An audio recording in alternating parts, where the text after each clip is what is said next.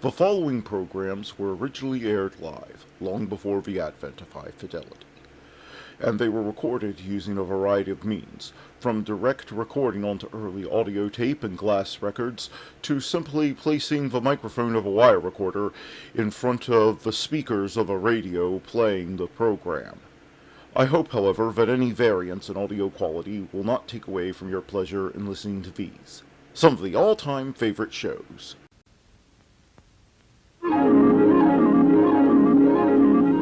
The following program is brought to you in living color on NBC.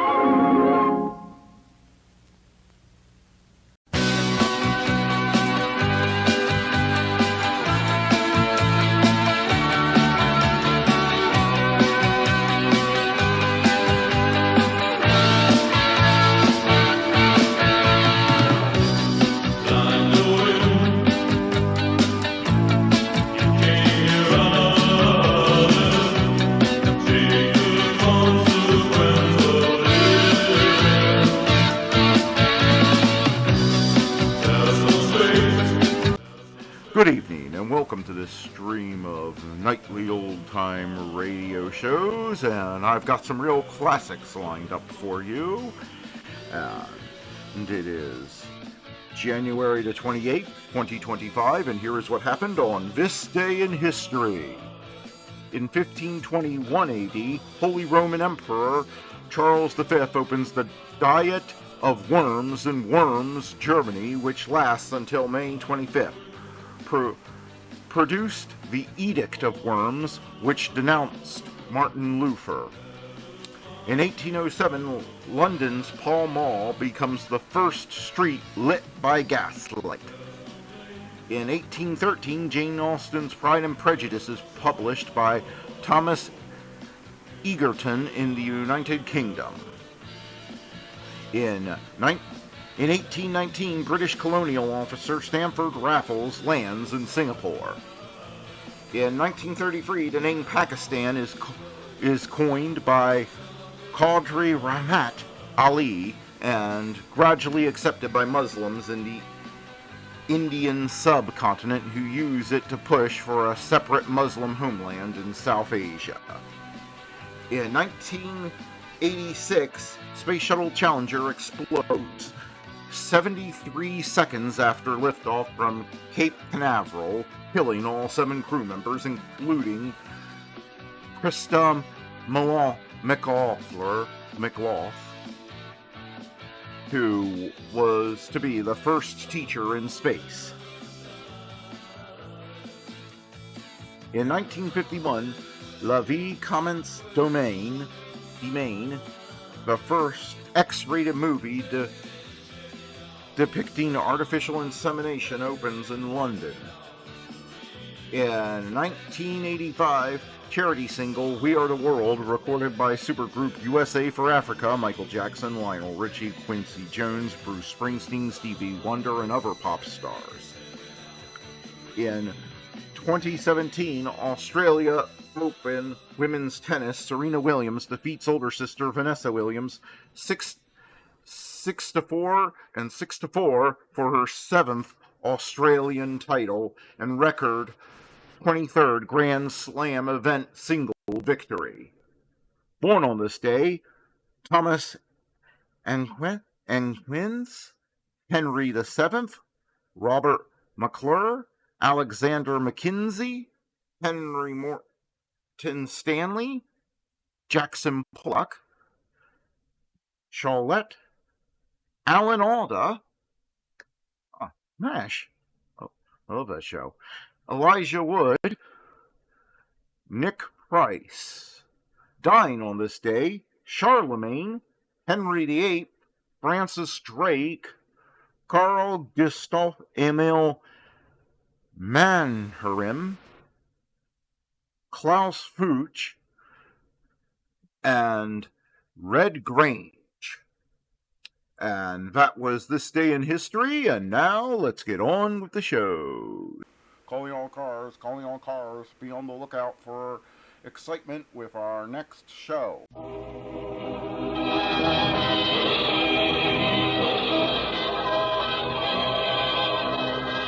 Calling All Cars, a copyrighted program created by the Rio Grande Oil Company. Calling all cars, San Francisco Police calling all cars. Wanted in connection with murder in Visitation Valley. Young girl, described as pretty, black hair, medium height, wearing green dress. Arrest and hold. That is all.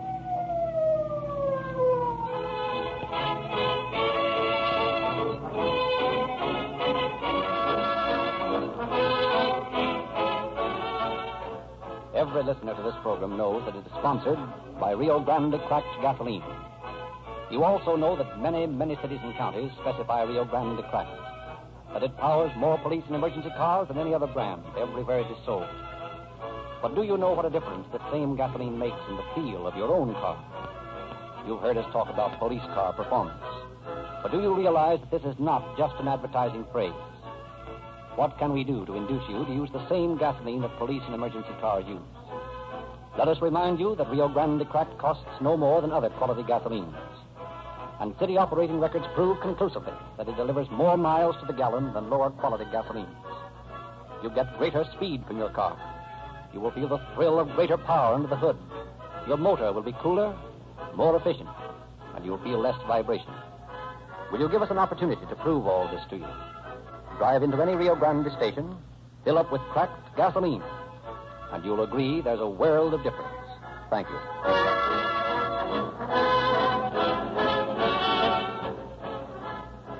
And now it is our pleasure to present the Sheriff of San Francisco County, who will speak to you from the studio of station KFRC in San Francisco, Sheriff Murphy.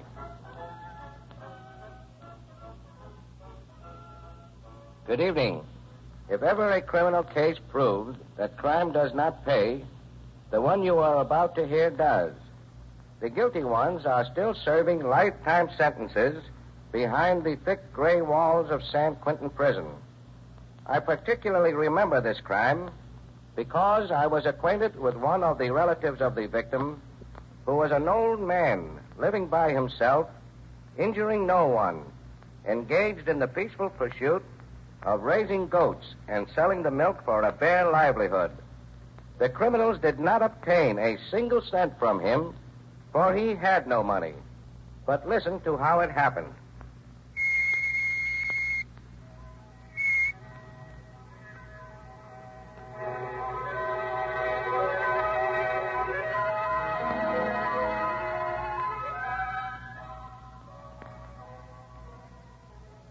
Just a few miles outside the bustling mass of people, the never-ending streams of noisy traffic, the towering buildings that make up the harbor city San Francisco, lies a small sloping valley. Although today it has become a thriving little community, at the time this case occurred, it was dotted here and there with tiny sun-baked shacks and inhabited mostly by sheep and goat herders. It was here in one of the tumble-down houses that Gaetano Marcelli lived, a recluse, his nearest neighbor some 300 yards away. Nearly 70 years old, Marcelli supports himself by selling milk from his small herd of goats to the inhabitants of the valley and to the occasional tourists who happen to stop in and refresh themselves before continuing their journey. One morning in September, Gaetano was tending to a sick goat when he hears a car approaching. Looking up, he sees it stop in front of his place. Sees two men and a girl get out and walk toward him. Hello, old timer. You got some nice fresh goat's milk? I no got none of the today, no. But maybe from yesterday I got some. I think it is still fresh. That'd be all right, Pop. We've never tasted any goat's milk, and we thought we'd like to try it. All right. You come into the house. I'm a find you some finer goat's milk, yeah. Okay. That suits us. Have you? Sure. Perfect. You like to sit down, eh? Maybe the lady, she's tired. Oh, no. No, I'm all right, thank you. I'd rather stand. Yeah, don't worry about her. Now, let's get some milk. All right. It is here in this sack over here. How about it, Johnny? Let's stop this stalling. Keep your shirt on. I'll take care of him when he brings the milk. All right, here you are, mister. It ain't quite so fresh, but she's good and cold. Yeah, that's fine. Yeah. Now, suppose you tell us where you keep that dough you've got hidden around here. What's that? You heard him. Where's your money? We know you got plenty, and we're here to relieve you of it. Why, you must make a mistake. I got no money. I only got this goat's milk. Now, listen to me, old-timer. Huh? We happen to know you've got $10,000 in cash hidden around this dump of yours somewhere. Now, listen. And we're not leaving till we get it, see? Now, how about it? I'm going to tell you, mister. You want it? You want to be a good boy and tell us where it's hidden, or do we have to get tough? Oh, Johnny, you're you wouldn't. Shut up, Edie. I'll handle this my own way.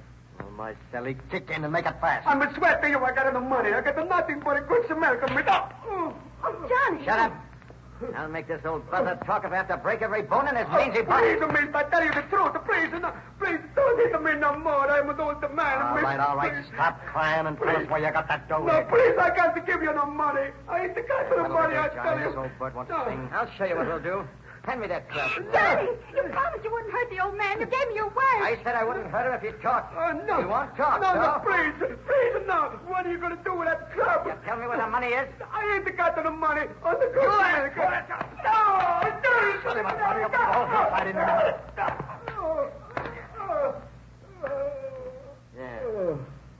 Yeah, thanks for the help, Phil. Now tear this place apart. That dough's around here somewhere.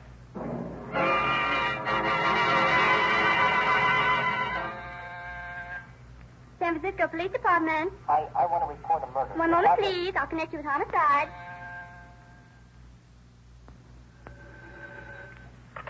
Homicide Department, McGinn speaking. Hello. This is Sidney Morris out in Visitation Valley. There's been a murder out here. At least I think it's murder. All right, young fellow, one thing at a time. Where exactly are you now? Out at old Gaetano Marcella's place. It's at 605 Wallace Avenue. 605 Wallace Avenue. All right, go ahead. Well, my sister-in-law found the old man a few minutes ago lying in a pool of blood in his house. He's beating up something awful. Did you try to talk to him or anything? Oh, no, sir. He's not able to talk. I think he's dead. All right, you stay right there. And don't touch anything, understand? Well, don't worry. I won't. Good, I'll be right out. Hey, Mac. Yes, sir. Send an ambulance out to this address right away. And tell the boys to stand by if the guy's dead. If not, take him in and patch him up. I'll be out there about the time they are. By the time Lieutenant McGinn arrives at the little shack, the ambulance crew has already taken the unconscious but still living Marcelli to the hospital. McGinn asks Deputy District Attorney Walter Schiller to go to the hospital and question the victim, then settles down to investigation of the facts at the shack. Miss Jones, you were the person who discovered the old man, I believe. Yes, sir. I suppose you tell me about it. Just what happened. Well, I've been buying goat's milk from him every day for almost a year. So today I came over to get some and found him that way, all beaten and crushed. Oh, Lieutenant, it's awful. Yes, of course, I know. I can appreciate how you must feel. Now, have you any idea who might have done this? No, sir. There just doesn't seem to be any reason for it. Why, old Gaetano was one of the most harmless people I've ever known. He couldn't have had any enemies. No, and yet someone beat him up. That doesn't quite jive, does it? I don't know. I don't know. Oh, that's all right, miss. I won't need you anymore. Suppose you go home and get some rest. You look as though you needed some. Thank you, Lieutenant. I'm sorry to be such a crybaby. Oh, I think nothing of it.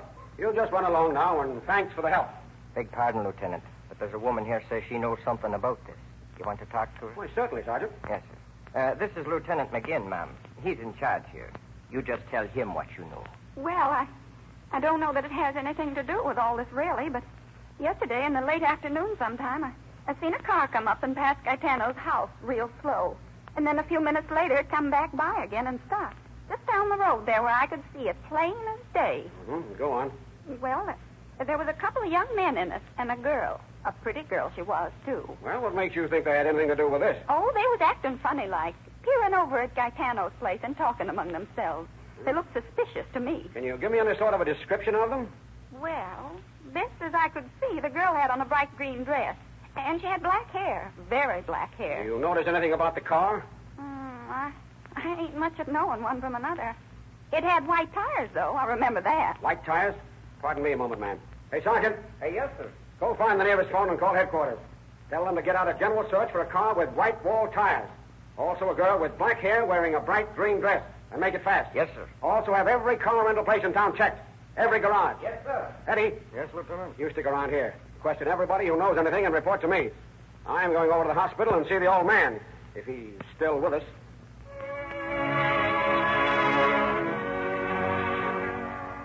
And at the hospital, Detective Lieutenant McGinn joins Deputy Schiller at the bedside of old Gaetano Marcelli.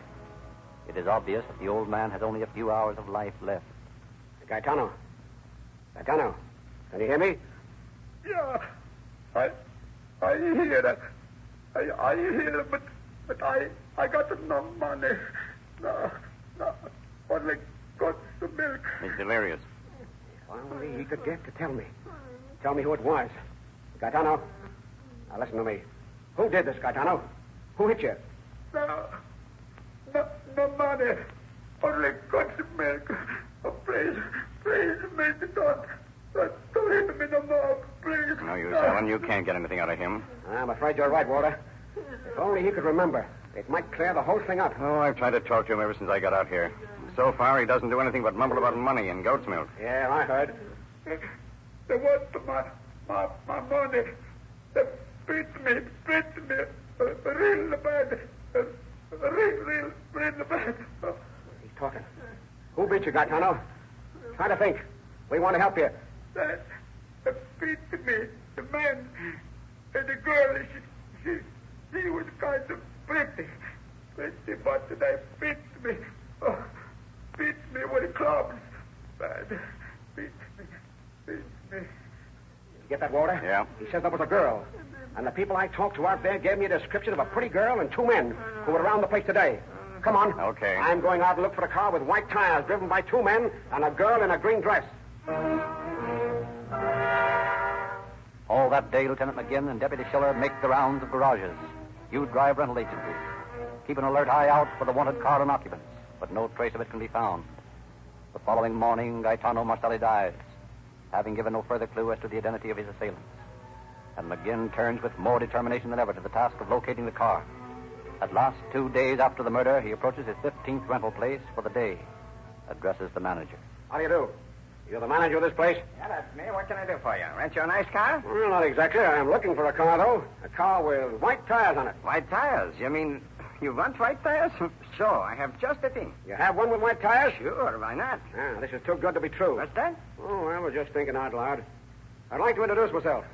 Detective Lieutenant McGinn of the San Francisco Police. A policeman, so? What have I done? The policeman should be asking me questions. You don't have to worry. I don't know what you've done, and I don't care. What I really want is the names of the people who last rented that car with white tires, and the date it was rented out. Sure, that's easy. I got it right here in my books. Fine. Let me see now. Would you have any idea about when it might have been out? Yeah, I think so. This is the 4th, isn't it? That's right. 2 days ago would be the 2nd. Suppose you look around the 2nd of this month. Sure. August the 9th, August the 20th. September. Here they are. September the 2nd. That's a Chrysler Roadster. Let's see. Yeah, it was out on the 2nd. When did it go out? Wait a minute. Here it is, on the 1st. Who rented it?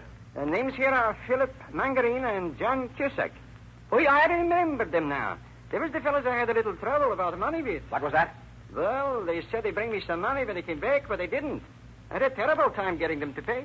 You got their addresses there? Sure, right here in black on white. Good. I'll take this book with me. It might be important. Oh, but I got to have that in my business. Don't worry. We'll take good care of it. You can have it back as soon as I'm through with it. But right now, I need it more than you do. Returning to his office, McGinn locks the valuable book in his safe and, taking 2 officers with him, proceeds at once to the address given by Philip Mangarine. Here's the place, boys. I don't think we'll have any trouble, but we'll stand by in case. Mr. Mangarine? Yes? Put on your hat. You're taking a ride with us. What's this all about? Police officers, Mangarine. Now, come on, make it fast. What's a charge? Suspicion of murder. Take him in, boys. And a few minutes later, at another rooming house... All right, Cusack. No use talking. You're coming with us, and the less you say about it, the better. Yeah, but what's it all about? Funny how you fellas always say the same thing. But if you're interested, we're arresting you on suspicion of murder. Murder? Nasty word, isn't it, Cusack? All right, come on, get going. Taking the protesting Johnny Cusack directly to his office, McGinn has Mangarine brought in, too, and together the 2 men sit before him, an instant denial springing to their lips at every question. What was your idea in bumping off the old man? That's what I'd like to know. It's a bum beef. We didn't bump him off. Not anyone else. You got the wrong guys. Oh, I don't think so. You boys are in a pretty tight spot. We know more about all this than you think we do. Don't let him bluff you, Phil. He hasn't got anything on us, and he knows it. He's not bluffing anybody. Right. And neither are you boys. Why don't you tell me the truth and get it over with? We're telling you the truth. You boys stick pretty close together, don't you? Well, just where were you on the morning of September the 2nd? I don't remember. Maybe I can refresh your memory for you. Have you ever seen this book before? No. Sure? Yeah, I said no. How about you, Cusack? Yeah, I never seen it either. Well, now, isn't that strange? Yeah, what's so strange about it? Simply the fact that both your names are written in it, as well as your addresses. What? Where'd you get that book? Oh, you begin to remember it now, huh? I didn't say that. Let me see it closer. Why, sure. Here, help yourself. Oh, yeah. Sure, I've seen this before. Only I didn't recognize it at first. How about you, Margarita? Yeah. Yeah, I remember it now. It's from that auto rental place. Yeah, that's right. Now, what I want to know is, where did you go on the day you rented that car? Well, we just drove around a bit. Didn't go anywhere in particular. Didn't drive out to Visitation Valley by any chance, did you? Why, I don't think so, no. You don't think so? Don't you know where you drove? I can't exactly remember everywhere we went. Who was the young girl with you? What young girl? Don't tell me you've forgotten that, too. You certainly have a pretty bad memory. How about you, Margarine? You remember the young lady? Well, All right, boys, all right. Spill it. Run into a dead end, and you might as well tell me all about it. Well, I don't see what difference it makes if we did have a dame with us. We didn't do anything wrong. Of course not. What was her name? Edith. Edith what? Watson. Now we're getting places. Where does this Edith live? Listen, what do you have to go mixing her up in this for? She was just out riding with us, I'm telling you. I know. Now, where does she live? Over on Larkin Street, the Bryn Mawr apartment. Thanks.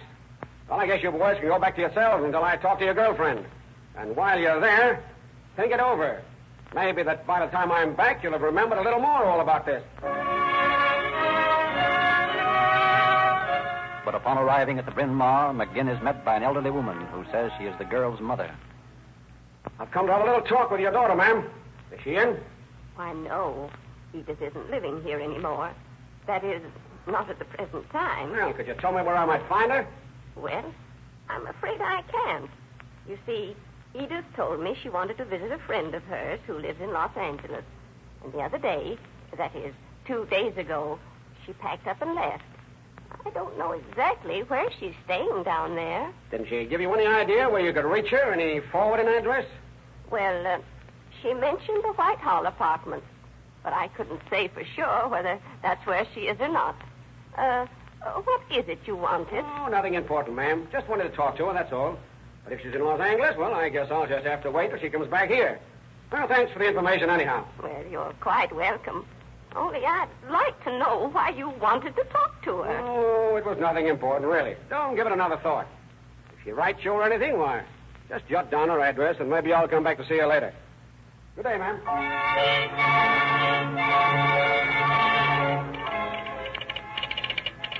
The Homicide Squad, Los Angeles Police.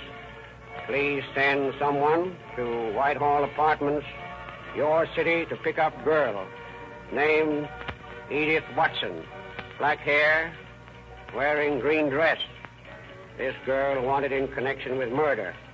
Hold and notify this department. Again, Homicide Department, San Francisco Police. And upon receipt of this message, Lieutenant Hamilton of the Los Angeles Police Department, in company with a fellow officer, go at once to the apartment house where they interview the landlady. Discover that a tenant of hers has a guest, a young girl with black hair. Climbing the stairs, the detectives stop in front of one of the doors. Then... Who is it? Police, ma'am. Open the door. Oh, well, just a minute. Yes? You the party that lives here? Yes? You have a guest staying with you, is that right? Why, yes, a friend of mine. Is she in now? Why, yes. Do you want to speak to her? If you don't mind. Edith? Oh, yes? There's a man here to see you. Oh, all right, I'm coming. Yes? What is it? They're policemen. Police? I'm afraid you'll have to come along with us, miss. We got orders to arrest you for the San Francisco police. Oh, but I haven't done anything. Yeah, that's all right, ma'am. We can talk about that later. Right now, we're in kind of a hurry. And, you'd better come along, too, miss. Just a matter of formality, of course. Well, I don't know what Edith is mixed up in, but of course I'll come. That's fine. All right. Let's go. Next day, Edith is taken to San Francisco and turned over to Lieutenant McGinn. And McGinn, wise to the ways of a woman, questions her in his office. Sit down, Edith. Thank you. There are just a few things I want to talk to you about. And if you'll answer them truthfully, why, this won't take long. Yes, sir. In the first place, why did you go to Los Angeles? Why? Why, I don't know. I'd wanted to go down there for a visit for a long time, and this seemed like a good time to do it. Why at this particular time? Why not before? Before what? Before what happened out in Visitation Valley. I don't know what you're talking about. Would you like me to tell you about it? Why, Well, it isn't a very pretty story. It's about an old man. So old he couldn't defend himself. Who got beaten with a club until he didn't have a bone left in his body that wasn't broken. Oh, please. Not a very pretty picture, is it, Edith? It's horrible. Why don't you save yourself the details and tell me exactly what happened out there that day? I asked them not to hit him. I pleaded with them, but they wouldn't listen to me. And what happened? They beat him and beat him and kept asking him where his money was hidden. And he kept saying that he didn't have any money and kept begging them not to hit him. And they kept right on. They? You mean Cusack and Mangarin? Yes, they did it. I don't care what they think. I hate them. They beat him. Will you testify to this in court, Edith? In court? Do I have to say that in front of them? Think of what they did. Yes. Think of what they did. All right. I'll tell everything. And I hope they hang them. I hope they hang them.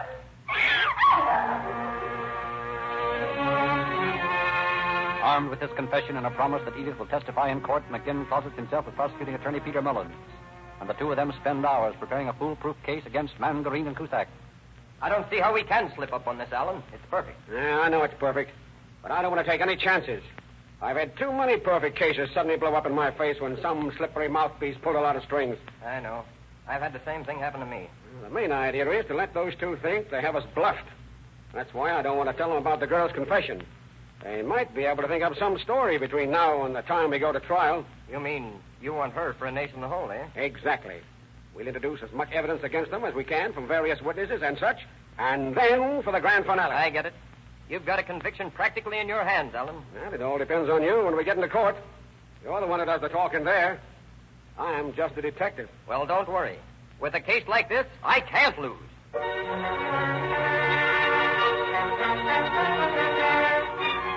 And one day in Judge J.J. Trabuco's court in San Francisco, the trial begins. In a steady line, the witnesses are sworn in, their testimony given. First comes a milkman who says, Sure. I seen him leaving Marcelli's house that morning, but I didn't think nothing of it. Lots of times people stop by to buy some goat's milk from the old man. If I'd have known what was going on, I'd have sure stopped him, and you can bet your life on that. Next witness is a friend of Cusack's who says, Yes, sir. I saw Johnny driving a car with white tires. I yelled at him, but he didn't seem to want to see me. He was with that other fellow there and the girl.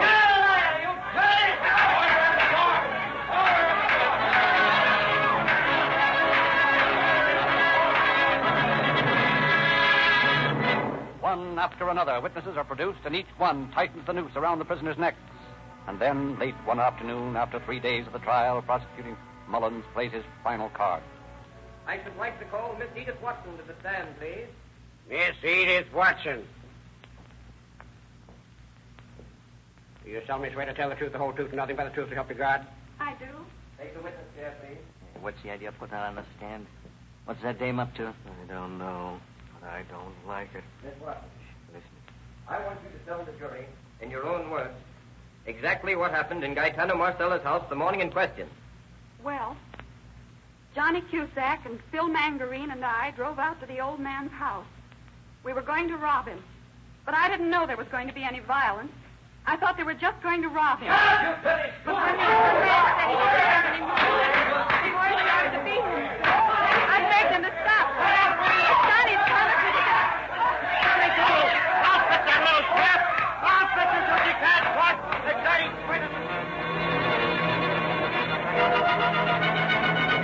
But talk she does. And when she is through, there is no doubt in the jurors' minds as to what verdict to bring in. After only 15 minutes, they return with a verdict of guilty and a recommendation for leniency for the girl. And as a result, the following day, Judge Trabuco pronounces sentence. Philip Mangarin, John Cusack, stand and face the court. Before I pass judgment on you, have you anything to say? Yeah, but it wouldn't do no good. Very well. You have been found guilty of first-degree murder. Unfortunately, the members of the jury have made it impossible for me to give you the sentence you deserve. However, I can do the next best. John Cusack and Philip Mangarin, for the murder of Gaetano Marcelli, I sentence you to life imprisonment in the state penitentiary.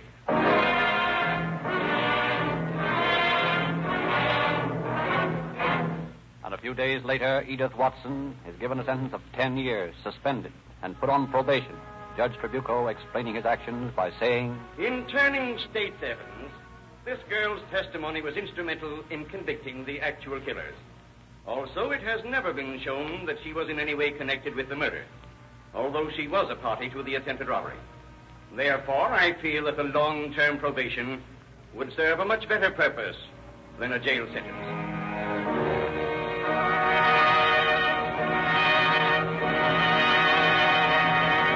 Calling All Cars invites every boy and girl to join the Junior Police Department. We offer you a complete detective outfit free. Get Dad or Mother or one of your neighbors to drive you into your neighborhood Rio Grande station. Ask for your free copy of the Calling All Cars news and learn all about Rio Grande's 14 free gifts. We owe a great deal to you millions of boys and girls who listen to this program. You have induced your parents to try Rio Grande Crack, and hundreds of letters testify to the unusual, distinctive qualities of this gasoline. All we ask is that you give Rio Grande Crack a fair trial. We are confident that your car will develop greater speed and power and that you'll get a new thrill out of Rio Grande's police car performance. There's another big value at all Rio Grande stations, and that is Sinclair Motor Oil. When you get your next crankcase drain, give your Rio Grande dealer the job. He will refill with Sinclair Motor Oil from refinery-sealed cans, and you'll quickly discover your motor runs smoother, cooler, and that you need seldom add another quart. That's because all the impurities are removed from Sinclair Motor Oil. Those elements that cause carbon, that gum up your valves, that burn away so easily in hot motors, are already extracted from Sinclair Motor Oil, leaving only a pure oil that gives you more miles for your money than ever before.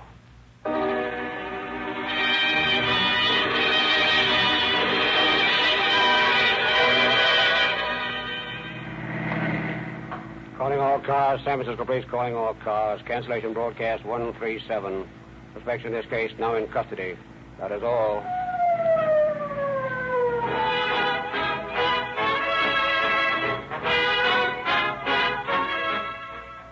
This is your narrator, Frederick Lindsley, bidding you good night for the Rio Grande Oil Company. You good night for the Rio Grande Oil Company. You good night for the Rio Grande Oil Company. You good night for the Rio Grande. Stricken with total amnesia. I don't know who any of you are. I don't even remember who I am. The crew struggle to find their true identities. You and I could be married. And discover they're in the midst of an alien war. We've been ordered to cross into Lycian territory and destroy their central command. There could be thousands of lives at stake. Next time on Star Trek, The Next Generation.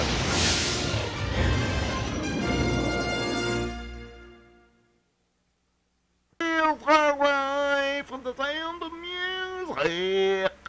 And Bing Crosby is up next.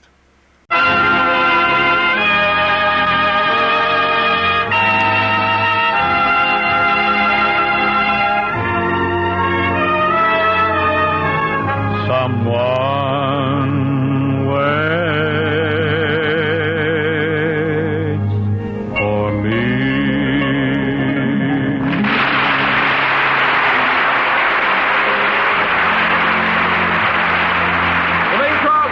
Presented by Chesterfield. The Bing Crosby Show, produced and transcribed in San Francisco with John Scott Trotter and his orchestra, Judd Collins with the Mares, and Bing's guests, Peggy Lee and Frank Fay, who has just completed a record-breaking run in Harvey. And now we bring you a man who has just completed a record-breaking run from the Greyhound bus station, Bing Crosby. An uphill all the way. But I got to correct you on one little point, Ken. I didn't take the bus into San Francisco. Well, I knew you were down on the Monterey Peninsula, so I figured you took the bus in. No, I hitched a ride. Oh. I came in from Salinas on a load of lettuce. You came in on a load of lettuce? Delightful ride. I loved every moment of it. Of course, we did have a little trouble at the agricultural checking station. What happened? Well, the lettuce passed all right, but the inspector claimed I had a touch of Japanese beetle, and he was... snide about it, too, he was. Well, your trip did you a lot of good. I must say you're all shined up. Oh, yes. You like my gimp? This is loosely. This is cut off an old tablecloth from Julius's castle. Say, Bing, by the way, what's that cologne you're wearing? Taboo? You like this? Oh, I love it. No, it's vegetable spray. But it does have an attractive odor. Oh, N'est-ce pas? divine, just divine. I wonder where I could get some of that. Well, you just hop on a load of lettuce and fidget a little when you stop at the checking station. You'll get But enough of our picayune personal peccadillos. Matters of national importance engage our attention this evening. For instance, at the Mo, Peggy Lee moves in. Hi, Peg. Hi, Bing.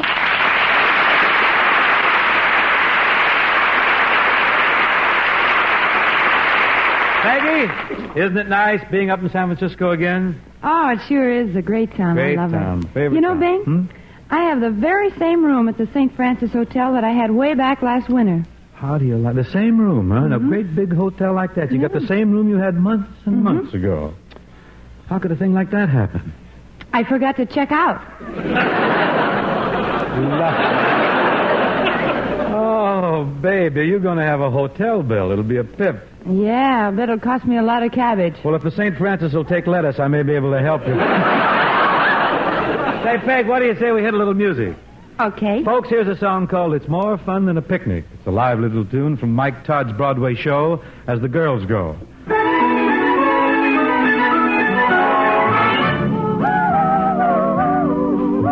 It's more fun than a picnic, just being in love. You feel like the king of the Mardi Gras when you are in love. It's more fun than a circus. You're playing the clown and shouting it out from the chimney tops all over the town. It's more fun than running for president or making who's who. It's more fun than a barrel of monkeys when love makes a monkey of you. And it's all peaches and rainbows, blue heavens above. It's more fun than a picnic, just being in love. It's more fun than reading the comics. Oh, this is incredible. And having a Coke in between. Come up, Jack. Or spending a nickel to buy a popsicle or tilting a pinball machine. It's more fun than blue jeans or yo-yos. And strawberry sodas and such. We're living. And toasting marshmallows is more fun with fellows, yes, even when treating is done. It's more fun than being a movie star and seeing your face on the screen. Or sinking that putt so you're under par. Or tilting the pinball machine. As grown-ups would say, it's colossal. And no one can tell us it's so. Why, Rogers and Traeger, they don't even figure. It's bigger than bubble gum. Why, it's bigger than Los Angeles and the extended area, and that's that. It's all peaches and rainbows, blue heavens above. It's more fun than a picnic, just being in love. Just being in love.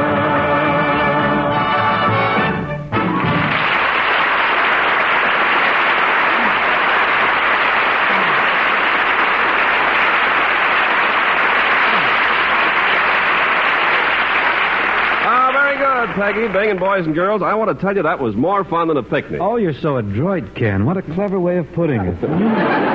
Well, it might have been a little square, but Bing, there's no need in being clever or tricky when you have a cigarette like Chesterfield to talk about. No. You see, it's as easy as ABC. Chesterfields are A, always milder than other cigarettes. B, better tasting, taste better than other cigarettes. And they're C, cooler smoking. Smoke cooler than other cigarettes. Right, Ken. All you got to do, folks, is smoke a couple of Chesterfields and see for yourself. ABC means smoking satisfaction. The right combination of everything you want in a cigarette. So smoke Chesterfields. They satisfy. Grab yourself a pack and join all the folks who say Chesterfield is my cigarette.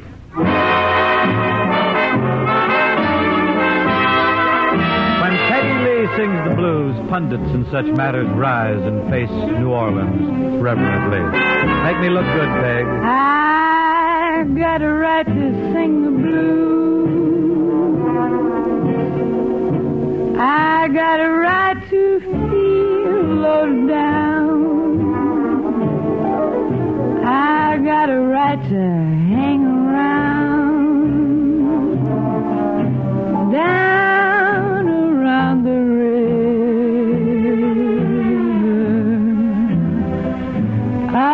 certain man in this old town keeps dragging my poor heart around. All I see for me is misery.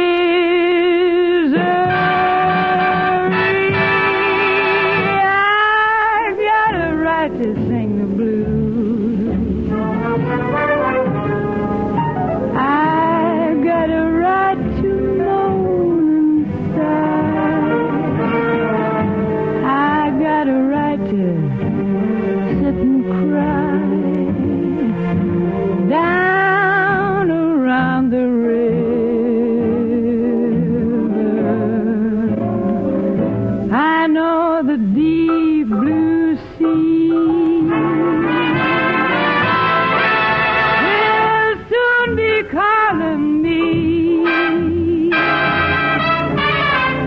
It must be love, say what you choose. I got a right to sing the blues.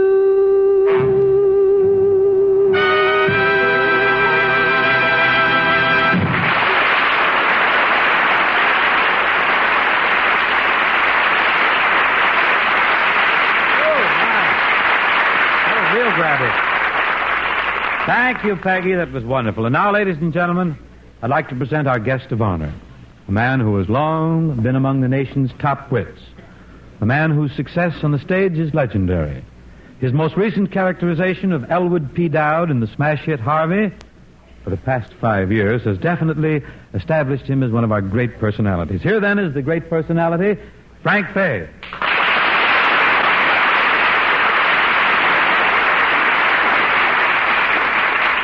Thanks, Bing. Frank, it's good to see you. Really, it is. I suppose now that your play is closed, you must be out here in California to do the picture version of Harvey, No, now, Bing, they are not planning on me for the picture. Oh, Frank, you were so good in the show. This is a terrible shock to me. It's a worse shock to me. For you, it's just conversation, but I've got to live with it.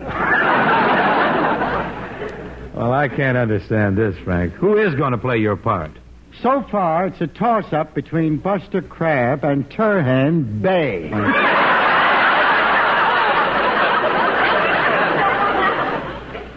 Well, that's Hollywood for you.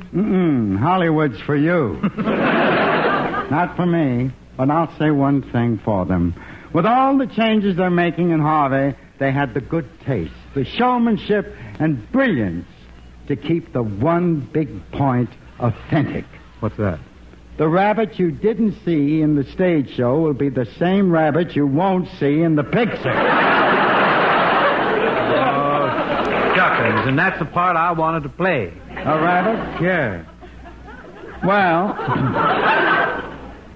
Bing, with those ears of yours... Now, wait. And that family you have, you could do it.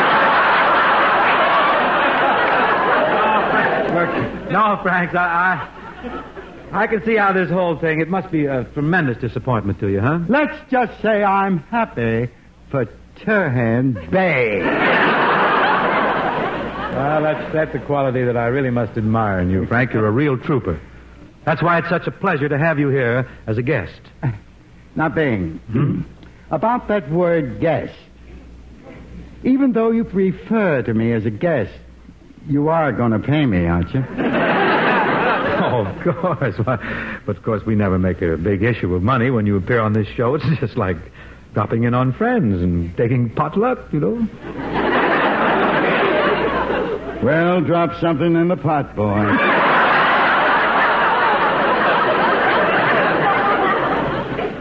Bing, as long as I'm a guest and the money is vague. Vague, yeah. I'd like to ask you a favor. Well, I'm gladly able to grant it. Now, you may not think it's much of a favor, Bing, but it's something I've been looking forward to ever since you asked me to take potluck with you, as you put it. What's on your mind, Frank? What is it? Bing, I'd like to hear you sing. Oh, you're ribbing. No, I'm not. I'm on the level. I'd love to hear you. Well, what song would you like to hear? Do you happen to have one that you feel you do real well?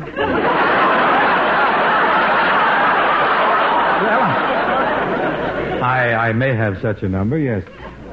A song you feel comfortable in. Something you feel fits you. Well, I have a new number. I go for it. Go ahead, Bing. Okay. Now, Bing, just one more thing. You don't feel as though I'm putting you on the spot. No. You're perfectly at ease? Yes. You're not worried about anything? No. You're doing good? Well, I've had a nice season. Well, you have a lovely family. Of course, there's a couple of blocks in Omaha you don't own.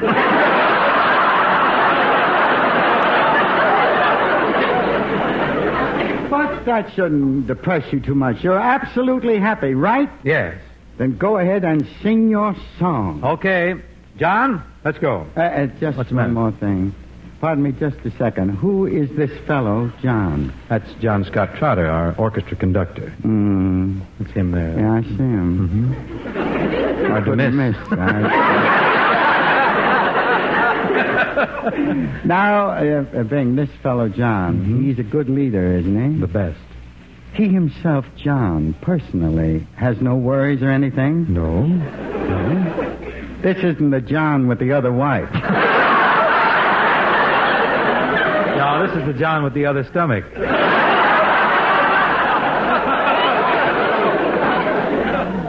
Correction, plural. Yeah.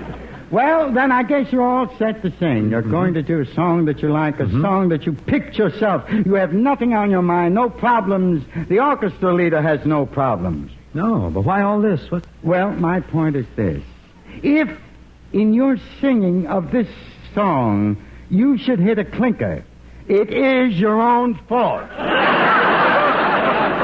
Yeah, I guess so. There'll be no excuses, no alibis? No. Then go ahead and sing, and I wish you well.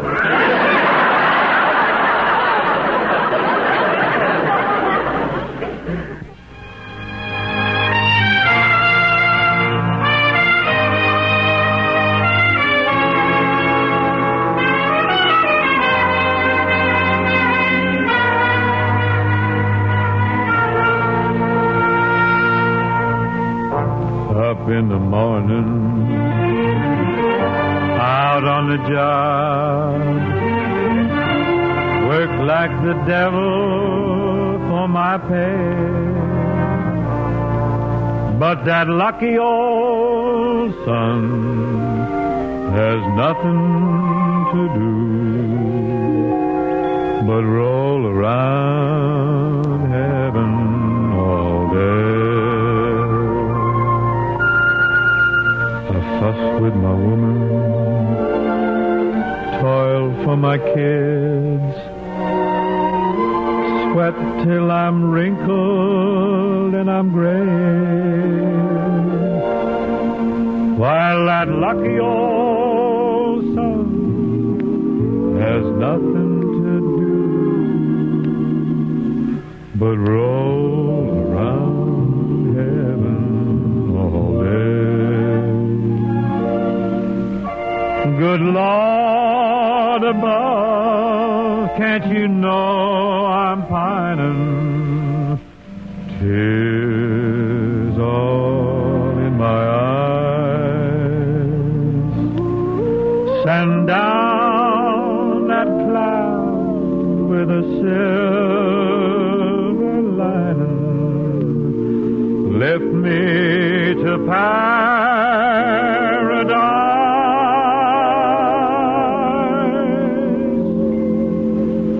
Show me that river, take me across, wash all my troubles away, like that lucky old sun. Give me nothing to do but roll around heaven all day.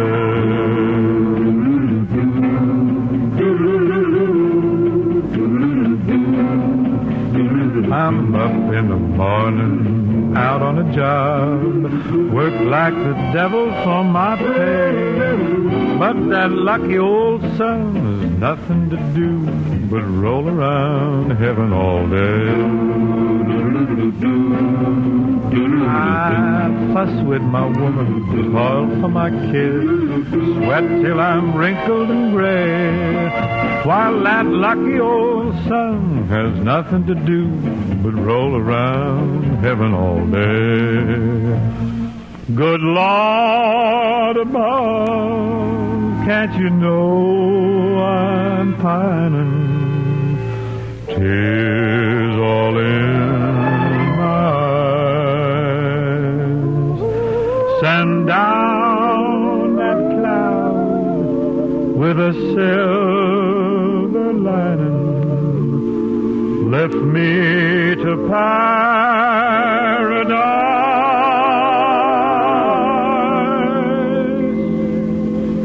Show me that river. Take me across and wash all my troubles away. Like that lucky old sun. Give me nothing to do but roll around heaven all day.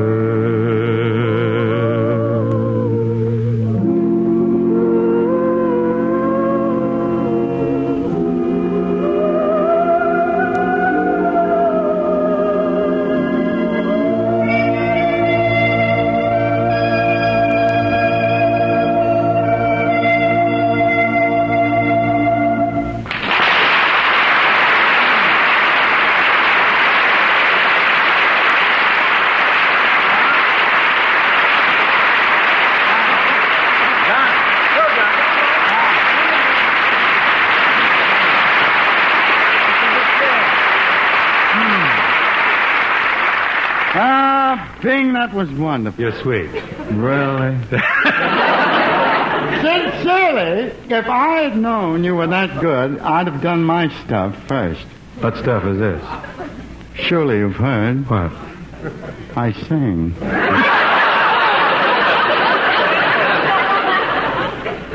Well, then you can do me a favor. What? Sing me your favorite song. Now, Bing, don't pin me down. I have two selections. What are they? Pale Hands and Stars and Stripes Forever.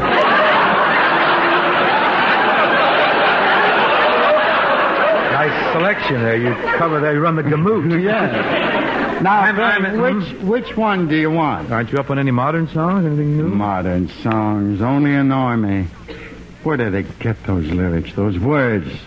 Which one you mean? Some Enchanted Evening. Beautiful number, really beautiful. Will that fella John play the piano for me? Oh, no, he's the leader. Oh. But he'll get in touch with the piano player. John, touch the piano player. Oh, no. Now, I have to tell him. Oh, I see. Union, you know. I understand. Okay, John Scott. Play for me, like I said, with both hands, I'd like.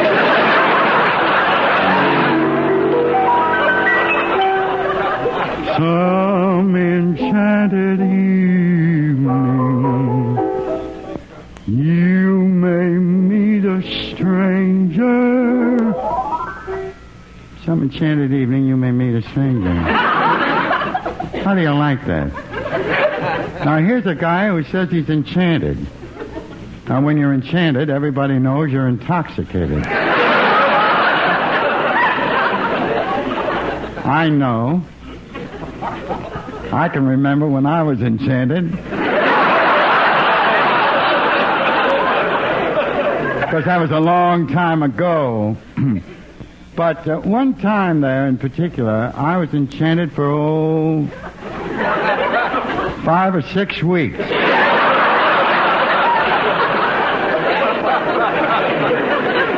And numb for I don't know how long. But this guy in the song insults your intelligence. He admits he's enchanted, and then he says, you may meet a stranger. You may meet a stranger.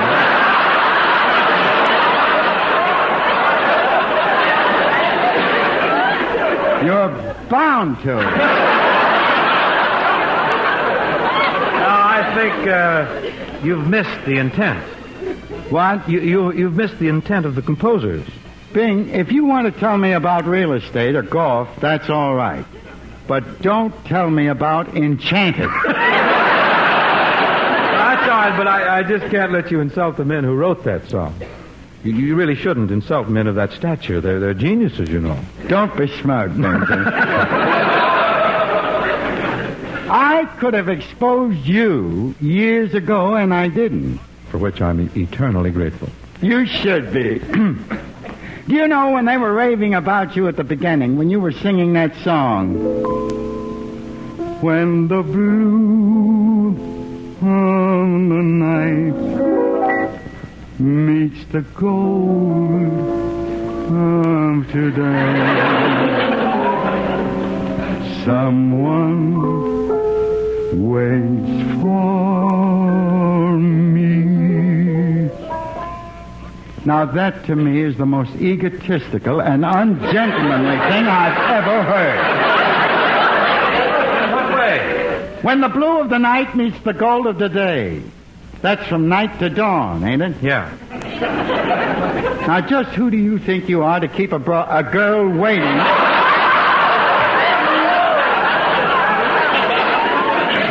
All night just for you to show up. Well, And with no necktie.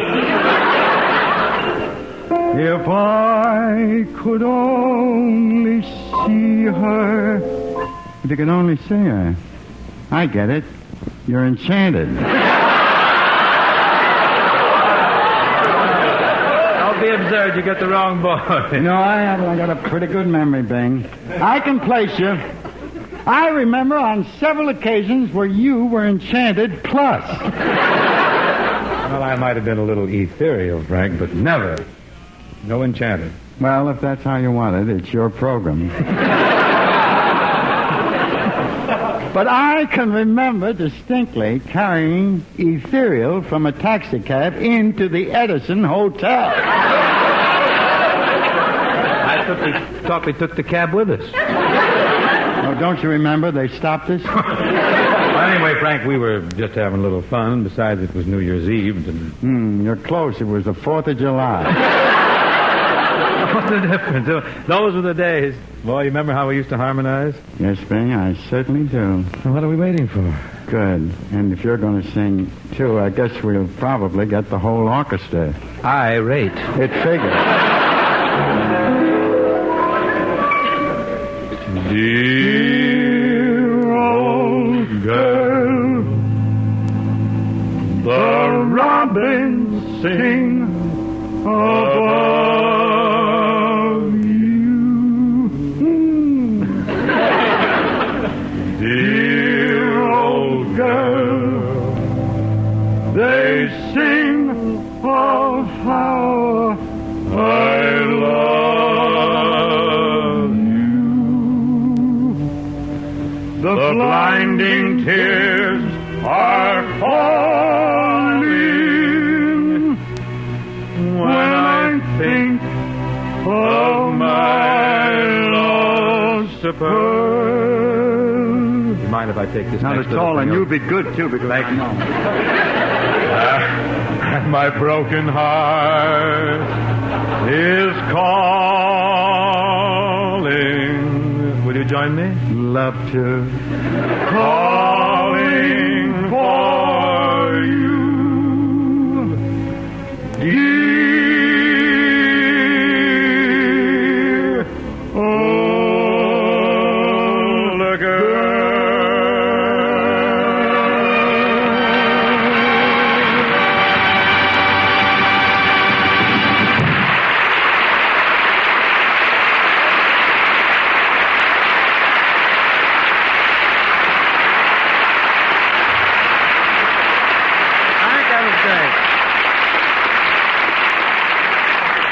nice, Frank. You were in great voice. Oh, that was really great, Frank. And, I sure got a kick out of the way you tore those songs apart. Well, thank you, Ken. Do you know what would happen, Frank, if you tore a Chesterfield apart? Well, yes. I imagine I'd have a good deal of difficulty smoking it. Naturally, but what I'm getting at, Frank, is that if you tore a Chesterfield apart and analyzed it as you do a song, you'd find it contains the right combination of the world's best tobaccos. And Chesterfield has a new special birthday gift carton now. Yes, Frank, the Chesterfield birthday gift carton contains 200 milder Chesterfields. It's really a very attractive carton with pictures of Arthur Godfrey, Bing, and Perry Como on the cover. Oh, joy, pull up a chair, Ned. As Mr. Fay leaps gleefully into the air, let us remind you that you can make someone happy by remembering them with Chesterfield's birthday gift carton. Chesterfield satisfy women and men. Chesterfield's over and over again. Milder, much milder, all smokers agree. Always buy Chesterfield's ABC.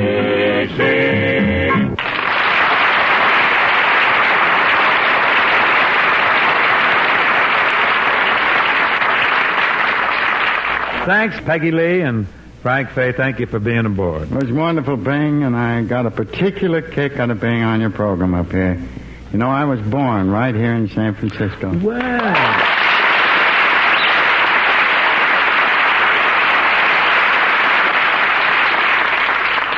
Yes, sir, right south of the slot. You see now, Bing, I could have said that up earlier in the program and gotten a lot of sympathy, but I didn't. That's class.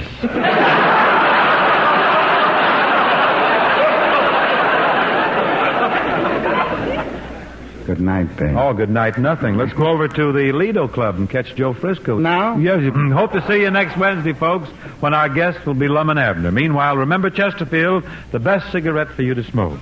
And thanks very much.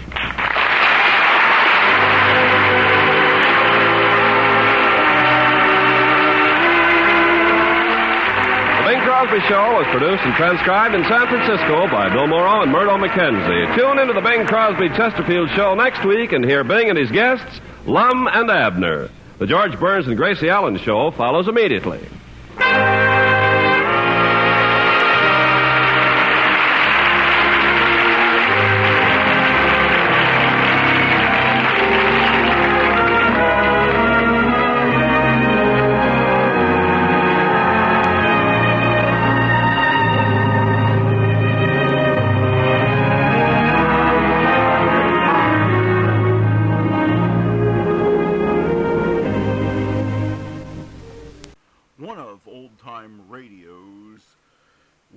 Running and most popular programs, CBS Mystery Theater, is up next. You get the feeling there's something special about this house the first time you see it. It's white, two-storied, made of wood, and stands on a lonely prairie overlooking the quiet waters of the lake. Meadowlarks warble near the neat white picket fence. From the home's frontier look, you sense someone pretty important must have lived here, for it's quite a ranch. The man who was born here nearly a century ago became Oklahoma's most famous personality. He was perhaps better known to most Americans than were many presidents who also enjoyed his wit. Look closely at the portraits on the walls, and you'll realize you are visiting the birthplace of the famed cowboy actor Will Rogers, just one of the many exciting places that let you know...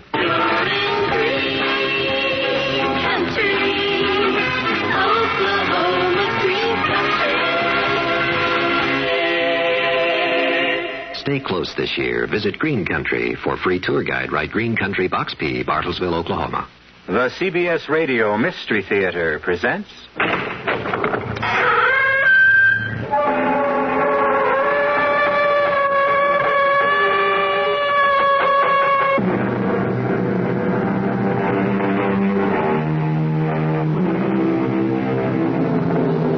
Come in. Welcome. I'm E.G. Marshall. Yes, we know it's dark in here, but you won't need any light to experience the terrors we have in store for you. Just keep your ears open and your imagination at work, and even in the dark, you will see such miracles as you've never known before. Yes, we said miracles because our tale concerns the miraculous.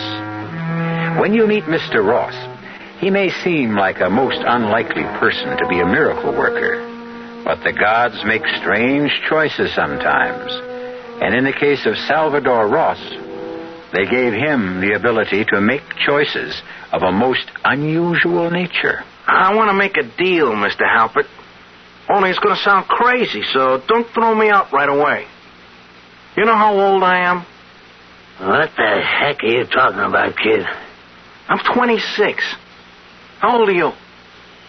Listen, are you crazy or something? Okay.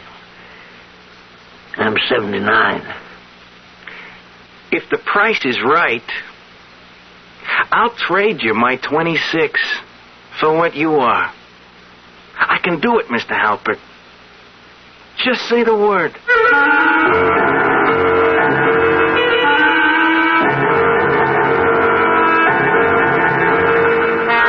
Our mystery drama, A Bargain in Blood, was written especially for the Mystery Theater by Henry Slessor and stars Tony Roberts.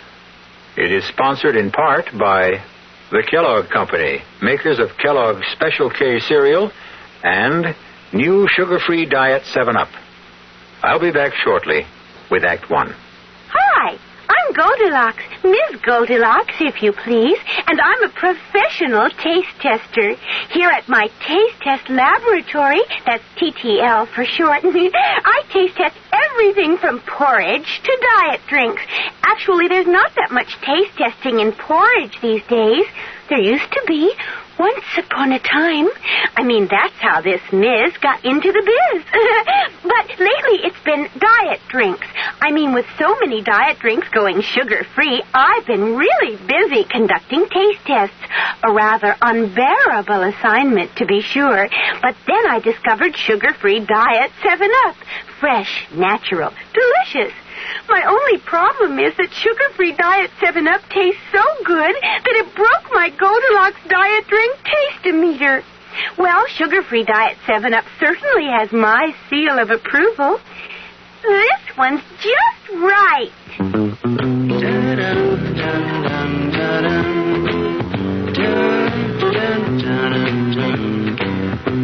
Hello, I'm Roger Miller for Gabriel Striders. If you're going to make it big in the entertainment world, you'd better have something special to offer the public. And I guess the same holds true when you're selling a product. One thing I know for sure, Gabriel has something really special in their Striders shock absorbers. With most ordinary shocks, you're stuck with the ride they give you. But with Gabriel Striders, you can choose the ride you want, because heavy-duty Striders can be custom-tuned for your car's suspension system and custom-tuned for your kind of driving. Regular, firm, or extra firm. You can set Striders or have your serviceman set them for your suspension, for the way you drive. If you need shock absorbers, adjustable Striders will give you the control and stability you need. Gabriel Striders. King of the road.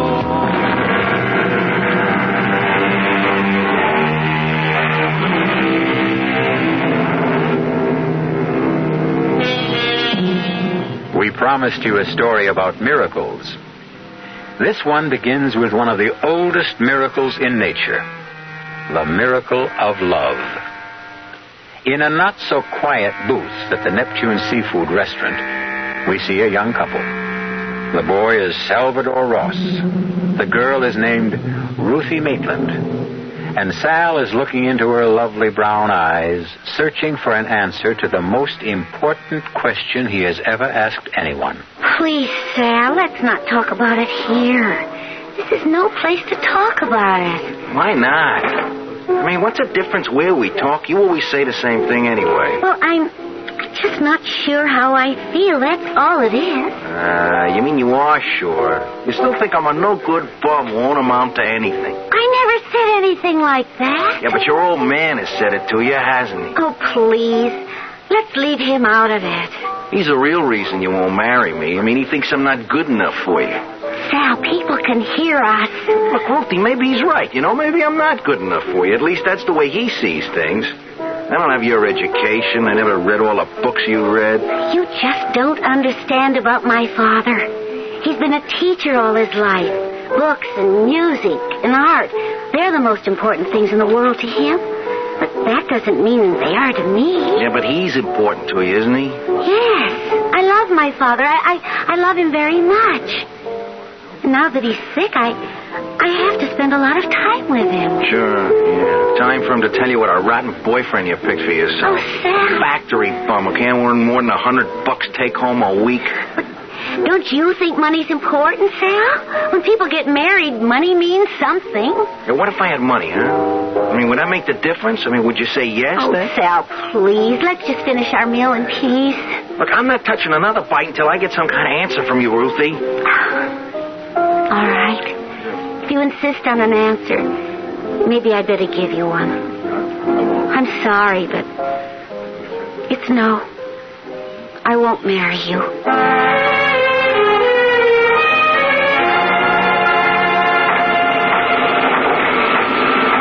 Hey, you, Ross. What are you doing up here in a catwalk?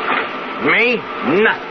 Since when do we pay you for doing that? I'm just digesting my sandwich, for Pete's sake. Can't a guy take 5 minutes after lunch to digest his food? Lunch hour was over a long time ago. Get back to the machine. All right. Stop shoving me, you ape. Who are you calling an ape? I'm your boss, remember? If you don't want to get that nose of yours busted twice, you better start down them steps before I count 3. Listen, pal, a better man than you busted my nose the first time around. Yeah, I heard about your big prize fighting career, Ross. What was it, 1 fight? Paperweight division? Go on, move! Get your hands off me! Hey, look out! I'm falling!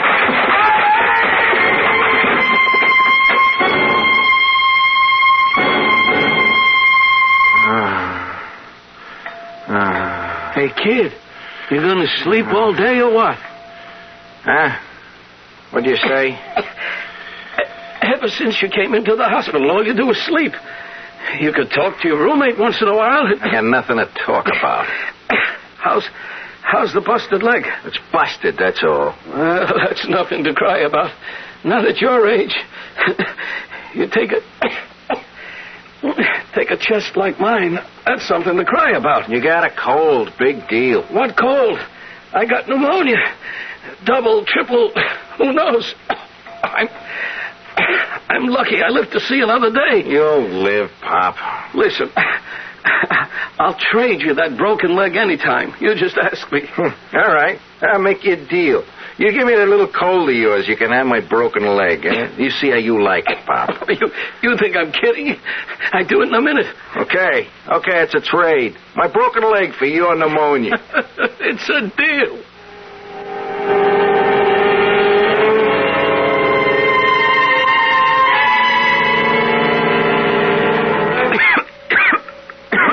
Hey, what's the matter with you this morning, huh? I don't know. I guess I caught you cold or something.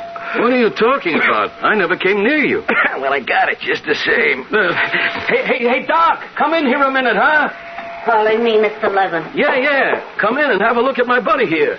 He says he's got my pneumonia. Well, I doubt that very much. I got something all right. Besides, I ain't infectious now, right, Doc? You said I was getting better. You know, come to think of it, I feel better. Good for you. No kidding. I feel fine. Like I can get up from this bed. You know... What's the matter, Mr. Levin? My leg. What's wrong? It hurts. Boy, I can't hardly move it. I think my leg's broken. That's impossible. Oh, it hurts. It hurts something awful. Help me. All right. I'll have a look at it. No! Careful. Don't move me. Don't. It's fractured, all right. You must have fallen out of bed last night. I didn't fall. You think I wouldn't remember falling out of bed? Sometimes the sedation plays tricks on the mind. Mr. Ross. Yeah, what? Do you know if Mr. Levin fell out of bed last night? His leg is broken. No, I didn't hear him fall. Hey, you really mean that? About his leg? That's how it looks to me. And I'd better see about getting that leg in splints right away. Don't move, Mr. Levin. I'll send the nurse in. Oh, how could this happen to me? How? What did I do to deserve this? Hey, Pop. You remember our bargain? What? Your pneumonia. Your pneumonia for my busted leg. Are you crazy or something? I wonder if my leg is... Hey, doesn't hurt anymore. It feels okay. I'm locked up with a crazy man. I'm telling you, it's true. I got your rotten pneumonia. But you got my broken leg.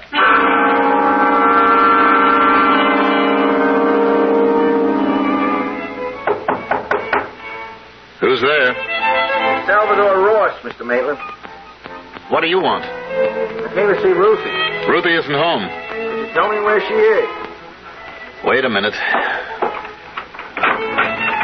Where have you been lately, Salvador? I haven't seen you around. Yeah. I guess you haven't minded that much, huh, Mr. Maitland? Ruthie told me you two had broken up. Yeah, I got pretty broken up myself. I fell on a job, busted my leg. I've been in the hospital the past 3 weeks. Oh, sorry to hear that. Yeah, there were complications, like I got pneumonia. It's too bad. I'll tell Ruthie you called. Just tell her I was here. Tell her I was sick, but I'm okay now. Tell her I'll call her soon. All right. I'll give her the message. And you could also tell her that I quit my job. I'm going to look for something better. Yes, Salvador, you do that. You look for something better. We should all try to improve ourselves. Yeah, that's what I'm going to do, Mr. Maitland. You wait and see. I'm going to improve myself.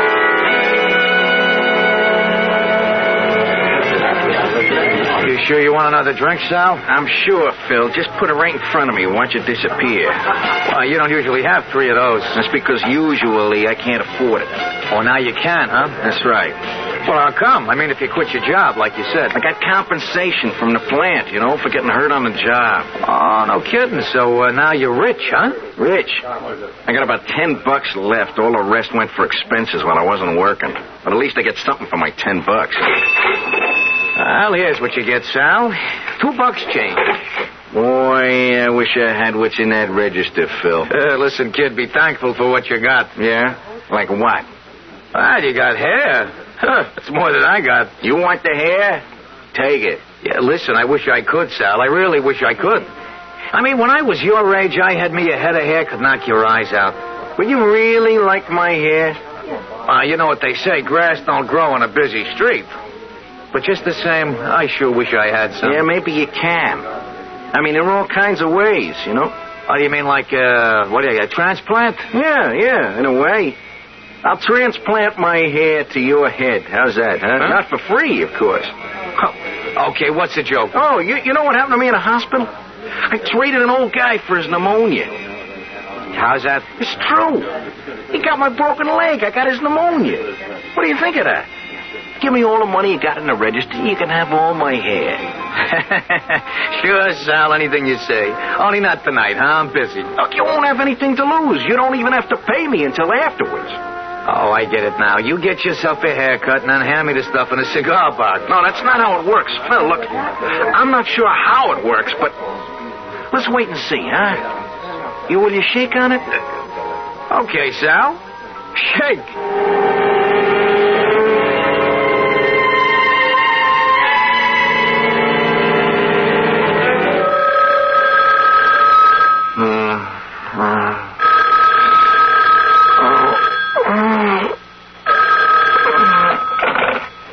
Hello. Sal.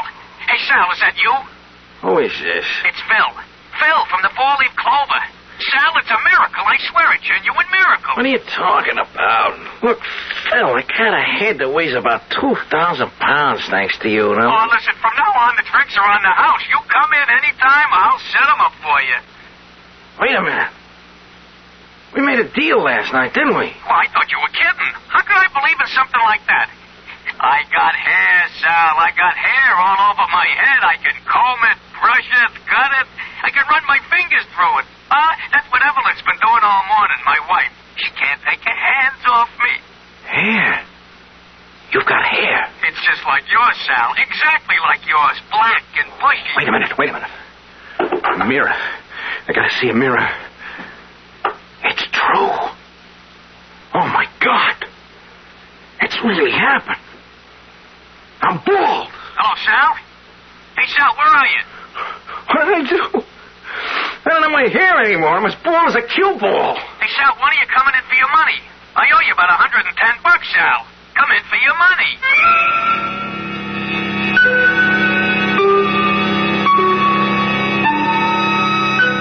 So there is a cure for baldness. However, you have to have the good fortune to know young Salvador Ross. Although young Salvador Ross looks a bit older now. He may regret his bargain now, but who knows what the future will bring? Because now that he knows he has a talent for trading, perhaps Mr. Ross can trade his way into a better, brighter future. I'll be back shortly with Act 2. Give your hand to a friend. Give your heart to your love. But give your allergy to contact. Now listen carefully, because this message may surprise you. There is an ingredient that can effectively help block pollen's bad effect on your system. Sneezing, sniffling, drips, itchy, red, watery eyes. It's the antihistamine most prescribed by allergy specialists, and it's an ingredient in Contact. Surprising, yes, but the true wonder of Contact is how our tiny time pills keep this antihistamine working, helping up to 12 hours per capsule, all day, all night. Allergy is our business, too. Give your hand to a friend. Give your heart to your love.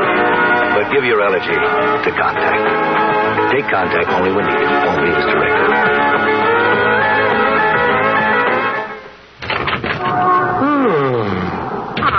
Bad day at the store, dear. Just let me sit down for a minute. Oh. Same old story, huh? Rust-Oleum, all day long. They just kept coming in, wanting to buy Rust-Oleum. Aw. Big cans, little cans, spray cans, all the colors. Then there was this I know, it's not fair. Don't they know it's Tuesday and I can't sell Rust-Oleum on Tuesday? Only on weekends, Rust-Oleum people say. Touch-up time, they say. I tell you, Ma. Now, easy, Bert. I know Rust-Oleum protects most everything that's metal. I know Rust-Oleum stops that rust. I know... Bert, you'll wake the children. Oh, I'm sorry, honey. What'd you do today? Well, I noticed the lawn furniture was getting rusty, so I touched it up a little and... Touched it up with what, Maud? Eat your dinner, dear. I fixed your favorite. Pot roast. When the weekends come, use Rust-Oleum. Rust-Oleum.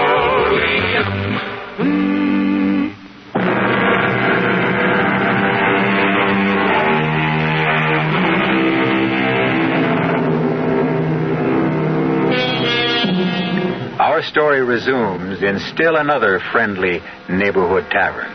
Not the Four-Leaf Clover.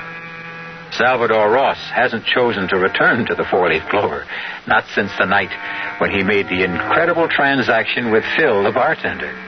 The thought of visiting his own head of hair was far too repugnant for Sal Ross.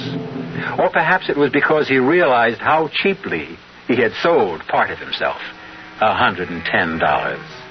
As he sits and broods into the bar mirror, looking at the gleaming reflection of his naked scalp, he cursed his own haste and plotted his next step. After all, it takes time and experience to become an experienced trader. Hey, buddy. You spare a guy $50? I'll beat it, will you? Just for a bowl of soup, you know? A bowl of soup, huh? I don't know this joint served any soup. Well, I wasn't going to have it here. It was going down the street. Come on, don't be cheap, huh? Beat it, I said. All right. You don't have to get nasty with it. Hey. Wait a minute. What? Come back here a minute. I want to talk to you. Yeah, what about? That's a pretty good head of hair you got there, Pop. What? I said it's a nice head of hair you got there for a man your age. What are you, some kind of pansy or something? Hey, listen. How'd you like to have a drink, huh? You kidding me? Hey, bartender. Give me 2 more of these, huh? I'm drinking scotch, Pop. Is that all right with you? Sure, anything. I'm not particular. I didn't think you would be. Yeah. That's a real nice thick head of hair, Pop. It's kind of gray, but I guess you could dye it, couldn't you? Listen, anything you say, friend. You see a bald head of mine? Yeah. What about that? You wouldn't believe it, Pop, but I had a full head of hair myself not more than 2 weeks ago. What? Oh, here's your drink, Pop. Knock it down, huh? Oh, yeah. Boy, that tastes good. Only it disappeared awful fast, did it? I guess you'd like another one, huh? Well, if it's okay with you. I tell you what, Pop. How'd you like to have half a dozen bottles of that stuff, all your own? What? You heard me. How'd you like to have half a dozen bottles for yourself? I mean, you can have yourself a blast. That ought to last you a whole week, maybe. Where would I get a half a dozen bottles? From where? Maybe I'll make you a present of them. Why would you do that? Well, let's say maybe I'll make you a trade. Look, mister, I don't know what you're talking about. I'll make a deal with you. Your hair for my whiskey. You know, I think you're nuts. Who ever heard of a deal like that? You just heard of it, Pop. And I show you my good faith to take you out right now and I'll buy you those bottles. All you gotta say is yes.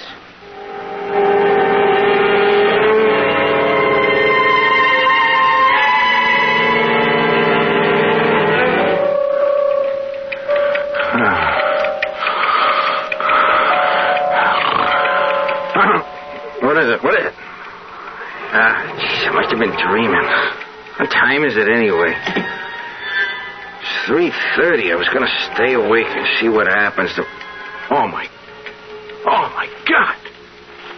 My hair. My hair is back. It's back. I got to look in the mirror. Oh, jeez. It's true. It's true. My hair's all grown back. Only it's not my old hair. That can't be. It's white. It's dirty. It's greasy. It's the bums. That's what it is. I got the bums hair. He's got my whiskey. It really works. He's bald and I'm drunk. And I got hair. And I'm broke. That's the craziest thing I ever heard of, but it's true. I can swap what I got for anything. Anything at all. Only what have I got to sell? What can I give up to really get some real bread? Yeah, I know what it is. Jeez, I got the most important thing in the world. In the whole world. It ought to be worth a fortune to the right party. It ought to be worth $1 million.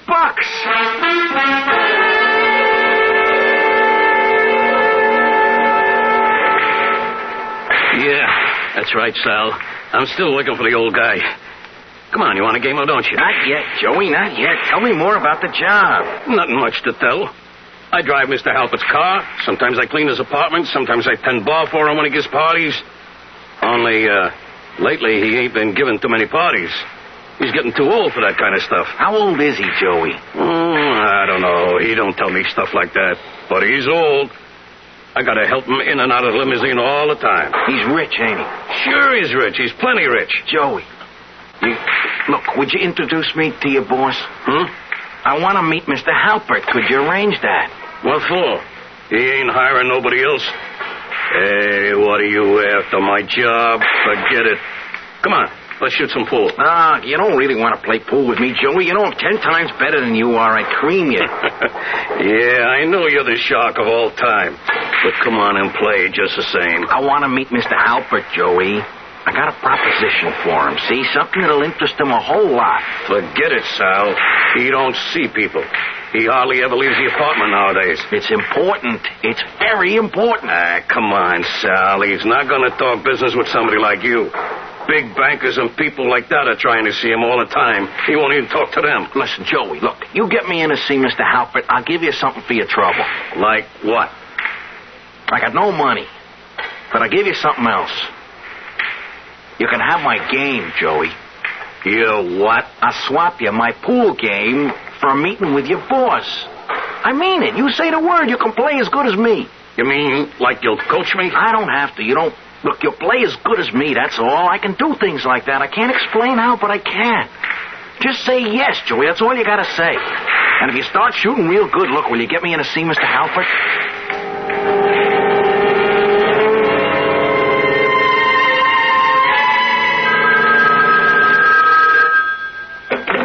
Hello? Sal? Hey, Sal, you'll never believe this. You, Joey? I'm still down at the pool parlor. Sal, will you listen to what happened? I just took on Marty Shapiro, and I beat him. First time in my life I ever beat Marty in a pool game. I told you it would happen. Listen. The score was 125-50. That's how much I beat him by. And wait till you hear this. I Bronsky himself, the guy who owns the place, you know. He bet me $100 I couldn't do it again, and I did. I beat him, Sal. You got my game, Joey. I told you. You got what I used to have. But now, look, you owe me a favor, too. All right, what's this all about? This is the guy I told you about, Mr. Halpert. The guy with the, treatment. Huh? You don't look like any doctor to me. I'm not a doctor, Mr. Halpert. I mean, not exactly. Now, what the heck does that mean, not exactly? Look, can we talk in private? Yeah, I'll go polish a car, Mr. Halpert. Oh, polish a car. Polish the car, that's all you ever want to do. You got to wear that car out one of these days. Yeah, I'll come back in a little while, Mr. All right. Get down to it. Now, what do you want exactly? I want to make a deal with you, Mr. Halpert. Only it's going to sound crazy, so don't throw me out right away, see? You know how old I am? What the heck are you talking about, kid? I'm 26. How old are you? Listen, are you crazy or something? Okay. I'm 79. If the price is right, I'll trade you my 26 for what you are. I can do it, Mr. Halpert. Just say the word. If that isn't the dumbest thing anybody ever said to me, what nuthouse did you escape from anyway?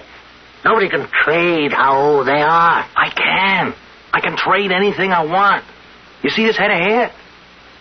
Yeah. What's a young guy like you doing with all white hair? I swapped for it, Mr. Halpert. I can swap anything I got for anything you've got.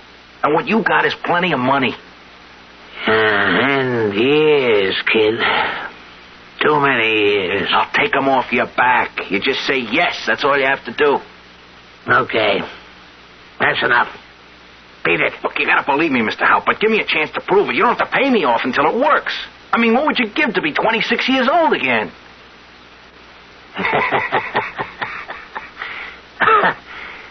$1 million, kid. That's what I'd give. What kind of pills you peddling? Would you give me $1 million? Just like that? Just say yes, Mr. Halpert. The rest is easy. Only don't try double-crossing me, because once we make the swap, it's final. I get the $1 million, you get to be 26. Is that a deal? Yeah. Sure, kid. Sure. It's a deal.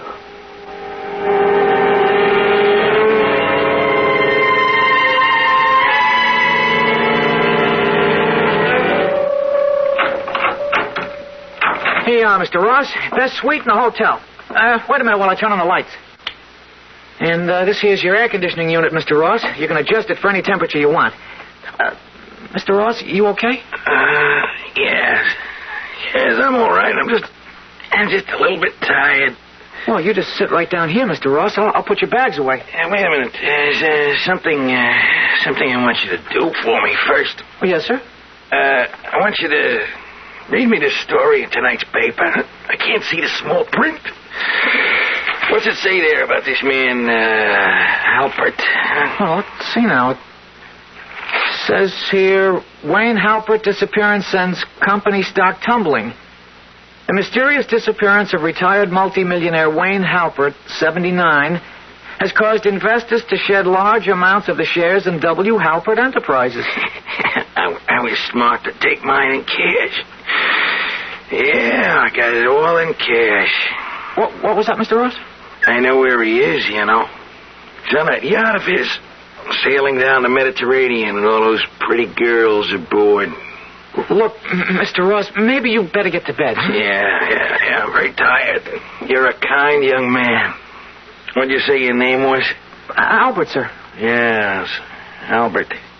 You're a very kind young man. How old are you, Albert? 19, sir. You're 19, only 19, huh? Well, you got your whole life in front of you, haven't you, Albert? Oh, yes, sir, I guess so. How much you earning in this hotel, Albert? Well, not too much, sir, including tips about $75 a week. How long do you think it'd take you to save $1,000, Albert? Me? About 20 years.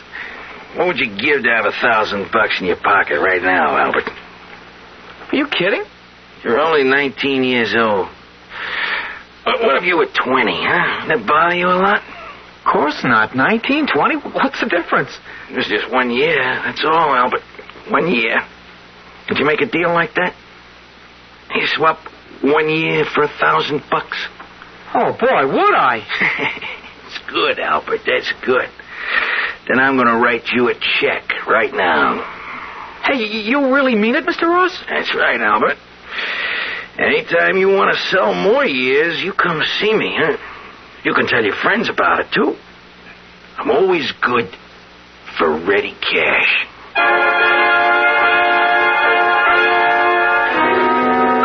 So Salvador Ross has started to buy back the years he gave away. Tomorrow morning, he'll be 78 years old. He'll probably celebrate with an unbirthday party. Wouldn't we all like to have that privilege?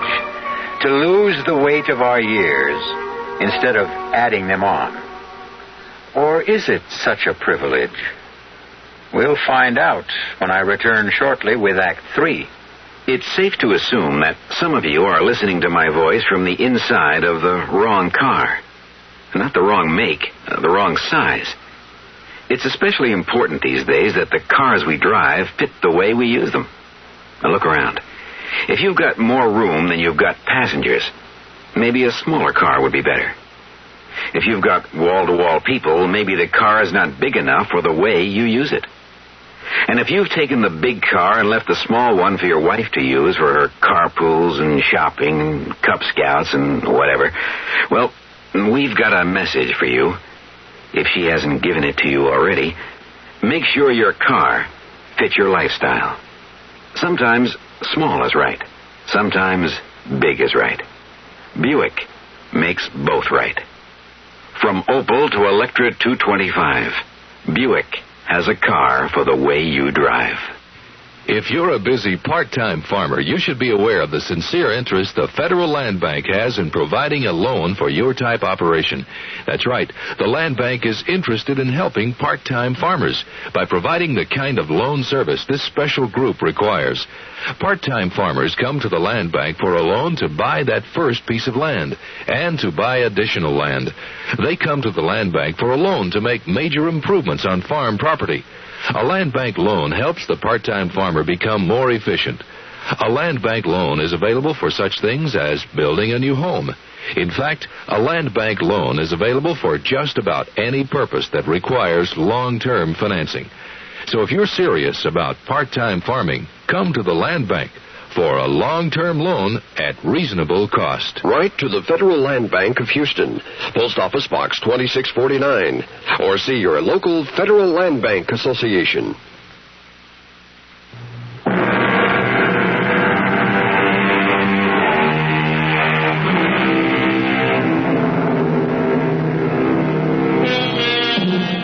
It's been almost 2 months since Salvador Ross moved into a luxurious suite in the city's most elegant hotel. And Mr. Ross has been a very busy man. Day after day, a stream of young people has come to his door to make an astonishing transaction. One by one, Salvador Ross has regained the years he gave away, until finally, at a price of only $53,000, Sal was able to look in the mirror and see the young man he used to be. But now, there was a great difference, because the young man who looked back at him was a very rich young man. And when he paid his next visit to the home of Ruthie Maitland, he drove to her residence in the back of a chauffeur-driven limousine. Who is it? It's Salvador Ross, Mr. Maitland. Well, what do you know? Back from the dead, Salvador. Like me, How are you, Mr. Maitland? It's been a long time. You can see how I am, Salvador. You see the wheelchair, don't you? Your eyes are still good, aren't they? Yes, sir. My eyes are all right. That's more than I can say for myself. You've been sick, Mr. Maitland? I've been sick. I've been hit by lightning in the brain. Pardon? They call it a stroke, Salvador. You see, I can't move this side of my body. I'm really sorry, Mr. Maitland. Is Ruthie here? Yes, Ruthie is here. Poor Ruth is always here. Ruthie, come out. You've got company. What is it, Pop? Come see for yourself. Mr. Maitland, I just want you to know that things are different with me since I saw you last. Things are a lot better. I'm glad for you, Salvador. You told me to go out and prove myself, and that's what I did. Sal. Hello, Ruthie. Sal. Oh, for heaven's sake, I haven't heard from you in months. Yeah, I know. I've been busy, you know. A lot of things have been happening to me. That's the way life is, Salvador. Things happen to people. Some good, some bad. Ruthie, you think you could come out with me for a little while, huh? Could I take you to dinner or something? Oh, I don't think so, Sal. My daughter doesn't like to leave me alone. She thinks she has to watch over me night and day. Oh, come on, please, Ruthie, just for a little while, huh? I gotta talk to you. I got a car downstairs. A car? Yeah, a car and a driver. So we could just go for a ride.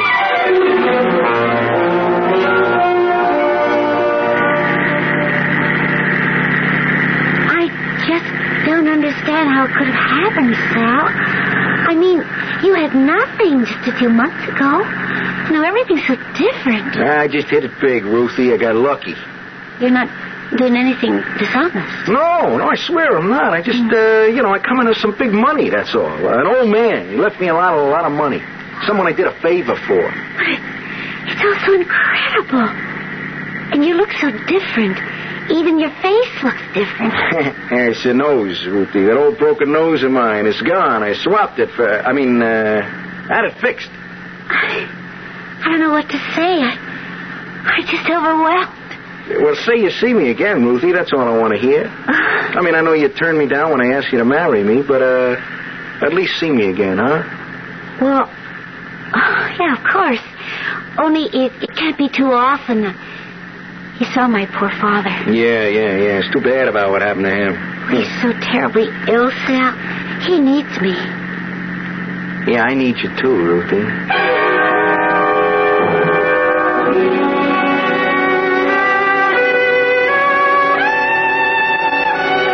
I never thought I'd ever see the inside of this restaurant, Sal. Yeah, it's a lot different from the old seafood house, ain't it? The most fabulous place I've ever been to in my life. Well, there are lots of other places you can see, Ruthie. I mean, not just here. I mean, places in Europe and South America. Hey, you know where I'd like to go? Acapulco. Everybody talks about Acapulco. Sal, I'm sure dressed all wrong for this restaurant. Just look at the clothes the women are wearing. Now, you can have all the fancy clothes you want. And jewelry, Ruthie. You know how many times I want to buy you a real good piece of jewelry, but I could never afford it? Sal, this is like a dream. Look at this, Ruthie. What is it? Sal. You ever see a prettier diamond than that in your whole life, huh? Oh, it's incredible. Why, it must be 10 carat. That's the biggest rock they had in the whole joint. I hate to tell you what it cost. Hey, here, put it on, huh? Oh, Sal, I can't accept this. Oh, sure you can. Go on, put it on your finger. No, I just can't. It's much too much for me. Yeah, but it's not too much for me. That's all that matters. Ruthie, look, I'm asking you to wear this as an engagement ring. I guess that's what I meant. Huh? Well, I never said I'd marry you, Sal. What are you talking about? You've been dating me for weeks now. Yeah, but we never discussed marriage again. Look, the only reason you turned me down before was because I was such a bum. Well, I'm no bum anymore, Ruthie. Can't you see that with your own eyes? I just can't do it. But why not? I mean, look, I can be anything you want me to be. You want me to be smart like your old man? I can be that, too. Sal, you know I don't feel that way. Look, I could get an education, see, just like that. I could learn all there is to know about music and painting and art. You just say the word, I'll go out and get the education. It isn't that alone. Well, then what is it? Hey, wait a minute. You don't have to tell me. It's your old man. It's your father. He still doesn't like me. Well, he still doesn't appreciate you, Sal. Even though I'm rich now, huh? But he doesn't think about money the way you do. He told me to go out and prove myself. That's what I did. It isn't enough for him. Please, let's not talk about it anymore tonight, huh? Well, we are going to talk about it. I mean, once and for all. I know your father means a lot to you, and you think he's the greatest man who ever lived. Well, I want to know why, see? I want to know what makes him so much better than me. Well, it's hard to explain. Well, try. Well, it's not just that my father is a smart or educated man. He has something more important. Yeah, something I don't have, right? Go on, tell me what it is. I don't know the word for it. Well, then make up a word. Well, he has heart. Compassion. I guess that's what I really mean, Sal. My father has compassion. Compassion? All my life. Ever since I can remember, he's had that quality. I don't think I could ever live without it around me, Sal. Can you understand that?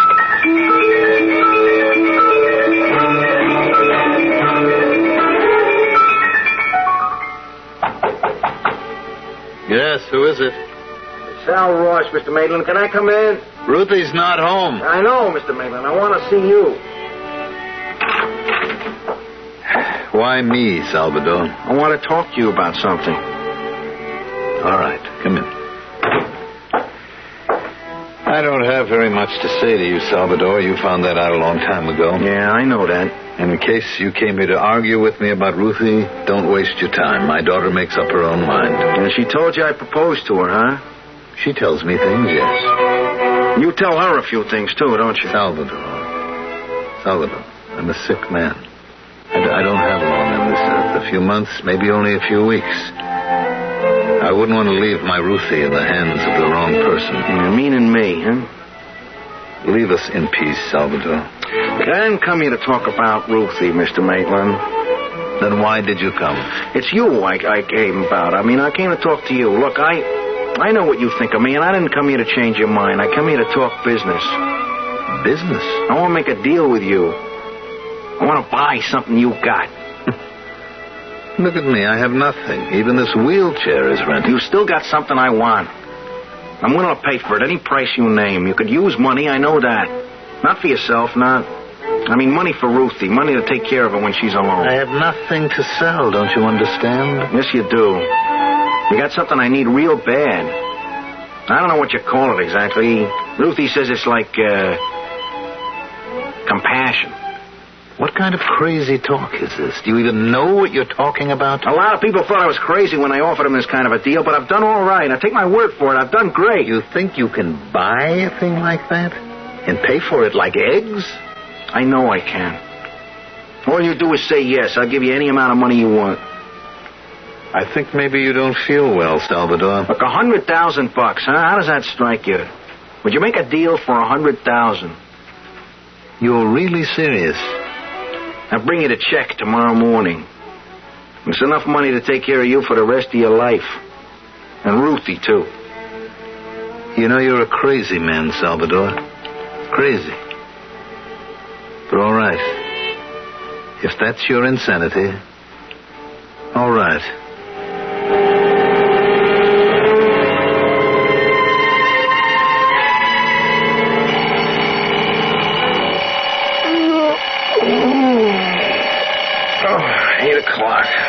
I set the alarm so early for might as well get up. She says a funny dream last night. I was crying about something. Funny. Crying in your sleep? Hey, look at that. I still got tears in my face. Jeez, I don't think I've cried since I was 6 years old. I feel so different today. What's the matter with me? I don't feel like myself. I feel like I want to go outside. I want to look at people. I want to talk to them. Hey, what a nutty thing. I want to be with people. Hey, what is this? Is this what Ruthie was talking about, that compassion stuff? Oh, what's so great about it? All I feel is sad.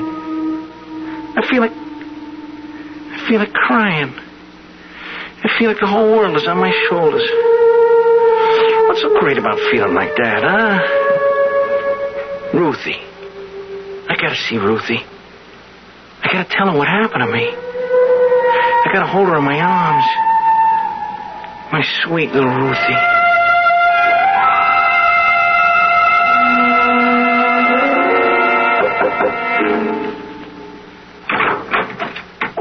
Good morning, Mr. Maitland. Come in.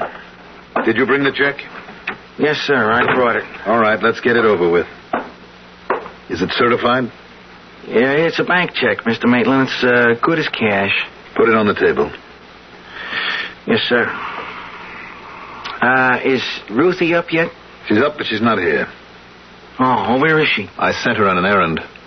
Oh, I'd really like to see her, Mr. Maitland.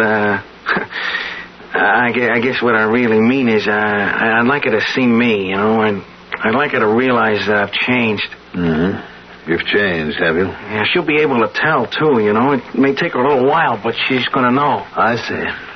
And then she'll say yes to your marriage proposal, hmm? Well, I think she will, yeah. And I'll make her happy, Mr. Maitland. I swear I will. I'll do everything I can to make your daughter happy. You're still a bum, Salvador. Maybe you're rich now, and maybe you've got a big smile on your face, but in my eyes, you're still a bum.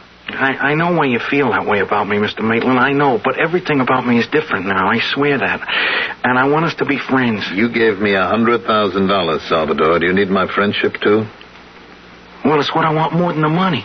Sorry, Salvador. I don't have any friendly feelings to give you. This is what I have for you. Hey, Mr. Maitland, what are you doing with that shotgun, huh? I kept it around here for robbers. The neighborhood is full of robbers. But now the biggest robber of all is right here in front of me. Mr. Maitland, put the thing down, will you? Be careful. You're not taking the most important thing in my life, Salvador. Stop, Mr. Maitland, please. Have mercy. Please. Sorry, Salvador. I don't have that anymore. No mercy. No compassion.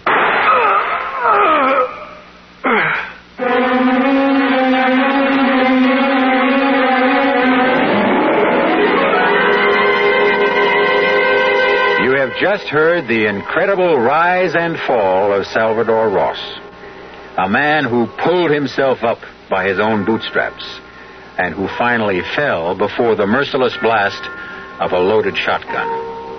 All of which goes to prove that it isn't easy to strike the right bargains in life. Sometimes we make bargains with the devil without even realizing it. And sometimes we create our own devils, the way Salvador Ross did. I'll be back shortly. Great taste in the morning. Kellogg's has that wholesome taste to get you up and grinning. This is Jerry Coffer for Kellogg's Special K. We've been having some fun in our television and radio commercials by using a ball and chain to symbolize the slight overweight problem common to so many of us. We point out that being a few pounds overweight is just a little more difficult for you. Climbing stairs, just walking around, even sitting down can feel, well, like you're wearing a ball and chain. In case you missed the message, it's this.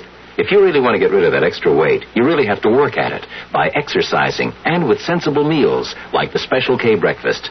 A 1-ounce bowl of Special K, America's favorite high-protein cereal, 4 ounces of skim milk, tomato juice, and coffee. Less than 240 calories. Nutritious and, by the way, delicious.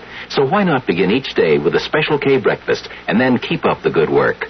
Special K can't help you lose weight all by itself, but it really is a good start.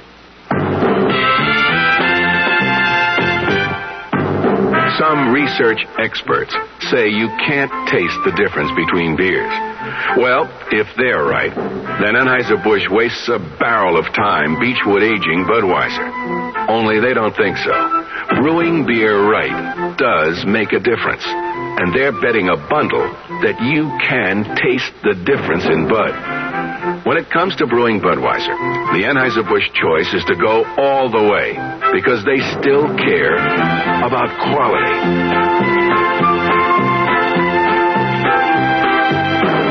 Look at it this way. If the Bud people have a choice between what some experts say and what beer drinkers say, well, you'd better believe they'll go with you beer drinkers every time. When you say Budweiser, you've said it all. Anheuser-Busch, St. Louis.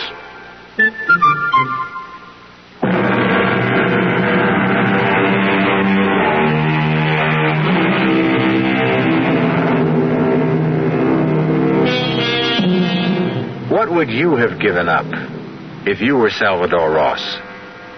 Which one of your blessings would you trade for someone else's? It's an interesting speculation, and one which makes most people realize that they'd rather not trade at all. And speaking of swaps, thank you for swapping that television program for this one. We trust that you've seen pictures in your own mind that no television screen could ever match. Our cast included Tony Roberts, Mandel Kramer, Evie Juster, Robert Dryden, Gil Mack, and Jack Grimes. The entire production was under the direction of Hyman Brown. Radio Mystery Theater was sponsored in part by Contac, the 12-hour allergy capsule, Buick Motor Division, and Anheuser-Busch Incorporated, brewers of Budweiser. This is E.G. Marshall inviting you to return to our Mystery Theater for another adventure in the macabre. Until next time, pleasant dreams.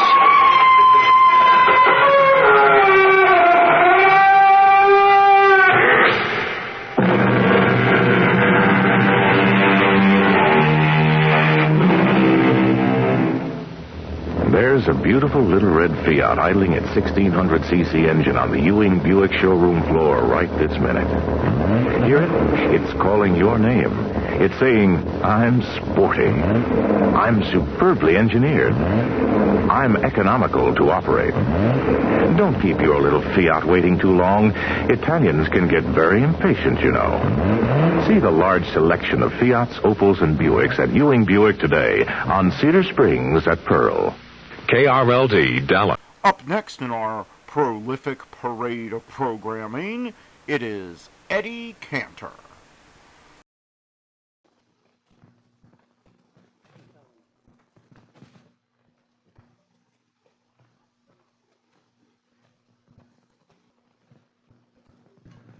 One moment, please.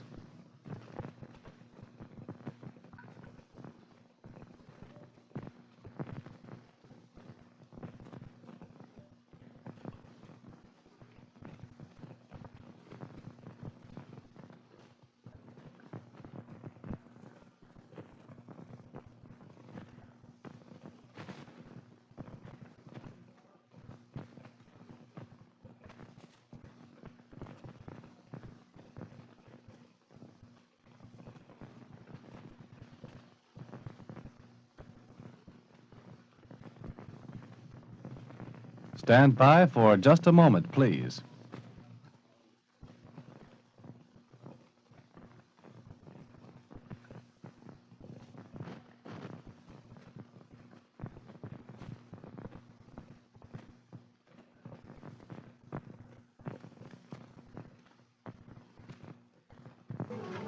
One moment, please.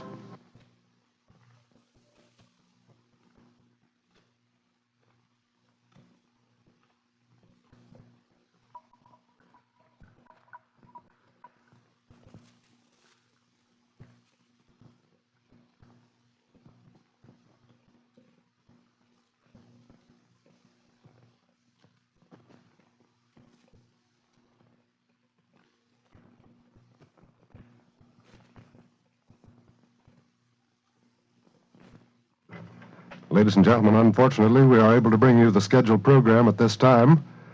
Meanwhile, we bring you a brief musical interlude from our Hollywood studios.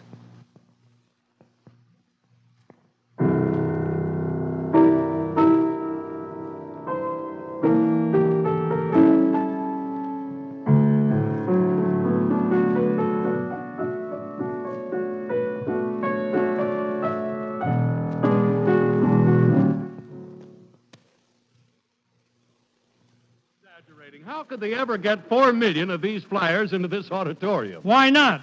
Did you ever see how many of them get into that Marshfield bus on Saturday night? Yeah, but Harry, seeing all these men in uniform reminds me I have some very important Christmas shopping to do this week. Oh, for the servicemen? Yes. Oh. In fact, I'm sending some presents to help cheer up some flyers who will soon find themselves in a place away from civilization where there are no gay places, no bright lights, and very little merriment. Overseas? No, Riverside.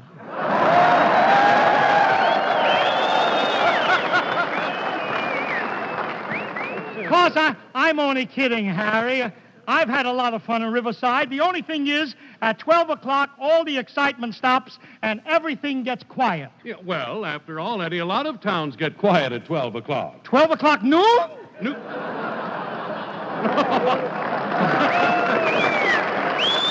Oh, Eddie, please. Of course, I'm fooling and you know it, because as a matter of truth, we all know that Riverside is one of the most hospitable communities, not only in California, but in any state, anywhere. That's right.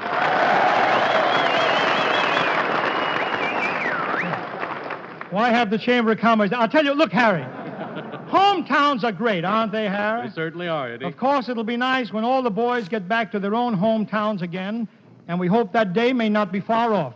Harry, let's you and I give our listeners an idea of some of the shortwave broadcasts coming out of the Axis countries these days. Okay, Eddie, take it away, Berlin. People of the Reich, you have nothing to worry about because we cannot lose.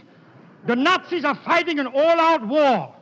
We're all out of planes, all out of tanks, all out of generals. And pretty soon we'll be all out of Germany.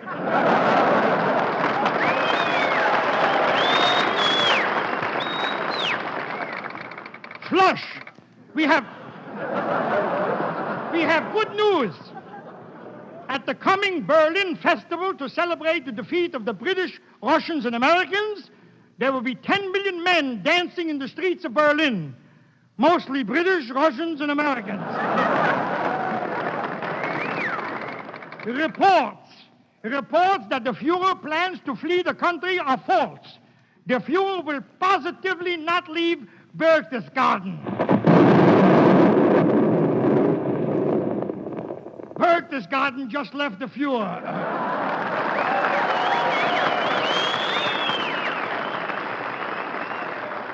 Ladies and gentlemen, we now take you to Tokyo. Flashy flash. Unlike in America, there is no cigarette shortage in Japan. That is because our intelligent Nipponese manufacturers make cigarettes from right combination, soybeans and stinkweeds. Somehow our cigarettes always taste different. Also somehow smell different. Among Japanese men who know stinkweeds best, they do not smoke. Flashy flash. Quiz program influence spreads to New Guinea.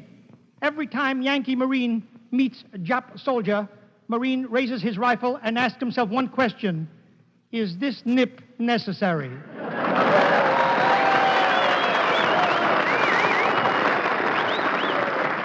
Boy, there's an enthusiastic audience. You know, these fellas are great, Harry. You know, I talked to the boys here today, and I learned a lot about flying. You did? Once the plane is up in the air, flying is easy. But it's getting up that the boys have the most trouble with. Oh, getting up in the plane is tough? No, getting up in the morning to go to the airfield. Well, he's not up yet. Eddie, getting up in the morning is tough for a lot of people, especially when they're feeling under par. You're not kidding, fella. No, indeed, I'm not, Eddie. That's why, my friends, when you do feel under par, it's wise to remember Sal Hepatica. For taking Sal Hepatica at once is a swell idea when you wake up in the morning feeling sick and headachy due to the need of a laxative. Because then Sal Hepatica brings quick, gentle relief, usually within an hour.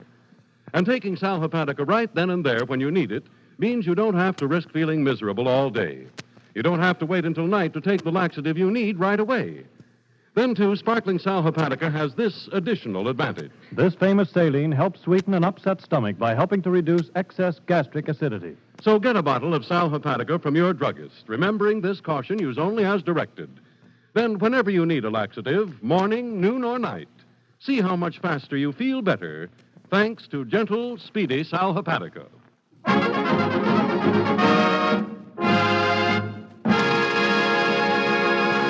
And now I want you to meet a young man whose playing has convinced me that he's great. He's terrific, sensational, but why should I go on bragging about him? He's more convincing when he's blowing his own horn.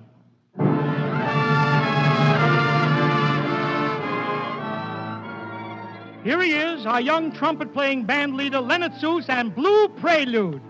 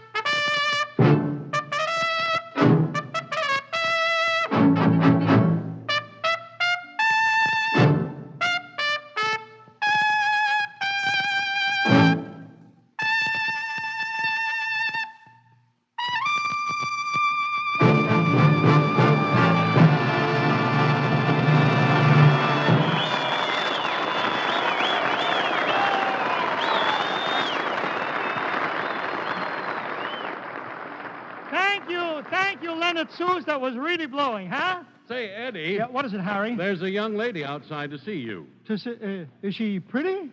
Pretty? Well, you can figure it out yourself, Eddie. To see you, she had to pass all these fellas to get here, and she made it. You know what, Eddie? What? I think she wants to see you about that item that was in E.B. Durling's column. Never mind what he said. Don't be so smart. I want to keep it quiet, How Harry. can you keep a thing like that quiet? Let's keep it quiet, will you? I don't want to... Quiet. His column appears in the Los Angeles Examiner and over 100 other newspapers. I think I'll read it to the Not fellas. in front of these boys, Harry. Not in front of these boys. Now, stop being so bashful, Eddie. Hey, fellas, get a load of this. Quote. What a blabbermouth. Always shooting the breeze. Well, never mind. Quote. Scientists are still stoutly maintaining when there is a family of all daughters, it proves the father is a great lover.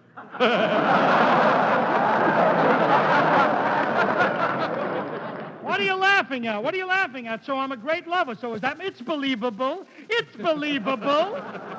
In fact, I'm the Charles Boyer type. Big dark eyes, black hair. Why, I could have played opposite Ingrid Bergman in Gaslight. Yeah, in Gaslight, but what would happen if she turned on the electricity and got a good look at you? Never mind, never mind. Wait a minute, Miss, just step this way. Are you looking for me? My name is Myrtle. Myrtle! Well, Yes, Myrtle? The girls from my club want me to ask if you'll make a speech. Would you'll? Yuzzle? A speech? Club? What is the name of your club? We're the LUMPS, the Lumps. Lumps? What's that? Lonely, Unattached Maidens of Pomona. I imagine you girls must be very unhappy. Oh, yeah. Our slogan is, how long will the lumps be down in the dump? I see, Myrtle. Mr. Cantor. Yeah. We read in the paper that men with daughters are the most romantic, and me and the girls in my club are worried. Why? All the men we know with daughters are married. Myrtle, you can go home now because I'm not coming to Pomona to make a speech. Oh, but you're one of our favorites. Half the girls in the club like Frank Sinatra, and they wear bobby socks. The other half like you. Oh, thank you. They wear booby socks. Get out of here, Myrtle. Get out of here. I'm not going to make any speech. So there. Now, fellas, comes time for you to meet a GI favorite who has entertained our fighting men in all parts of the world, Martha Ray. I don't blame you. You look so lovely, I couldn't help cheering and whistling. You know, I feel 20 years younger just hanging around these boys. Eddie, if you were 20 years younger, you'd be hanging around girls. Fine thing, Martha. I saw you in that picture pinup girl with Betty Grable, and I told everyone how wonderful I thought you looked. And you come here and insinuate I'm old. Listen, Eddie, if you saw me in a picture with Betty Grable and you kept looking at me, brother, you ain't getting any younger. That's not the point. Harry. Yes, Eddie. Do me a favor and read that item in E.V. Durling's column to Martha. Go ahead. Don't laugh. Read it. Go ahead. Read it, Harry. Look, never mind. I read it. All about men who have a lot of daughters being romantic. Yeah. But it also said, so far, there has been no statement from Ida. Well, wait a minute. Well, naturally, Ida doesn't tell everybody. Look, when food is hard to get, and you happen to have a wonderful roast duck for dinner that you want all to yourself, you don't go around telling your neighbors about it. Now, do you understand? Huh? Yeah, sure. Ida doesn't want the neighbors to find out her husband is a dead duck.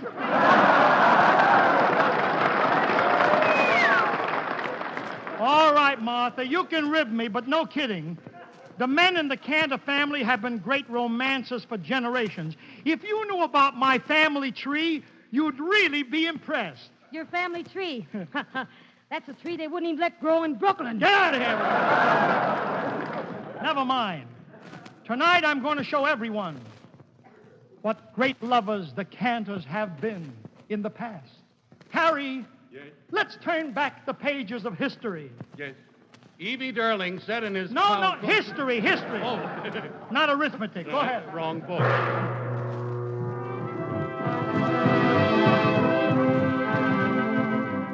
In 1492, romantic, adventurous Christopher Cantor set sail for America in 2 schooners, the Pinta and the Quarta.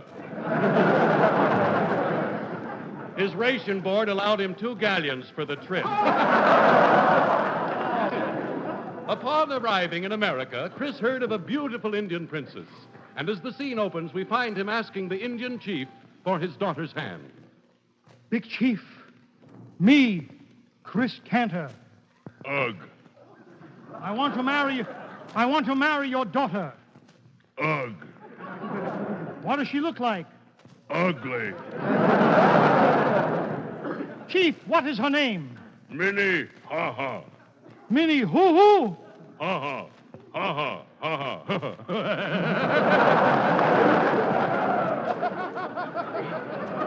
Did someone call me? Yes, Minnie ha-ha.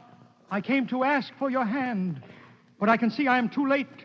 Already you are wearing a wedding ring. Oh, yes. Yes. Many moons ago, I met a pale face from Marchfield. Yes. Oh, yes, Eddie.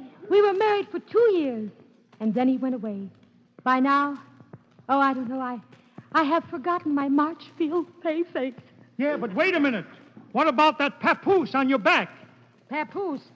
How do you like that guy? He told me it was a parachute.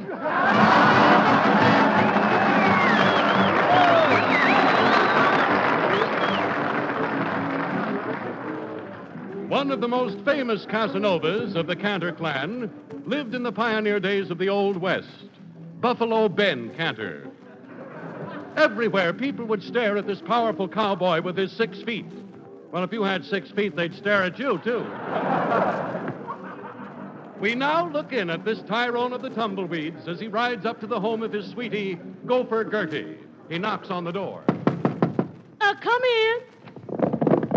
Whoa, Veronica. Doggone, that's what I get for having a female horse. Every time we come here, she makes a beeline for the powder room to comb her tail. Well, tell your horse she'll have to wait. My mule's in there taking a bath. In your tub, Gertie? How can you let a mule take a bath in the same tub you use?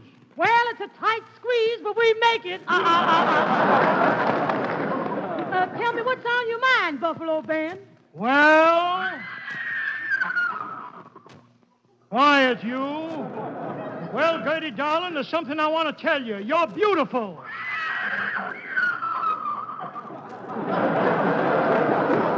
And you got a mighty purty face. But I wish you wouldn't breathe like that. You'll scare my horse.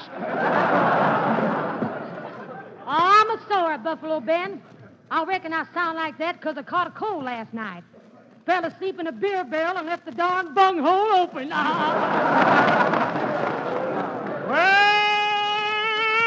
that don't worry me none. Come here, gal. I'm so much in the mood for love, I just gotta kiss you. Oh, please, Buffalo Ben. I'm the coy, bashful type. I don't like to neck less than it's in the dark. But let's sit over here on the couch and wait till the kerosene lamp burns out. But that'll take a long time. That lamp's full of kerosene. It ain't now, honey. Let's check.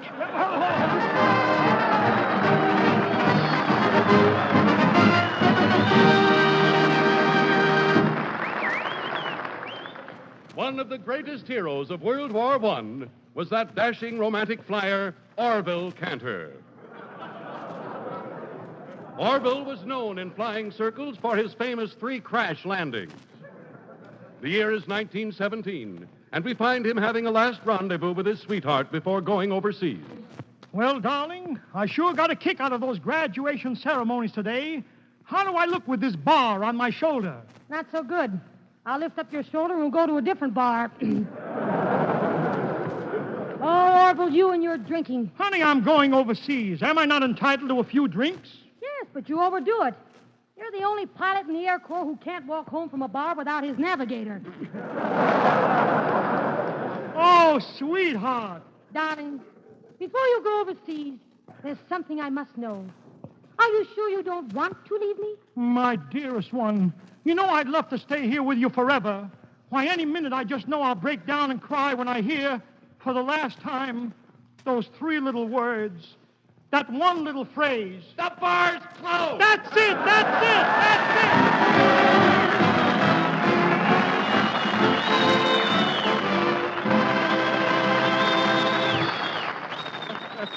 Hey, Eddie.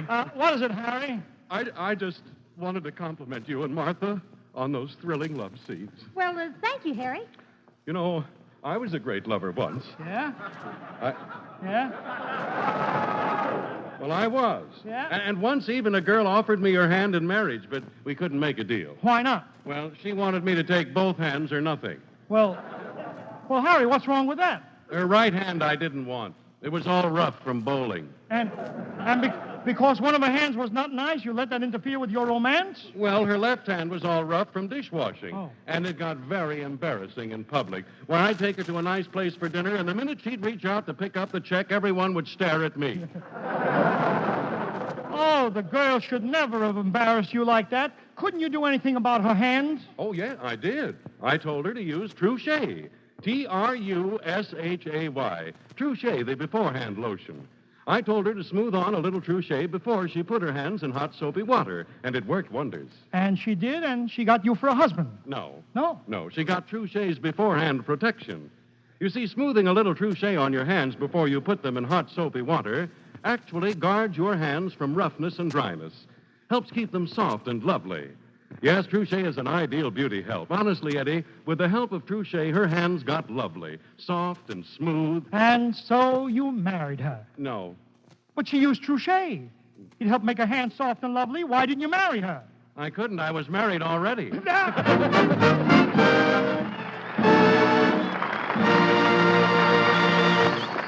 Oh, Martha, I've got good news. After the show tonight, Major Schisler is going to have one of the pilots fly us back to Hollywood. Oh, boy, that'll be a thrill. I'm going to walk right up to that pilot and throw my arms around him and say, "Hi, you flyer." How do you do?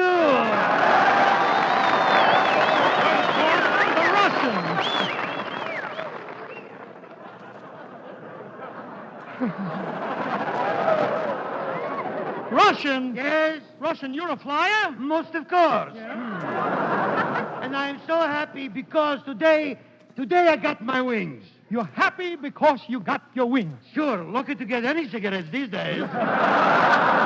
Oh, forget cigarettes. What are you doing in that Air Corps uniform? I, sir, have been overseas. For 2 long years, I have been away. That I don't believe.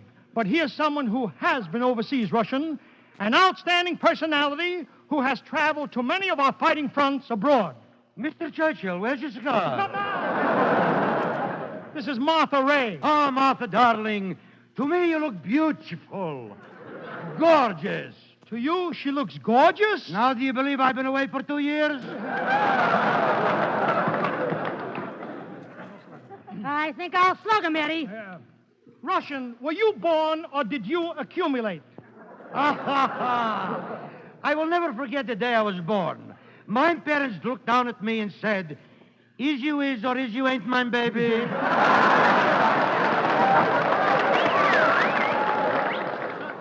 They weren't sure you were theirs? They weren't sure I was a baby. Oh, Russian, stop telling those barefaced lies. I don't like your lies. I don't like his bare face. Hey, Eddie, is that his head or something the St. Louis Cardinals batted this way? Miss Ray, if you weren't a woman, I'd ask you to step out in the alley. But you are a woman. So what? Let's step out in the alley, eh, boy? Russian, stop picking on a woman. You're a coward. You call me a coward? Yes. I want you to know Yes. I am also a liar. Yep. One day on D-Day... On D-Day, yes? I was flying all alone over enemy territory. Yes. I radioed back to my base and asked for a weather report. Yes. 5 minutes later, I radioed back and asked for my position. Suddenly, I saw 100 Nazi planes, and again I radioed back. What did you ask for? A furlough. Oh, get out, will you?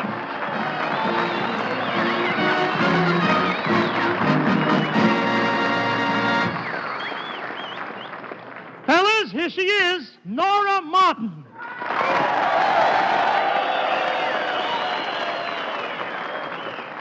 And now, Now, with lovely Nora Martin as my co-pilot, we'll take off in a song entitled Up, Up, Up. She lives up, up, up, up, up in the mountains so high. He goes up, up, up, up, just for a kiss and a sigh. Till she comes down, down, down, down, down to the valley below. He'll go up, up, up, up, because I love you so. I yodel, the day long, my echo plays in the skies. I yodel, the day long, and when her yodel replies, I go up, up, up, up, up to the one I adore. I go up, up, up, up, higher than ever before, till she comes down, down, down, down, down to the valley below. I'll go up, up, up, up, because I love you.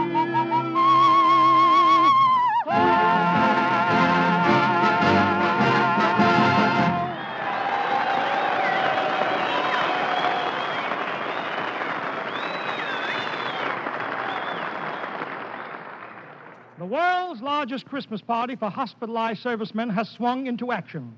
In more than 12,000 posts of the American Legion and the 9,500 units of its auxiliary, men and women are starting to stack the Christmas gifts to Yanks who gave.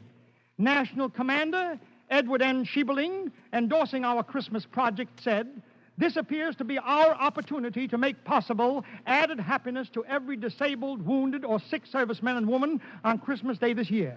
I have no doubt that every department and every post of the American Legion and all its affiliated organizations will plunge into this activity with greater zeal, for we exist to give service. Thank you, Commander Schiebling.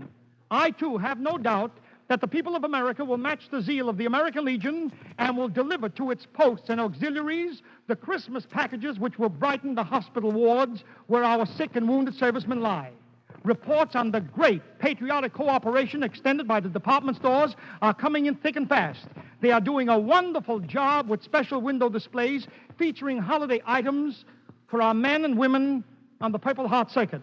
So, do your Christmas shopping early and buy an extra gift for a Yank who gave." I think that's a wonderful idea, Eddie. And thank you, Martha. And before you go, I want to congratulate you on the swell job you've done entertaining the boys in the service. And tell us, were you frightened on those overseas trips? Well, a little bit, Eddie. Part of the time, my heart was in my mouth. Well, you've got the only mouth or heart as big as yours could fit in. Good night, Martha. Good night, Eddie. Goodbye, Martha. So long, everybody. And so remember, I love to spend each Wednesday with you as friend to friend. I'm sorry it's through. Good night.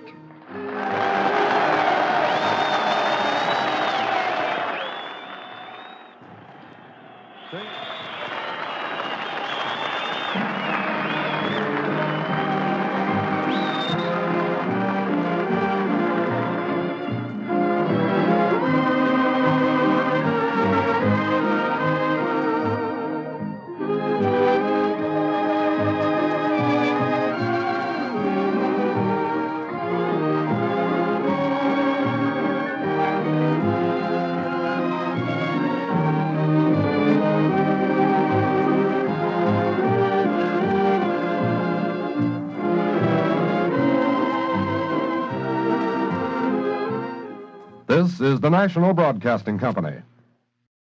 My Favorite Husband is up next on Nightly Old-Time Radio Shows. Please enjoy it.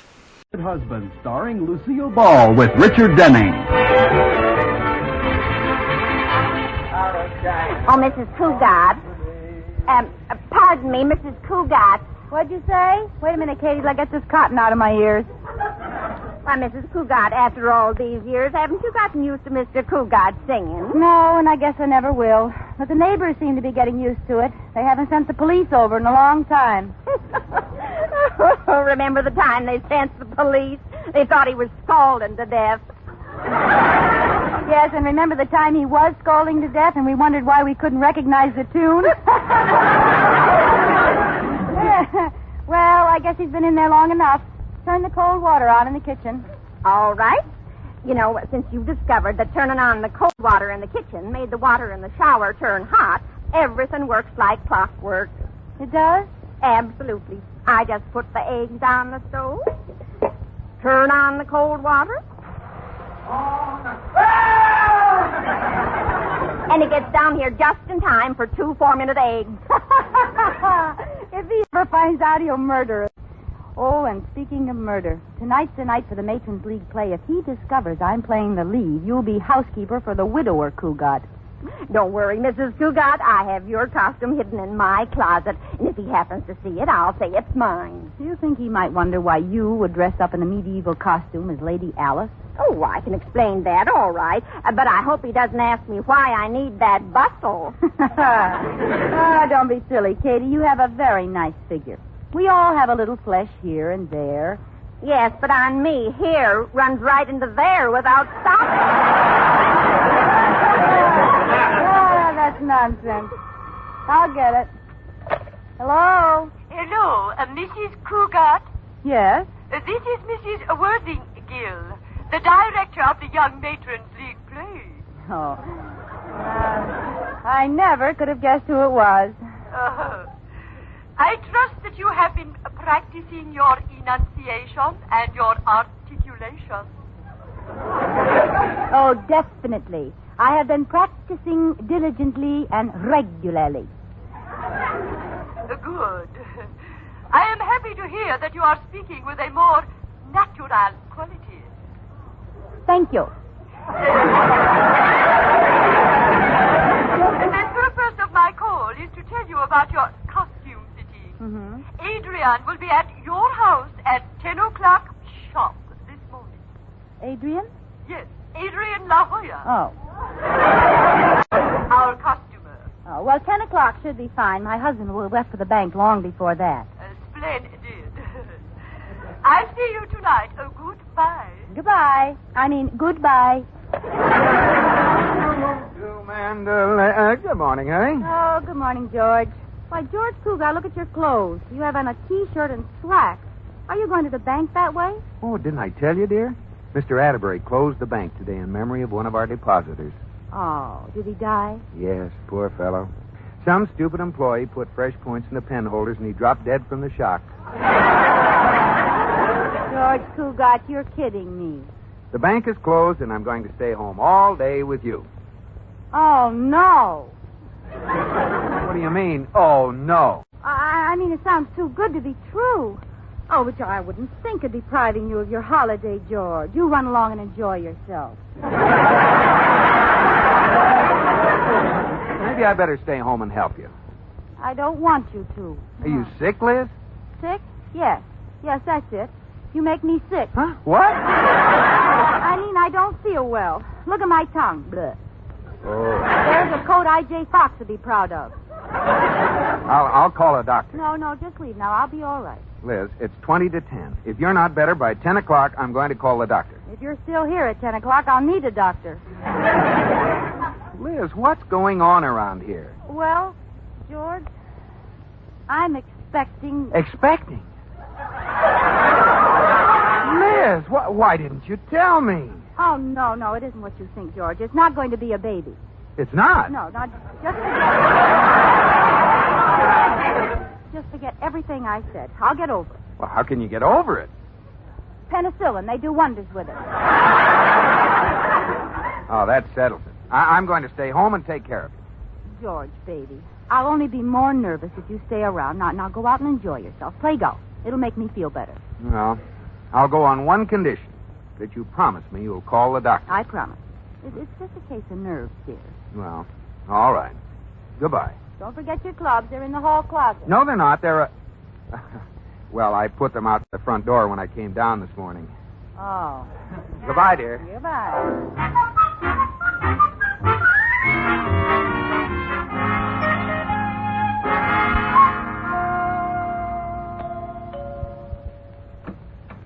Yes? Lady Alice, I'd know you any place. Now, wait a minute, King Arthur. My name is not Alice, and I'm no lady. I mean, I'm the maid. Lady Alice is in the other room putting on her costume. Show me to her, peasant. This way. The costumer is here, Mrs. Cougat. Lady Alice, I'd know you any place. Where are you? I'm behind this screen. Tell me, Adrian, how many petticoats does this costume have? I've already put on 12. 15 petticoats, Miss Cougat. From the outside one to the iron curtain. And underneath, a pair of knee-length ruffled pants. I feel like a lamb chop. Please walk out here and let me see how it looks. Yes. Oh, yes. I'll have to take up the hem a little. And the bustle is much too big. Take it off. It is off.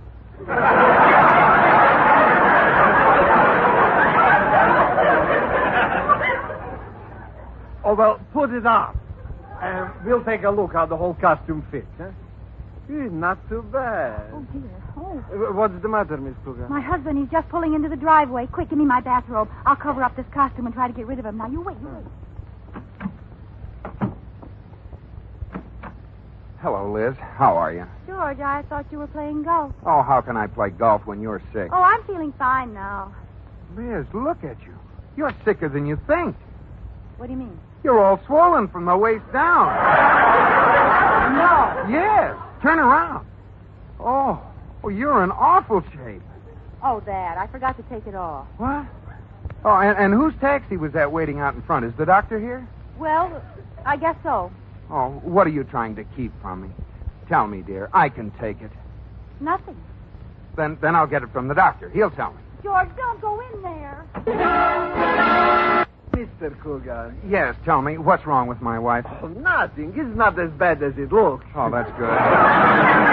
All I have to do is to take a few inches off her hips and tighten the droop in her back.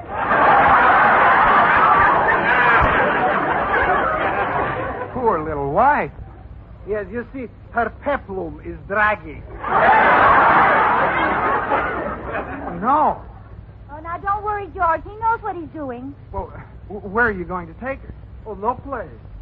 Not even to your office? Oh, no, it's too busy. So many people cutting and stitching all over the... We're going to do it right here.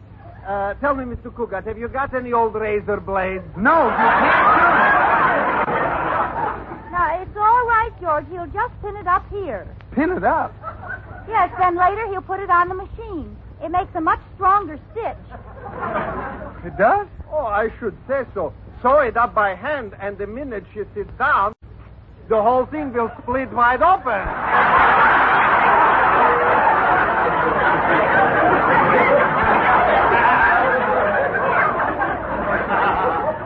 Liz, are you sure this guy knows what he's doing? Certainly. Why, he just got through working on Alice Sturm. Oh, what did he do for Alice? He lowered her neckline and gave her a belt in the back. Send him away, Liz. I'll get Dr. Michelle to take a look at you. No, now, just run along, dear. I'll handle this. I demand to know everything you plan to do with my wife. What do you get so excited about? I'm just going to give her a little more room in the hips. I'll just rip out a little on each side. I absolutely forbid it. It's all right, George. He's going to put in a zipper.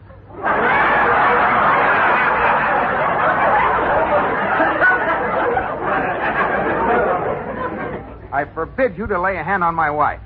Now, you stay here, dear. I'll go get Dr. Michelle and bring him right over. And get this quack out of here. George, come back. Oh, where'd I leave the car? Pardon me, but did you just come out of that house? Yes, I did. Is the dressmaker finished yet? There's no dressmaker in there. But I brought him here in my cab. Mr. La Jolla, the costumer. Oh, costume? I thought he was a doctor. Oh, no. He's fitting all the costumes for the Young Matron's League play tonight. Oh, now I get it. She's going to be in the play. So she thinks she's going to put something over on me. Ha! My wife thought she was putting something over on me, too. Every Monday night she was having a romantic rendezvous with some guy at the laundromat. But I fixed him good and plenty. What did you do? I bought her a Bendix. Hey, that was pretty smart. Yes. Now I don't know where she goes on Monday night.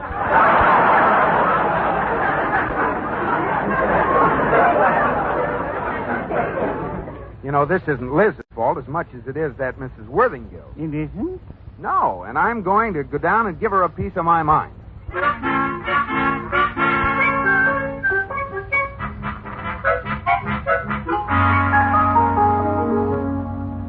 Mrs. Cougat, guess who's in the living room? George with the doctor? No.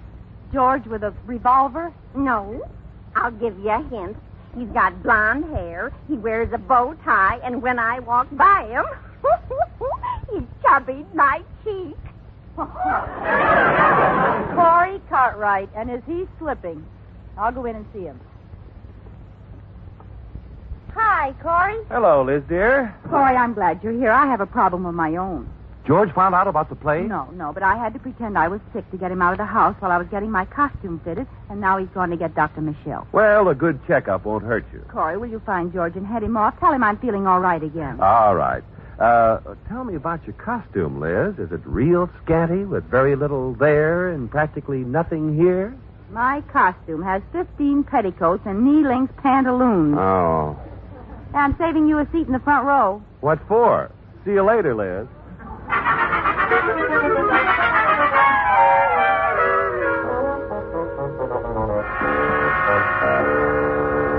Beatrice!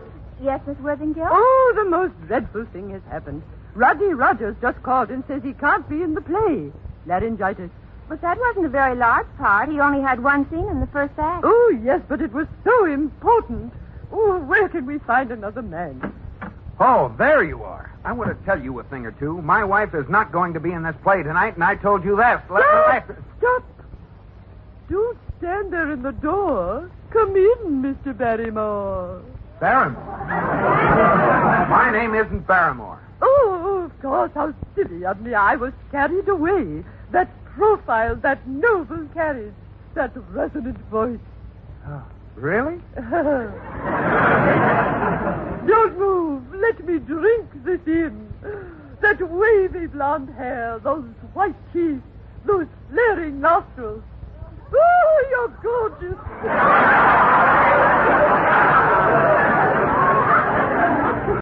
Now, please. Oh, absolutely gorgeous. What did you say your name was? Cougat. George Cougat. Of course. Gorgeous George. Oh, Mr. Cougat, you saved my life. One of my actors had laryngitis. I was utterly devastated, and then you walked in the door. You will play the part. Oh, this is ridiculous. I haven't been in a play since I was in college. Oh, you won't have many lines. Just one scene in which you, as Sir Edward, make passionate love to beautiful Lady Alice. Oh, really? That sounds like fun. Yes. You kiss Lady Alice and hold her in your arms. You know, this may be a great idea. I'd like to see my wife's face when I play those love scenes. You will. She's Lady Alice. Oh, this is wonderful. I'll take the part, Miss Worthington, on one condition, that my wife mustn't know anything about it until she meets me on the stage. Agreed. Now you must rush to see Mr. La Jolla and get fitted for your costume. You know why I'm glad you took the part, Mr. Cougat. Because of your cute dimples. You have one on each cheek. Yes, and I have two more on my knees. It's a match set.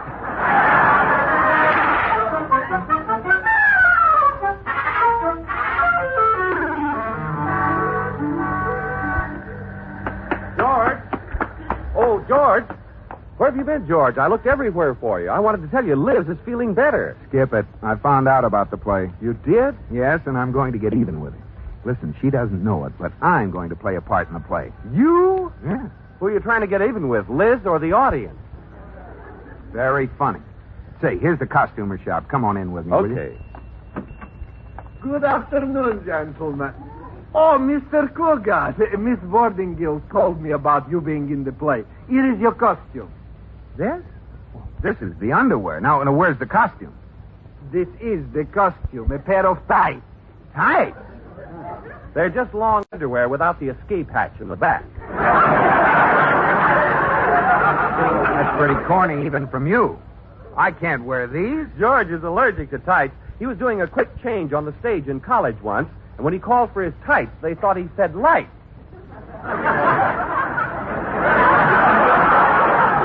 Oh, shameful. Or are you worried about your figure, George? There's nothing wrong with my figure. Here, please, try them on. They may be the slightest bit small. Small? Oh, don't be silly. Well, I'll just slip into them.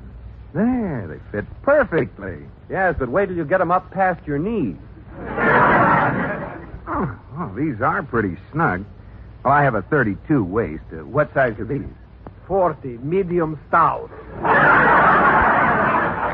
I don't believe it. Please, the costumer is always right.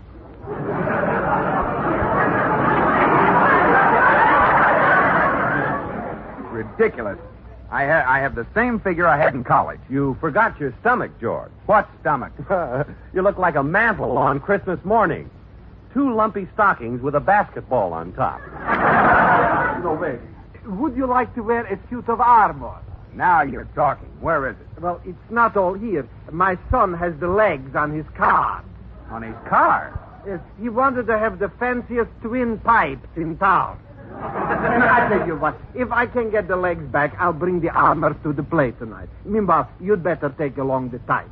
Here, I wrap them up for you. Well, all right, but you get the armor. Well, I'll try. Oh, here, you forgot the girdle. I'll just stuff it into your pocket.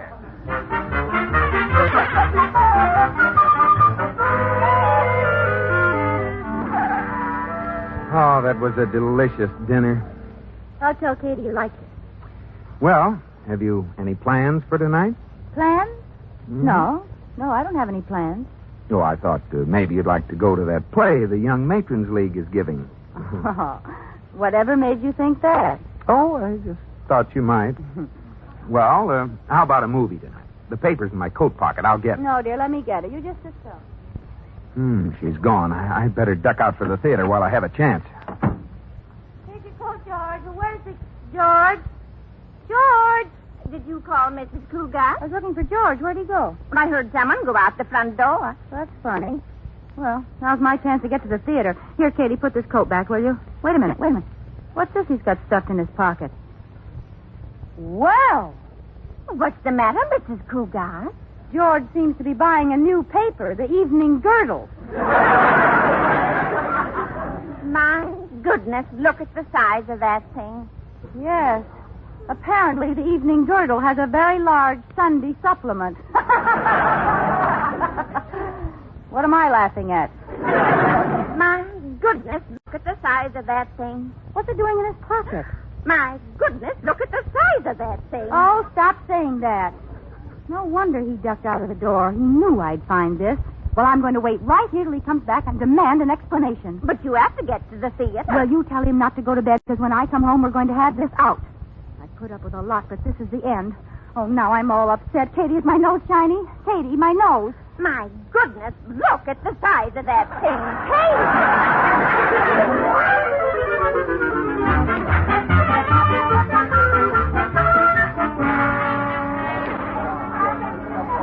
Curtain going up in 5 minutes. 5 minutes. Curtain going up in 5 minutes. Mr. Lohay, I'm certainly glad you got here in time with this armor. How do I look in it? Your eyes are beautiful. My eyes? That's all I can see. Put down the visor and let's see how it is. Oh, boy, sure is hot in here. Better with the visor up. Oh, here comes your wife. Uh-oh, she mustn't see me. Oh, Rodney, you're wearing armor instead of tights. How nice. Yes, I thought it looked sportier. You better open your visor on the stage. I can't hear a word you're saying. A transfers and a parallel coming over the Coldetrol. Oh, well, that's much better. We better tell them the play's in English. Oh, Mrs. Cougar. Yes, Miss Worthingale. Oh, I'm so excited. It's time for the curtain to go up. Now, let me get settled down here in front in the prompter's box. There. Greetings, everybody. Lady Alice, are you seated in the garden? Yes, Miss Worthingale. Sir Edward, are you waiting in the wings for your entrance? Yes, Miss Worthingale. Good. Ring up the curtain. All right. First line. Hark, do I hear a footfall? Hark, do I hear a footfall? Methinks I hear the cat-like tread of my lover, Sir Edward.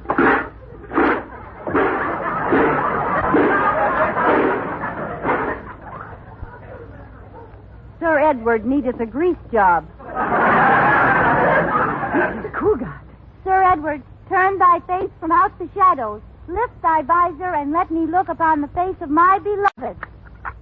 When I look upon thy face, there is only one word that comes to my lips.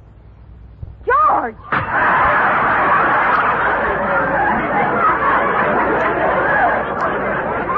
Sir Edward, lift thy visor. Hi, Lady Alice. George Cougar, what was that girdle doing in your pocket? What girdle? You know very well what girdle. Please, the play. You are Lady Alice. Oh. Prithee tell me, what news bringest thou from the king, you wormeth? His Majesty looketh with favor on our betrothal. I don't know what the heck you were talking about. Not mucheth. Please. This is your responsibility. Please. Read the lines of the play. Hark, I hear approaching men. George Cougat, I will not go on with this play until you answer me. Hark. Liz, are you out of your mind? Hark. All right, now that's enough stalling. Let's have the truth. Hark. Will someone throw that dame a fish?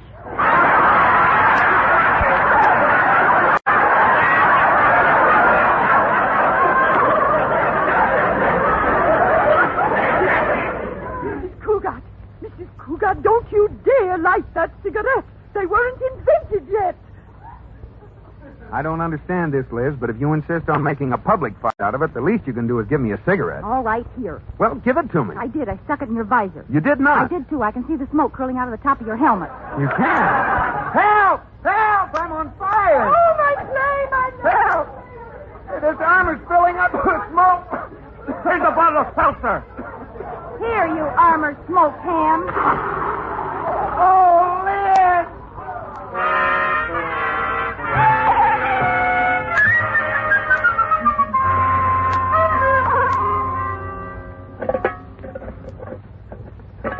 How are you coming, Liz? Fine. This is one time I'll bet you're glad I've had so much experience with a can opener. Fine armor. It rusted into a one-piece suit. George, before I finish cutting you out of this sardine can, I want to ask you one thing. Well, what is it? Are you sure you got that girdle from Mr. La Jolla? What happens if I say no? You'll be going away for the winter. Where? The Smithsonian Institute. Liz, you're mean. Say, suppose I couldn't get you out of this armor. Oh, that would be awful. Yes, I'd have to kiss you through a straw. My Favorite Husband, starring Lucille Ball with Richard Denning, was produced for broadcast in the Frankfurt studios of the American Forces Network Europe by Air Force Sergeant Dave Schofield. Specialist Brad Scott speaking. Join us next time for My Favorite Husband. Join us next time for My Favorite Husband. Join us next time for My Favorite Husband. Join us next time. The Mysterious Traveler is up next on Nightly Old Time Radio Shows. Enjoy.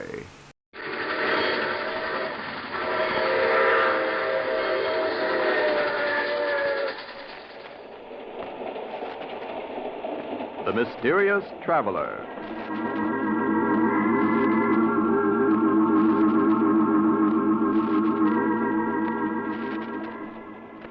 This is the Mysterious Traveler. inviting you to join me on another journey into the realm of the strange and the terrifying. I hope you will enjoy the trip, that it will thrill you a little and chill you a little. So settle back and get a good grip on your nerves, if you can.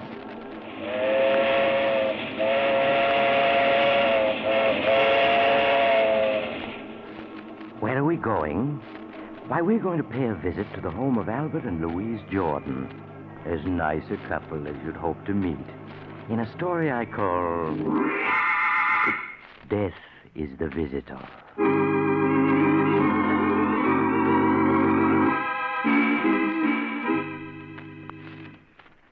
My story begins in the Jordan home late on a hot summer night. Albert Jordan is asleep and is having a nightmare about his mother-in-law. Oh, no. You can't pull the wool over my eyes, Albert Jordan. I'm on to your ways. Think that my only child was foolish enough to elope with you. But you made her do it, Albert. You made her. No. As long as I'm alive, she'll be protected from you. Albert, are you listening? Leave me alone. Please. Darling, wake up. What is it? You were having a nightmare, dear. You don't want to wake Mother up. She needs a good night's sleep for a trip tomorrow. Oh, yes, the trip. I wish it was tomorrow already. She was gone.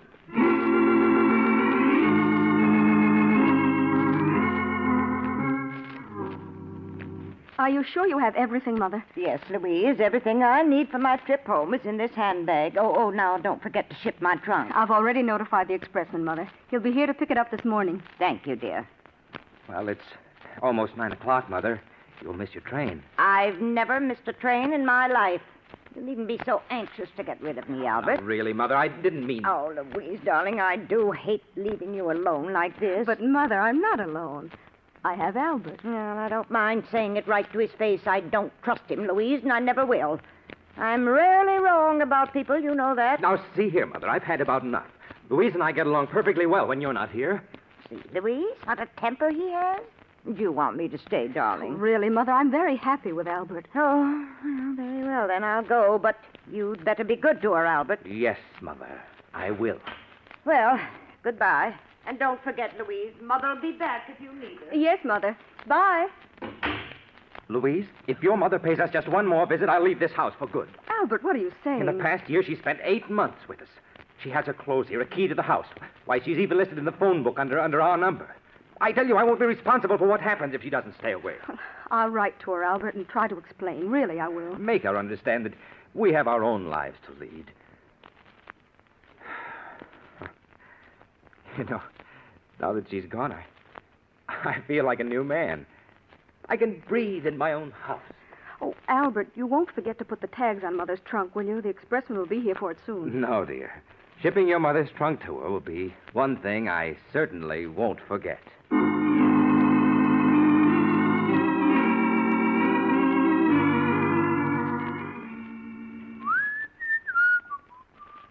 Let me see. This is what hence Duck. 125 River Road, Ferndale, Pennsylvania. That won't be necessary, Albert. My trunk can remain here. Mother, but you went to catch your train. I know I did, but I changed my mind about going. I won't leave my little girl alone. Why are you looking so startled, Albert? Are you hiding something from me? No. No, of course not. Where's Louise? She went downtown an hour ago. She should be home soon. I'm sure at least she'll be glad to see me. Oh, you haven't locked my trunk yet. That's good. So you've come back. Again. You've always wanted to get rid of me, Albert. Keep me away from my only child. But I refuse to give her up. Yes, I've come back, Albert, and I'm staying for good. Frankly, I don't trust you. You don't trust me? No. I don't even know your background. For all I know, you may have criminal tendencies. There's a certain amount of the criminal in all of us. Most people can control their worst instincts, and some can't. Exactly. And I'm here to see to it that no one harms Louise. But, Mother, who's going to look out for you? Albert, why are you looking so queerly at me? Are you sick? Yes, Mother, I'm sick. Sick of the sight of you. Albert, stop looking at me that way. Why, you seem like a different person. I am, Mother. You've made me different. And now you must take the consequences. Albert, stay away from me. Don't you dare come near me. So you would keep coming back, Mother. Well, you came back just once too often. No, Albert. Don't touch me. Albert, You should have taken that train, Mother. But at least now, I know you won't be coming back ever again.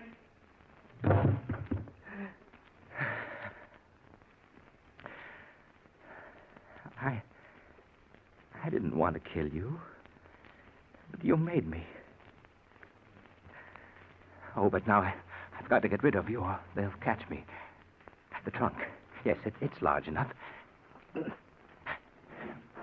Even in death, you're a problem, Mother. But you won't be for long. There. Now I'll have to get rid of the trunk. Somehow. I'll think of a way. Albert, are you home? Louise, the trunk. I've got to close it. Is that you, Albert? Yes, dear. Yes. Oh, I see you're locking the trunk. Yes, I was just getting it ready for the expressman. He should be here by now. Albert, is anything wrong? Anything wrong? What do you mean, Louise? I don't know. Your face is so flushed. Oh, it's just a little warm in here, that's all. Oh, we forgot to pack Mother's robe. Look. Oh, you'll have to open the trunk again, Albert. No, I mean, the trunk's full already. You wouldn't be able to get anything else into it. Why, nonsense. When Mother and I packed it, it was only half full. Oh, please open it. But it's locked, and we haven't got the keys. Oh, yes, that's right. Mother has them. Well, we'll just have to mail the robe to her. Oh, I'll answer the door. It must be the expressman. Make sure the tags are on it, dear. The tags. Oh, you can't go to her home. Oh, if I only had time to think. Wait, yes, that's the only thing to do. Oh, come this way, please. You'll find the trunk in this room. Here it is. Are you finished, Albert? Yes, it's all ready to go. Okay. Well, I'll make a racket of it. Now, let me see. It's being shipped to... Perhaps you'd better load it on the truck first. It's easier this way, mister. You're shipping it to Mr. William Smith, 345 Wood Street, Las Vegas? Well, that isn't the right address. Then, what is it on this shipping tag, lady? Oh, well, that must be one of my customers. I must have been thinking of someone else when I wrote it out. Yeah, but what's the right address? Oh, it's Mrs. Hortense Murdoch, 125 River Road, Ferrydale, Pennsylvania. That's right, isn't it, dear? Yes. Okay, I know your name and address. I'll put the right tags on later. That's mighty heavy. Oh, please be careful with it. Don't worry, lady. I'll get there safe and sound.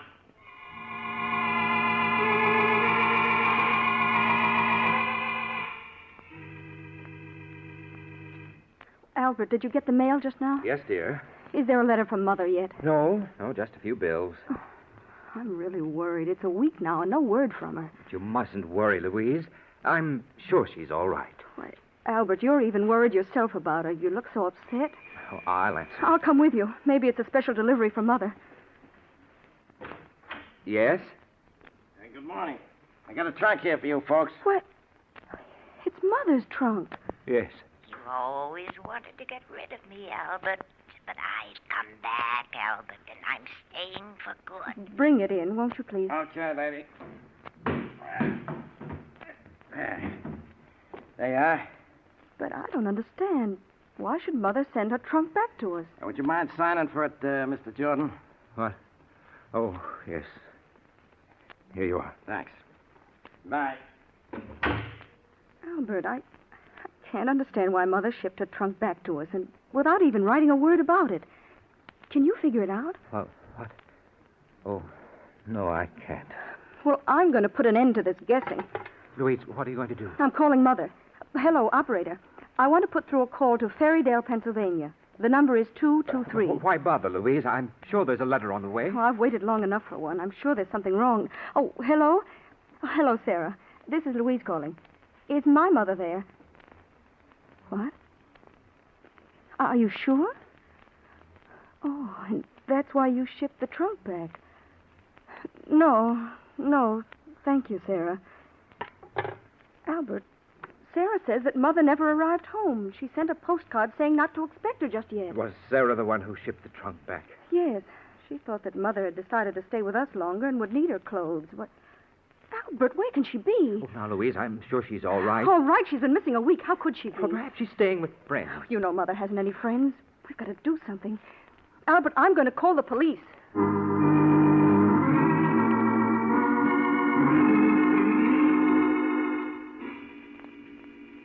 The police investigated, but they had no clues, so they didn't learn anything.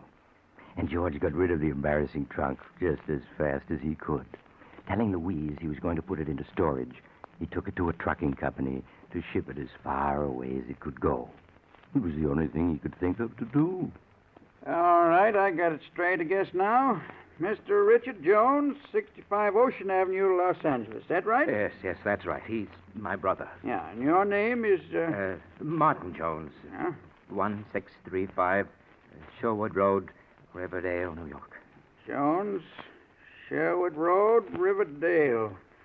All right, Mr. Jones, now let's see. That'll be $18. Oh, well, here's 20. Keep the change. Oh, thanks, Mr. Jones. Here's your receipt. It'll go out right away. There's a truck leaving tonight. Don't you worry. This trunk will get to Los Angeles all right. That's fine. It'll be quite a load off my mind when it's gone.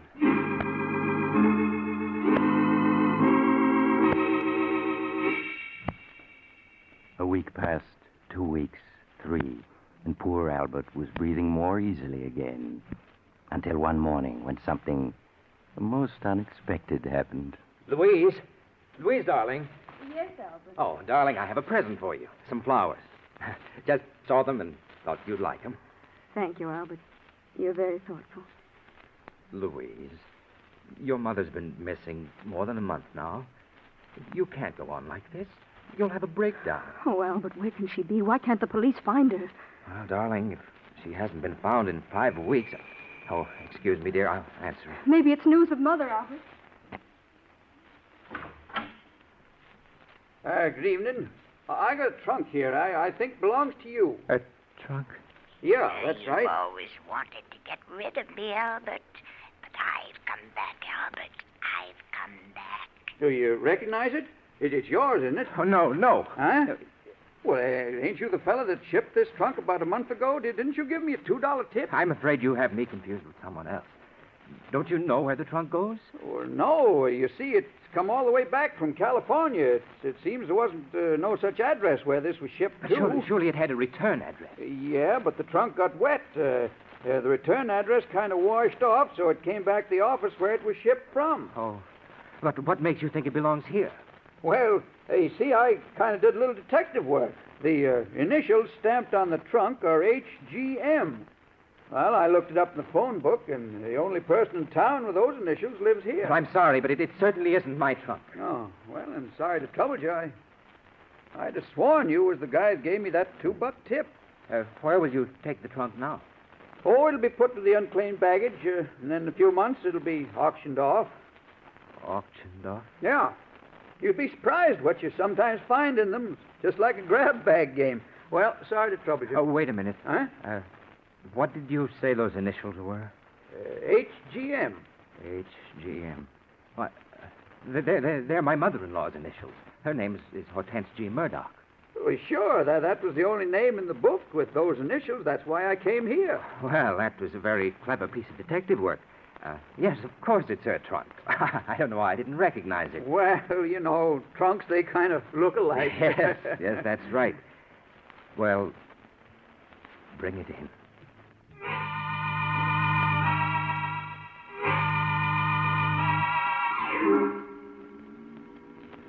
Trunks are funny things, aren't they? You have something valuable in one, and just as likely as not, it'll get lost. But put something you don't want in it, like a mother-in-law, and it'll come back every time. You can hardly blame Albert for being upset, especially since Louise wanted to open the trunk to look for possible clues. But Albert managed to get Louise out of the house, then put the trunk onto the trunk rack of his car and started out. Several hours later, he was at the receiving platform of an all-night storage warehouse in New York. Yes, mister? Can I help you? Pardon me, but you store trunks here, don't you? Yeah, sure. We store anything in here. You want to store that trunk you got there? Oh, yes, please. Okay, I'll make out a ticket.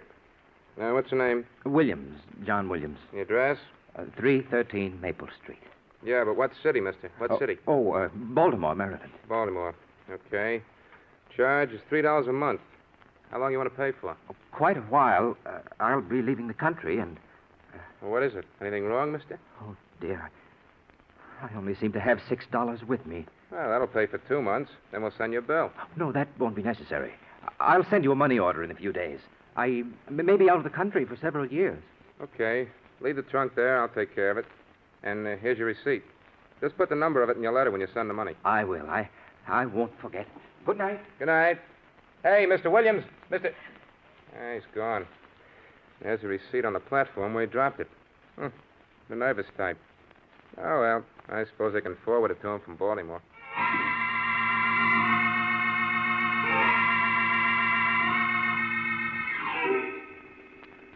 When Albert found he'd lost his receipt for the trunk, he was badly upset at first.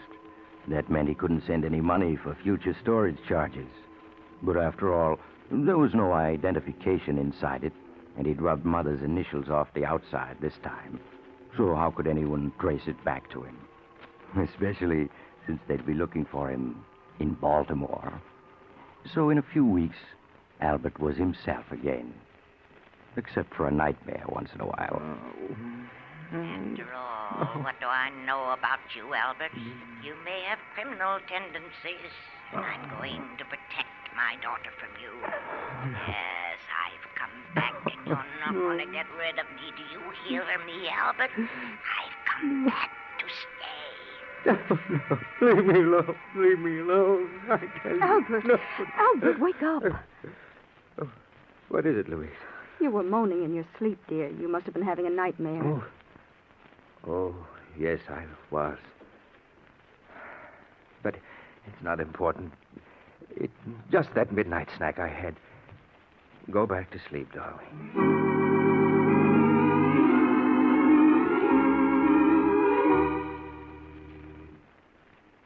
But as the months passed, so did the nightmares. And finally, Albert was his old cheerful self again. Good evening, dear. How are you? I'm all right, Albert. Fine. Say, I bumped into George Horton and his wife while on the way home, and they asked us to come to the charity bazaar tonight. That was very nice of them, Albert. Well, why don't we go? There'll be an auction, a raffle, supper, dancing. It'll do you good. I know, but somehow I don't feel like meeting people. But you can't go on this way, Louise, cutting yourself off from the world. I've been unfair to you, haven't I, Albert? Keeping you home night after night all these months. Oh, why, darling, you know I've been perfectly happy. It's been so nice. Just the two of us. You've been perfectly wonderful, Albert, and I'm afraid I've been acting very selfishly. All right, I'll go to that charity affair tonight.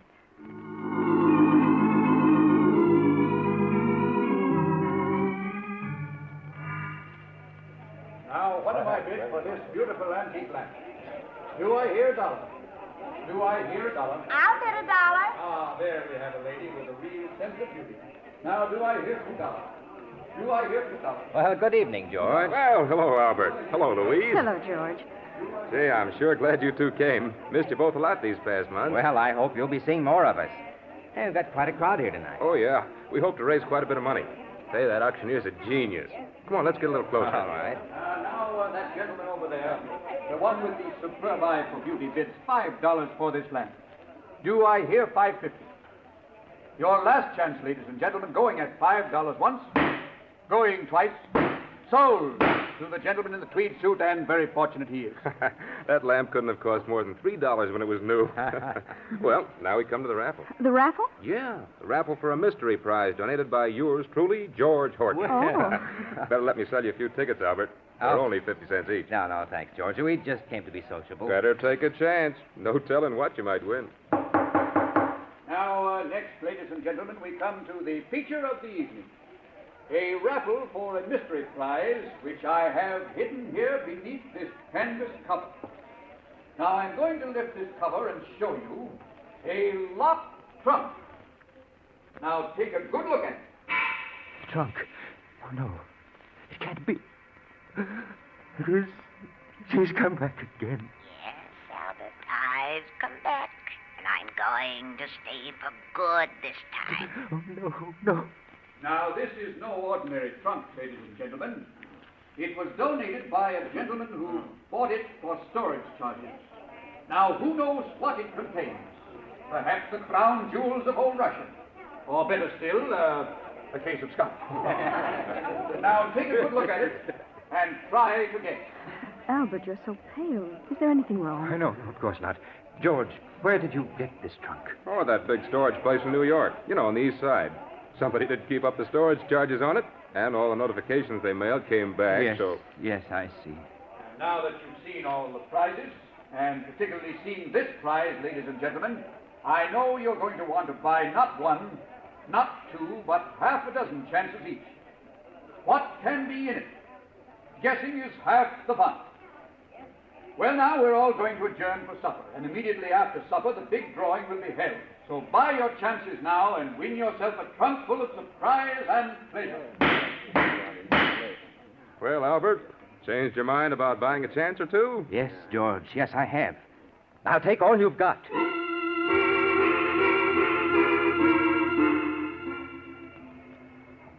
Albert, I don't understand you. You bought every chance that was left on that trunk. Louise, I know what I'm doing. What on earth do you want with an old trunk that looks a lot like Mother's trunk, doesn't it? Oh, no, I don't think so. But of course it does, Albert. It's the same make and color. It has the same dent there. But it couldn't be. Of course not. The idea is absurd. Darling, you're acting so strangely. You didn't eat any supper, and For now... heaven's sakes, Louise, will you stop nagging me? I'm sorry, Albert. Hello. Feeling pretty sure you're going to win it with all those tickets, huh, Albert? I hope so. I knew the mystery of it would get you. Say, I've even got a ticket on it myself. So you'll have some competition. Oh, I'll win it. I've got to. Well, I did my best. I picked out the heaviest trunk the place had for sale. So I don't want the winner to blame me if he doesn't like what he finds. And now, ladies and gentlemen, we're ready for the feature of the evening, the drawing for the locked mystery trunk. Now, my assistant has put all the ticket stubs in the wire wheel, and so I spin it thus. Round and round it goes, and where it stops, nobody knows. Now, the stubs are thoroughly mixed, and I stop the wheel so that this lovely young lady may reach in and withdraw the number of the lucky winner. Now, will you open your eyes, please, and read the number that you have drawn? Number 38. Number 38. Number 38. Number 38 is the winner. Is the holder of number 38 here, please? Yes, I have it. I've won. I've won. Well, good for you, Albert. Congratulations, sir. May I have your ticket, please, so that I may compare it with the stub that the young lady drew? Yes, of course. Here it is. Thank you. Now, I place the ticket and the stub together, and we... What is it? I'm very sorry. I'm afraid an error has occurred. An error? What do you mean? The young lady misread the winning number. It is number 33, not 38. No, you're lying. I won. The trunk's mine. Now, I'm sorry, but mistakes will happen. Ladies and gentlemen, I must make a correction. The winning number is 33. Is the holder of number 33 present? Oh, yes. Well, that's my number. Well, hard luck, Albert, but I guess you don't win after all. Now, may I have your ticket, please? Sure, here. Thank you very much. Now, ladies and gentlemen, the lucky winner, purely by chance, is the gentleman who donated the prize, Mr. George Horton. And congratulations to you, sir. And I hope you'll open the trunk now and let the rest of us know what we missed out on. I certainly will. No, he can't open it. You haven't got the key. No, but I have a bunch here that I borrowed from a locksmith, and one of them's bound to work. But you mustn't open it. George, I'll buy that trunk from you. But I don't want to sell. Hey, I want to know what's in the trunk. That's where the fun comes in. I'll give you $100. You can't refuse. 100? Well, if you want it that bad, all right. I'll give you my check tomorrow. Yeah, but there's one condition. Condition? Yeah, that you open the trunk here so we can all see what's in it. Oh, no, I won't do it. Well, then the deal's off. Sorry, Albert, but curiosity has the better of me. Oh, come on. George, please, listen to me. Sorry, Albert, sorry. Just a minute, everybody. As soon as I find one of these keys at bed, I'll... I told you I'd come back, Albert, and I have. You should have known I would. Oh, no. Darling, you're not well. Let's go home. No, it's no use. It's just no use. What on earth do you mean? You'll never be rid of me, Albert. Never. I've come back to stay this time. I think I've got it. Yeah, this key seems to be turning. No, wait. Matter, what is it? You mustn't open it. Oh, Albert, fun's fun, but after all... I had something to tell you. She's beaten me. I can't keep it hidden any longer. That's right, Albert. Tell them it's the only way you can ever be rid of me. Go on, tell them. Well, Albert? I did it. I killed her. Did what? Killed who? Albert, what are you talking about? I killed Louise's mother. Her body is in that trunk. Oh, no. Albert, that's a very poor joke. Oh, it's no joke. I thought I could get rid of her, but I can't. She keeps coming back and coming back and coming back, and I can't stand it any longer. Go on, open the trunk now. You'll see I'm telling the truth.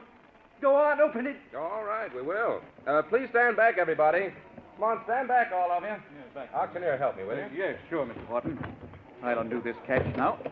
There. All right, now lift her. Albert, this trunk. Why, there's nothing in it but old books.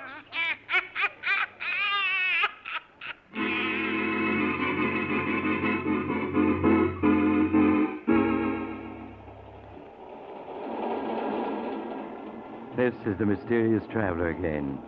Poor Albert. He let himself be fooled by the wrong trunk. Maybe it was his guilty conscience. What happened to him? Why, he's getting the best of attention these days in a small but comfortable room with bars over the windows. The only trouble is the bars won't keep his mother-in-law out. She comes in every night to talk to him. So if you're ever tempted to... Oh, you're getting off here. I'm sorry. But I'm sure we'll meet again. I take this same train every week at this time.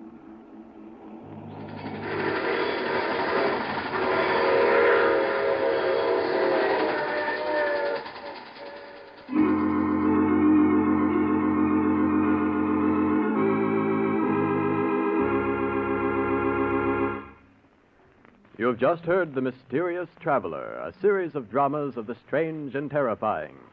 Listen next week over most of these mutual stations to a tale titled Murder is no accident. Another Tale of the Mysterious Traveler.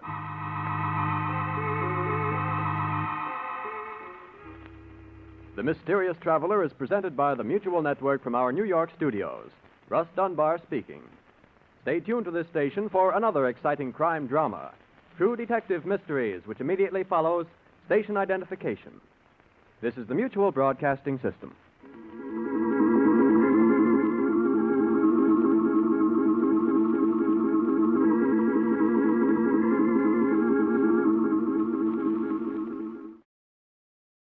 Hey, man, how about we check in with Fibber, Magee, and Molly next? That sounds good to me.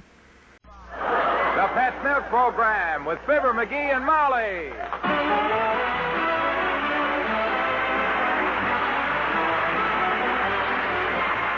The first evaporated milk, Pet Milk, presents Fibber, Magee, and Molly with Bill Thompson, Gail Gordon, Arthur Q. Bryan, Dick LeGrand, Cliff Arquette, and me, Harlow Wilcox.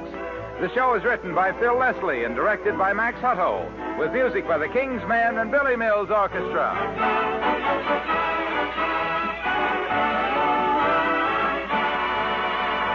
Would you like an easy recipe for a refreshing dessert that needs no cooking? Then don't miss getting Mary Lee Taylor's Pet Milk recipe for Fruit Sundae, a creamy, smooth, lemon-flavored dessert made with whipped pet milk. Yes, I said whipped pet milk. And that means you make the dessert for less money because pet milk costs only 1/4 as much as whipping cream. To get the simple directions for making delicious Fruit Sundae, all you have to do is look for the take-home recipe folder featured right along with pet milk in your favorite grocery store. Just use the Fruit Sundae recipe that's in this folder, and you'll have one of the grandest desserts that any family could ask for. And, of course, while you're getting the recipe folder, it's a good idea to take along several cans of pet milk. The first evaporated milk, milk so rich you can whip it.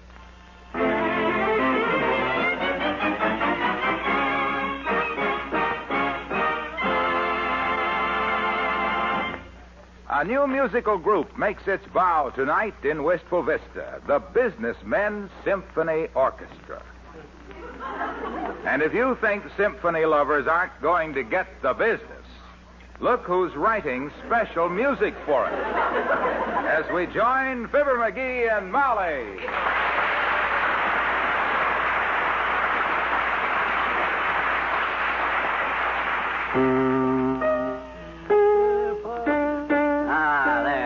There. That's the note I wanted. I'll write that in for the French horns. McGee. Now we'll use a fortissimo, or maybe even a fivetissimo. It's a big orchestra. Beethoven. Huh? Oh. Sorry, I didn't see you standing there, my dear. I was engrossed. When one is preparing to conduct the symphony tonight, one cannot allow oneself to get myself upset. Say, how did you ever get to be conductor of this orchestra anyway? Did you draw straws for us? Not at all, my dear. It's a matter of simple merit. When all us guys got together to form the Businessmen's Symphony, I was the only guy in the bunch that couldn't play some kind of an instrument, so naturally I got chosen conductor. Well, that's very intelligent. Yeah. That's like making a man an admiral because he's the only one who can't run a ship, huh? I always have been pretty musical, you know, kiddo. You remember back in Peoria when I wrote the class song for the old Peoria Union High School? Oh, yes. Old Peoria Union. Uh-huh. What was the name of that song? Think of me when you think of old P.U.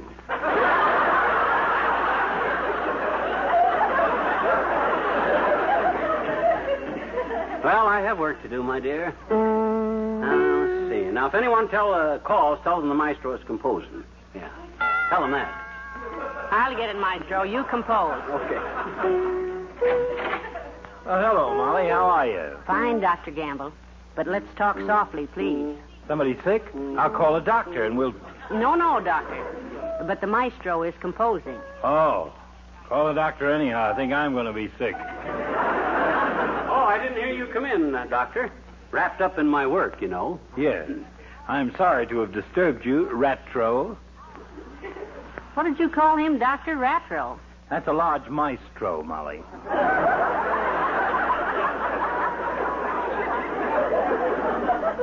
Well, that's very amusing, Doctor, but I must get on with my new composition. Now, let's see.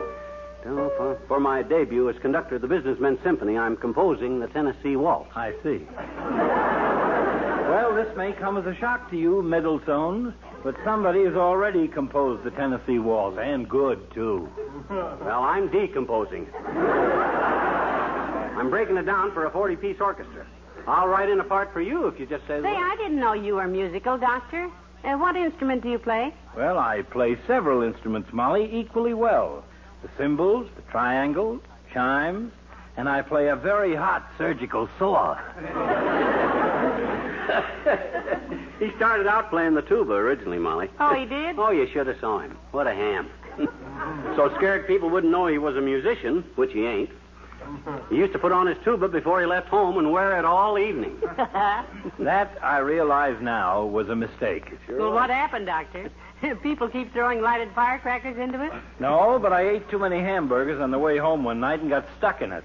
I ruined a $300 tuba sawing it off of me. Well, I'll see you at the Elks tonight, McGee. About 7, Doctor.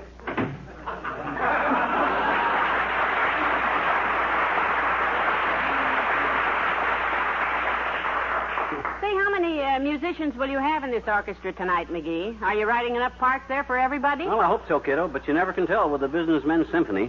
The first week we had it, there was over 40 guys showed up. That was the night we had the free root beer. But last week there was a night ball game and only 4 guys came to symphony practice. Only 4, huh? Mm-hmm. Yeah, and all the wrong guys, too. You can't get much music out of 3 cymbals and a sweet potato. Well, what did you do? Oh, I wasn't there. I went to the ball game. Well, back to my music. Now, if people quit interrupting me so I can concentrate, I'll get this thing. Now, I'll protect you, dearie. I won't let a soul bother you. Good. Say, Uncle Uncle Dennis joined an orchestra one time. Remember that? I'll put in a trombone here. Right on top of his first sheet of music, it said, take a 5-bar rest. Well, he started down Oak Street and took a rest in 3 of them. But he fell sound asleep in the 4th bar, and they had to drag him home about... Please.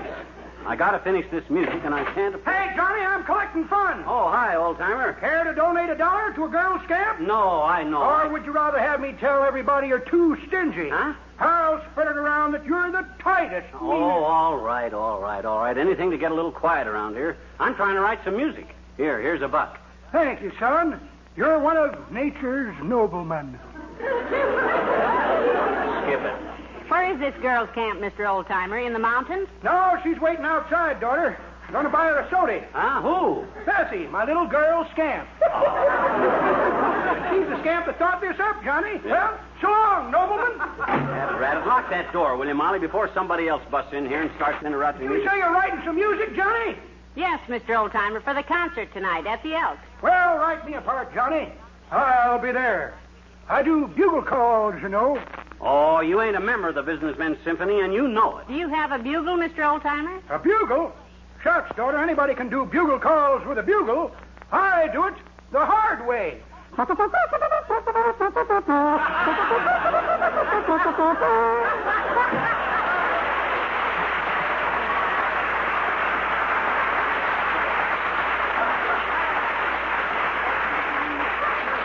I gotta get busy. I gotta get this arrangement finished and practice my singing.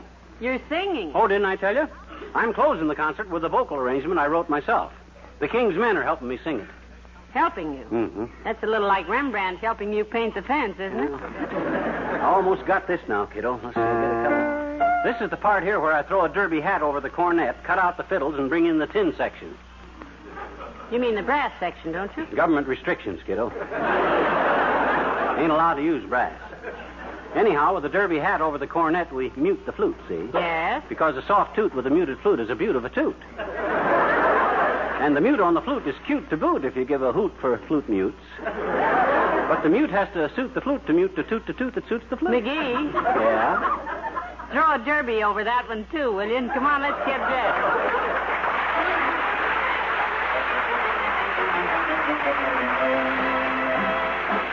Billy Mills and Mel Hankey present a new composition, The Cocky Cuckoo.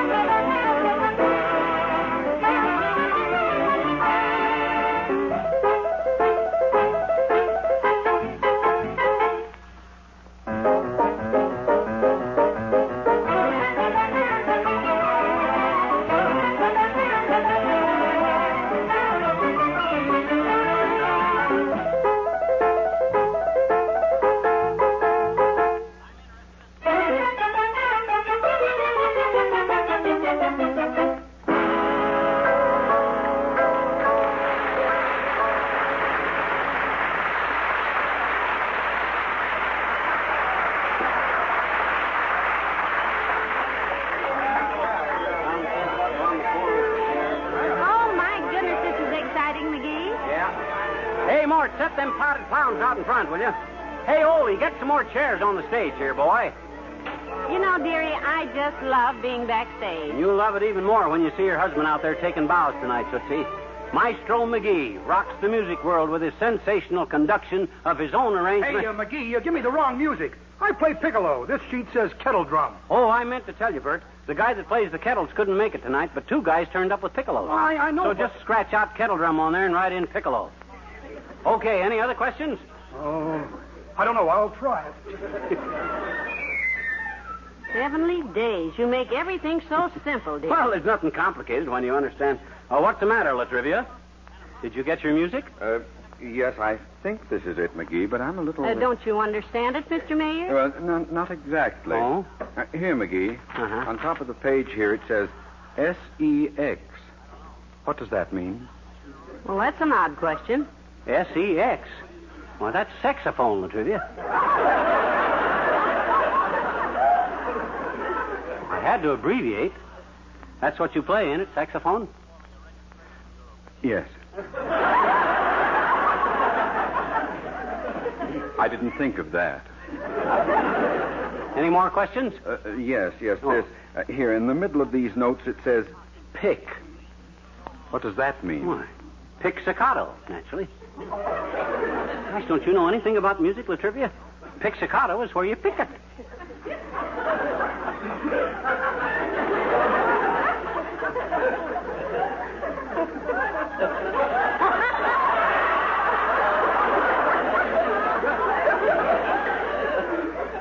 With a saxophone?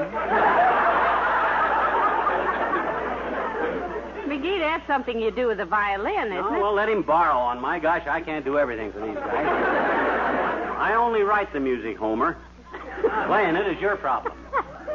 Problem is a very gentle word. Better get in the corner and practice.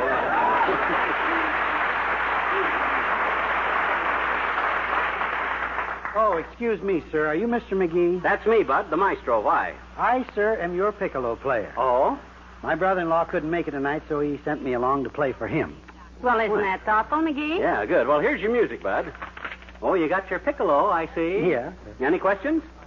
Just one, sir. Shoot. Which end of this thing do I put in my mouth? Well, for goodness sakes, the end you blow on, naturally. Oh, of course. I'm such an ox. I'm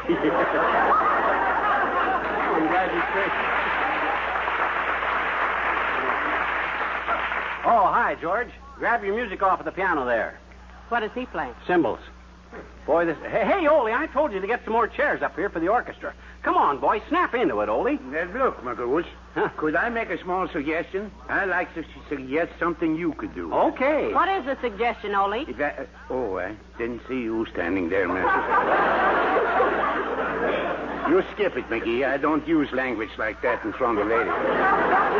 Well, come on, boy. Let's get moving. Let's get at it. If you were in such a hurry, McGee, why don't you rest them out a while and give some other muscles a chance? Huh? I used to get paid to be janitor for Elks, McGee. When I do work for Monkey Business Symphony, I'm just donating my time. Gee whiz, I'm trying to run everything by myself, and nobody... Coffee, anybody? Who wants a cup of coffee? I do. Boy, I do, Junior. Here, Harlow. I'll take a cup, Harlow. Say, Mr. Wilcox, that's very thoughtful of you to do this. Hi, Molly. Hello, Maestro. Hello, son. Well, I thought everybody could use a pickup before we go out there and face the critics tonight. You said it, Junior. When I mount that podium and face that audience with my back... And you know, there's nothing like a cup of coffee with good, rich pet milk in it to brighten things up. Help yourself, fellas, and put plenty of that pet into it. Pass me that pitcher, McGee. Thanks. Your treat, Mr. Wilcox? Molly, it's everybody's treat when you serve pet milk in your coffee. Look at that beautiful creamy color. Mm-hmm. Taste that rich, full-bodied flavor. Ah, pet evaporated milk. Hey, Emil, grab your music there, boy. What does he play, McGee? Cymbals. Like I say, smart housewives know that pet milk is not only delicious in coffee, but it adds extra goodness to their cooking, too. Favorite family dishes cooked with pet milk, you Hey, see. Carl. They're better than... Carl, there's your music on the piano, Carl. What does he play? Cymbals. I say, cooked with pet milk, your favorite dishes are extra tasty and extra nourishing. Makes a big hit with the family.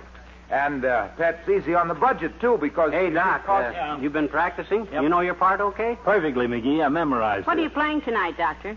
Cymbals. And, as I say, pet milk costs less generally than any other form I'm of going to milk. murder him tonight, Doc. I predict this night will go down in musical history. No comment. Oh. It, costs less than half as much as cream. Hey, is anybody listening to me? Anybody at all? Well, if they aren't, Mr. Wilcox, we're all dead. Yeah. You better go practice your music a little, Junior. We'll be starting any minute now. Okay. Boy, oh boy, what a night this is going to be. Well, how do I look, Molly? I look like a maestro? Is my hair messed up enough? My hair? Oh, it's perfect, dearie. It looks like you'd been asleep standing on your head in the wind tunnel. Good. How do I look from the back? That's how the audience will see me. Now, how do I look from the back? Lumpy. Oh. What have you got in your hip pockets? Nothing. Oh, my mistake. Oh. Boy, I'm nervous. All us maestros get nervous. Oh, hi, Wimp. Hello, folks. Hello, Mr. Wimple. I didn't know you were in this orchestra. What do you play, the cymbals? I should say not. This is my instrument right here. I play the bass fiddle. Oh. Well, how nice. Do you like it? Oh, I love that fiddle, Mrs. McGee. I've even named it for my wife. You mean? Yes. Sweetie Face, my big old bass fiddle. Believe me, when I go out there tonight, I'll really slap that bass.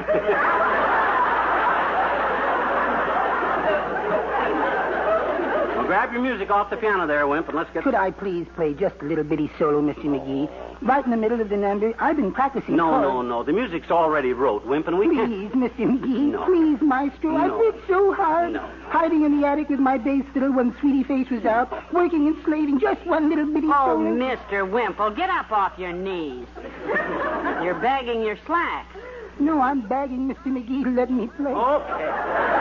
Okay, so you can solo, Wimp. Now get up. Oh, thank you, sir.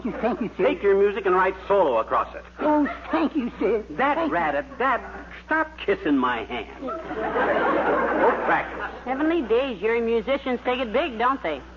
How can he solo without changing the music? Look, Tootsie, all I want to do is keep everybody happy. I already promised 8 guys they can play a solo. The only thing they don't know is they're all going to play solo at once. Come on, McGee. We're ready to start. Okay.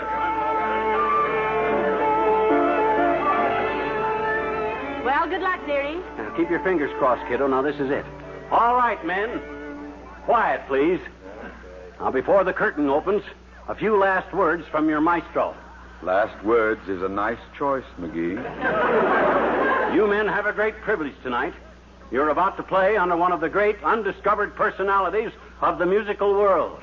Me. Who said that? Sorry, McGee. I sneezed into my saxophone. Well, watch it, boy. Now, you men know what you're doing. The Tennessee Waltz. I wrote it all out for you. Remember now, no hot foots during the number. Every man play from his own music, and don't stand up in front of the trombones.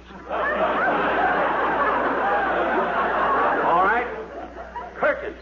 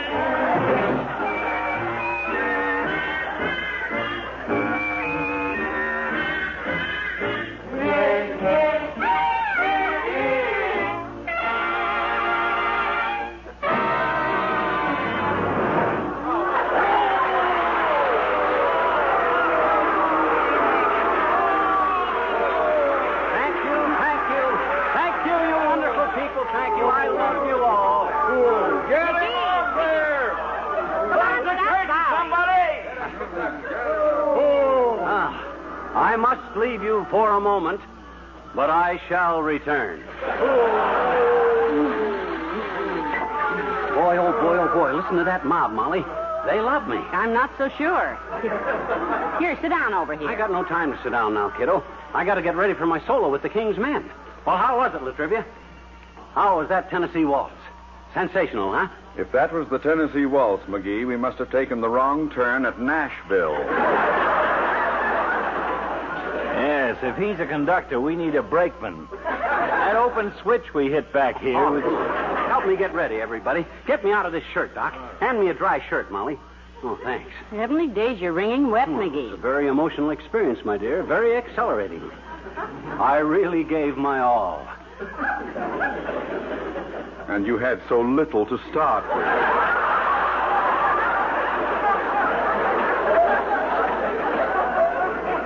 Well, now, I thought he did very well myself. I especially liked the part where he pressed a button and the baton lit up. Doctor, you missed 3 beats when that happened. Yes, I was a bit taken aback. Oh, come on. Come on. Give me some more makeup, Molly. Powder my nose, will you? It shines in my eyes. Spatter his head, too. Oh, still, dearie. Grab the atomizer there, Latrivia. Spray my throat while I button my shirt, will you? I'd let Doc do it, but he charges $3. Go ahead, spray my throat. Well, all right. No, Mr. Mayor, the inside of his throat. Yeah. Open your mouth, Magee. Oh, okay. Me. What are you going to sing, Caruso? It's a special arrangement, Doc. I was going to sing something operatic like Barker Rolls from Tales of Huffman or maybe Gardner's Moonlight Sonata. Oh, I like that last one. That's a good one. Yeah, but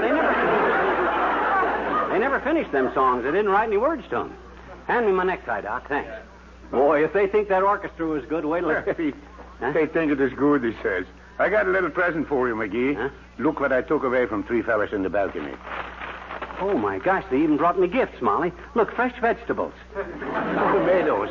They don't look very fresh. Gee, this touches me, fellas. You know that? This really hits me. Yes, I'm afraid that's what they had in mind, dearie. This is like the old barnstorming days when people used to pay admission with farm products. Just goes to show you that the people, the common people, are eager for fine music. Yes, or target practice. And I'll take the music to them. I'll take the symphony on the road. I'll play the small towns. Yeah, they got plenty of tomatoes in the small towns. Hey, listen. Oh, it's the King's Men. They're on stage, dearie. Oh. Walk to the curtain with me, Molly. My public is waiting. This, my dear, is my finest hour. Sweet Genevieve.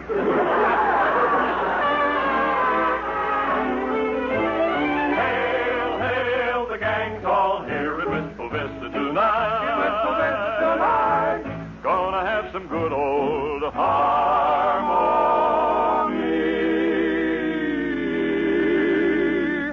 Take it away, Fibber Magee. Back home again in Indiana, and it seems that I can see the gleaming candlelight still shining bright through the sycamores for me. The new moon sends all its fragrance from the fields I used to roam.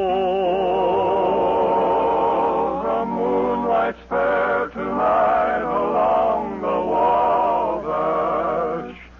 From the fields there comes the scent of new mown hay. Of new mown hay. Through the sycamore the candlelights are gleaming on the banks of the Wabash.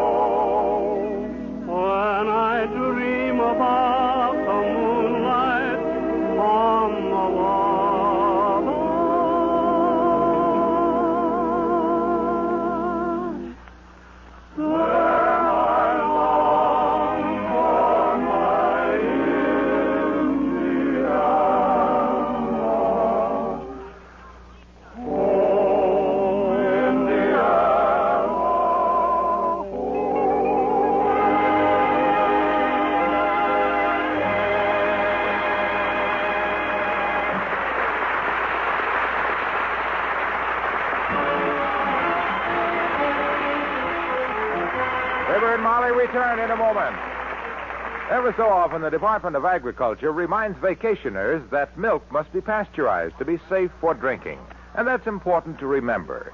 Now, there are ways, of course, to pasteurize the raw milk you might buy. But the easiest way to be sure of safe milk wherever you go vacationing is to buy PET evaporated milk. Sterilized after it's sealed in the can, that milk is always as safe as if there were no harmful germ of disease in the world. That milk is safe for baby, safe for everyone in your family. And that milk costs less generally than any other form of milk. So take a case of PET milk with you, or buy it where you spend your vacation. PET milk, the first evaporated milk, is sold everywhere. Oh, the moonlight's fair tonight along the water. Well, dearie, it's been another happy season, hasn't it? Got a lot of nice people to say thanks to again. So from all of us on the show, thanks to our sponsor, the Pet Milk Company, and to NBC for the use of the hall each week. And our grateful thanks to all our friends who have let us visit their homes each Tuesday night. I hope we have been pleasant guests. Me too. And keep a candle burning in the window, will you? We'll be back again October the 2nd. Thanks again, and good night. Good night, all.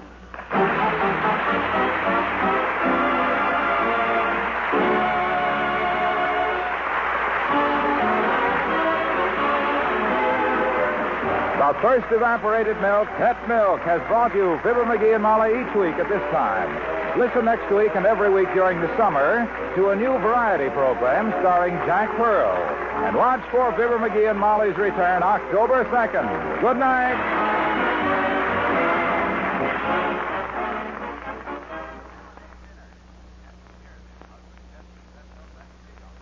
Can a newly married couple build a life together when the young husband is away working for Uncle Sam?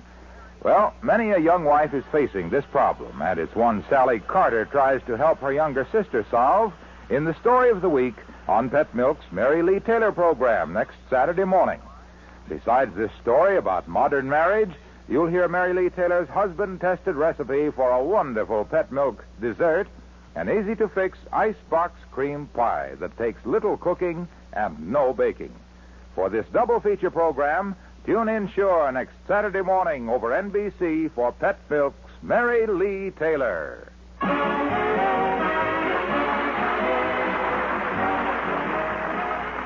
Steve Wilson combats crime in Big Town next over most NBC stations.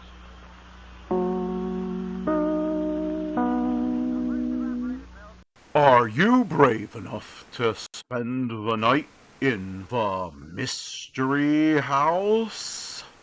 Well, we will soon know.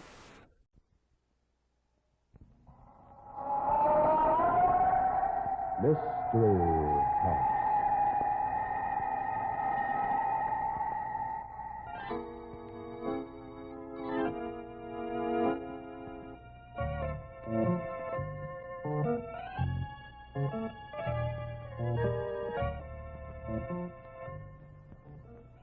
Mystery House, that strange publishing firm owned by Dan and Barbara Glenn, where each new novel is acted out by the Mystery House staff before it is accepted for publication. Mystery House.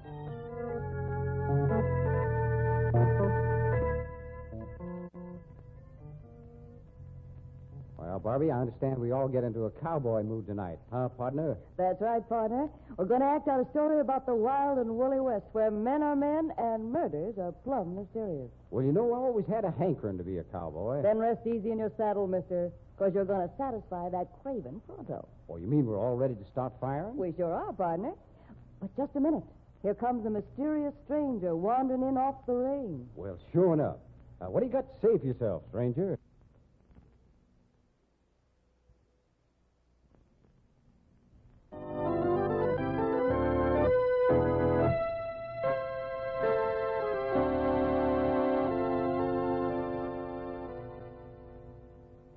Places, everybody. Set the scene for tonight's story, Tom. Death in the Saddle. Tonight's story opens in a dressing room at the rodeo. Burr Kelvin, a cowboy rodeo performer, sits with a moody look on his face as the door bursts open and his wife comes sailing in. Well, nice roping, kid. You were swinging a wide loop. You ought to pull down top money in the fancy roping without a struggle. We can use it, Burr. This rodeo racket's getting too tough. Me, I'd like to be heading back to Texas and the ranch. Well, I never thought you was yellow, Shirley. Listen, Burr, I got more what it takes than you'll ever have. But more sense, too, cowboy. We're getting no younger fast, and this is a kid's racket. Hey, you heard him announce the time that I made on the Bulldog in this first round, didn't you? Oh, I'd like to see any kid beat that. You'll see it when Tommy Tanner competes. Tommy Tanner, that phony cowboy, that no good... Ain't jealous of him, are you, Burr? Who, me? Jealous of that Johnny-come-lately? Huh. Listen, Shirley, I ain't got any cause for being jealous, have I? Well, what makes you ask a question like that? Well, I don't mind my wife being voted the most popular cowgirl in the rodeo, but I don't want you getting too popular in the wrong places. You got funny ideas about the wrong places, Burr. The kid's a top-notch working cowhand. He's got a profile and a voice. There's 2 movie scouts talking to him right now. Listen, Shirley, you ain't getting ideas about giving me the breeze for that phony, are you? Oh, you're a funny guy, Burr. Yeah? Well, I don't want my wife running around with other men. I'm kind of glad you feel that way about it, cowboy. But I can't see what you got against Tommy. He's a nice kid. You'd help him a lot. I'm having enough trouble taking care of myself without looking for somebody to help. Besides, he's going to help me a little. What? Yeah, he's going to pay me for a little experience. What are you talking about? Listen, if you're planning on getting that kid into one of your crooked poker games... No, nothing that smooth, Chiquita. A gag that nobody else on this barnstorming corral would fall for. Just a smart guy, Tommy Tanner. What are you talking about? Well, he thinks he's quite a rider. He thinks he talks the Bronx language. He's the smoothest rider that's hit the rodeo circuit in 10 years, and I've seen them all. Must have been talking to him. Well, I made Mr. Tommy Tanner a little bet. What? Listen, you go throwing our money around. How much did you bet on him? Don't worry. He's going to lose, so what difference does it make how much I bet him? I said, how much did you bet him? None of your business. Listen, if you got the idea our bank account's your personal property, guess again. I've pulled down nearly as much of that prize money as you have. I've trooped the country from one end to the other. I've worked like a dog, and if you think you can throw my money Nobody's away... throwing your money away. Just doubling it, that's all. Burr, you tell me right this minute. How much did you bet with Tommy Tanner? $5,000, honey. What? $5,000? You lose that money, it'll set us back nearly 2 years. I said I wasn't going to lose it, didn't I? Now quit yapping and listen to me, will you? The bet's a cinch. You think you can outride Tommy? Why, you I didn't bet him I could outride him. I bet him there'd be a horse here that he couldn't ride, that's all. But you don't know there will be. Oh, yes, I do. Listen, you know who's furnishing the broncs for this rodeo, don't you? Well, sure, Bert Graham. Yeah, Bud Graham. And you know one bronc he owns, too, don't you? You mean Gray Bomber? Gray Bomber, the wickedest hunk of hell on hooves that ever twisted and turned and sun-dogged his way out of a chute. But Gray Bomber won't be here. There ain't a cowboy in this rodeo would touch him. Why, Gray Bomber's killed 6 men. He can't be rode. It's a publicity gimmick. Graham's bringing in Gray Bomber and putting stories in all the newspapers about the horse's record. And then he's offering $1,000 to any rider who'll take a stab at sticking on the critter. Oh, nobody's that crazy. Bet they ain't. But my bet with Tommy Tanner is that there'll be a bronc here that he can't ride. That's all, see? And if I say Gray Bomber's the horse, he's got to ride him or cough up the $5,000. Yeah, come in. Well, hello, Tommy. Hi, Shirley. Nice roping you done tonight. Thanks, Tommy. If you got time tomorrow morning, remind me to show you a little trick on the in-and-out roping. Well, that'd be mighty nice of you, Tommy. Listen, Tommy, she could teach you tricks about roping. And about riding, too, I suppose. Well, you're going to learn a trick or two about riding, cowboy. A trick that'll cost you $5,000. I wish you boys would call off that bet. I suppose Bert told you to say that, didn't he? Well, no. He thinks he's got a one for sure, but I don't know. I don't like the idea. I got a sure thing, Tommy, and you fell for it like a chump. Ever have a sure thing go back on you, Burr? Look, this is one sure thing that couldn't go back on me. I bet there'd be a horse here in this rodeo that you couldn't ride. You know what bronc's going to be here? Oh, you mean Gray Bomber? What? Well, sure. Gray Bomber's coming in tomorrow. You knew it all the time? Yep. Well, I don't get it. You can't ride that horse. Want to put up another $5,000, Burr? Nobody ever has rode him. There has to be a first time for everything. Yeah, you're a worse sap than I thought you was, mister. Every tough bronc that ever bucked its way out of a chute has a gimmick. But nobody's ever figured what Gray Bomber's gimmick was. I have. I can calm that critter down and nothing flat. I got it all figured out. You're bluffing. You think I'd have bet $5,000 if it was a bluff? You can get another $5 anytime you say so. Well, you could be mistaken. I'm willing to take my chances on that, Burr. It's going to be the easiest $5,000 I ever made. Well, so long. You and your bright ideas. So this $5,000 is just like in the bank, is it? Oh, now look, Shirley, the guy's bluffing. Bluffing? Why, you clown, you might as well give him the money now. And I'll tell you something else. What? I've worked like a dog saving for our ranch. Our ranch. Now we'll be lucky if we can buy a pinto pony. You lose that money, and I'm through with you.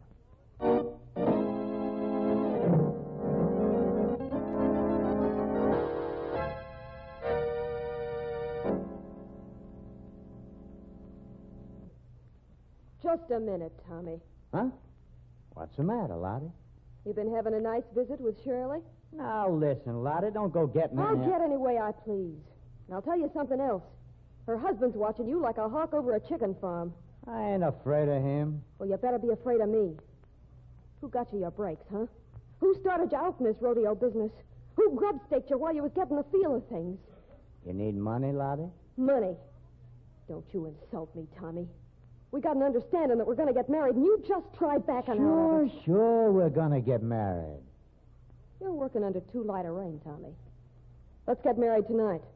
Well, I figured maybe after we worked the Abilene rodeo, You think I'm pretty dumb, don't you? What? You ain't working the Abilene rodeo. You got a deal on to take some screen tests. Why didn't you tell me about that, huh? Well? Who told you I was taking any screen tests? Your little friend Shirley, that's who. Oh, just wait till I get my hands on her. I'm being given a double cross. Look who's talking about the double cross. You ought to know she ain't interested in you. She's looking out for herself and Burr, no matter what she says or how she acts. Why, that dirty little... Well, you ain't so nice yourself, mister. You practically admitted you'd been planning a run out on me. You cheap quit chisel. beefing. You got the wrong idea, cowboy. I ain't complaining. I'm just telling you. You try any fast ones on me, and you're going to get tied up worse than a bulldog steer.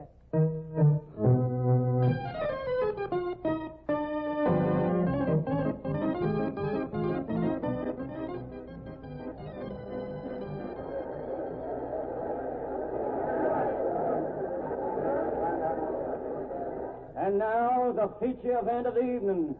That popular cowboy, Tommy Tanner, trying to ride the roughest, toughest bronc that ever came out of Texas. Oh, he's getting into the chute now.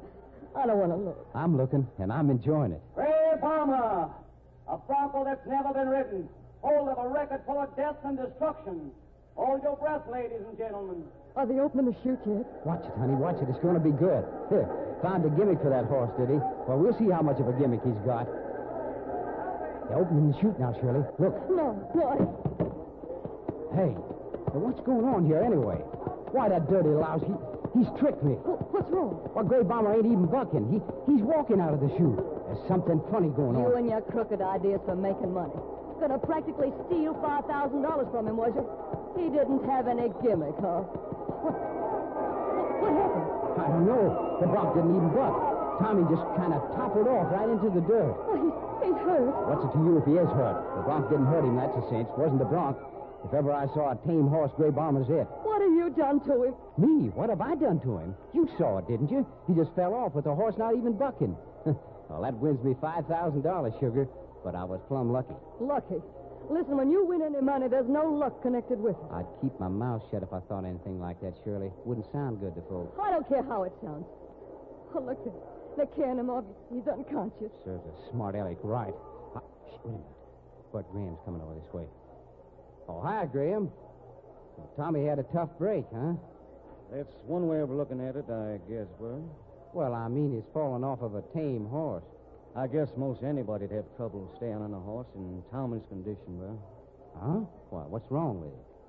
He's dead. What? No. Wait, he couldn't be dead. Maybe not, ma'am, but he is. You mean he hurt himself when he fell off Gray Bomber? I mean nothing of the kind. He was dead when Gray Bomber came out of that chute. How? Why? What happened? That's what I aim to find out, ma'am. I know about that bet you had with Tommy, Burr. What's that got to do with it? Quite a lot, maybe. You see, Tommy Tanner's been murdered.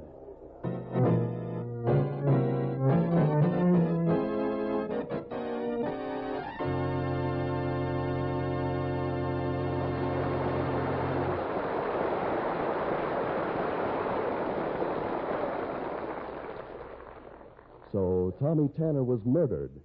Well, who killed him, and what was the motive? For that matter, how was he killed?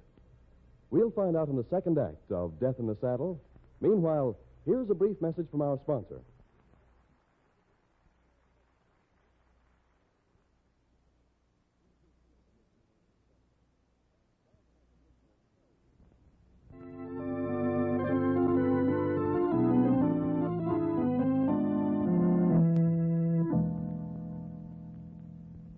And now, Act Two of Death in the Saddle. Burr, Shirley, Lottie Moran, and Graham are gathered in Graham's office. We got to straighten this business out, folks. Well, I don't know what there is to straighten out. The guy died. He didn't die, Burr. He was murdered. The law folk kind of thinks there's a difference. I didn't kill him. No? No, why should I kill him? You was betting him $5,000 he couldn't ride Gray Armor. And he told you had a gimmick on the horse. Well, I didn't believe him. Well, he did. You could see that plain enough, couldn't you? Reckon maybe did at that. Lucky for you, he had that accident, huh, Burr? Yeah, reckon it was. Pretty lucky. Lucky. You killed him, and you know it. You was crazy jealous of him anyway. Jealous, Lottie? I ain't heard any of this. What was he... Shirley was making a big play for Tommy. She knew about him going into the movies. Why, you dirty-minded little... You be careful how you talk to me, Shirley. I'll be careful, all right. I'll throw a lasso around your neck and pull it till the hunter squeezes your gullet. Pipe down, Shirley. No need to get so sore. So, well, she can't... Pipe down, Shirley. You ain't my boss. Just a smart husband that practically throws $5,000 away. I didn't lose, did I? Maybe not. But you got a murder charge hanging right over your head. Look, I don't even know how the guy died. That was pretty cute how he died, Burr. What? Tommy was using his jeweled saddle. Yeah, I could see that all right. The one he always used for exhibition riding. But he never had it fixed up this way before. What way? The jewels on that saddle are set into little metal holders. And in each of the holders, somebody's wedged a piece of sharp needle, coated with poison. Poison? The minute Tommy Tanner dropped into the saddle before the bronc came out of the chute, he was a dead pigeon. Who'd been in the attack room? We ain't going to find the murderer by finding who had a chance to kill Tommy. We're going to find him by figuring out who had a reason to kill him. That's easy. Lottie. Listen here, you. You've got a lot of nerve talking about me having a reason to kill Tommy. Well, we was engaged. Was is right. Tommy was trying to get rid of you. Got too big time for you. That's a lie. I heard the fight you was having with him. Oh, so you've been eavesdropping on me, huh? Listen, I'd like to show you how I wrap it. Oh, so you admit you was having trouble with Tommy, huh, Lottie? We wasn't having any trouble. Nothing that couldn't have been straightened out by getting Shirley out of the way. I don't know what Shirley'd have to do with your trouble, Lottie. She's a married woman. You don't get around much, Graham. Sure, she's married, but she's kind of ambitious, too. She was looking for a chance to improve her position. Now, look here, Lottie, you can't talk... You fool. If you'd been awake, you'd have seen what was going on. Shirley was making a play for Tommy Tanner, a big play. She thought he was going to go places, and she was looking for a ticket right on the same train. When you make cracks like that, Lottie, it's a good idea to be able to prove them. Ask anybody around the road. Now, wait a minute. You girls are slowing things down. What? I'm trying to find out who killed Tommy, and you're jawing about who was Tommy's best girl. That don't make no difference now, the way I look at it. All right. Who killed him? Somebody who'd be better off because he was dead. Well, it don't take any Einstein to figure that out. Going farther, who would profit from his being dead? Not Lottie. She did it out of spite because she was jealous and because she figured he was going to ditch her. She couldn't stand having folks know she'd lost out. Well, maybe. But from a money standpoint, she couldn't do herself any good by killing him. Tommy didn't have much. His riches was all what you might call potential. He had a big future ahead of him. The killing stopped that future cold. Sure. That's right. He could have been a great cowboy. And the charges you've been shooting at Shirley, they kind of end up the same way, Lottie. Shirley ain't any better off than she was with Tommy dead. She's $5,000 better off. Well, that's something to argue about. She didn't win the $5,000, and it wasn't her who was going to lose it. The way I look at it, there was only one person going to be any better off with Tommy dead. And that was... Yeah, me. I know what you're thinking. Well, I didn't kill him, Graham. And I ain't going to be made a goat. Nobody's going to ask you to be a goat. But you're the one guy had a chance to line his pockets from Tommy's death. I ain't a killer, I tell you. I never... What time was you in the tack room, Burr? Well, just before the steer bulldogging event. I had to get my stuff. And that was about an hour before Tommy got his saddle, wasn't it? Reckon so. Was anybody in the tack room with you? No.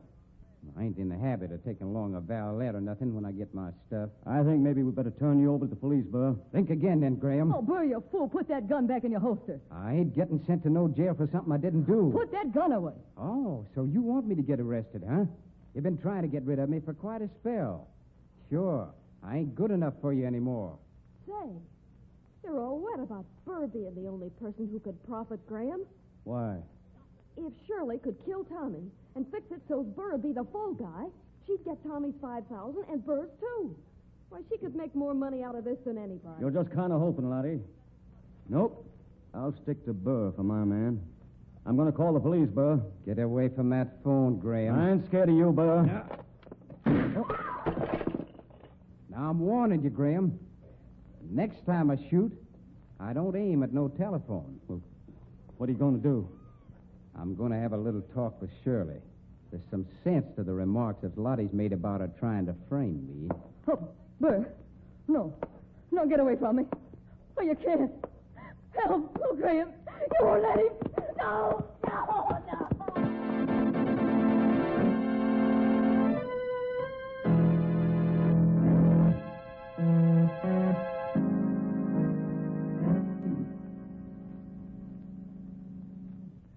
I'll get you for this, Burr, if it takes me the rest of my life.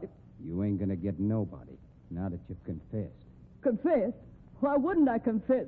Well, you hit me in the face and knocking me down and twisting my arm to the breaking point. If I hadn't confessed, it'd have been nuts. You mean you're denying your confession? Of course I'm denying it. And I reckon I got to start working you over again, Shirley. Oh, for the love... Oh, Graham. Lottie, you can't let him kill me. Hey, he's got a gun. He's crazy mad, Shirley. I ain't hank on to dispute with him. Your confession's true, and you know it, Shirley. You killed Tommy. Now, don't go trying to get out of it. Listen, if I'd have wanted to kill Tommy, I'd have done it a lot easier than the scheme that was worked. And if you think you're going to make my confession stand up in court, you're going to look like just as big a sap as you really are. Yeah? Why? Because I'll show the police a ticket. What ticket? The ticket to Reno. The ticket to Reno? What? Tommy had you licked on that bet. It was a big time, and he's heading right for the top. What's that got to do with a ticket to Reno? Plenty.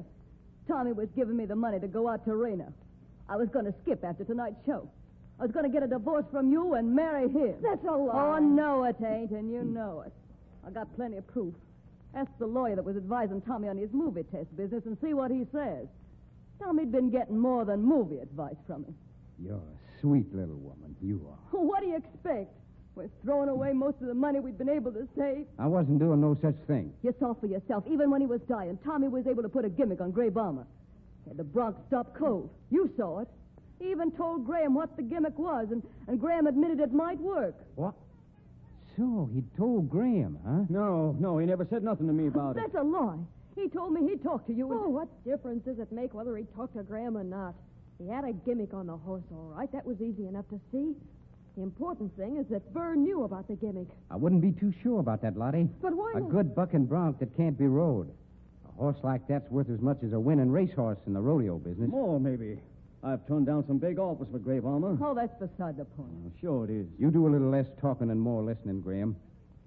Tommy talked to you about the way he was going to calm Gray Bomber down. No, I knew nothing about Oh, it. yes, you did. Tommy told me. There wasn't any reason for him to lie to me about it. Oh, getting smart, huh, Shirley? Gray Bomber was worth a small fortune to Graham, as long as he couldn't be rode. But once a cowboy put the gimmick on him, once the secret was out of how to keep Gray Bomber from bucking, that horse wasn't worth a dime. Hey, I never thought of that. So the fellow that stood to profit the most from having Tommy Tanner die before Gray Bomber got broken was Mr. Graham. You're crazy, I tell Running you. the rodeo, you was in a spot where you could slip that saddle of Tommy's out of the tack room and fix it up in private. You think anybody'd take a chance of having folks walk in on him while he was doctoring the saddle that way? Well, that's right. I think it'd be kind of smart to go to Graham's office and kind of rummage through his stuff. I'll do it. What'll I look for? Lots of things. Needles, maybe, and poison. No, you don't, Lottie. Don't forget I got a gun, Graham. Yeah, that's right. You have, ain't you? Well, let's see if you want to shoot Lottie. You're standing right in front of me while I back out of here, Lottie. And once I get to my car, You won't... killed Tommy, didn't you? Sure. You think I'll let a smart aleck ruin the best horse I got? The one that's worth the most money? Come on, Lottie. Don't try to get loose, 'cause I got a gun, too. Oh, shoot him, Bert. You gotta. Now, listen, I can't shoot Lottie. She ain't done nothing. Oh, where's my rope? Yeah, right over here. What are you going to do? Come on. We gotta run to catch him before they get to Graham's car. Now, hurry. Keep him covered with your gun in case he tries to shoot me. If he does, you gotta take a chance on getting Lottie, maybe, but you gotta get him. Don't worry, I'll protect you. Hold on. I think we're getting close enough. I gotta drop the rope down pretty accurate. And you're the one that can do it, kid. Let us sail, Shirley, and good luck. I'll get him right now. Yeah, right over his head. Look, he's pawing at it, trying to get it off. I figured he would. Careful. Now. Yeah, smart work. You got it right around his neck. Now pull it tight, Bert. I ain't strong enough. Yeah. That idiot. He's trying to get into his car with the rope around his neck. Hold on, Bert. He threw her down. Hold on the rope, Bert. I'm trying to, but it's cutting my hands off. Oh, you pulled him right out of the running car by his neck. The toughest critter I ever tried to haul in with a rope. His neck broke. I heard it crack. Is he dead? He sure is. Good work, Bert. Yeah, I reckon so. Well, I suppose I better call the police. Oh, I'll go with you, Bert. You will? Well, I thought you was through with me. Oh, not if you'll have me around, Bert. I made a mistake. I was slow-called yet. Well, if you've got over it, there's no use yapping around about it anymore, I reckon. And I'm kind of sorry about the beating up I gave you, Shirley. Sorry? Hadn't ought to be, Bert. Made me kind of, feel that you was quite a fella. And even if it was for something I didn't do, I guess I had it coming on general principle.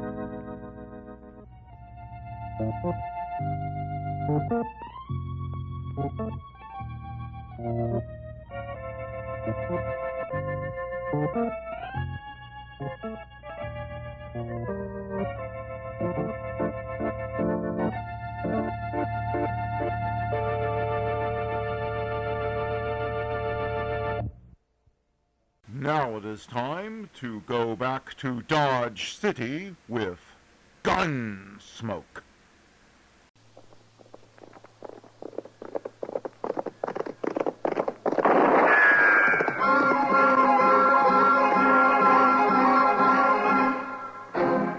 Around Dodge City and in the territory on West, there's just one way to handle the killers and the spoilers, and that's with a U.S. Marshal and the smell of Gunsmoke.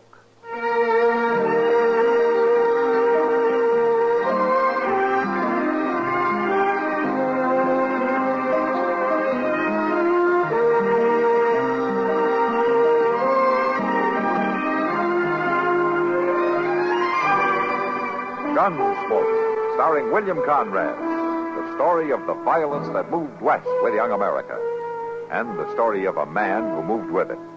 I'm that man, Matt Dillon, United States Marshal. The first man they look for and the last they want to meet. It's a chancy job, and it makes a man watchful and a little lonely.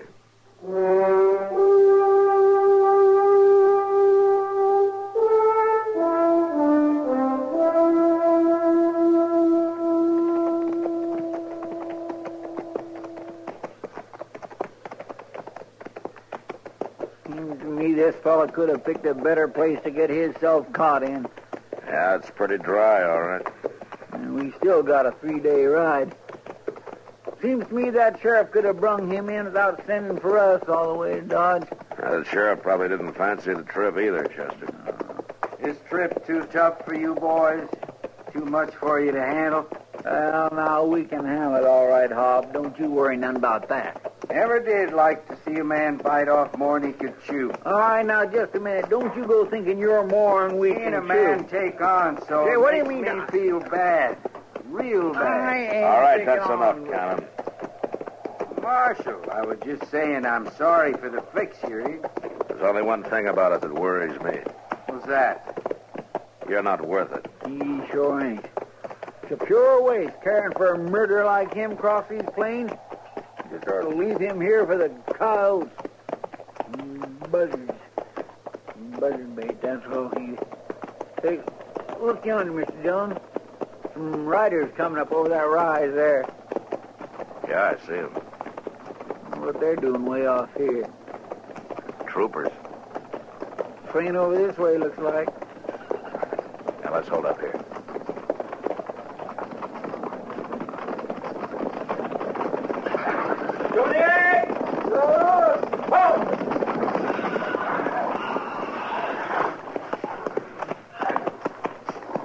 Morning, Lieutenant. Good morning.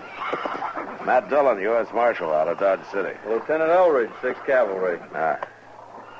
You're a long way from a post, aren't Yeah. you? On our way from Fort Leavenworth to Fort Lyon. Uh-huh. Routine transfer, but we wouldn't mind catching up with a certain runaway Indian while we're at it.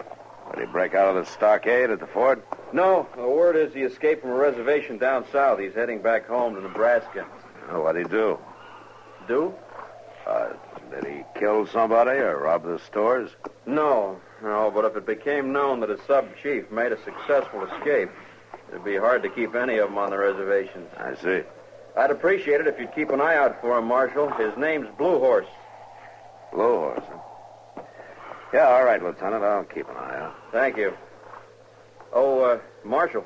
Uh-huh. Mind riding over here for a minute? Sure. Marshal, this is my first time west of Fort Leavenworth. Uh-huh. Well, I kind of figured that. Yeah. Well, Marshal, I have maps, of course. But you wonder if you're on the right track, huh? Well, yes, to tell the truth, I do. Well, if I were you, Lieutenant, and this was my first time out, I think I'd just drop on down south to the Arkansas River. Yes? Well, that's all. You just hit the Arkansas and follow it west. You couldn't miss Fort Lyon if you tried. Oh, much obliged, Marshal. I'd have got there all right. Oh, sure. I'm just giving you the easy way. Yeah. Well, we'll be on our way. Yeah. Company! At the walk! Whoa!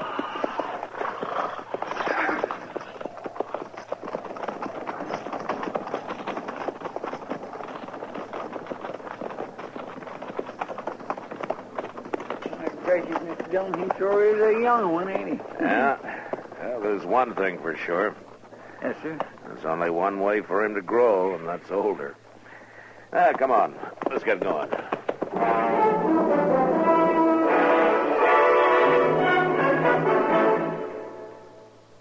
That old political character, Elijah Cuddlestone, was tremendously proud to be a part of the government of the United States.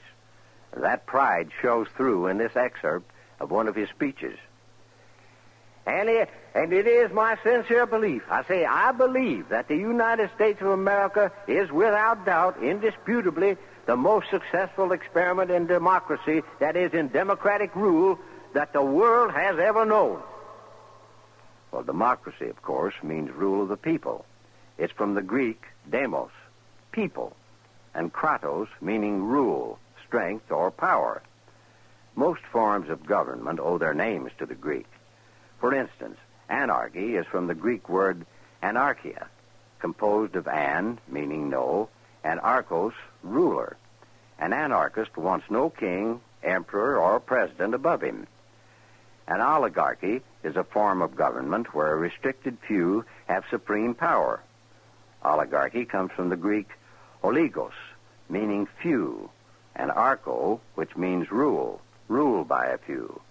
The Greek word hieros meant holy, and the word hierarchy once meant a government by officers of the church.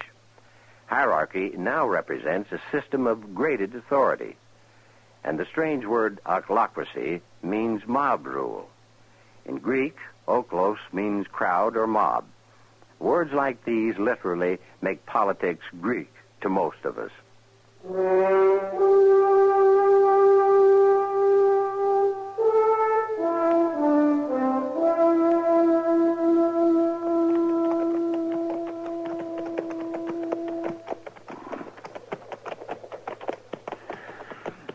Getting along toward sundown, Mr. Jones. There'll be a watering place along here pretty soon. We'll stop for the night, huh?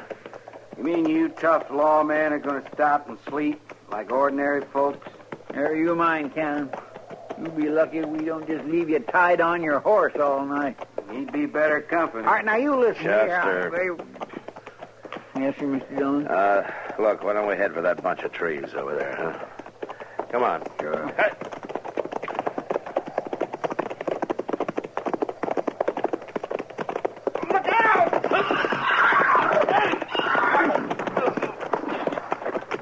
Wait there, Mr. Dillon. I'll help you.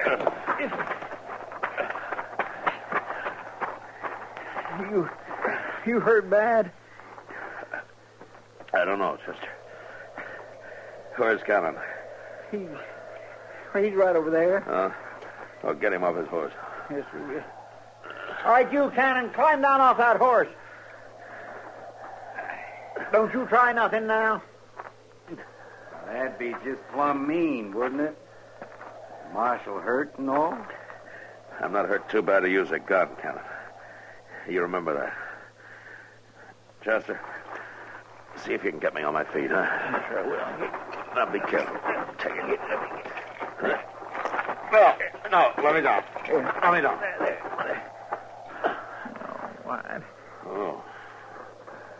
Well, I guess it's no use. The leg just won't hold me. All right, help me get my boot off then, huh? Yes, sir. I'll take it easy.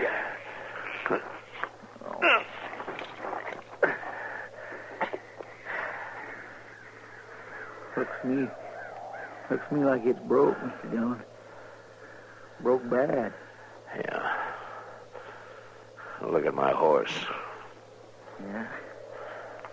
And he stepped in that hole and pitched all the way over, landed on his neck. He's dead, all right. Well, we can't stay here. Oh, maybe we can get you over to those trees. Come on, Cannon. Wait a minute. Now, we better figure this out first. Now, look. When you get me to the trees, you ride on, Chester, and see if you can get help, huh? And if you don't meet up with anybody, you bring a wagon from Dodge, huh? Why, I ain't going to leave you here, Mr. Dillon. Go in all night. It'd still take me 2 days to get back. We got no choice. Yeah, but what about him, Cannon? He stays with me. But, Mr. Dillon... I'm going to need somebody. And I got a gun. Well, Look, we haven't got any choice, Chester. Now, will you get me over to the trees? All right, you can tether his horse to me, and then you get going, huh? Well, all right, if you say so, but I sure don't feel good about that. I don't feel good about anything. Come on, let's go.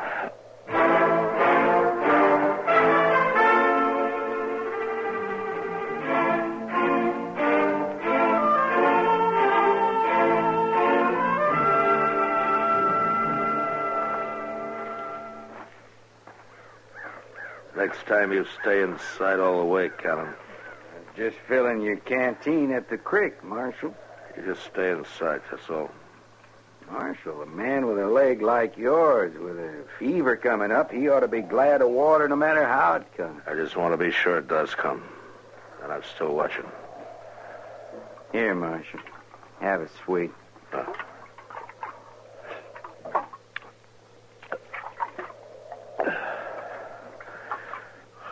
Thanks. That leg didn't improve none overnight, did it? Not much. Lying around waiting like this through most of the day, you're feeling pretty bad, ain't you, Marshal? Don't you worry about it. Oh, I ain't worrying, Marshal. I got time. I got plenty of time. Don't you count on me passing out before Chester gets back. As you might get hurt if you do. I ain't counting on a thing, Marshal. I'm just waiting. That's all. Just waiting.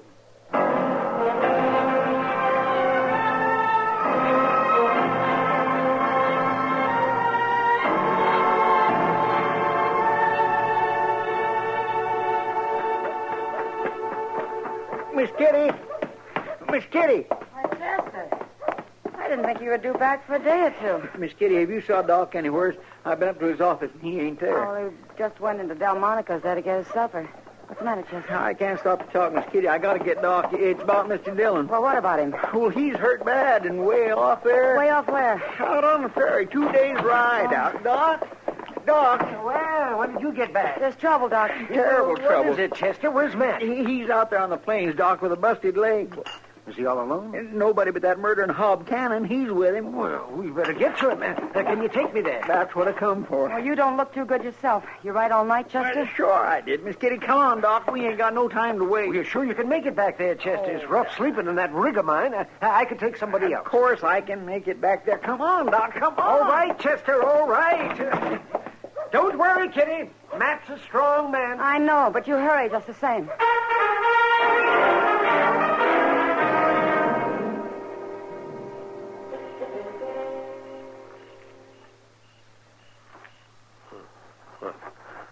Cannon, is that you moving? Cannon! Here I am, Marshal. I'm right here. What are you doing over here?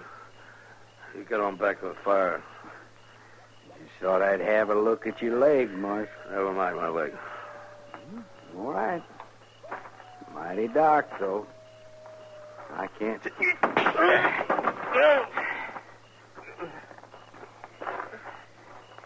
Sorry I had to kick you that way, Marshal. But I figured it was the only way to jolt you loose from that gun. I'll get you, Cannon. You'll never make it. Oh, no. You won't ever get me. You're going to be just a corpse for that fool Chester to take back to Dodge. You're going to get me onto that horse you've been hanging on to, and I'm just going to kill you, Marshal. Ride right out of here. So long. Stop. Drop gun. I will shoot. What the devil are you doing here? I am Blue Horse. Blue Horse? Well, you're the runaway Injun they're looking for. Hello, Blue Horse. I have been watching. Well, it's lucky for me. Listen, Blue Horse, you don't want to help him. He'll just turn you in. He was talking to the cavalry about you yesterday. He is my friend. Well, he can't be your friend. He's a lawman. He's got to turn you in. One day, he cut the rope of the white hunters from around my neck. Yeah, it was a drunken hanging party. I remember. I owe you a life. I do not forget. Use your head, Injun. This is different. You help me, I'll let you go. Never tell a soul. Well, you'll be scot-free. Too much talk. Well, I'm telling you. Build up fire. What? Build up fire. Heat water. Well, what are you going to do, Blue Horse? Fix leg. Woman, come out. She boils roots in water. You going to pour that stuff down me? No. I will put it on leg. Draw fever out. Oh. I'd be much obliged. I give you your gun. Thanks, Blue Horse. You want to tie Cannon up for me? I'm awful weak. You sleep. I will watch.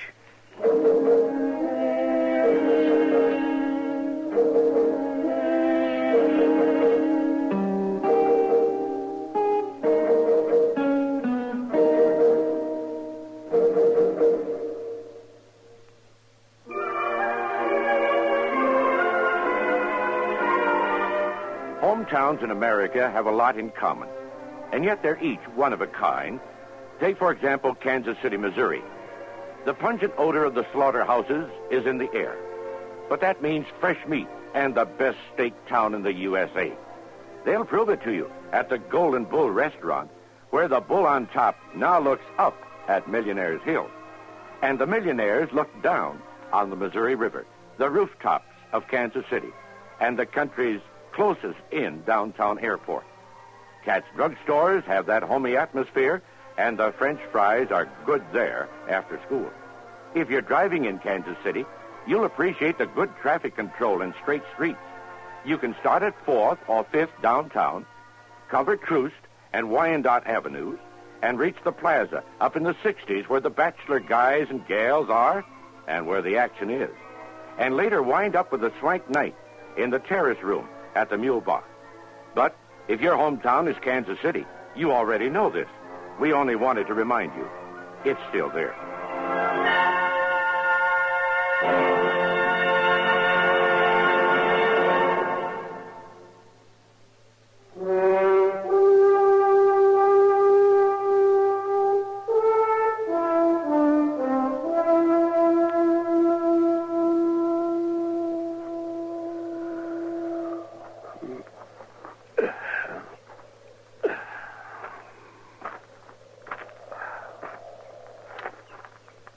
You sleep well. The sun has long been high. Yeah. Where's Cannon? The prisoner is safe. Oh. Well, that's more than he deserves. Woman, bring some food. Blue Horse, I want you to thank her for me. I feel a lot better. Yes, your leg will heal. The fever is gone. You want water? Oh, yeah, thanks.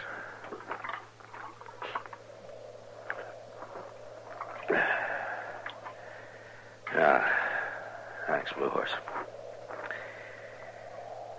Tell me, what are you doing here? Why did you break out? Blue Horse is going back to the land of his people. Well, the Army doesn't seem to want you to. I cannot live on the hard land with the dry wind. Blue Horse comes from the hunting people, the Pawnee. So you just picked up your wife and left, huh? It is for us to live under the northern stars. It's too bad the Army doesn't see it that way. The government of the white man does not care that all Indians cannot live alike. The South is no good for the Pawnee. But I work for the government, Blue Horse. A wagon coming across the distance. Uh-huh. Yeah, they're coming for me. I am glad the marshal will be safe. Mr. Dillon? Mr. Dillon? Yeah, over here, Chester. Hello, Doc. Oh, well, hi, Matt. Now, let me take a look at that leg. All right. Ouch. Doc. Well, looks like you've had some help, Mr. Dillon. Glad to see Cannon good and hog-tied over there. Thanks to Blue Horse and the squaw, I wouldn't be here without them. Blue Horse? Well, Mr. Dillon, the Army's looking for him. Yeah, I know. Hey, take it easy, Doc. Oh, sorry, man. Say, your leg looks pretty good, man. Surprisingly good. I don't think you're going to have any trouble. Blue Horse and his woman said it. Just had some good nursing. Yeah, I can see that. Blue Horse? I am here. You understand that I'm a man of the law. I understand. Well, I want you to do just what I say. We'll be leaving soon. You and your squaw get on your horses. You are taking us with you? No. No, I'm sending you back. I want you to ride right out there. That way. Now, will you give me your word? You have the word of Blue Horse. All right, get going, then. We will ride. Goodbye, Marshal.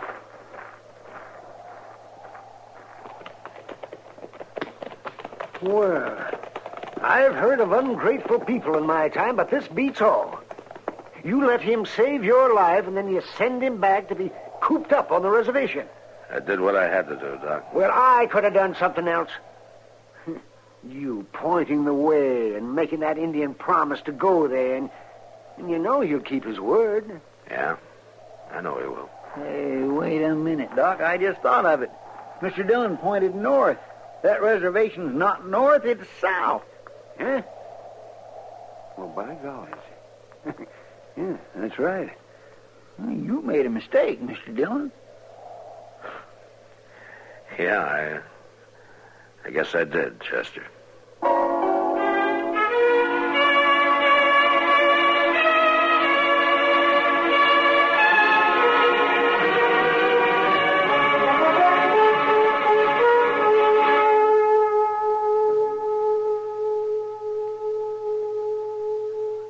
How well do you know the history of your army? For example, do you know who the first chaplain was? He was the Reverend John Hurt. During the early days of the American Revolution, he served as chaplain of the 6th Virginia Infantry.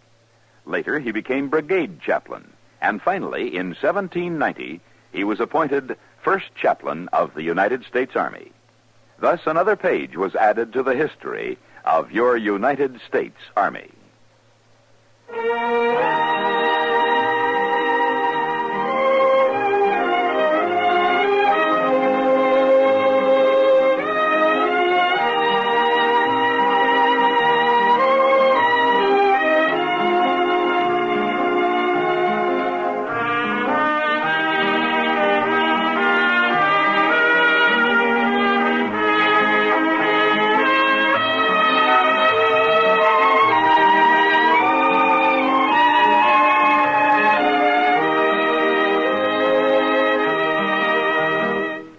Gunsmoke, produced and directed by Norman McDonald, stars William Conrad as Matt Dillon, U.S. Marshal.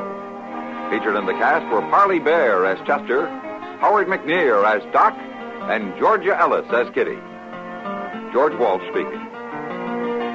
Join us again next week for another specially transcribed story on Gunsmoke. This is the United States Armed Forces Radio and Television Service.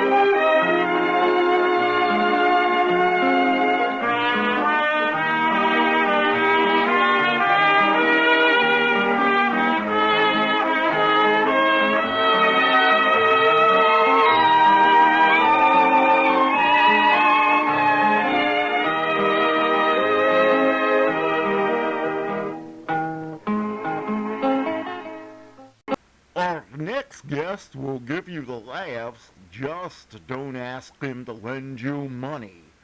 It's Jack Benny coming up next. The Jack Benny Program.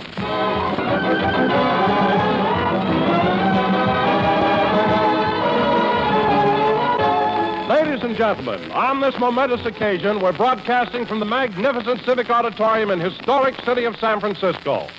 San Francisco, known the world over for its luxurious buildings, its beautiful Golden Gate, its extensive harbor, its gigantic and impressive bridges. By the time he gets to me, I won't mean a thing. Now I know how Berkeley feels. So from this colorful city, we bring you that Yankee Doodle dandy, Jack Benny.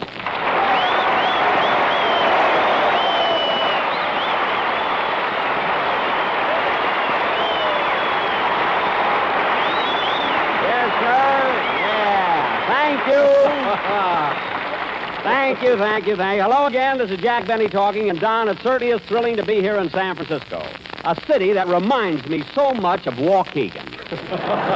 Yes, sir. Oh, now, wait a minute, Jack. I don't blame you for being proud of your hometown, but let's not be ridiculous. Ridiculous? Are you kidding? Don, mention one thing that San Francisco has that Waukegan hasn't got. Well, Waukegan doesn't have the bridges, the Golden Gate, Fisherman's Wharf, paved streets, electric lights, department stores,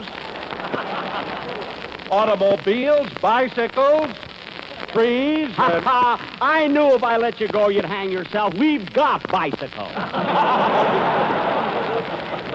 They may have high front wheels, but we've got them.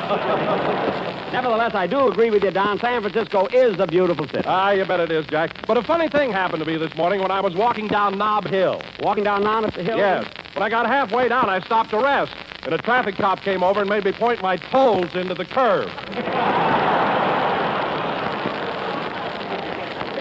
Well, you can't blame him, Don. If you ever started rolling, you'd flatten everything south of Market Street. You know, when you're out for a stroll, you look like a walking plenary session. And you got plenty of plenary there, brother, too, I mean. And, Don, have you noticed how crowded it is here in San Francisco? It was just fortunate that I made my reservations 8 months ago. Oh, well, then you were lucky, Jack. Where are you living, at the top of the mark? No, at the bottom of the Lancashire. But it's really beautiful down there. You can look up and see the bay. You know? Of course, after 5 days, I had to give up my room, and I'm now living at the Claremont Hotel in Berkeley. You know, that's near Oakland. But, Jack, you come over to San Francisco so often with that toll bridge. Don't you find it rather expensive crossing the bay? Not at all, Don. It just happens that I brought my bathing suit with me. You know, huh? Well, Jack, isn't that a little dangerous? It wasn't until yesterday. The Coast Guard came out after me. They thought I was a German submarine giving myself up. I wouldn't have minded that so much, but they fired a shot across my bow. Fortunately, I was bowing at the time. Hiya, Jackson. All right, folks, you're all in clover because Harris is here and the lull is over.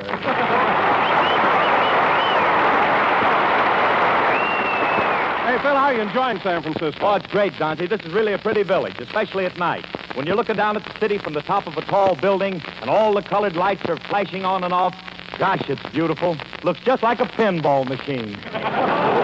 Oh, fine. Comparing San Francisco to a pinball machine. Sure, Jackson. The whole town is tilted. Tilted? Yeah, Frankie, my guitar player, says it's the first time he's ever been sober in the city cockeyed.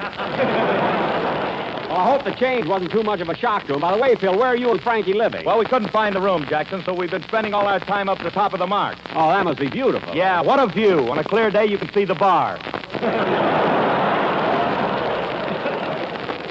I know. And say, Jackson, you want to hear something cute? What? Well, last night, Frankie had a couple of drinks, and you know those big turntables they have at the end of the cable car lines? You mean those turntables that revolve the cable cars on? Yeah, well, Frankie kept watching them all one night. Then finally he walked over to the conductor and said, "Listen, chum, I've been here for 7 hours. When are you going to put on one of Crosby's records?" Well, Phil, I can understand Frankie standing there for 7 hours. What were you doing there? I was waiting for That's What I Like About the South. Well, Phil, all I can say... Well, here comes our little songbird. Hello, Larry. Hello, Mr. Benny.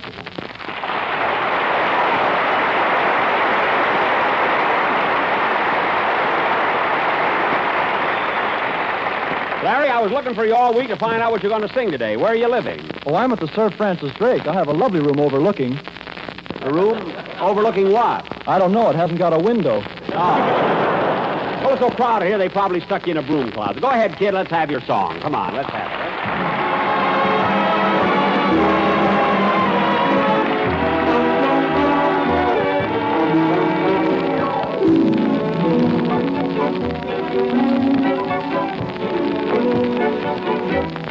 I see stars in your eyes when my lips beg your lips to surrender. Stars in your eyes when we kiss and you whisper you're mine.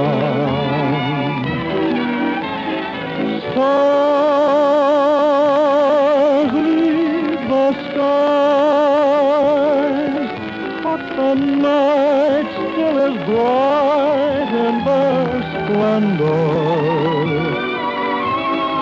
Deep in your eyes, lovely stars still continue to shine.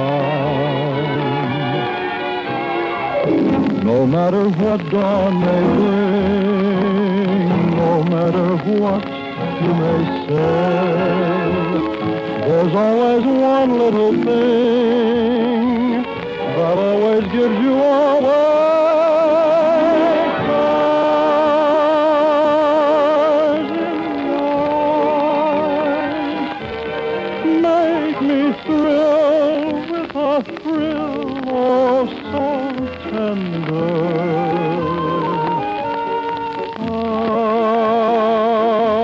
I realize love is ours by the stars in your eyes. Stars in your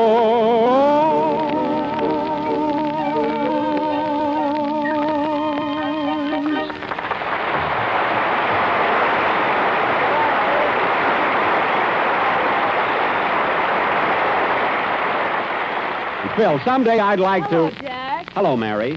Someday I'd like to... Wait a minute, you're not Mary. No, I'm Rita Hayworth. Oh, Rita Hayworth.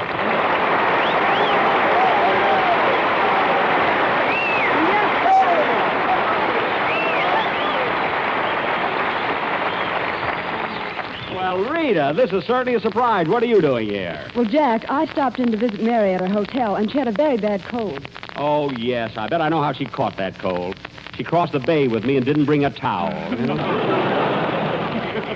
That's too bad. I know that Mary would have been thrilled to be here. She really would. Anyway, Jack, Mary asked me to come over here and take her place. Well, that's awfully sweet of you, Rita, and naturally, I don't expect you to do this for nothing.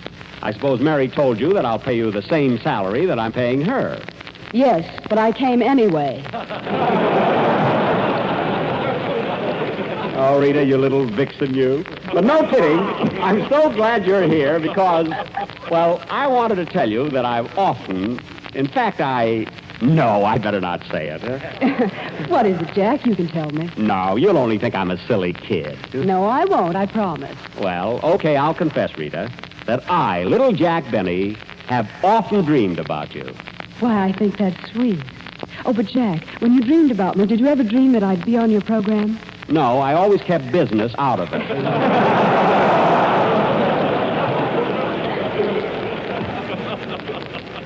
Say, Rita, while you're here in San Francisco, where are you staying, in Berkeley or Oakland? Oh, I have a very nice room right here at the Palace Hotel. The Palace Hotel? Right here in town? Yes. Well, imagine getting a room right... What have you got that I haven't got? Nothing, but I'm supposed to walk that way.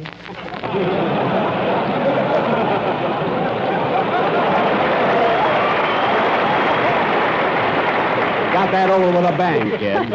Oh. Well, Miss Hayworth, I want to tell you how much I enjoyed your latest Columbia musical tonight and every night. I thought you were wonderful in it. Thank you, Don. Oh, yes, I saw it, too. And by the way, Rita, I have a picture playing here in San Francisco this week. It's called The Horn Blows at Midnight, and it's doing terrific business. Yes, I know, Jack, but don't you think you're unfair trying to cash in on Bing Crosby's reputation? Well... Imagine changing the title from The Horn Blows at Midnight to Blowing My Way. Well, I know what I'm doing, sister. I'm a businessman, you know. Well, Jack, if you're such a businessman, why did you gyp the cable car company out of their fare? What do you mean, gyp? I saw you on Powell Street. Huh? When you thought no one was looking, you walked out in the middle of the street, got down on your knees, stuck your finger in the slot, hooked it around the cable, and let it pull you up the hill for nothing. Oh, I just did that for a gag. You know, people expect me to be funny. Hey, Jackson, after the show, I got a little spot, and we'll, Hey, who's this happy little bundle of Technicolor? Okay. Rita, I'd like you to meet Whispering Phil Harris.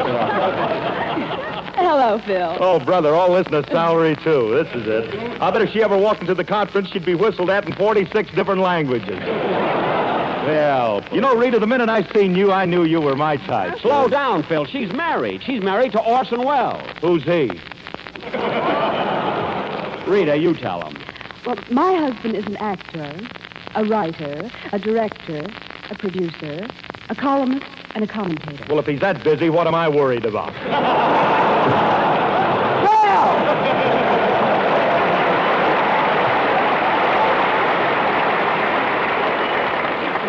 Don't mind him, Rita. He just came with the band. The union says you gotta have one. Oh, he doesn't bother me, Jack. And I think I'd better be running along now. See you later. Wait a minute, Rita. What's your rush? Where are you going? Well, I've got to hurry over to the Bay Bridge, and there's such a crowd there, I want to get a place close to the rail. Close to the rail? Why? Well, I understand every afternoon some eccentric fellow swims across the bay.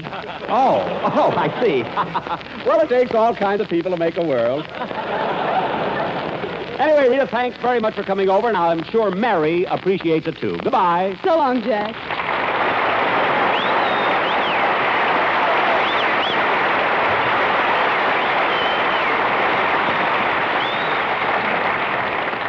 Ah, it was nice of her to come over and leave Orson all by himself. And now... You like that one, Orson? And now, ladies and gentlemen, tonight, as an added attraction, we have another surprise for you. A very dear friend of mine who has entertained the boys overseas in both theaters of war and is preparing to go again. The world's greatest harmonica player, Larry Adler.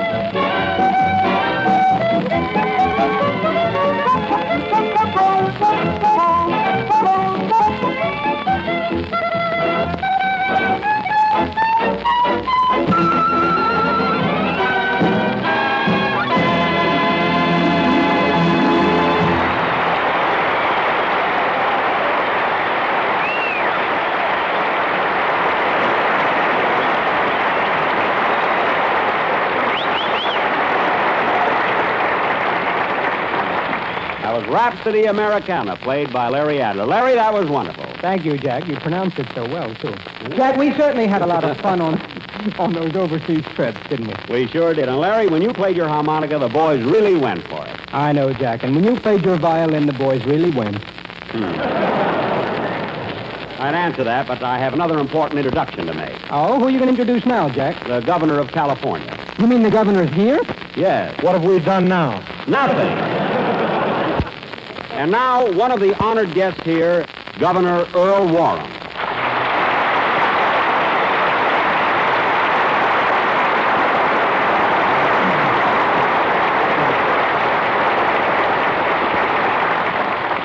Thank you, ladies and gentlemen, and thank you, Jack.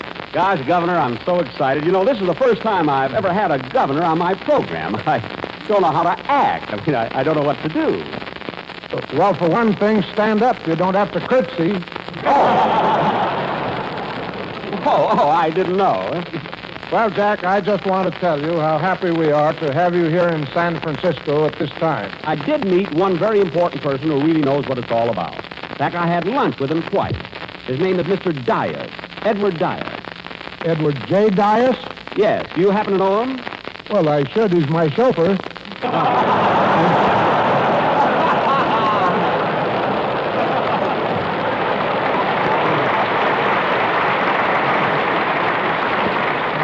Well, he's a lovely fellow. Anyway, Governor, it's been a great pleasure to be here in San Francisco, and my cast and I feel highly honored having been asked to appear on this program. Goodbye, Governor. Goodbye, Jack.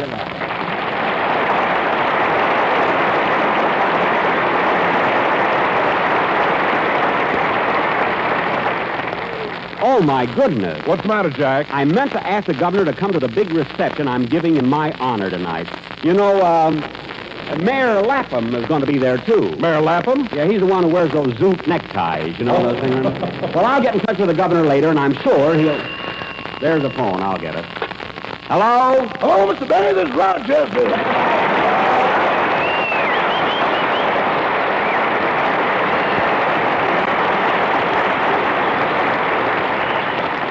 Hello, Rochester. What is it? I wanted to let you know that everything is all set for the reception you're giving tonight.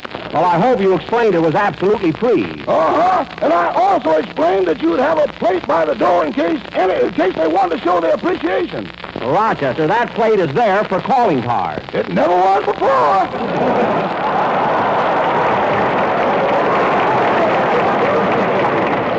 Well, I'll talk to you about that later. Will you be home when I get there?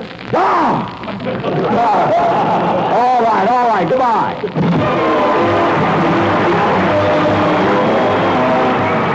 You've been listening to the Jack Benny Program with Phil Harris, Larry Stevens, Rochester, and Jack's special guests, Rita Hayworth and Larry Adler. The program is coming to you from San Francisco. But don't go away, folks. There's more to follow. Yes, it's Phil Harris and the orchestra beating it out with Stompin' at the Savoy. Then Phil sings Shoo Shoo Baby, and the orchestra again with the Shafter Bounce.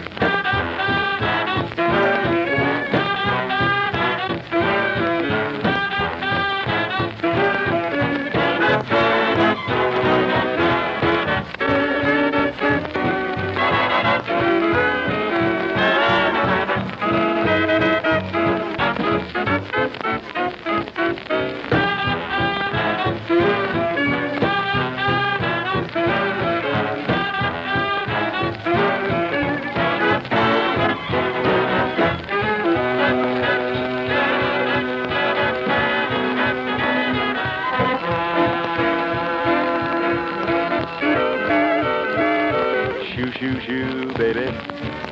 Shoo, shoo, shoo, baby. Bye, bye, bye, baby. 'Cause Papa's gone to the 7 seas. Well, don't cry, baby. Ooh, don't sigh, baby. Bye, bye, pretty baby. When I come back, we live the life of these. Seems kind of tough now to say goodbye this way. But Papa's got to be rough now, so he can be sweet to you another day. Bye, bye, bye, baby. Oh, don't cry, baby. Goodbye, pretty baby. 'Cause Papa's gone to the 7 seas.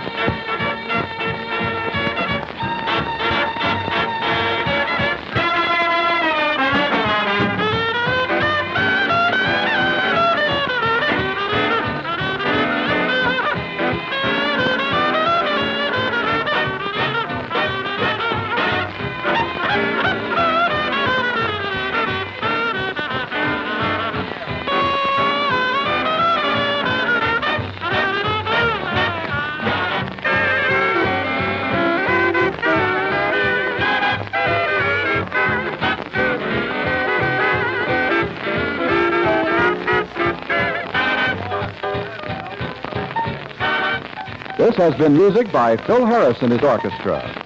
This is the Armed Forces Radio Service.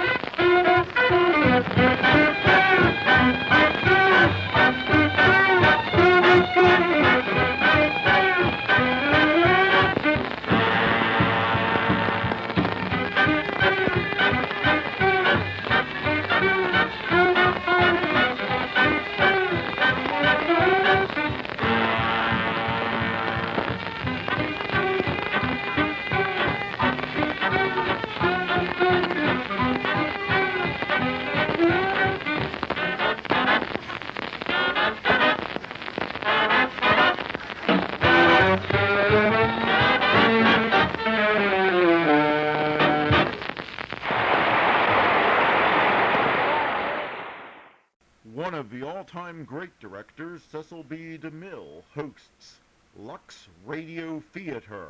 Up next. Lux presents Hollywood.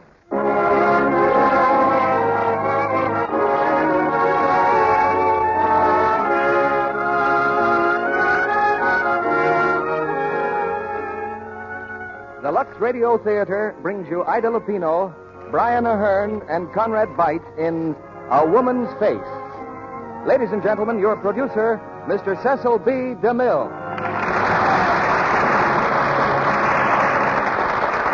Greetings from Hollywood, ladies and gentlemen.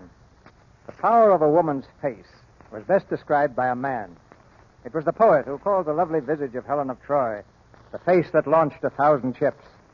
For Helen's beauty had caused a war and altered the course of history, just as the faces of women ever since have changed the destinies of men. You'll hear a story about another such woman tonight, finally acted by Brian Ahern, Ida Lupino, and Conrad Veidt. Metro-Goldwyn-Mayer's powerful screenplay, A Woman's Face. The course of a man's or a woman's life is determined by strange things, like the facial scar which has warped the soul of the woman in tonight's play. But the story of her regeneration is stranger still. I think it's a kind of drama which will thrill every one of you, and that's a big order, for I'm constantly amazed at the far corners into which Lux Flakes reaches to bring this audience together every Monday night under one roof. For instance, here's a letter from a lonely corner of the great western desert. A lady writes, "You can't know how much the Lux Radio Theater means to us out here. My husband works in a tungsten mine in the desert. And since that's a war metal, everyone is working very hard. You are just about the only contact with the theater we have, because our nearest town is 60 miles away, and the road isn't very good. Naturally, our trips to town, we stock up on the things we need. So when we buy Lux Flakes, we get enough at once to cause quite a snowstorm in this desert if they should ever get loose. Thanks again for your plays and for your fine product. We salute this family and millions of others who are doing their part without benefit or fanfare. Curtain time comes now for A Woman's Face. And here's Act One, starring Ida Lupino as Anna Home and Brian Ahern as Dr. Saget. Conrad Veidt, who is making the Metro-Goldwyn-Mayer picture Above Suspicion, will play Torsten Baring. The Royal Swedish Court of Stockholm Criminal Division is now in session. The case of the Crown versus Anna Home. The charge, murder.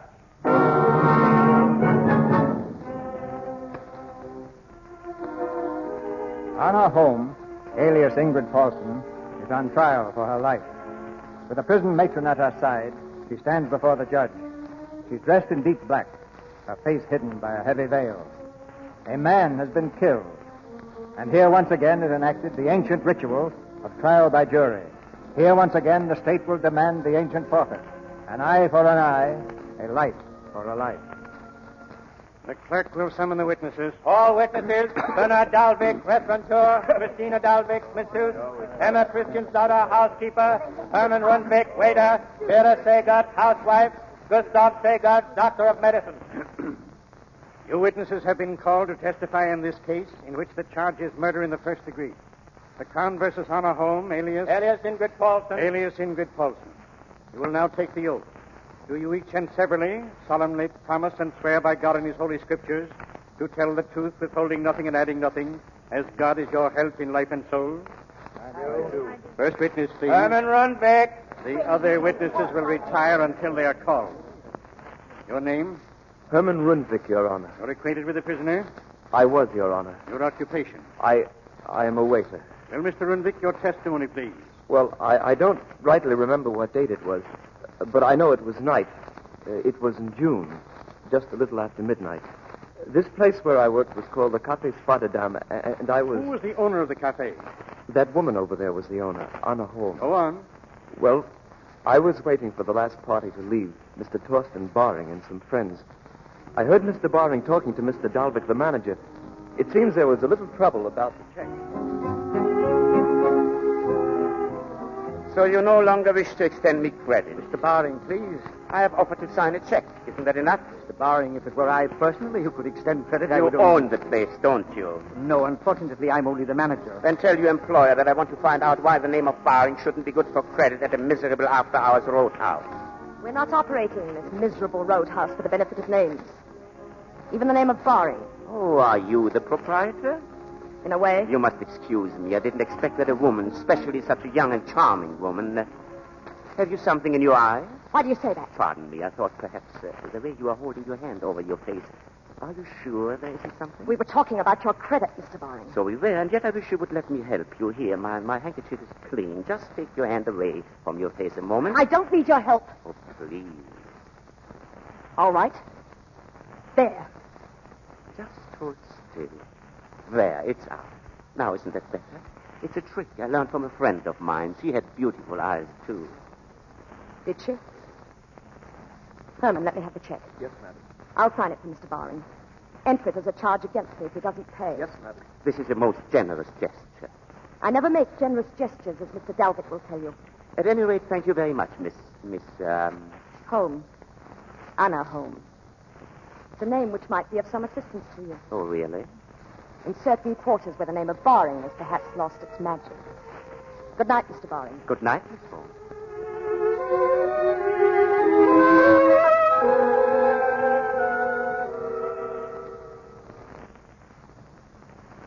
Is that all you can testify as to the defendant's behavior that night? That is all, Your Honor.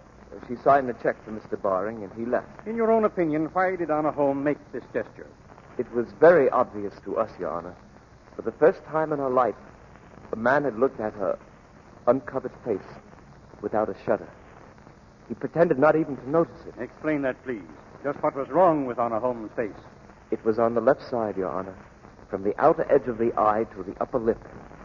A long, red, jagged scar.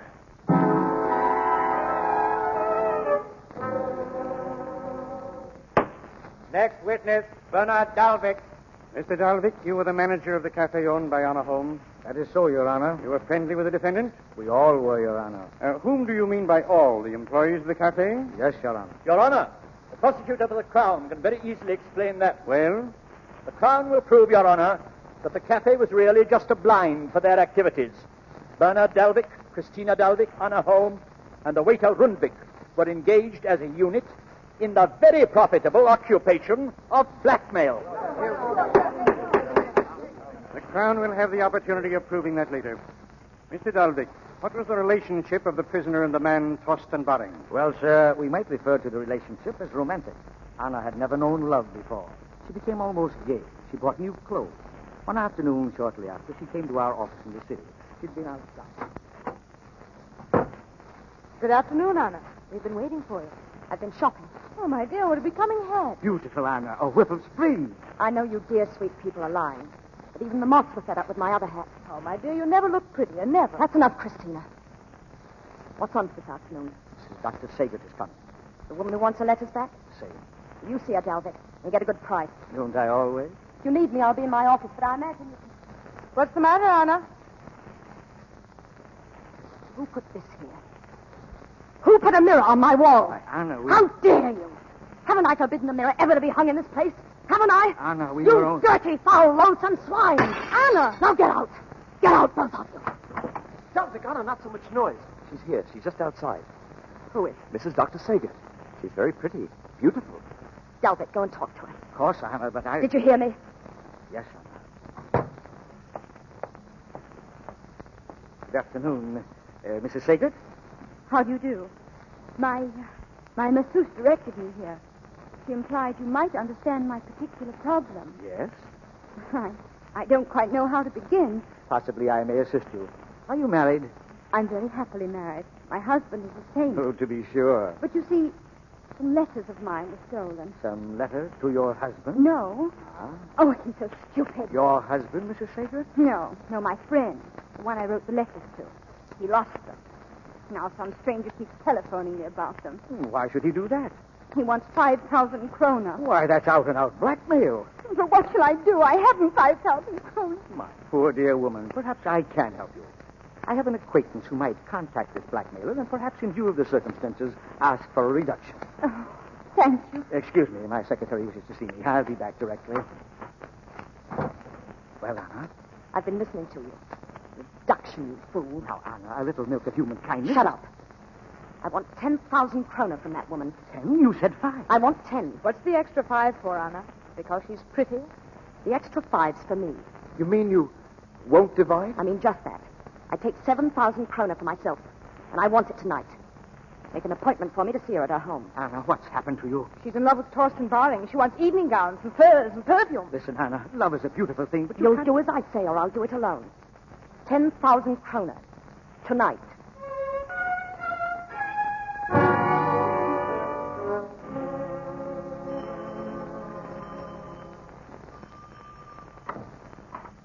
Yes? What is it?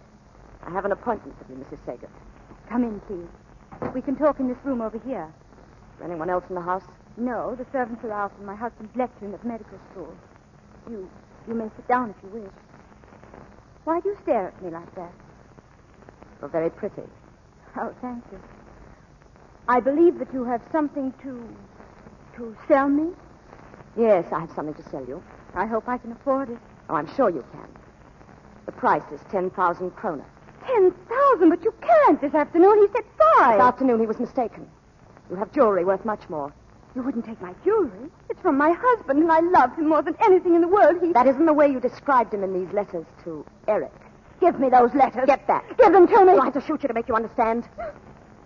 Sit down. Such silly letters. Such childish writing. Such cheapness. You call these love letters? You ever read any real love letters? George Sand, Keats, Browning? Do you know anything about love in that miserable soul of yours that dribbles itself into these letters? Can you imagine loving a man so greatly, so completely, that you'd give everything you have just to be near him? Just to have him near you? Well, that's love as I know it. As you know it. You love it. You love it. Shut up! I'll take that necklace. Now get me the rest of your jewels. And don't try any tricks. Still one more letter in the safe. Hurry. Very well. Listen. Vera. It's Gustav. Your husband? Oh, Vera, I'm back. Go into the library. There's a window facing the street. Please. I'll come again tomorrow. Quickly, please. Vera, are you home? Yes, dear, I'm here. Oh, well, I wasn't as late as I expected to be, was I? No. I'm glad you're home, Gustav. Oh, what's the matter? You look pale. What in the... What was that? I don't know. Came from the library. I'll take a look. No, Gustav. Ah, what have we got here? A visitor, eh? Now, don't move, please. I can't. Gustav, what is it? It's a visitor. Evidently trying to get out of the window. Unfortunately, the table was in the way. Vera, turn on the lamp. Oh, she's been hurt. She must have fallen. Hey, what's that in her hand? Isn't that your necklace, Vera? Yes, yes, it is. I'll take that, please. You found it on the street, I suppose. Came in the window to return it. Stand up. I can't. Oh, you can't, eh? Well, perhaps the police will help you. Now, call them, Vera. Oh. What is it? My ankle. No, we'll take care of it. Vera, I asked you to call the police. Yes. Yes, why don't you? Gustav, darling. Darling, would you laugh at me if... Oh, she seems so miserable, and we're so happy together, you and I. Couldn't we let her go? Oh, really, Vera? You get quite sentimental at times. Maybe it's because next week is our anniversary. Oh, splendid. Shall I give her the necklace, too? Oh, well, let's fix up the ankle first. I'll get the bandages, darling. Oh, and bring some tape. If I do let her go, you can thank her. Bless her dear sweetheart. Now, try to get up. Yep. There we are. Now, just sit down there for a minute. We'll need a little light. That's better. Now then, if you'll place your foot... Hello. What's the matter with your face? Stop looking at me. Take your hand away. Mind your business. Take it away. Aha. When did this happen? I said mind your business. My dear young woman, this is my business. Be ashamed to send a scar like that to jail. Wouldn't matter. I've served 22 years already. No. Where? Wherever I am. 22 years, eh? You must have been just a child then when it happened. A rather beautiful child, I should imagine. Isn't it a pity? Now the little girl is just a thief. Yes, it is a pity. And do you want to know something? You're not as tough as you seem to be. No, of course not, Dr. Saget. Should we talk about love and poetry? The bandages, Gustav? Oh, thank you. Get my book for me, will you, Vera? That is over there on the desk. Yes, Gustav. Well, Vera, this young lady is interested in love. As who isn't? Now, look. Here's a man you ought to meet. Splendid chap. Now, take a good look at that picture and notice particularly that most of the skin is torn from his face. Not very pretty, is it? Now, we'll turn the page, and that's the same man. Although you wouldn't know it unless I told you. See, there's not a mark, not a blemish. I did that job in the hospital last March. Here, this girl. She's my particular pride and joy. She had a horrible scar on her face. Almost as bad as yours. I've had enough of this. Either let me go or call the police. No, not just yet, please. Vera, look at her face. Gustav. Look at it. You know, Vera, there's one man in Europe could fix that. No, Gustav. Oh, not you. Nothing like having your wife's complete confidence. You couldn't. You couldn't fix this. Well, I bow to the superior judgment of you two experts. Don't joke. I don't. Won't be any joke for you neither.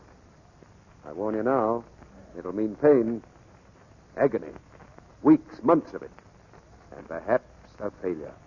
Perhaps leaving you worse off. Worse off? Than what? You know, I might. I just might. So that someone could look at me. So that I could look back and see in his eyes something besides horror. Gustav, listen to me, please. Please, Gustav, you mustn't do it. You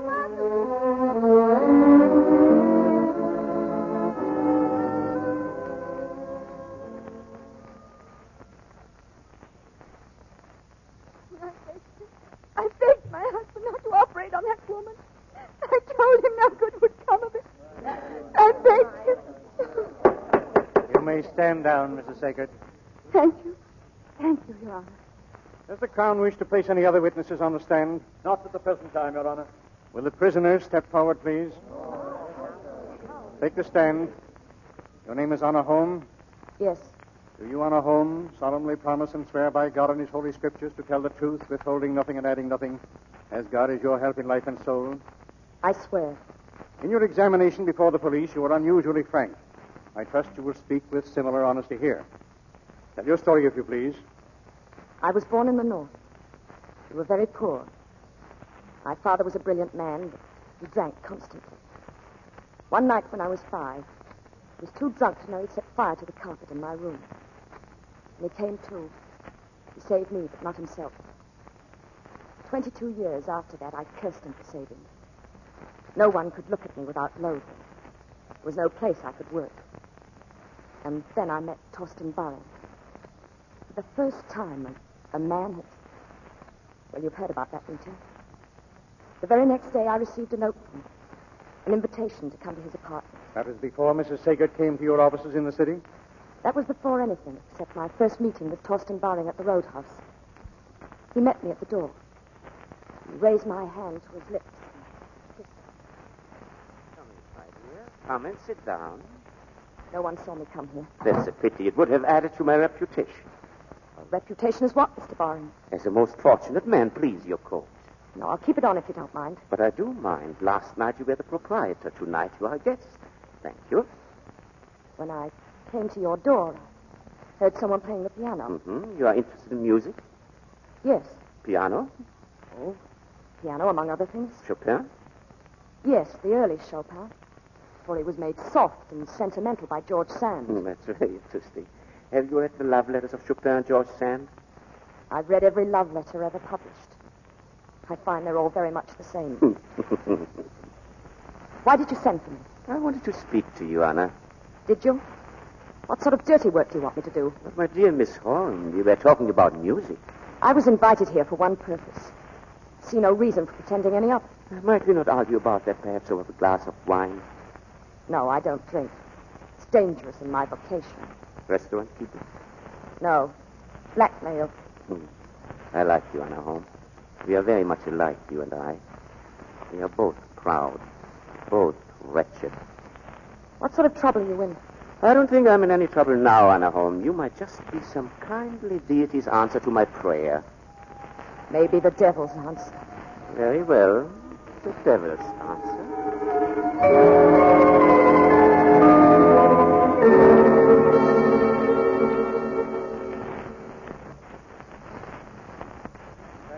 Was the beginning of your friendship with Thorsten Baring?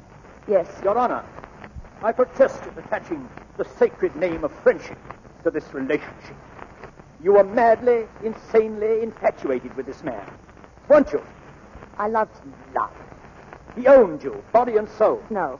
Tell me this. You submitted to an operation on your face, didn't you? Yes. Because of him, wasn't it? Yes. So that you could better assist him in your criminal pursuits. No. No, that wasn't the reason. What was the reason?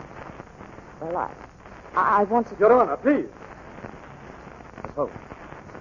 You wanted to look like other women, didn't you? Yes. And you wanted to be like other women. Not warped and twisted and bitter.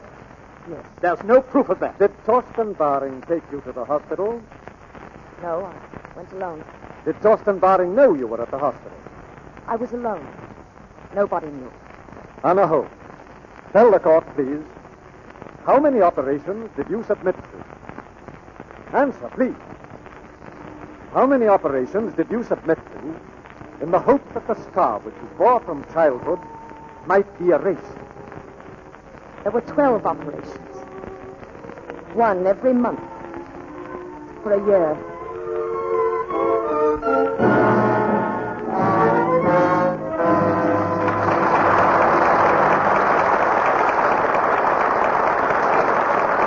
In just a moment, Brian Ahern, Ida Lupino, and Conrad Veidt will return for Act Two of A Woman's Face.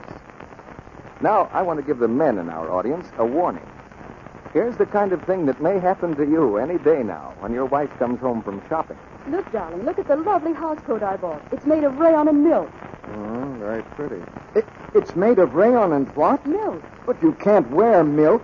What happens when you wash it? Well, the girl who sold it told me all I had to do was to Lux it. It's all true. And here's our fashion reporter, Libby Cullen, to tell us more about it. Actually, this wonderful new fiber is made from casein, one of the things in milk. It's usually combined with cotton or rayon to make stunning warm materials with a soft wool-like texture. Many can be washed if you use gentle Lux. And if it seems odd to be wearing and washing milk, remember lots of the lovely rayon fabrics that Lux so beautifully are made from little pieces of wood. And those sheer nylon stockings of yours started out as coal, air, and water. Lux is ideal for washing the wonderful new man-made fibers because it's so very gentle. Safe for anything safe in plain water. Smart stores everywhere advise it for all their fine washables. Yes, all fabrics are precious today. The new ones and the old standbys, too. Cotton and linen and wool. They must last and wear longer than ever now. So don't risk harmful alkali or cake soap rubbing. They can make your pretty things wear out before their time. For all your nice washables, dresses, blouses, sweaters, the children's things, stick to care you know is safe. Gentle Lux Flakes. It's care experts advise. More makers of fine washables advise Lux Flakes than advise all other soaps combined. Now, our producer, Mr. DeMille. Act Two of A Woman's Face, starring Ida Lupino as Anna Holmes, Brian Ahern as Dr. Sagert, and Conrad Veidt as Thorsten Baring.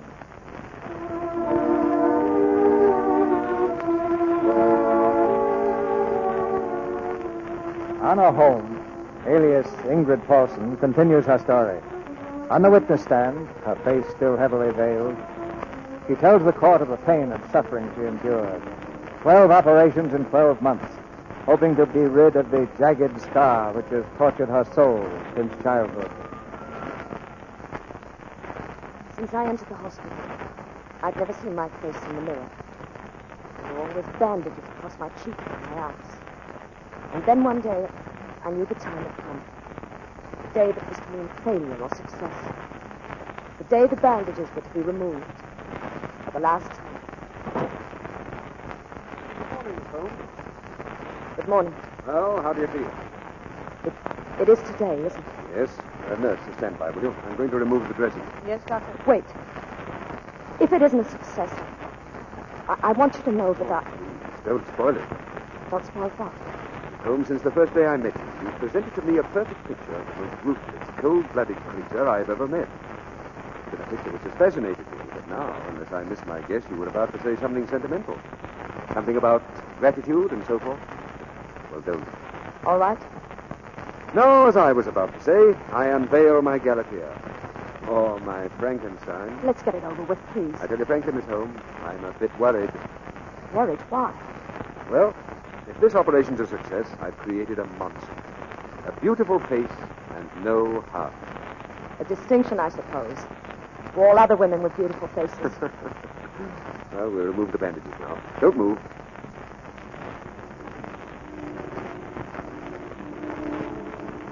I said don't move. There we are. Now, just one more. Now. Well? Interesting. What is it? Well, why don't you tell me? Is it still there? Oh, please tell me. I'll let you see for yourself. Nurse, give Miss Holmes a mirror, please.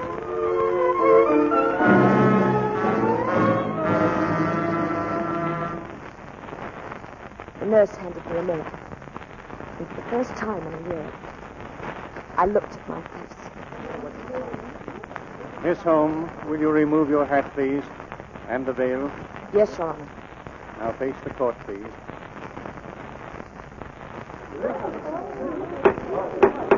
It is evident that the operation was successful. There isn't a mark on your face now. No, Your Honor. Miss Holmes, will you tell the court exactly how you felt when you realized the scar was gone? Well, I felt... It's hard to say. It was like being reborn, wasn't it? Yes, that's it. I left the hospital a new person. A new person? Not quite, Miss Holmes. If the prosecution will give me The prosecution wants to know if it isn't true that Miss Holmes, upon leaving the hospital, went at once to see Torsten Baring. Yes, I did. Yes. Go on, please. I went to his apartment. I hadn't called or written to him for a year. Oh, you not really after this long silence. Well, I've been in Switzerland. Am I welcome? Brought these flowers. Even without the flowers, you would be welcome. Sit down, my dear. You know, you were the first person to ever bring me flowers. Now we are even. We are counted close. Is that what you'd wish?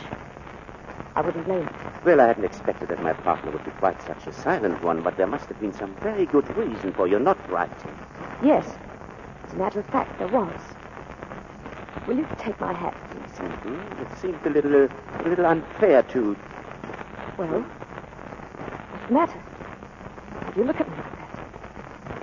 I just... Here, please. Turn this way. Let me see you. Yes, your eyes are even more beautiful than they were before. I'm very happy, my dear. I can't tell you. Here, sit down, please. This calls for music. Whenever I'm very happy or very sad, I must have music. Tell me, why didn't you write from Switzerland? The operation hadn't been a success. I was going to disappear anyway. What's that you're playing? Oh, an old weaving song. I heard it first up at my dear uncle's estate at Fossa. It's nice. So is my dear uncle. He very rich? Oh, very, and quite old. I see.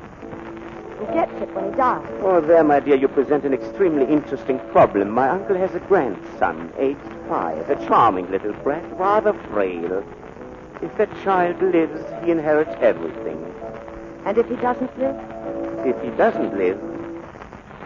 My dear girl, whatever are you thinking of? I only ask. What if the child doesn't live? Well, then I would inherit it, of course. Here, let me show you some pictures of the estate. This is the house, and these are the waterfalls nearby. Very high, very swift, very dangerous. And there's a little passenger car that travels across the falls on a cable. The little boy is very fond of riding in the car. If his governess should ever be careless, let go of his hand, it would be too bad. By the way, I had a letter from my uncle inviting me up there. He also asked me to recommend a new governess for the boy. You don't know anybody, do you, Uncle? No. Are you sure? It would pay very well and make me very happy. No. Yes, pardon. You would make a beautiful governess.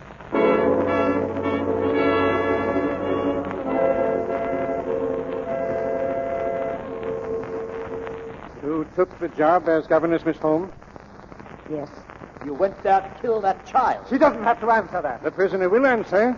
Did you go up to Fossa with the purpose of doing away with that child, Lars Eric Baring? Yes. Go on. I went up to Fossa in November under the name of Ingrid Paulson. It was evening when I arrived. Torsten Baring's uncle took me up at once to see the child. He was already in bed. Oh, come. You wouldn't want Miss Paulson to think you didn't know your prayers, would you? Want to hear my prayers, Miss Paulson? Oh, yes. Yes, please. All right. You too, Grandpa. Me? Oh, of course. You start, huh? Go on. Now I lay me Now I lay me... let's see. What's next? down. Down on a tuffet? No. That's little Miss Muffet. Oh, I've got it. Now I lay me down to sleep. That's right. I pray the Lord. My soul to keep. If I should die, Before I wake, I pray the Lord. my soul to take. Amen. That's the boy. Now, come on, into bed with you.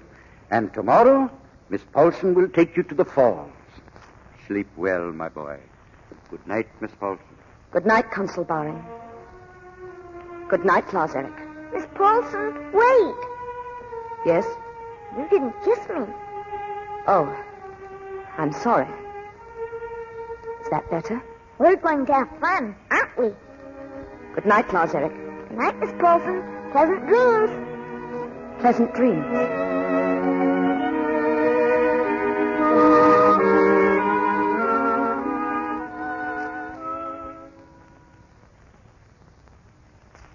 We didn't go to the falls the next day, nor the day after that.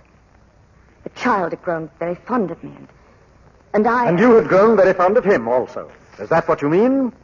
Yes. Go on, please, Miss Holmes. I think the court would like to hear how your subsequent actions bore this out. They were very kind to me at Fossa, the child and the old man. On the night of the consul's birthday party, I was invited as a guest. Torsten Baring had arrived, and we danced together all evening. Then later, the consul brought another guest to meet me.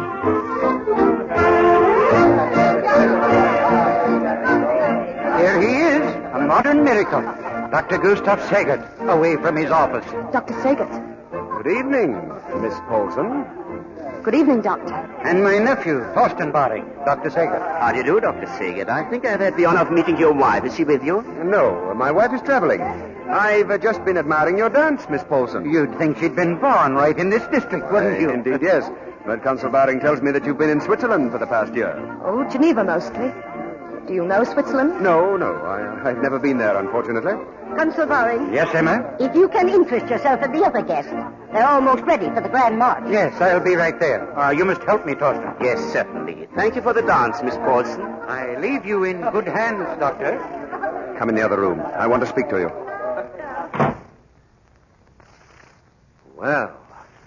Well, what? Well, my cold-blooded, ruthless little Galatea. I can't tell you how relieved I am.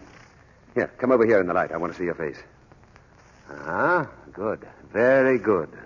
So that's why you're so relieved. No, only partly. You had me worried. Imagine looking fearfully in the papers each morning to read of some outrageous crime committed by my beautiful Frankenstein. And now I find... You find what? Well, perhaps you could tell me. No. You're the expert. Turn on your lights. Unfortunately for humanity, the light hasn't been invented yet that could look into that interesting heart of yours. But perhaps I could issue a preliminary encouraging bulletin. Encouraging? Yes, tentatively. Let's say that the patient has had the intelligence to find a place where her past life can't tempt her, and the courage to go where her new name might really mean a new life. And let's say that my hopes may have begun to be justified. Because I know about your intelligence. I've seen your courage. And I have hoped. You're very kind to me, Doctor. Everyone is so good and kind to me. Why, what's the matter? First it's the old man, and then the child, and now you. Can't you all leave me alone?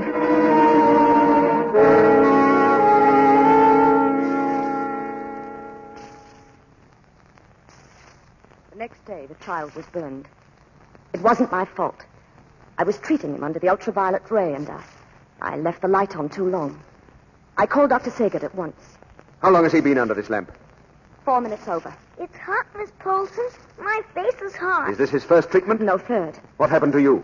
Well, Doctor... It was my fault, Doctor. I called Miss Paulson out of the room. It's unfortunate that she went, Mr. Baring. Oh, the boy isn't in any pain. Is it bad, Doctor? No, it isn't serious. First-degree burns.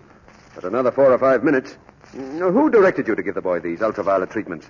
The local doctor. It's for his sinus. I see. Get me some oil, please. Yes, Doctor. I have it right here. Shall I put it on? Yes, yes. Then can I go skiing this afternoon, Doctor? Well, I don't see why not. Oh, thank you. And please don't be cross with Miss Paulson. She didn't mean to. No. I'm quite sure she didn't. I'll look at him again tonight. Thank you. This probably explains why doctors are always such welcome guests. Yes, possibly. Keep him well covered if he goes out. There now. Get your clothes on, Lazarek. Come, dear. I've got first-degree burns. The doctor said so. Yes. Hurry and get dressed before you catch cold. All right. I'll hurry, Miss Paulson. Why do you laugh? Your solicitude for the boy's health is most admirable. He might have been scarred for life. For life, did you say? I don't quite understand. Oh, Torsten, do I have to reassure you every moment? Do you have to follow me around with a whip? For heaven's sake, Torsten, give me time. I cannot give you any more time. I have none to waste before tomorrow night. Before tomorrow night? Why? Because that's the way I want it.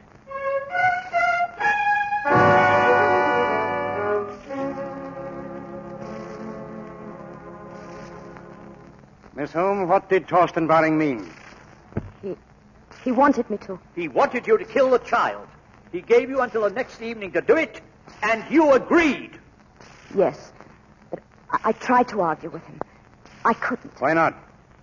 Well, I thought I was in love with him. But it wasn't love, I realize now. But it was the only thing I'd ever known. The witness will stand down. Stand down, please. Clerk. Yes, Your Honor. Call Dr. Gustav Saget.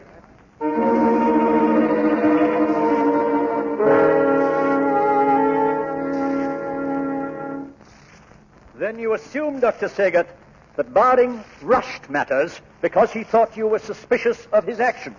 Well, let us say that he was suspicious of me. I didn't like him, I'll admit that, but I had no real grounds for suspicion. It was the girl I was worried about. After the incident with the ultraviolet lamp, I felt that I should warn the consul, and yet I wasn't sure. I wanted to give her every chance.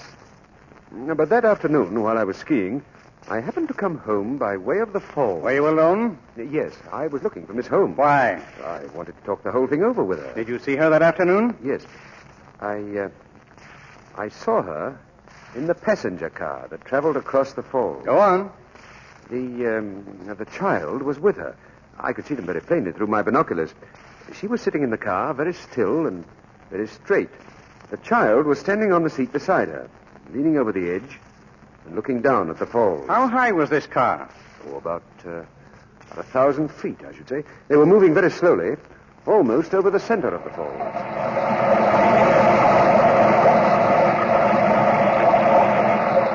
Look, Miss Paulson, I don't even have to hold on.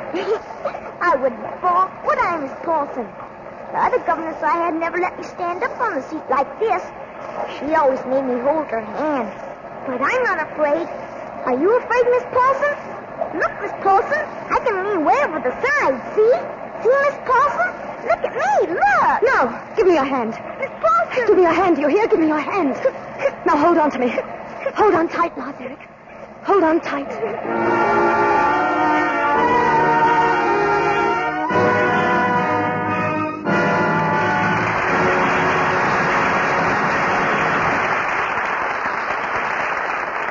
We pause now for station identification.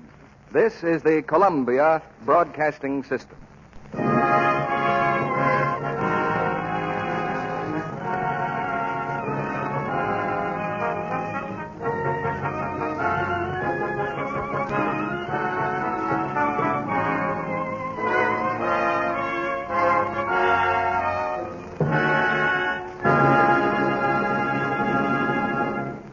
We'll hear Act 3 of A Woman's Face, starring Brian Ahern, Ida Lupino, and Conrad Veidt, after a brief intermission. Now, let's pretend we can see around a couple of corners and through the walls of Patty's house. Hello? Oh, Aunt Helen. I'll call Mother. What did you say? Oh, I'm sorry I sounded like that, only, well, Bob is home on leave, and I was hoping I'd hear from him tonight. It's hard to wait and hope for a call that doesn't come. And it's even harder to realize that maybe you're the one to blame. You see, dates and romance come to girls who have charm. And one of the most important parts of charm is daintiness. Unless you're sure that everything you wear is always fresh, you can't be sure of daintiness. So don't take chances.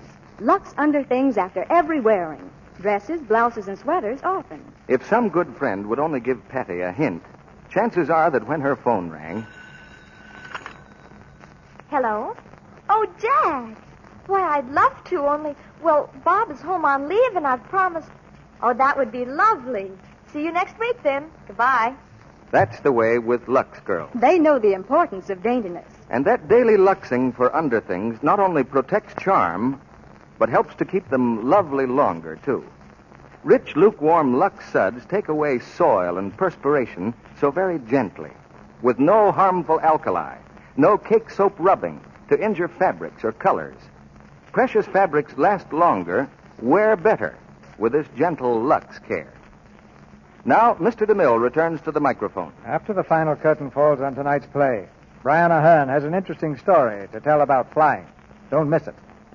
Now, the third act of A Woman's Face, starring Brian Ahern, Ida Lupino, and Conrad Veidt.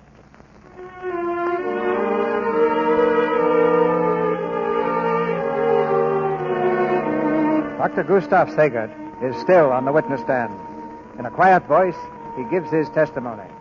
The testimony which will decide whether Anna Holm shall live or die. Then I saw her take the child in her arms, holding on to him tightly until the car had crossed over the falls. Did you inform Consul Baring of what you had seen? No. Why not? Well, I saw no reason. I was ashamed of my suspicions, and I felt that the danger to the child was only my imagination. I see. Your Honor, may I interrupt this testimony? You say you are a scientist, sir. I am a doctor, yes. And a doctor deals with facts, not with emotions. Isn't that true? Yes, so far as possible. So far as possible. Tell me this fact, Dr. Sagan. When you saw the prisoner in the car reach for the child, did she of her own free will decide not to kill the child? Or did she refrain from that act because she was aware that you were watching? You have heard my testimony. Yes. And I ask that it be stricken from the record. On what grounds? On the grounds that this scientist's vision is so obscured by emotion as to make any of his so-called facts completely unreliable. What emotion, please? The emotion of love. This witness, a married man, is in love with a prisoner. Dr. Sagert, you have the right to deny this charge. I have no reason to deny the charge. Recall the defendant, Anna Holm. One moment, please, Your Honor. You're a married man, Dr. Sagert. Yes? In love with another woman. Yes. Is it true that before you fell in love, you had discovered grounds for divorce against your wife? It is true. That is all. Thank you.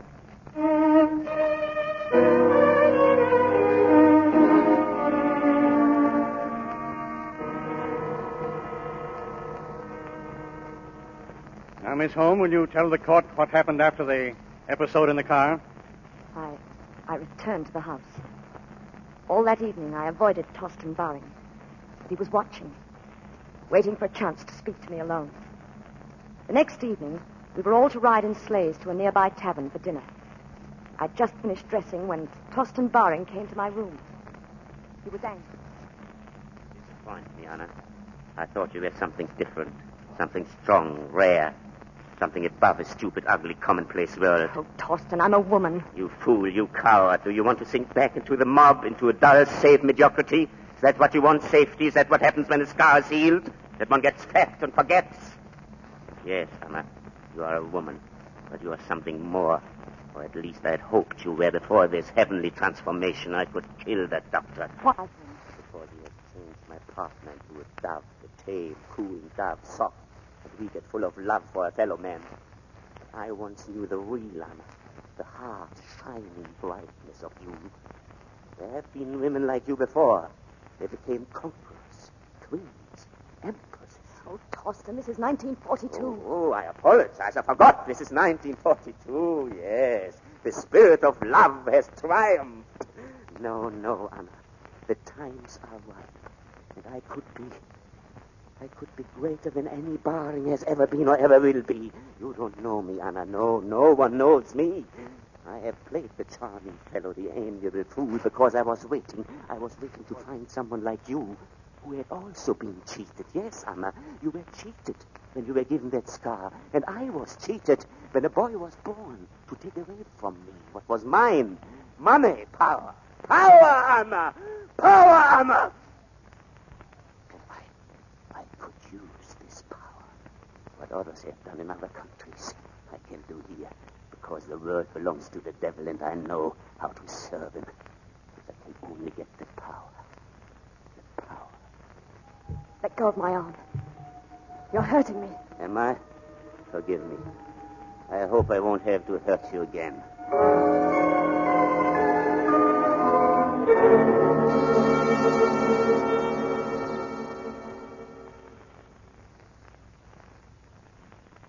I knew then that Toston Baring was mad, insane. He left the room laughing, his eyes wild and fearsome.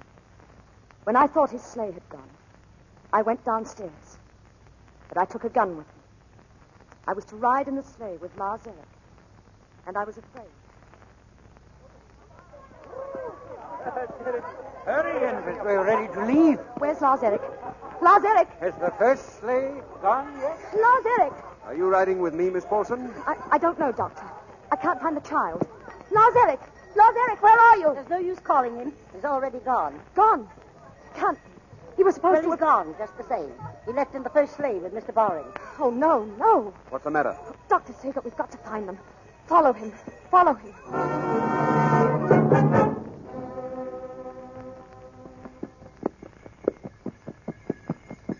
Hurry, Doctor.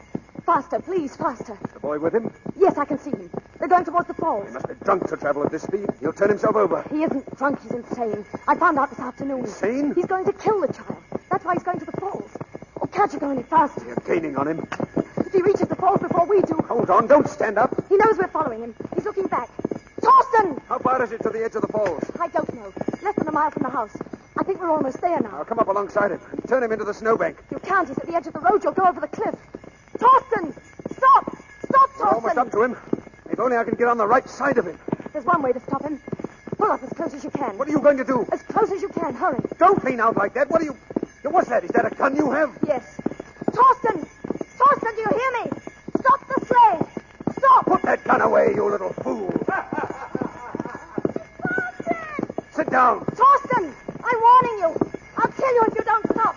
I'll kill you, Torsten! Anna!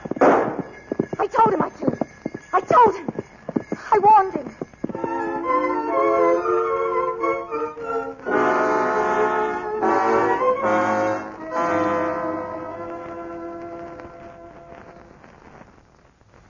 When I shot the second time, Torsten Baring fell out of the sleigh and into the gorge. The sleigh came to a stop near the edge of the falls, and the child was safe. I knew what I was doing. I knew there was a chance that both of them would be killed. But I fired the shots. It was the only thing I could do. Are there any more witnesses? No more witnesses, Your Honor. You may stand down, Miss Holmes. The court decrees that the case of the Crown against Honor Holmes is suspended for consultation.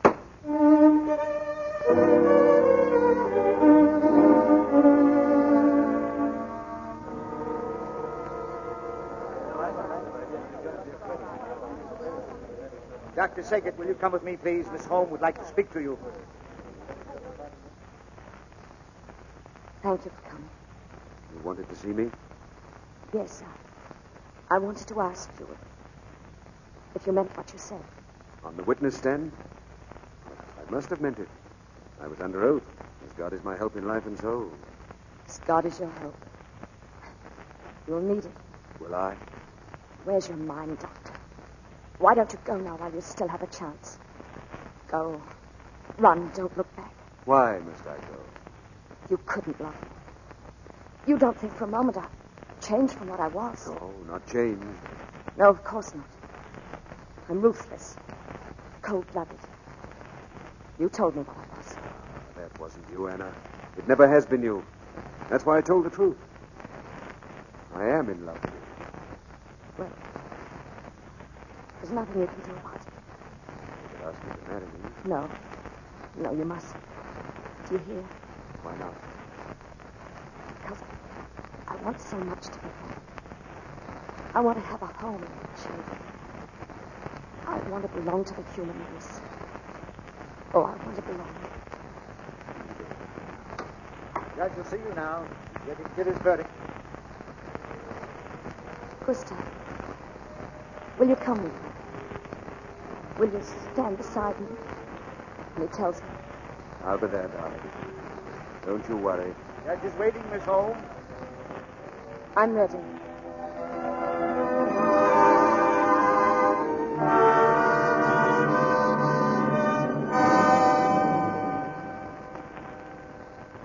And in the case of Honor Holmes versus the Crown, the defendant charged with murder in the first degree is hereby adjudged not guilty.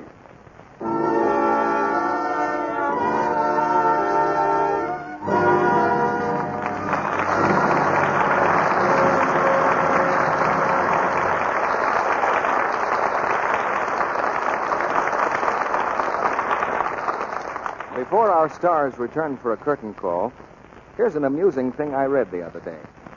A book published way back in the gay 90s gave this advice to the ladies. If your hands are red, soak your feet in a basin of hot water. Well, that's a quaint method of dealing with dishpan hands. Today, we've a simpler and more direct way. Yes, if you've let your hands get into that sad state, you can correct it while you're washing your dishes. All you have to do is change from the strong soap that's been causing the trouble to gentle Lux Flakes. Actual tests have proved this. The women who made these tests used no creams or lotions on their hands. They just changed to Lux, and their hands lost that rough red dishpan look, regained their natural loveliness. Did it so quickly, too. You could see a difference in from 2 to 7 days. Now, isn't that worth trying? You can prove for yourself that it really works. Prove it for less than a penny a day. That's all it costs to change from strong soaps to gentle Lux for your dishes. See what quick suds you get, what rich, long-lasting suds that are famous for mildness. And see how fast your hands grow softer, smoother again. Get the generous big box of Lux Flakes first thing tomorrow, and use it for your dishes every day. Now, here's Mr. DeMille with our stars. For an exciting performance of exciting drama, credit goes to Ida Lupino, Brian Ahern, and Conrad White. Oh, thank you, C.B. It's a great pleasure to be here again.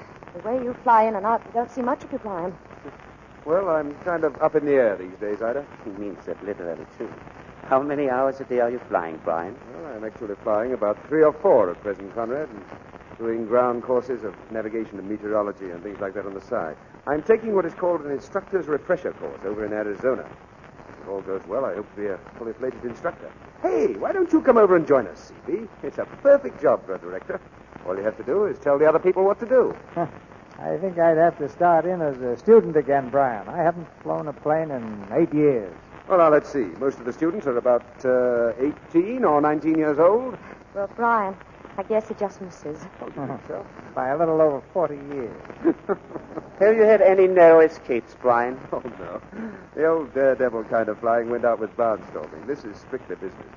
By the way, do any of you know Chinese? Well, my limit is chop suey and chow mein.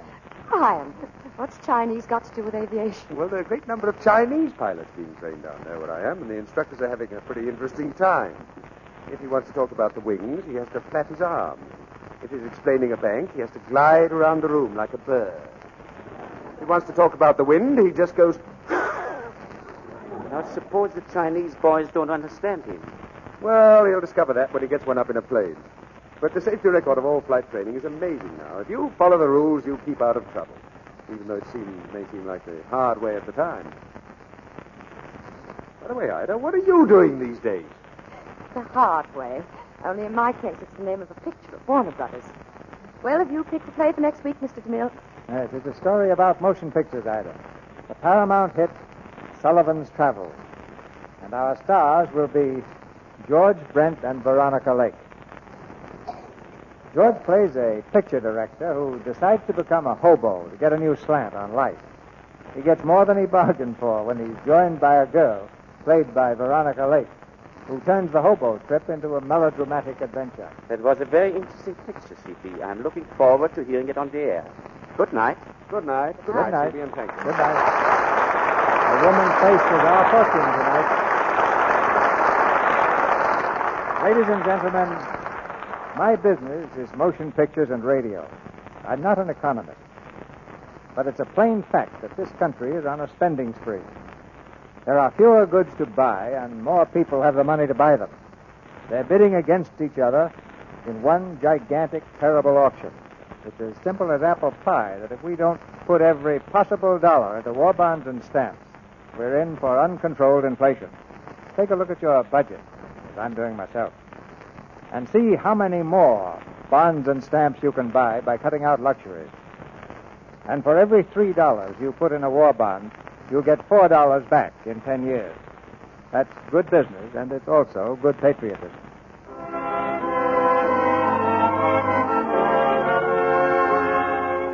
Our sponsors, the makers of Lux Flakes, join me in inviting you to be with us again next Monday night when the Lux Radio Theater presents Veronica Lake and George Brent in Sullivan's Travels. This is Cecil B. DeMille saying good night to you from Hollywood. Brian Ahern's latest picture is the Columbia production, A Night to Remember. Heard in tonight's play were Norman Field as judge, Lillian Bond as Vera Sagert, Bobby Larson as Lars Eric, Griff Barnett as Baring, Aubrey Mather as prosecutor, Vernon Steele as defense attorney, and Leo Cleary, Charles Seal, Jeff Corey, Jane Morgan, and Josephine Gilbert. Our music was directed by Louis Silvers. And this is your announcer, John M. Kennedy, reminding you to tune in next Monday night to hear Veronica Lake and George Brent in Sullivan's Travels. When you buy vitamins, two of the world's greatest vitamin authorities back your choice of Vims, the new vitamin mineral tablets. Vims meet the standards of the U.S. government, and they also match the 6 vitamin formula that medical councils endorse. Get that Vims feeling. VI for vitamins, double MS for minerals. Vims. This is the Columbia Broadcasting System. The seedy side of fame comes to life with Broadway is My Beat up next. You know, someday I hope to make it on Broadway myself. Ow!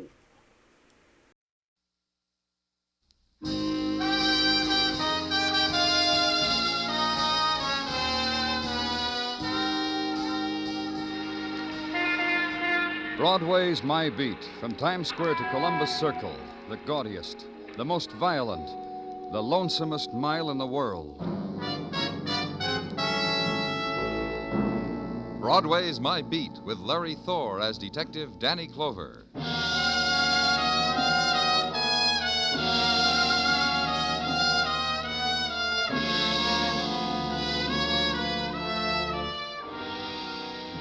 In the midday of summer, the sun plumps down and kisses Broadway's cheek, and Broadway loves it.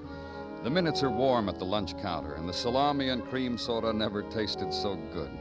And walking by, the day's entertainment, the red smiles and the summer dresses and the sandaled girls with the legs of tan.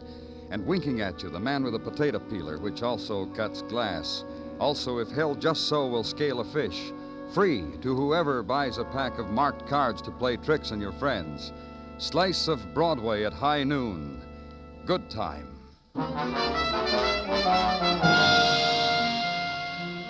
And noon in the summer lasts too long when you're indoors. There's a sound to it, compounded of electric fans in the aggregate, flies trying to escape against windows, and a drone that just happens to be there. Noon at police headquarters, and the opening door. Danny? Come on in, Muggavan. Oh, thanks. You'd have had the Coke a couple hours ago, only I got stopped. Oh? Yeah, Dr. Sinsky grabbed me. Well, I'm happy for both of you, Muggavan. What's on your mind? Dr. Sinsky grabbed me and walked me into the lab and handed me a report. Yeah, I'll read you on the paper what it says under comments. In my considered opinion, subject died of alkaloid poisoning, which I doubt was self-administered. Signed, Dr. Henry L. Sinsky, MD. Okay, Muggavan, run it down for me. Subject's name, John Rand. Address, here. Hmm? John Rand. Name mean anything to you? No. Cotton importer and processor. I looked him up. Very rich. Very sickly, I thought.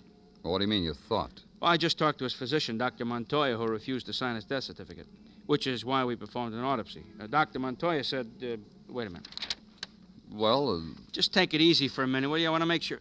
Yeah, here it is. Deceased John Rand, his doctor reports, was a bedridden invalid, but a hypochondriac. Not organically sick at all. I see. So that when Rand died... Yesterday. Thanks. So that when Rand died, the doctor wouldn't sign a certificate of death due to natural causes. Right. So the autopsy. So the finding of poison. So homicide. So the squad car's waiting for you downstairs. Hey, you know what? What? Department ought to have convertibles for squad cars in the summer. No?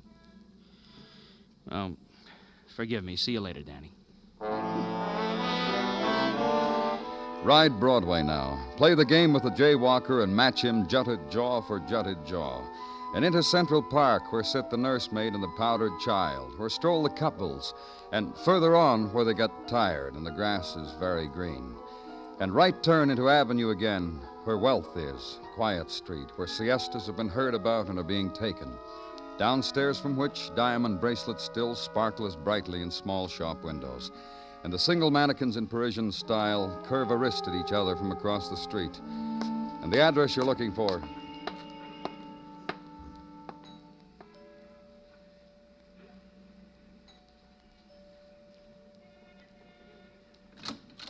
Yes? My name's Danny Clover. I'm from the police. Please. Are you Mrs. Rand? Please, there's been some trouble here. Your husband... He died yesterday. Please don't ask me to talk with you. Did your doctor, Dr. Montoya, did he tell you that your husband had been poisoned? What? Oh, didn't he tell you about an autopsy? Please come in. The word come through now. Autopsy. Yesterday, shock, and, you know, Dr. Montoya said autopsy, and I nodded, I suppose. Poison. What? Homicide. Meaning my husband was murdered. That's right. That's ridiculous. Why do you say that? Well, I didn't kill him. You hear what I said? I didn't kill him. I didn't... He's been in bed most of the time, and I'm his wife, and I was closer to him, and I fed him, and I washed him, and... Listen, I didn't kill him. Who else could have? I'm asking you a question. Dirty, stinking, rotten Who? little... I'll kill her.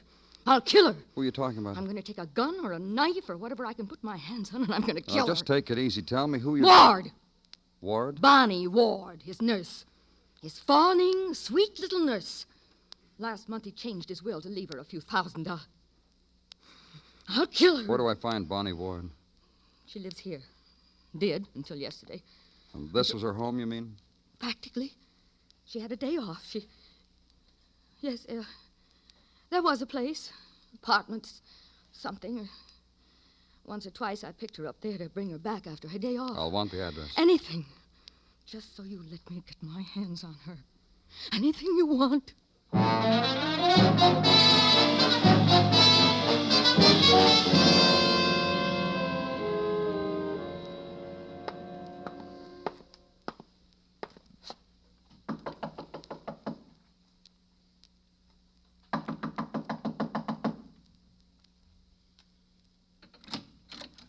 Yes? Miss Ward, you're Miss Bonnie Ward? What do you want with her? I'm from the police. Leave her alone. Just leave her alone. Look, I'll say it however you want, in anger or pleading, or if you want me to, I'll beg. Leave her alone. Well? Is she here? Doesn't touch you, does it? How a woman Well, will just lower answer herself, me. Is she here? demean herself, crawl, grovel before people like you, and it doesn't touch you. Makes no impression. Because you're police. And a woman must scrape Let's and go bow inside, and... huh? I can't reach you, can I? Of course. Let's go inside. You didn't tell me who you were. No. Whatever hurt you have about the police, it's a simple question. Who are you? Angela Kinney, age 43, 5 feet 4.5 inches in height, weight 112. And Bonnie Ward, who is a practical nurse, says I'm thin and that it's an emotional Live thing. here with Miss Ward? An emotional thing that I am skinny, that I'm eaten up with all sorts of private bitterness. Bonnie says that. And what, Miss Kenny? Bonnie says that about me. And it is Bonnie who is ill and troubled and persecuted and driven. Driven. Till one day it'll snap. Her mind will snap, and there'll be people to thank for it. You and others like you. The pursuers. The relentless ones who run after sorrow with a net. Miss Kenny. Yes? Is Miss Ward here? No. Well, look if you want. Behind closed doors and in corners and under things. Look for her. I want to see how you go about it. Where is she? You won't look. She read how you found John Rand was poisoned. She went away. Fled. Somewhere. I don't know where. You understand? I don't know where Bonnie is. Sorry.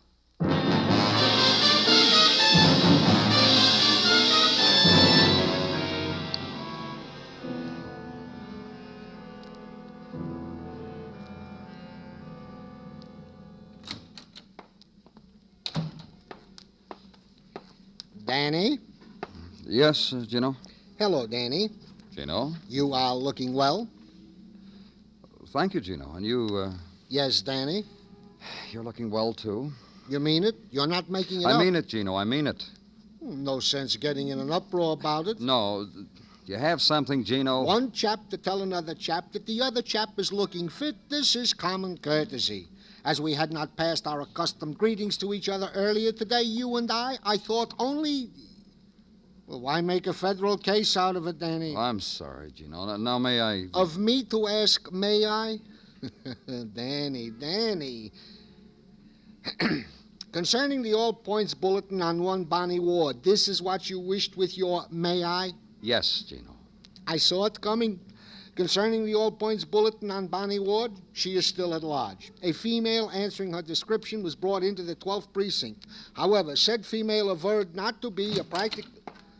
Don't bother with an excuse me, Detective Muggavan. Thanks, I won't. Danny, I just came in over radio. What did, Muggavan? How there's a woman on a ledge, 12th floor of a building on West 23rd Square. She'll jump, drawing a crowd. Don't they too. always look, Muggavan? Why don't you Just get up? listen, huh? This woman, she's screaming her name. Bonnie Ward, she screams. Watch Bonnie Ward die. We haven't much time. No, we haven't. Come on.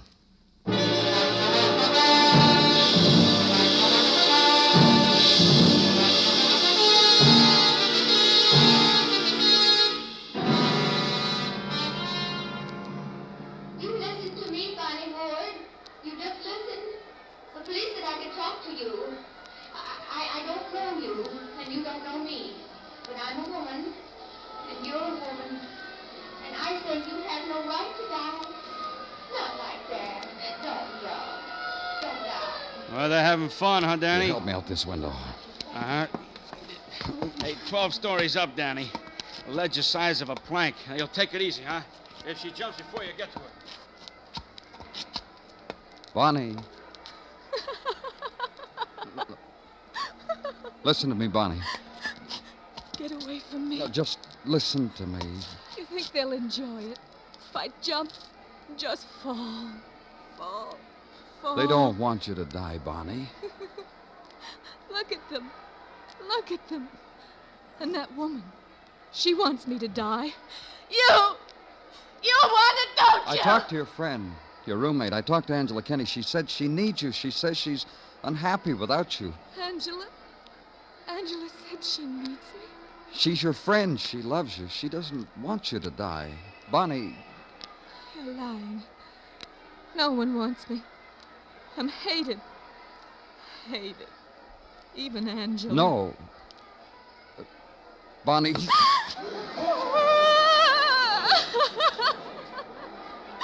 I want a job, and I can't. I can't. Come on, Bonnie.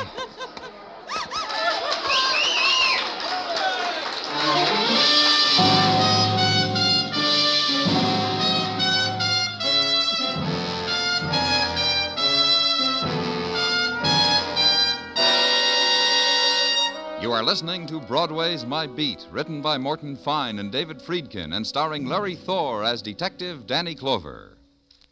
Next Tuesday, CBS Radio invites you to attend the opening of a hard-hitting new series titled 21st Precinct.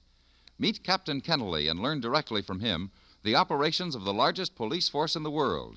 Next Tuesday night on most of these same CBS radio stations, hear 21st Precinct.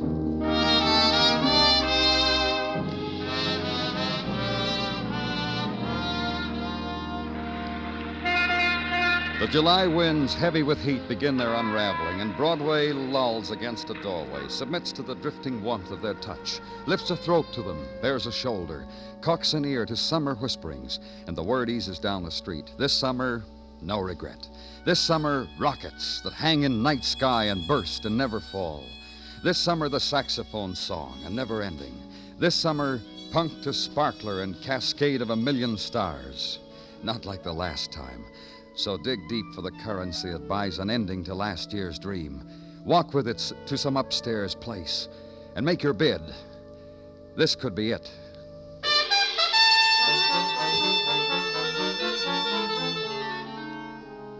And in office at police headquarters, the summer talk also. Of a woman held on suspicion of murder. Of a woman who had tried death 12 floors above July pavements. Summer talk concerning Bonnie Ward. Psychotic hysteria, Danny. That's what Dr. Sinsky calls it. When she isn't laughing, she's crying. Then she shivers. Laughs some more. Anyway... Anyway what, Magavin? Nothing. You were going to say something. What? You just have to probe, huh? Forget it. You wanted to know what I was going to say. Forget it. I was going to say anyway... Any way you look at it, I'm sorry for her. Sorry a woman wants to kill herself. Sorry for a lot of... Well, now you know. Yeah. Anything on... I tried to get through to her. You did. So did Dr. Sinsky. So did the department psychiatrist. Bonnie Ward's going to need a lot of help. That's the consensus. You were going to check records, Margaret. Yeah, I did. I also did that little thing. Well... Yeah, we got a record on Bonnie Ward. We sure have. Charge of murder. What? February 1948. Bonnie Ward was charged and held for the murder of a man, rich man, name of Charles Raymond. Very rich man. Old. Invalid. Bonnie Ward was his private nurse. Just like with John Rand. Same kind of circumstances. Go on. Rich man died, left Bonnie Ward, was just a private nurse to him, left her $10,000 in his will. John Rand left her money, too. Mrs. Rand said a few thousand. Yeah, Bonnie must have been quite a nurse. Wouldn't you say? A two-time winner like that? Wouldn't you say? Well, what else you got? Well, this Charles Raymond, the man Bonnie took care of 5 years ago, doctor wouldn't sign his death certificate either. Call the police. Bonnie was arrested, brought to trial. Every piece of evidence they had pointed to her guilt. Still, she got off. Jury acquitted her. Danny? What? Maybe I'm crazy, huh? The heat, huh? What are you talking about? Crazy to feel sorry for a woman like Bonnie Ward. A two-time winner like that. Crazy, huh? Muggavan doesn't wait for an answer. Throws the report on your desk. Turns, walks away from you. And for a while consider documents in the matter of the State versus Bonnie Ward. Time, February 1948. Occasion, suspected murder of an invalid. And acquittal for Bonnie Ward. And $10,000 for Bonnie Ward. And restaple the documents and file them neatly. And pick up the $4.95 Panama and the sweat-crumpled jacket. And leave.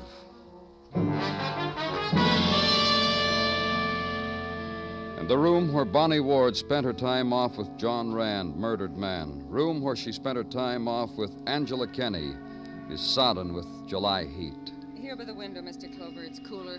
Move to the window through a room littered with newspapers and front-page photographs of Bonnie Ward's attempt at death.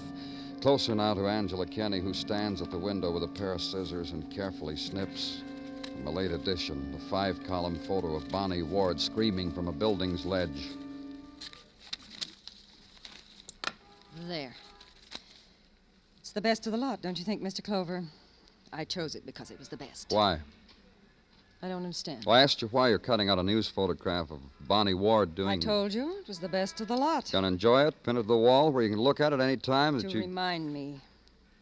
To make me remember to what depths you've degraded a human being, all of you. Bonnie is a very human being, you know. And this picture will forever prove it to me. 5 years ago, she was charged with the murder of another man. Did you know that, Miss Kenny? Yes. And received $10,000 from his will, and was acquitted. And hounded and vilified and pointed out by idiots on the street who had nothing better to do than destroy. And shriek with laughter because they recognized a woman who had been proved innocent. She had $10,000 to wave in their faces. Which she squandered. With which she tried to buy back some compassion, a little love from idiots. $10,000 squandered on filth of the streets. $10,000 to buy herself a husband. What? A husband. A man who grinned at her, who had wavy red hair, who was younger than Bonnie. You know him? Bonnie told me about him. Told me about Tom Pryor, husband, her lost husband. Told me how he and I had so much in common. No use for the police, for instance, and the kind way we reacted when Bonnie felt very low. And surely you don't wish to prolong this, Mr. Clover? Then why don't you just go? Name, Tom Pryor. Description, red-headed and no use for the police. Implication, police record. So run it through the IBM at records and come up with a punched card, which in translation means this. Age 34, 5 feet 9 1/2. Profession chauffeur, one-time driver of racing cars. Red hair, ruddy complexion, distinguishing marks, none. Last known address, Hotel Lorenzo, a flea bag in the Bowery. List of arrests, May 1950, disturbing the peace, fined $50, 60 days in lieu of fine. March 1952, drunk and disorderly, 30 days. April 1953, drunk, disorderly, vagrancy, 90 days. What else? Place of each arrest, bar attached to Hotel Lorenzo on Mott Street. That's about all.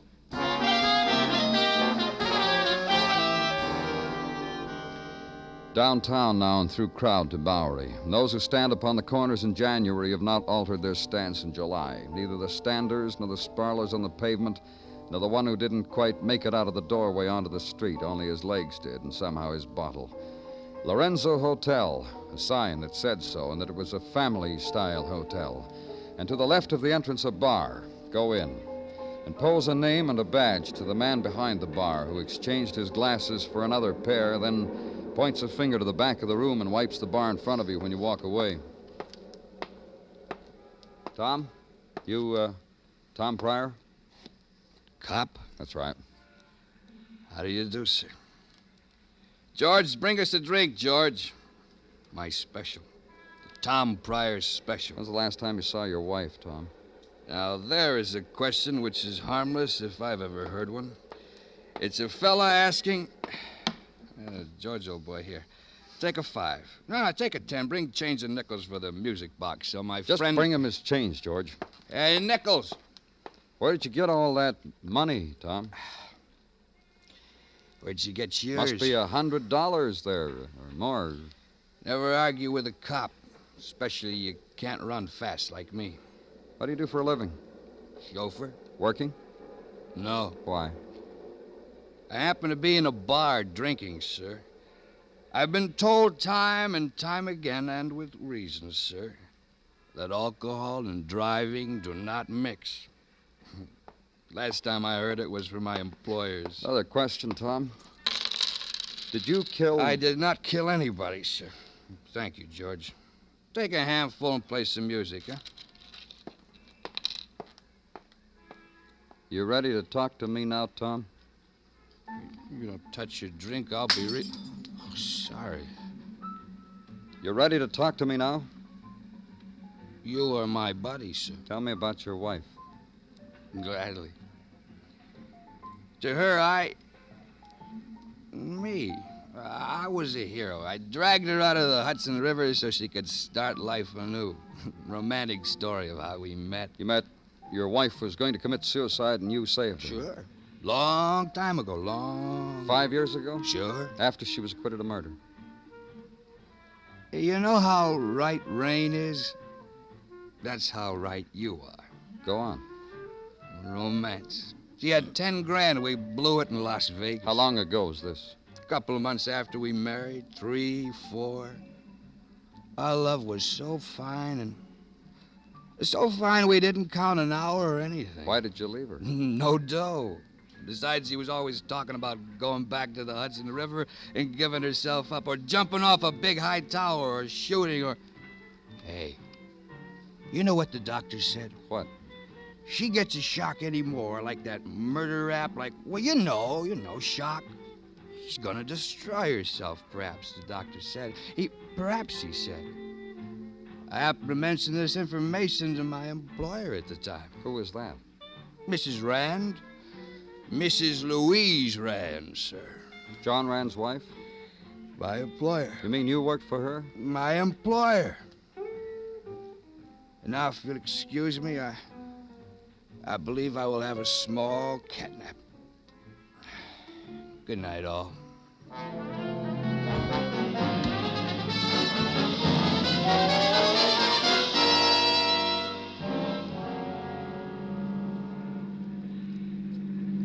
How do you feel, Tom?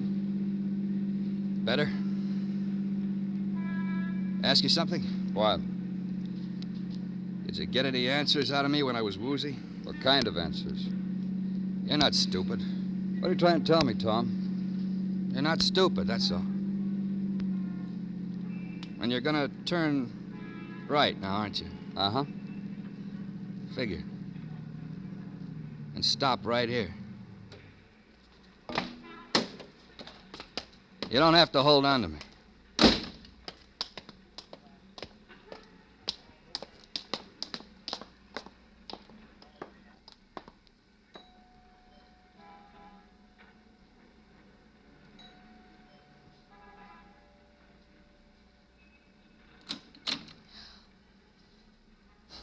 She's speechless.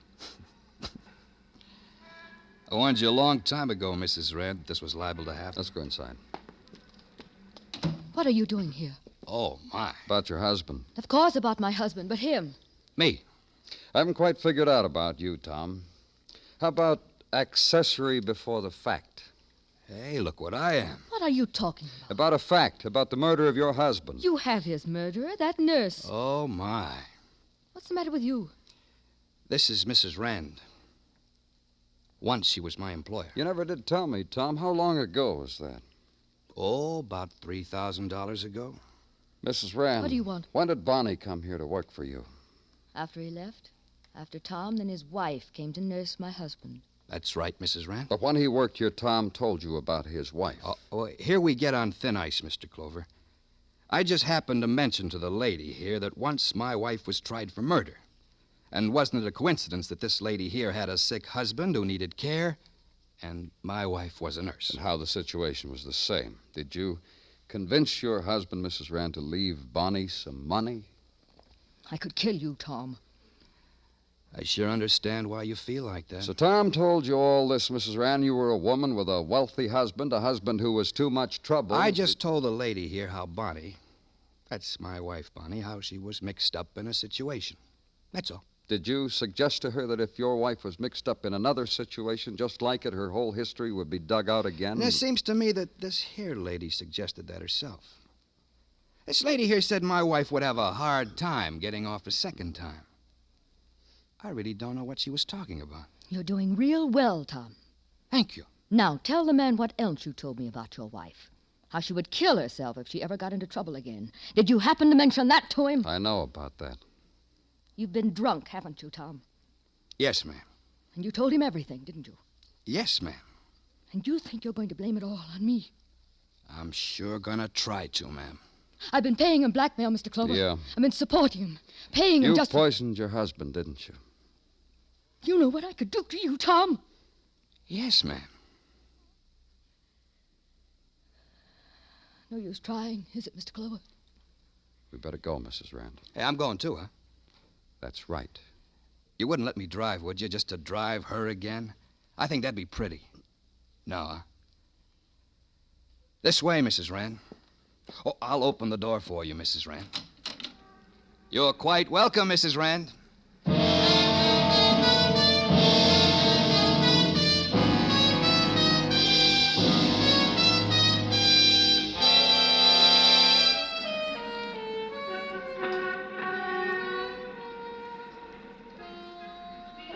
In the minutes before dawn, Broadway lies huddled in a dreamless sleep. It's the time of the long night and no stars and the muted wind. And from far away, listen, the whispers gather and take away the night. It's Broadway, the gaudiest, the most violent, the lonesomest mile in the world. Broadway, my beat.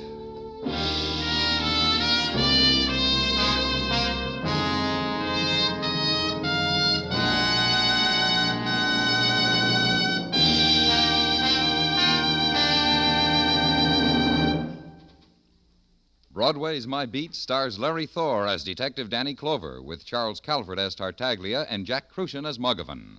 The program is produced and directed by Elliott Lewis, with musical score composed and conducted by Alexander Courage.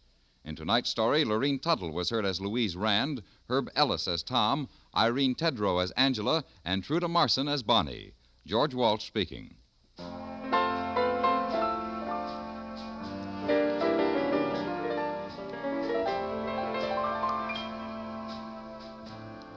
College man, you now have an opportunity to build your future in the exciting new field of jet aviation. Prepare for leadership in the jet age by serving as an Air Force aviation cadet. You'll get 18 months of thorough training in all phases of jet operation, learning under the finest instructors in the world's most advanced Air Force. Jets are easy and safe to fly when you learn the aviation cadet way. The training is rugged and intensive, the discipline rigid, but you come out a skilled jet pilot with a lieutenant's commission in the Air Force and earnings of more than $5,000 a year. These are things worth working for. To qualify, you must be between the ages of 19 and 26 and a half, single, and have a college education. Visit your nearest Air Force base or recruiting station for details. Act today. Stay tuned now for the Gene Autry Show, which follows immediately over most of these same stations.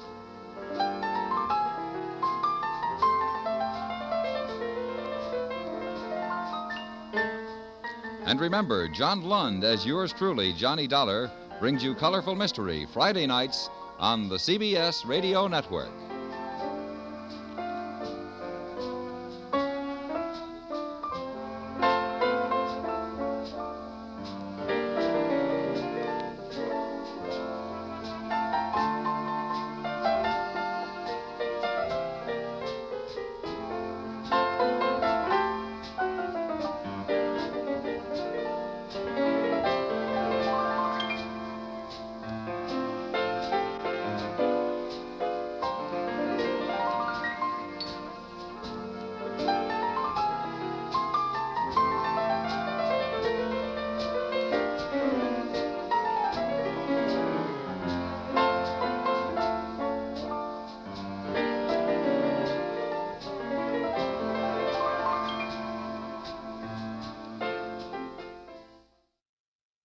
Mayor of the Town is up next on Nightly Old-Time Radio Shows. I hope you enjoy it. Sir, I'm gone for the rest of the day. Yes, Mayor. Is there anywhere I could reach you? Nope. I'm going out to the junction to meet Bob Hope. He's coming to Springdale for a visit. Bob Hope! Oh, wonderful. Can I meet him? Can I see him? Well, why not? I'll bet he'd like to see you.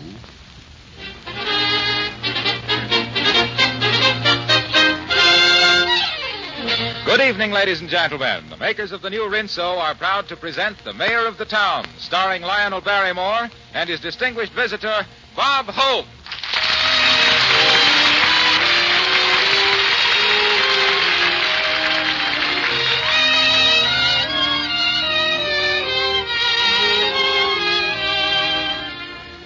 Watch those old purse strings, ladies. It's smart to be a penny saver these days. Remember, new Soapy Rich Rinso goes so much farther, it's really economical. And wait till you see how quickly your dishes come up sparkling clean with Rinso. Rinso's kind to your hands, too, and anti-sneeze. Only soap of its type that's 98% free of sneezy soap dust. Try it, won't you? And now, the mayor of the town, starring Lionel Barrymore and his guest, Bob Hope.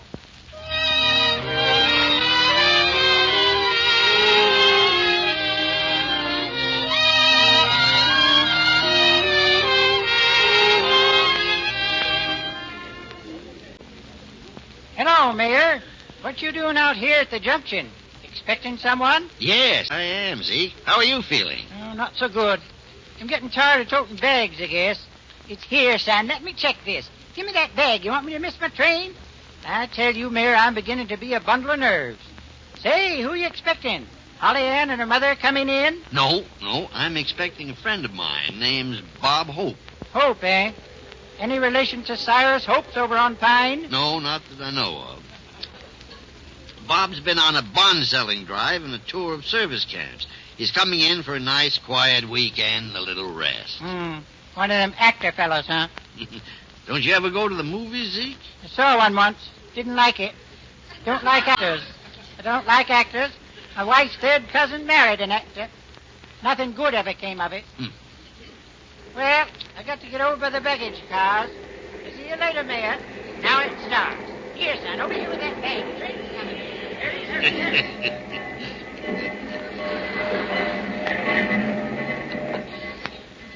Hello, Bob. I'm glad to see you. Well, I'm glad to see you too, Mayor. Gee, you look great. Put on a little weight, though, haven't you? Oh, maybe around the county seat. And you see, A great little town you got here, Springdale. What a train ride to get here. After the first 300 hours, I got so hungry I tried to get to the dining car. By that time, they were serving bread and water a la Santa Fe and nothing else. You got an old bone in your pocket? No, I'm afraid not. What a train ride. I hate those narrow corridors and those Pullmans. If you meet a girl coming the other way, you have to squeeze past her. Of course, if you meet a man, you just step out of the way. It's awful, I think. Well, of course. Well, let's get the bags, huh? Do you mind if I say something? Not at all. Welcome to Springdale. Oh, thank you. I like this place. It's really nice for a one-horse town. Mr. Hope, I'll have you know that Springdale is no longer a one-horse town. You mean the meat shortage here was that bad? Well, not quite. Come on now. Zeke ought to have your bags inside by this time. Here, son, hurry along with those bags. Yeah, hurry. That's all I get. There's a character for you, sort of Henry Kaiser in reverse. Here you are, Mr. Hope. Oh, you know who I am, huh? The mayor said you was coming. He don't favor the Cyrus Hopes none, Mayor. Oh, I don't. How'd this character ever get away from Lum and Abner? Better run along home, Mayor. There's a bad storm brewing. Splots. I hope it doesn't rain. Oh, splots. How does he get these things past the censor? Well, anyway, I hope it doesn't rain. Shh, Mayor, never say that word rain. We Californians simply refer to it as a heavy dew that did. Well, the car's right out in front. Come on now. We'll try and make it home before the dew does.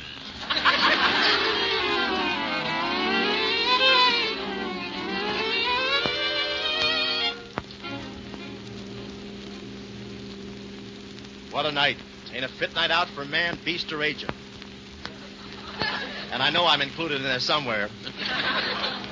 It's hard to see out the windshield. Me without a windshield wiper. Gosh, Bob, your nose certainly comes in handy. I wonder who writes his stuff. Well, what's new in your life besides your tour of the camps? Anything exciting? No, nothing ever happens to me. Same old dull routine. Monday, a date with Lana Turner. Tuesday, Rita Hayworth. Wednesday, Madeline Carroll. Thursday, Hedy Lamarr. And Friday, back to my iron lung. Oh, splots. Help! They got us in the rear. Mayor, we're shot! Bob, that was a flat. We have a flat. A flat? You mean you still have tires? Yes, and it's a cinch we can't fix it. The only thing we have for retread is your bubble gum. Oh, fine. Let's see now. isn't a house for almost a mile, except the Willoughby mansion, and that's well over the hill. Say, what's that old building over there? Mrs. Willoughby used to live there before they built the new house. Ramshackle place, isn't it? Yeah, it's a cheerful little lean-to. The caretaker lives in it now. I think there's a phone in it that's connected with the main house. I seem to remember something about it. Well, I hope it's not a payphone. I'm out of slugs. Come on, maybe Honest John the caretaker can help us. Spooky-looking old place, isn't it? Why, Bob, what makes you think this house is spooky? Well, it's the first time I ever saw termites holding out each other for protection. Well, as a matter of fact, there are some stories about this house and ghosts. Ghosts? Oh, why don't we just get back in the car and I'll tell you the story of my life. Here, you can use one of my goose pimples for a pillow. Oh, come on, Bob. You aren't frightened. Nothing ever happens to you. Why are you keeping your hands in your pockets? If I take them out, they keep folding across my chest.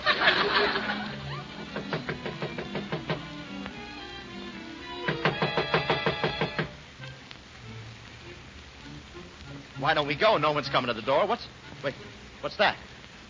I didn't see anything. Didn't you see a light flicker in there? There's another light flickering and another.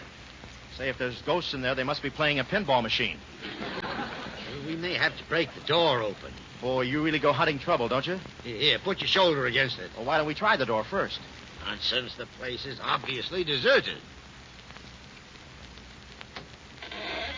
Oh! That's funny. Mrs. Willoughby leaving the door unlocked. Yeah, you'd think we were expected, wouldn't you? Well, I think I'll run along now. I'd like to stay, but my legs are against it. Come on now, come on. Have you got a match? Oh, I have a cigarette lighter. Wait a minute now. Doesn't work very well. That's not the lighter. That's my teeth. There we are. Steady now. I'm right behind you, Mayor. So I noticed. Ooh! Oh, Mayor, watch out! Oh, thunderation. Oh, Here, I'll help you. Are you hurt? It's my ankle. I'm afraid I... No, I can't stand it. Is it bad? Pretty bad. No. Maybe I better get down off your shoulders, huh? Wait a minute now. I think there's a chair over here. Don't try to walk. This is the old living room. Come to think of it, it was in this very room that Mr. Willoughby was found with a stiletto right through his heart. A stiletto right through his heart? Yep. You know, these finance companies carry things a bit too far. Oh, here you are. Here, sit down here. Let me look at your foot. Boy, it's swelling pretty badly. I'm afraid you'll have to phone Mrs. Willoughby. Where's the phone? It's right along this wall behind me. Hold the lighter up over your head. Oh, yes, I see it. Listen. What's that? That sounds like a wolf calling to its mate. Oh, Bob, you're just self-conscious.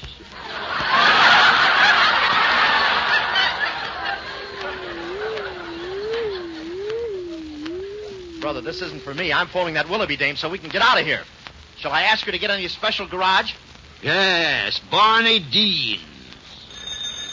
Say, suppose she's out. I've never known Mrs. Willoughby to go anywhere. Hello? Hello, Mrs. Willoughby. This is Bob Hope. What are you doing in my house? That's what I'd like to know. Anyway, the mayor and I were on our way home, and we got a flat tire. This was the nearest house, and we came in here to try and get help. I see. The mayor would like you to call Barney Dean's garage, if you don't mind, and ask him to pick us up. Very well, Mr. Hope.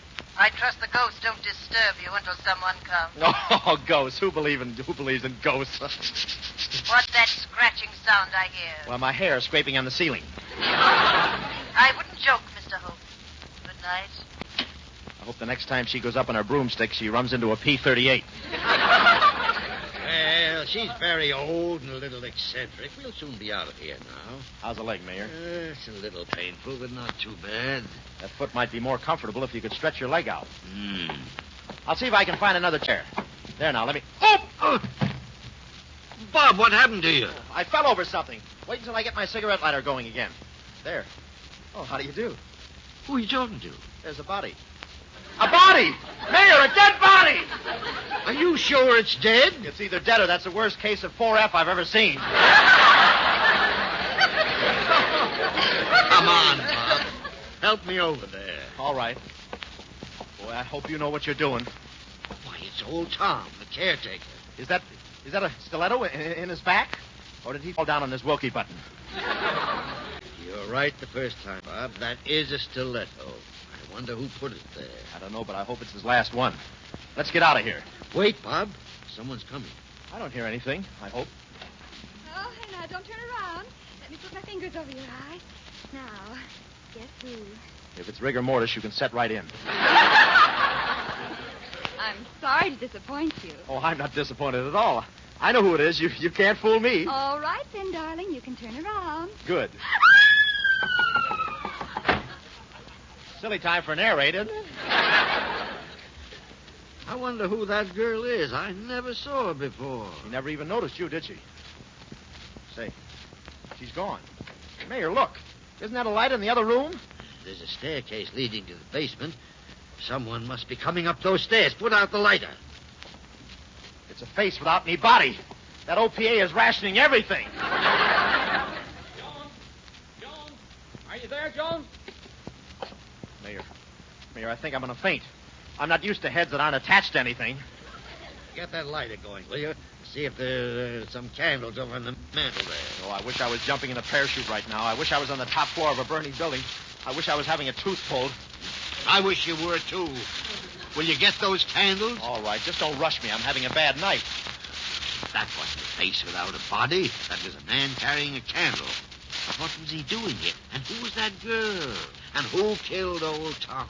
Those are all $64 questions. There are a couple of candles here. Good. Bring them here. Push that chair over, will you? I sure will.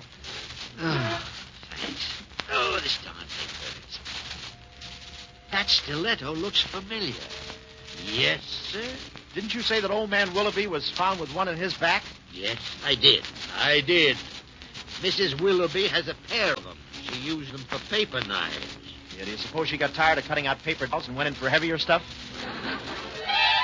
I'm sure this is one of Mrs. Willoughby's. Are you, Mr. Mayor? Are you indeed? Oh, Mrs. Dracula herself. Pull up a spider web and sit down. And if you'll pardon me, your stiletto showing. How do you do, Mrs. Willoughby? I must apologize for breaking into your house, but we were in trouble and we needed help. This is Mr. Hope. One of those worthless sons of Cyrus Hope. Certainly isn't as handsome as Cyrus, although he isn't much to look at either. Yeah, well, you're no beauty yourself, sister. Is that a face, or you ad-libbing till Halloween?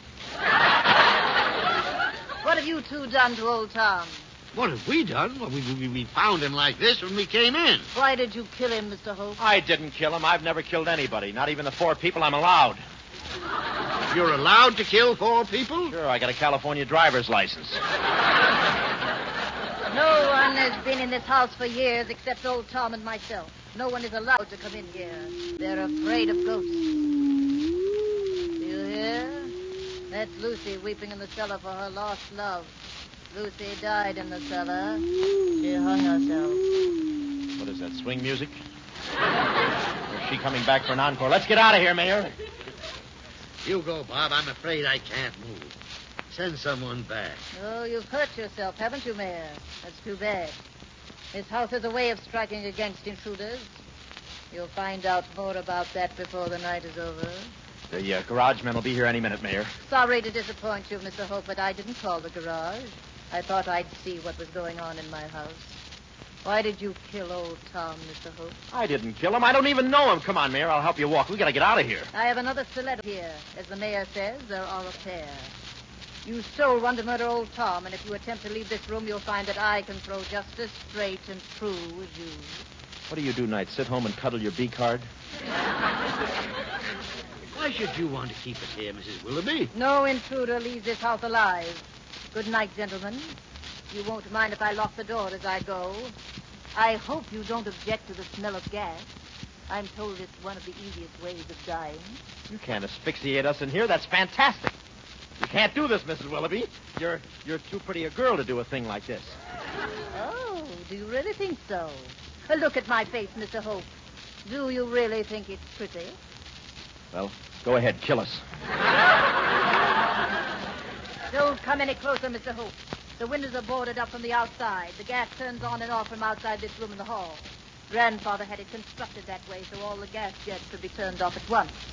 Convenient, isn't it? This dame is really cooking with gas. I don't mind, but it's us she's cooking. Great little town you got here, Springdale. Now, see here, Mrs. Willoughby. Why should you want to kill us? This household secret's Mayor that I'm rather jealous of. Good night. Now, what do we do?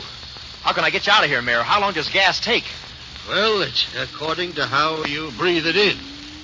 I have a very small nose, so it may take me 2 hours.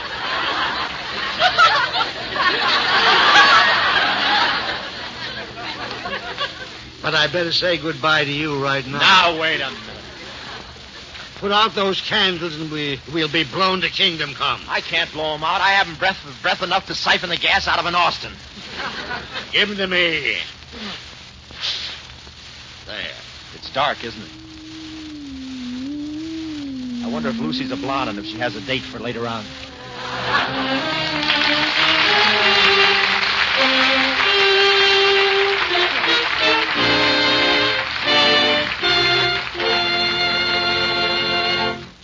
Now, of course, there are whistles and whistles. You recognize this one. That means, oh, boy. And then there's this one. That means move along with you, quit blocking traffic. But the most popular whistle everywhere these days is the one that means that you want a really white wash. The one that goes... Rinse so white, we want to know about rinse so white. Is rinse so white as a dove? It's even whiter. You mean just as white as the clouds above? You're getting warm. It's even brighter. Is it white as a lily, white as chalk, white as snow? Save your breath, counts. The answer is no, 'cause you've never seen such a dazzling sight as a wash that's rinse so white. Remember, the reason new soapy rich Rinso gets clothes so extra special white is because now Rinso gets out more dirt. Yes, ma'am. We're proud to say it's the best Rinso ever made. New Rinso is on your grocer's shelf in the same familiar package. And now back to Bob Hope and Lionel Barrymore, the mayor of the town.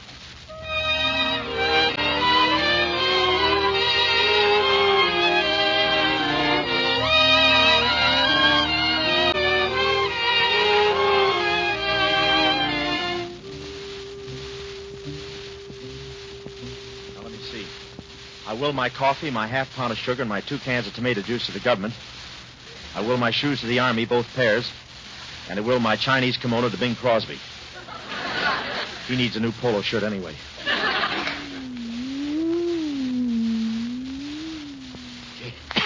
It's getting close in here. Try banging on the door some more. All right, I'm getting kind of weak, though. Listen, Mayor. Lucy's back for vows. You know, I'm getting quite attached to that girl. She talks too much, though. I've got to speak to her about that. It's no use. The Marines aren't within earshot. Someone outside the door. Is it the girl who was here before? Bill! Sounds like the first of the month. In here, honey. Gosh, I hope she doesn't see me before she opens the door. Unlock the door. I don't have a key. Are you in here, Bill? Here we are. I can't see you. It smells like gas in here. I'll light a match. No, don't light a match. Here's gas. Can you help me, Bob? Sure, let's get out of here. Well, who's in here? We don't know. It's so dark we can't see. Where's Bill? What have you done to him? Why did he leave? Who are you? Have you been frightened by a quiz kid, or what is it here? Don't be frightened, miss. You can see us when we get in another room where we can turn on some light. I'm the mayor. Shut this door. There's a parlor right across the hall. We can go in there a moment. Wait a minute. I'll just turn this gas off. There. Where's Bill? He couldn't have just disappeared completely. Why not? A lot of guys are in 1A.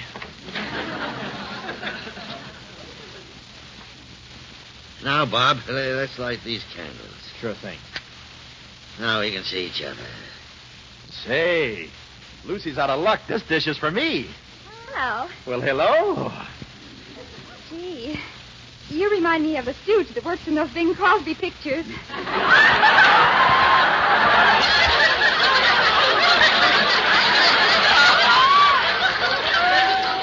I think Bing is just the smoothest thing.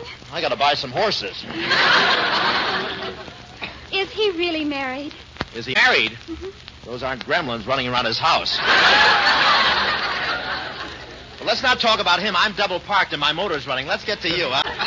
What we better talk about is how we're going to get out of here. It's still raining like 60 hours. Well, I don't like to leave you, Mayor, but... You don't suppose Bill is in that room with the gas, do you? Who is Bill? Well, Bill and I are engaged, and I came here to meet him. He's the caretaker's son. He's been working on a radio experiment in the basement, but Mrs. Willoughby doesn't know it. A radio in the basement? Maybe he's got a sponsor down there, huh? Here, my Lucy's just a piece of antenna. I've been betrayed. It must have been Bill, then, that came up with the candles. Maybe he could go for help. So here you are, you murderers. Uh-oh, Laughing Eyes is in again. We've had about enough out of you. I if it's true there's someone in the cellar, will you call him, please? These two men have murdered my caretaker. Murdered? Bill's father? Don't you believe it? She locked us up in that lethal chamber and tried to asphyxiate us. Don't be ludicrous. How could you possibly let an old woman do such a thing to you? It's very simple when you're a coward. Now, see here, Mrs. Willoughby. All this nonsense has gone quite far enough.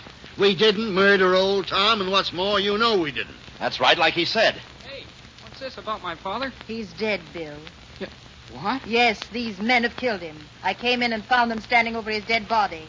I want you to go to the police and report the murder. Tell them to come at once. Yeah, tell him like she said. All right. You don't believe this woman, do you, son? I know you were in the house. I heard you. You could have killed him. That's ridiculous. Why should we kill your father? His shoes don't even fit me. Then who did? Mrs. Willoughby. Are you accusing me? Old Tom knew too much about you, didn't he? How could I kill anyone? I'm an old woman. Listen, sister, don't pull that line on us. You may be old, but you can take care of yourself. I've met your type before at the Palladium.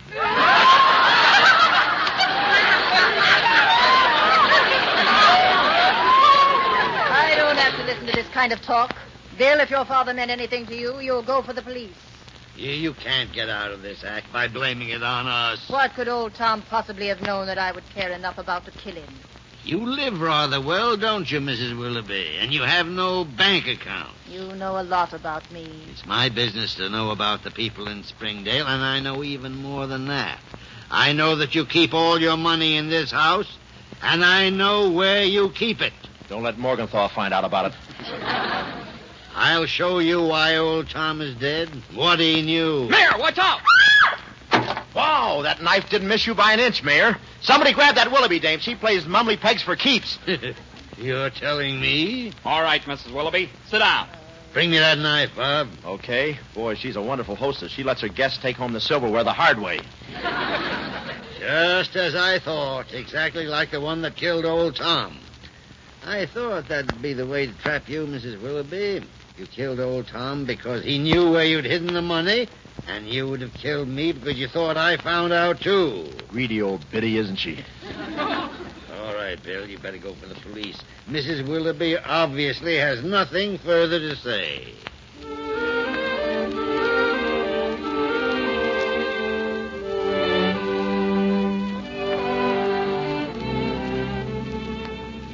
Are you comfortable, Mayor? Oh, I'm all right. Not used to having someone else at the wheel of my car, though. Boy, I never saw anyone crumple up like Mrs. Willoughby did when she realized the jig was up. She went with the police as meek as a lamb. What else could she do? Great little town you got here, Springdale. Come here for peace, he said. Sunshine and little kiddies laughing in the streets, he said. Never mentioned the stilettos they carried, did you? Well, now, Bob, this was all most unusual. You've been taking lessons from the California Chamber of Commerce. Well, as a matter of fact, Bob, I lead a very quiet life myself, very much like yours. Mine is, of course, the glamour girls. Yes, the same old routine every day, the same thing over and over, nothing ever happens. Oh, why didn't I keep my big mouth shut? Oh, splots.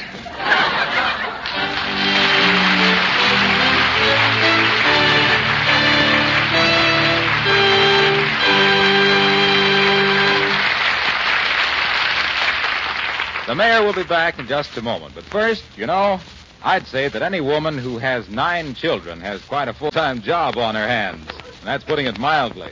But Mrs. Ralph Gardner of Pittsfield, Massachusetts, seems to manage just fine. Maybe you saw their pictures in a recent Rinso advertisement. Mr. and Mrs. Gardner and their family.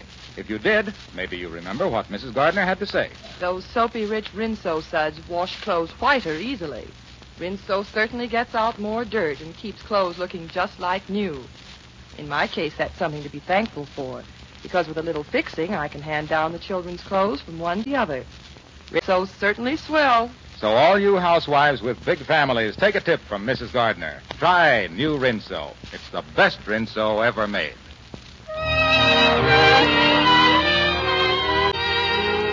And now here's the mayor of the town. Now, before I say goodnight, I'd like to thank Bob Hope and his sponsor, Pepsodent 2, for coming over to visit us tonight. It's very sweet of you, Bob, and thanks a lot. Oh, no trouble at all, Mayor. Always glad to furnish the goose pimples for any murder mystery. Enjoyed my visit, and I'll see you soon. Good night, Mayor. Good night, Bob.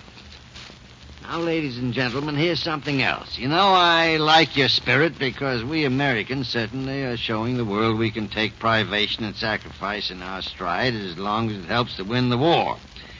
Now you take meat rationing. We all realize it's the only way to make sure that everyone gets his fair and equal share of everything. Now, just in case the technical part of meat rationing as you stumped, here's Harlow Wilcox to help clear up the matter. Well, I'll try, Mayor. By now, you're pretty well acquainted with the white and the blue stamps. You know how they work. And you know that the red stamps are the ones you use to buy meat, cheese, butter, oils, and shortening. Day before yesterday, the red A stamps became valid, and each person is entitled to 16 points for this week. Now, you don't have to use them up this week, of course. They're good right up to the end of April. Next Monday, the red B stamps become valid, and the C stamps the week after that, and the D stamps the week after that on April 19th. At the end of April, all the A, B, C, and D stamps expire, and only the red E stamps will be good. Now, you can use your points any way you like, dividing them as you please between meat, butter, and shortening. It's up to you. But remember, all forms of meat and canned fish and fish products are now rationed. However, fresh or frozen or smoked fish and fish not sealed in containers are not rationed. Neither is poultry and game. And several varieties of cheese are not rationed, so find out about them. Neither are salad dressing, mayonnaise, or pure olive oil. There's plenty for all of us, so let's all watch our points carefully.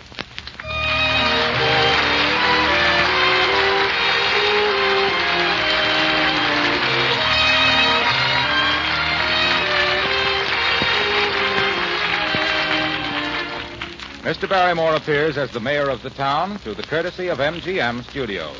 Bob Hope is now working in the Paramount picture, Let's Face It. Tonight's story was created by Gene Holloway. And this is Harlow Wilcox bidding you all good night from the makers of the new Rinso.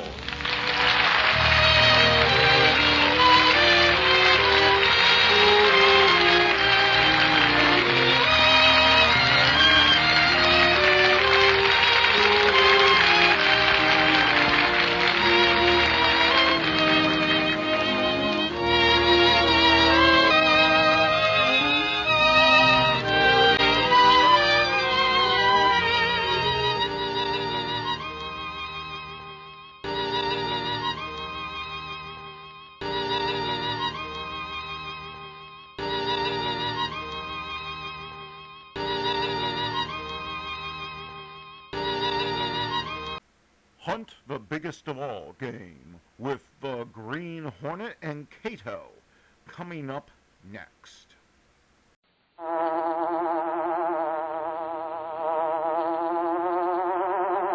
The Green Hornet. He hunts the biggest of all game, public enemies who try to destroy our America. With his faithful valet Cato, Britt Reed, daring young publisher, matches wits with the underworld, risking his life that criminals and racketeers within the law may feel its weight by the sting of the Green Hornet. Ride with Britt Reed in the thrilling adventure of A Matter of Evidence.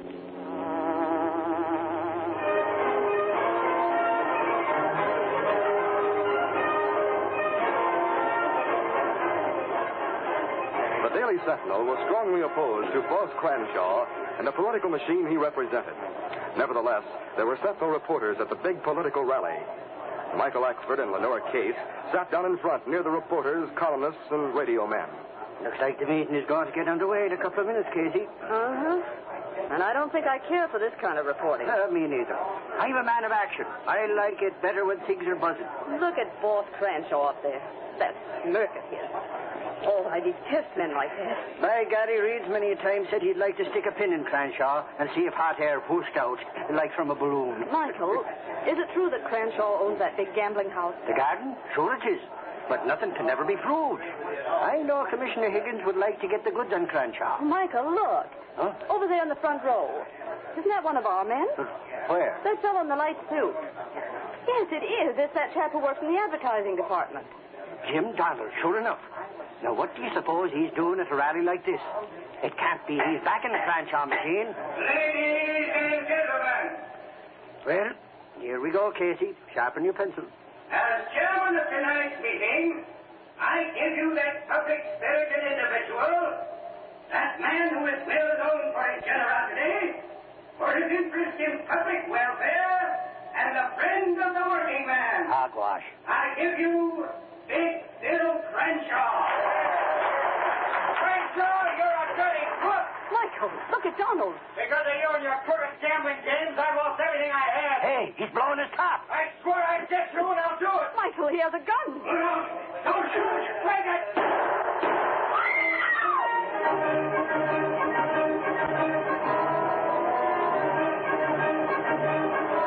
What's the Lux paper? Boss Crenshaw dodges bullet. Here you are, mister. Shots fired during rally. Here you are, ladies. Read all about it. That's the Lux paper.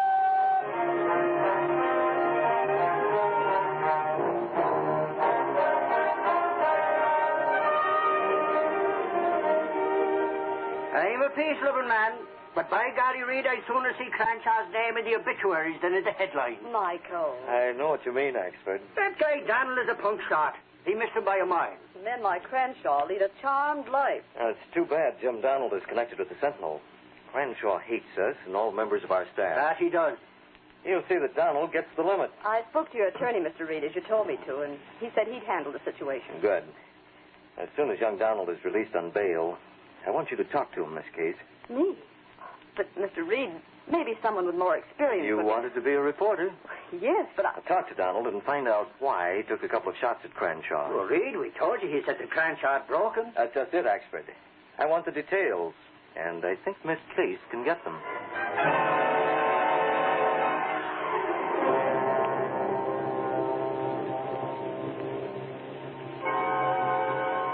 Oh, Jim, why did you do it? What's the difference, Miss Case? You should have known you couldn't get away with anything like that in a crowded auditorium. You're lucky your bullets didn't wound Crenshaw. Lucky. Or worse, you might have killed him. I wish I hadn't. I'll get him. I'll get Crenshaw if it's the last thing I do. What did he do to you? His crooked games ruined me. Crooked games? Roulette. That gambling place called the Garden. Oh, so that's it. You went to the Garden and you lost. I lost, all right. I lost everything. Savings, home. Yes, even Madge. She should have died now that I can't help her. Madge? Your wife? Yeah. Oh, what's the use of talking about it? Go ahead, Jim. Let's have the story. That's an old one. Madge needs an operation. Then a change of climate, a lot of rest, and the right food. All those things. Well, I couldn't do it on my salary, so I took a few $100 I'd saved and went to the Garden. And lost. I lost. But I thought I had the game figured out. I was sure I could beat it. So I went in hock, borrowed all I could get on my house and insurance, and went back to the Garden. That game's as crooked as a corkscrew. It's as crooked as everything else that Crenshaw touches. So you lost your cash, but... Well, what about Madge? Well, we can't afford the things she needs, so she may have 3 months or 6 months. Jim, I don't get it. Why did you shoot at Crenshaw? How could that help you or Madge? Why go into that? I just want to get that crook, that's all. You're not even sure that Crenshaw owns the Garden. Yes, I am. Everyone knows it. Crenshaw owns 3/4 interest. The rest is owned by Trig Burley. Well, if you wanted to get Crenshaw, why didn't you get evidence that he operates a gambling place and turn it over to the police? The police can't touch him. He's too big. I doubt that. Besides, by the time a rating squad gets in, everything is out of sight. Jim, if you'd only gone to Britt Reed with your troubles. The boss? He has headaches of his own without worrying about small fry like me. Well, That is, I was just a cog in his machine. Oh, is that so? Well, he posted your bail, and he hired lawyers to handle your case. Look, Miss Case, what happens to me doesn't matter. I'm washed up. Tell Mr. Reed not to bother about me. If he wants to do something worthwhile, he can go after Boss Cranshaw. Like you did, I suppose. No, Reed doesn't need a gun. He's got power and influence. He should be able to find some way to put Cranshaw out of business so other saps like me won't get in a spot like this. Jim, Mr. Reed is thinking along the same lines. Huh? Do you know where he is right now? Well, how would I know? He's at the Civic Club with Police Commissioner Higgins. They're meeting to discuss Boss Cranshaw. Why are you and the police so helpless? Is Cranshaw bigger than the law? You know the answer, Brett. It's the old story of securing evidence that will stand up in court. In the first place, Cranshaw has a pipeline into most of the city departments. He gets an advance tip-off on a raid. Yes, but if... Even he didn't have a tip, a raid would be ineffectual. The raiding party would have to go through the restaurant and a corridor behind the restaurant to reach the gambling room. By the time they got there, they'd find nothing but a few people gathered around small tables with refreshments. I get the gambling equipment out of sight, huh? Yes. Also some of the patrons through a concealed door.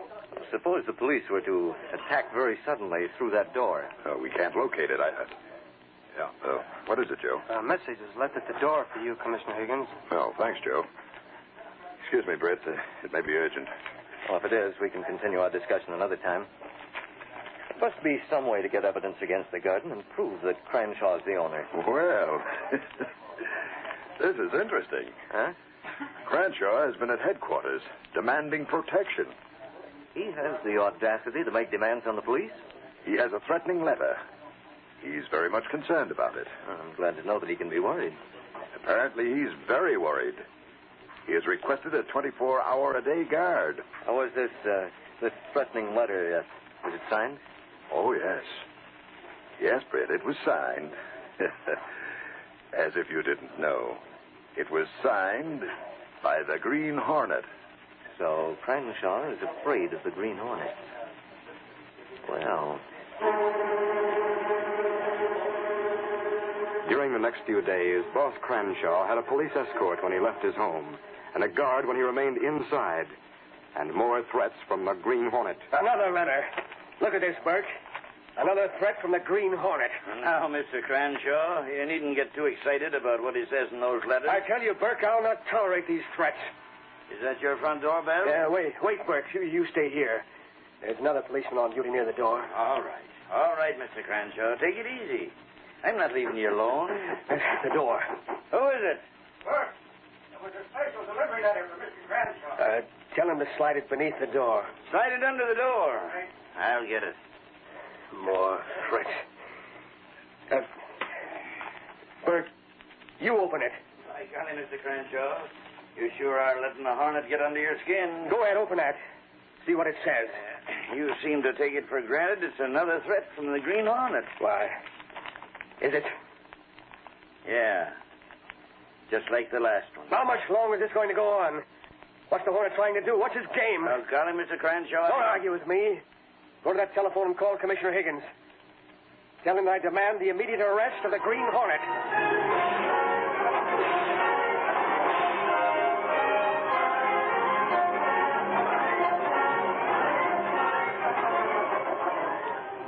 Oh, golly, Reed. You should hear the way Cranshaw's howling for the arrest of the Green Hornet.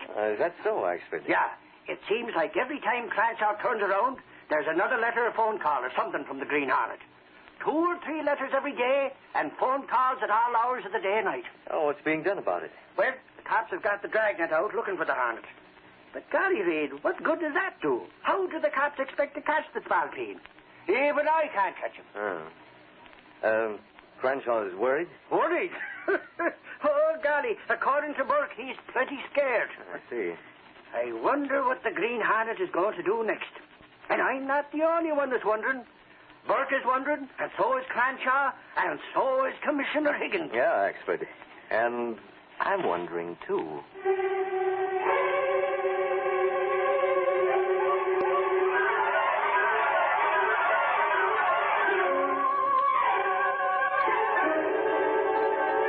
Brett Reed's dislike for the political boss, Big Bill Crenshaw, became crystallized when a young man in the advertising department lost everything in the notorious gambling place that Crenshaw secretly owned.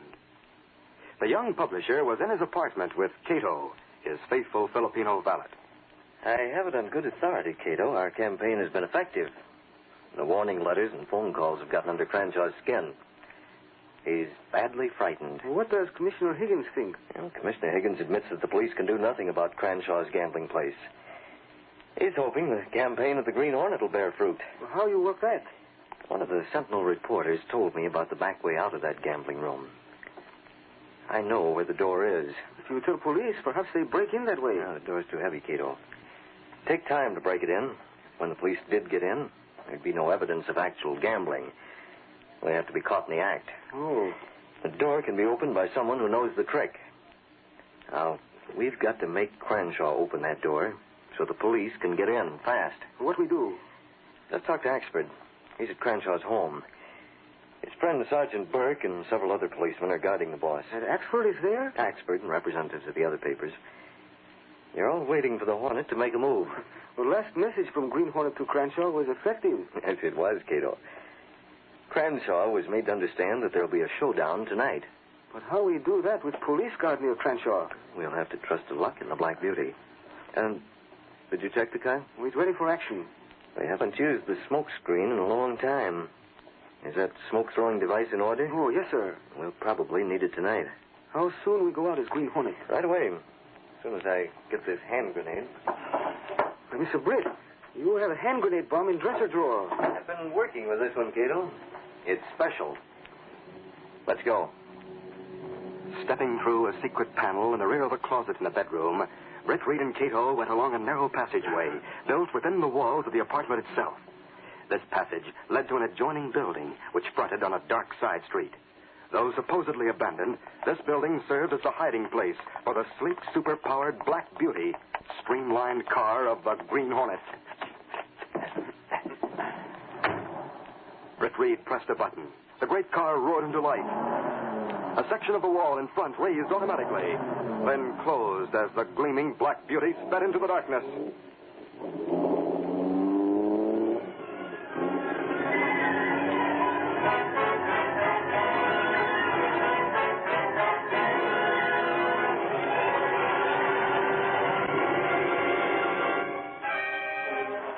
Boss Crenshaw's irritation and nervousness had been increasing hourly. His nerves had been made raw by the repeated notes and telephone calls from the Green Hornet. He paced the floor of his home uneasily. In the large library were Sergeant Burke and another uniformed policeman. Also reporters, including Michael Axford of the Daily Sentinel. What's it? Oh, it's you. Sorry, Mr. Crenshaw. I didn't mean to startle you. What's up, Moran? The car just turned into the block. It's coming this way slowly. Holy cow. Maybe that's the heart. Get your guns out. Get your guns ready, boys. If you look out the window, you can see. Hey, let me look. Hey, Ashford, who are you shoving? I'm going to be out in the front porch. I'm going to be ready to take a shot at the tires of that car if it proves to be the Hornet. Here it comes. Hey, whoever's driving, he's throwing a spotlight on the house. Hey, look. Something's coming. The window. What is it? Get back. Get out of the way. Looks like a bomb. A bomb? Get back. Moran, all of you. It is the Green Hornet.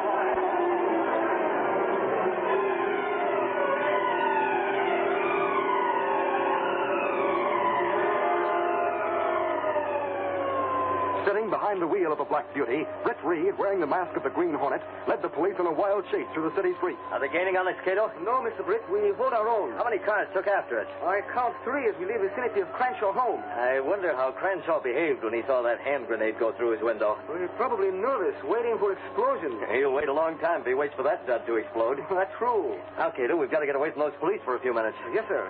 Get ready to turn on the smoke. We'll put the police in an artificial fog, and by the time we reach the 4 corners up ahead, they won't know which way we went. Now, Cato, the smoke screen. It's turned on. Hang on, Cato. Don't turn. Plenty smoking back. Another turn coming up. Here we go. Now to double back to Crenshaw's place. Cross your fingers, Cato, and hope that he's still there.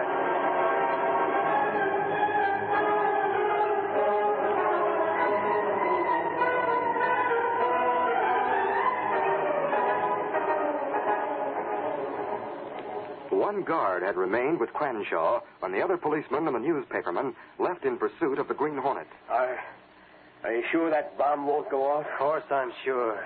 You can see for yourself the pin hasn't been pulled. You can relax, Cranshaw. Relax. With all your vigilance, the Hornet would have blown up my home if he'd pulled the pin on that bomb. He won't get another chance. The boys will run him down. Wait a minute. Huh? Quiet. I heard something. Some of the boys might have returned. I'll go find out. There. Mask, I'll get The you. Hornet. I'll get it. Take it, cop. Why, you... Oh, wait, don't shoot me. Don't use that gas on me. Shut up, Cranshaw. You'll get worse than the guard. Come with me. Let me go. Where are you taking me? Come on. I'll give you a chance to save your neck. With the guard unconscious on the floor, Cranshaw struggled feebly in the iron grip of the Green Hornet. He was fairly dragged from the house to a black car that waited in the driveway. The man at the wheel was masked. Hey, get into that car. Police. I hear them. You can't get away with this. Police lost ground fumbling through a smoke screen, but they'll be after us again. Go straight ahead.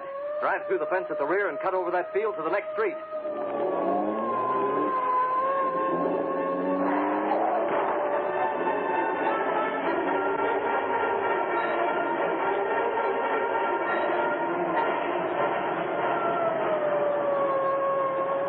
There he goes, Bert. To the right at the corner. Save your wind, Rashford. I got it. By God, he's like old times to be chasing the Green Hornet. Breed and everyone else said there were no charges against him. But you just wait, Burke. There'll be plenty of charges of him after this night, and Cranshaw will make him. Step on the gas. Keep that car in sight.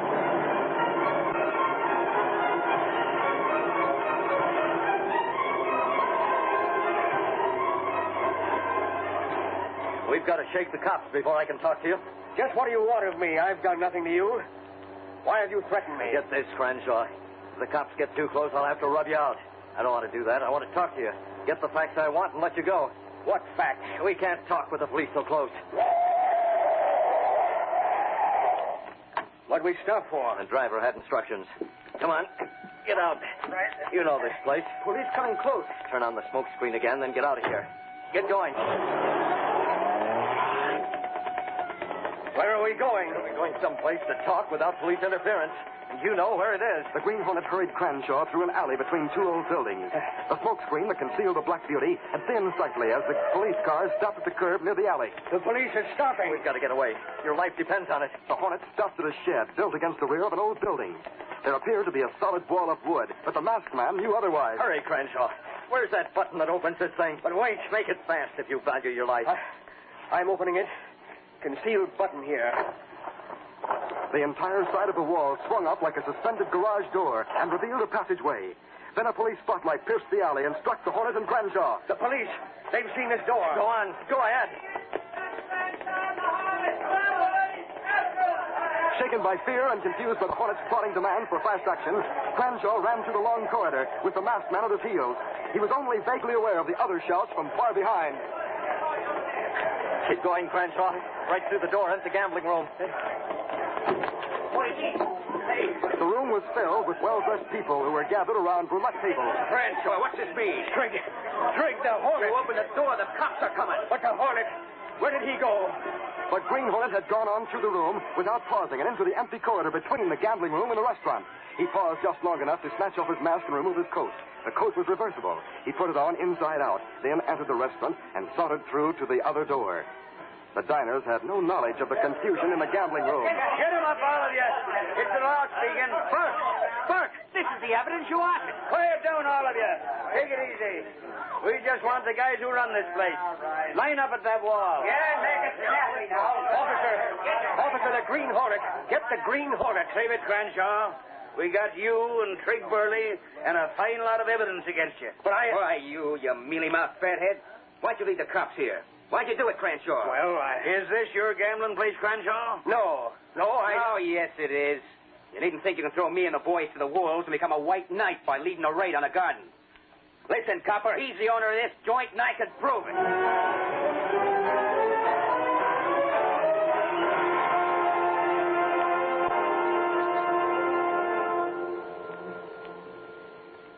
That was easier than I'd hoped, Cato. Cranshaw led the police right into the garden. Will you have trouble getting away, Mr. Britt? Not a bit. I went through the gambling room to a corridor and took off my disguise. I was able to go through the restaurant without being noticed. And Crenshaw lead police in raid on own place. That's very good. Well, I'm going to make 2 phone calls and then to bed. Will you dial private number of police commissioner? Yes.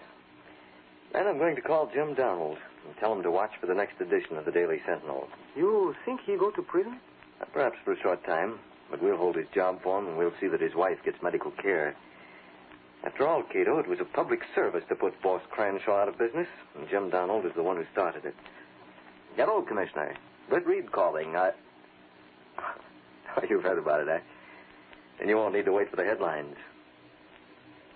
Yes, I suppose I have gotten several policemen somewhat steamed up, but I'm interested mainly in what the police commissioner thinks of the Green Hornet. How you doing, huh? Well, that's all that's necessary. If everything is okay with you, I'm satisfied.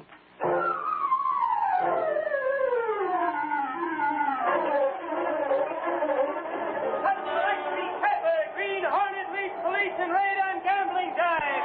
Crenshaw named gambling operator. Sentinel entry,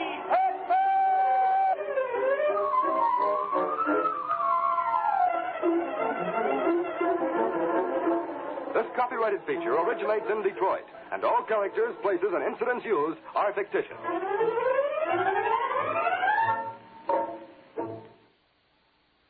Well, Silver, wait those thrilling days of yesteryear with the Lone Ranger up next.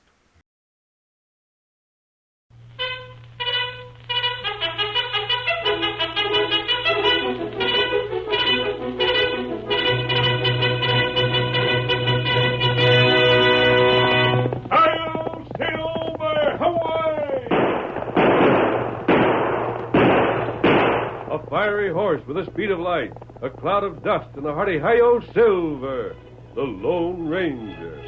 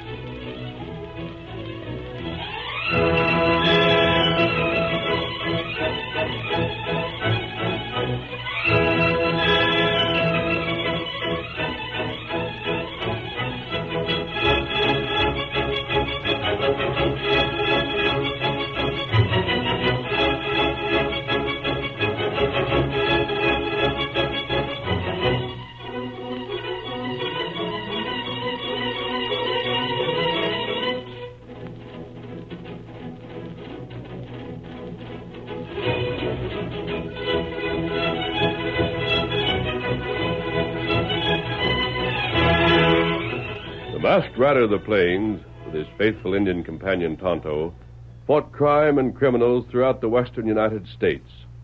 At a time when gun law ruled the range country, no one could match the quickness of his draw. His strength and courage were always on the side of right against might. And the West remembers him as the greatest champion of justice the frontier ever knew.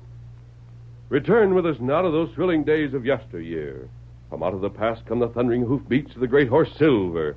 The Lone Ranger rides again. Come on, Silver! We're heading for sagebrush.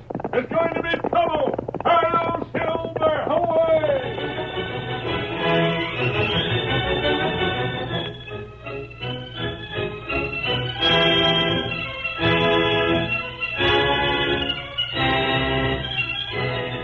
A full moon silvered the little town of Sagebrush.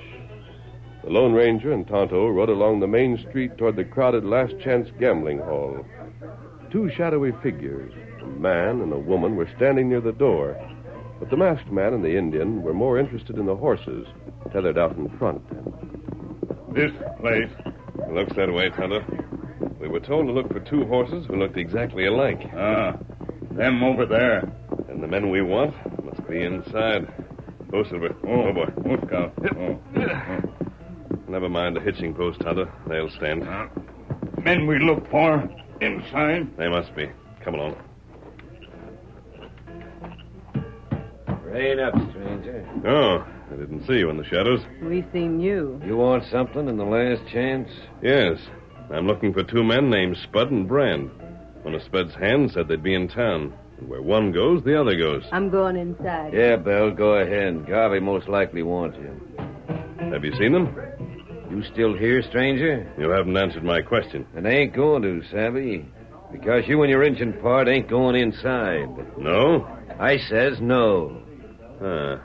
I see you wear two guns. Yeah. And you wear them strapped down. Yeah. Same as you, stranger. Ready for trouble. A man who hunts for trouble is apt to find it. Use a short draw, don't you? Yep. What kind do you use? I don't draw unless I have to. But this looks as if I might. I'm going inside. Stranger, you gotta get past me first. Here's trouble. Don't be a fool. Slap leather. What the? I could have shot you before your holsters were empty. Lightning draw, and I thought I was fast. Tonto. Stay out here and keep this man company. Understand? Me do it. Take a hint from me, stranger. Don't go inside. If you're looking for trouble, you'll get it. I'm not looking for trouble. I'm looking for two men. And I'm going inside.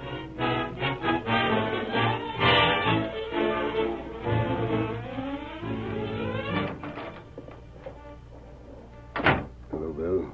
Hello, Garvey. Everything quiet downstairs? Same as usual. Creepers on out to the hitching post. Couple of strangers out there. Strangers, eh? You mean lawmen? One's a masked hombre and the other's an Indian. Yeah. Right now I got other things in my mind. Creepers looking after him? He was leading up to it when I left. Right enough. Better come over to the table. Kind of moves you around. Hey, Garvey. Coming, gents, coming. You know what to do? Leave it to me, Garvey. Hey, Garvey. Playing your hand or ain't you? Now, don't get your feathers up, boys. I was just telling Garvey how things is going downstairs. Hi, Belle. Can't complain, Brand. Okay, gents. Ain't much fun playing three-handed, Yeah, but... how come you boys ain't in the big game below? Why? Well, I'll tell you. Not you, Spud. Me, I'll tell her. Oh, it's that way, huh? Well, Brand, guess we better do the usual. Heads, you tell her. Tails, I do. Key-reg? Key-reg. Heads. That's me. Shoot. Is that the way you two boys settle your arguments? Sure, Belle. Ever since we was Mavericks. And it ties right in with why we don't play downstairs. Me and Spud, we've been pards for a long spell. Always worked the same outfits together. Rode the same range. Hey, I won that toss. Oh, yeah. Anyways, Belle, now me and Spud, we got our own outfits. But we're still pards. I'll see you are. Even your land's right next to each other. Yes, sir. Me and Spud, we're about the same size, same frame of mind. Plays poker about the same. Rides the same. We both got trigger tempers. Yeah, which same is why we don't play downstairs. Correct. Saves wear and tear on the shooting iron. Why, if one of them card-switching hombres was to cold deck us, Garvey'd have the mares all broke to smithereens before he could bulldog a pup. Well, I don't mind you boys playing up here, but down there, no thanks. You better pick up your cards before they get dusty. Oh, yeah. Almost forgot. Your deal, wasn't it, Spud? Yeah, Spud's deal. Yeah? You standing behind me like always, Belle? Think I'll bring you luck? He's just superstitious. Let's see. Guess it's me that opened, huh? You drew your cards. Yeah. I'll say 20 chips. Garvey, you stand? 20, sure. Then you better count on digging some more on account of I'm raising to 10 more. In that case, I'll just pay to look. I see you. Not me. You both drawed one card. One of you must have filled. Too bad you didn't raise, Brand. I'd have given my Sunday spurs that took more dough over you. 1, 2, 3, 4, 5. Oh. Ace high flush, huh? Can you top it? Not me. 3 bullets is all. Had 'em from the beginning. Well, then I'll corral them chips. I pulled that ace in the drawer. Wait a minute. Huh? Better take another squint at that ace, Brand. What do you... Hey, that's the ace of diamonds. Sure, it's a diamond flush. Yeah. Then how come I got the diamond ace? I had it from the first. What? Spud, cheating a stranger's bad enough, but cheating your best pals. Hey, you seen him, Belle? Well... Great Godfrey, no card playing skunk. You I'll come in handle here. this, Garvey. Bud, hand over that stack. Are you calling me a cheat? Hand over that stack. Rand, you better watch out. Part or no part. I said give me that stack or reach for your gun. That cuts it. Draw, blame your eyes. Throw her out. Slide that gun across the table. Move. Where'd you come from? The gun. You shot the gun right out of my hand. Never mind. I'll get your gun myself. You're lucky it wasn't your hand. Now get out. I ain't getting till I settle with this sidewinder. Meaning me? Meaning you. I said get out. Make tracks. I'll keep your gun. You got the drop on me, stranger. But I'll settle with you later. As for you, Spud, next time you cross my trail, you better keep your gun hand free, savvy? The sooner the better. Yeah, the sooner the better. Looky here, masked man. This here's my diggings. You're Garvey, eh? I run the last chance. No masked hombre is going to come I in don't here. like the way you run it, and I don't like you. What are you doing here in the first place? Never mind that. Spud, Yeah? you're staying with me until... That's all right. That's Brand leaving now. Now you make tracks out of here. What about my gun? When I want it returned, I'll return it. Outside. All right, masked man. Maybe you figure you done Brand and me a favor breaking up that shooting scrape. Perhaps. Well, you're wasting your breath. Brand and me been pards, but that's water under the bridge, savvy? No man could call me a card chief. Pard or no pard. From now on, I go gunning for Brand, and the same goes for you. Well, stranger, whoever you are, you sure helped us out of a jam. Is that so? Sure, Garvey, he don't go for shooting scrapes from the last chance. I didn't get that impression from your hired man outside. Creeper? He wears his guns too well. You mustn't mind Creeper. He's always putting on. Now, why don't you go downstairs to the bar? The answer is no, Garvey. Yeah? Your manner doesn't fool me.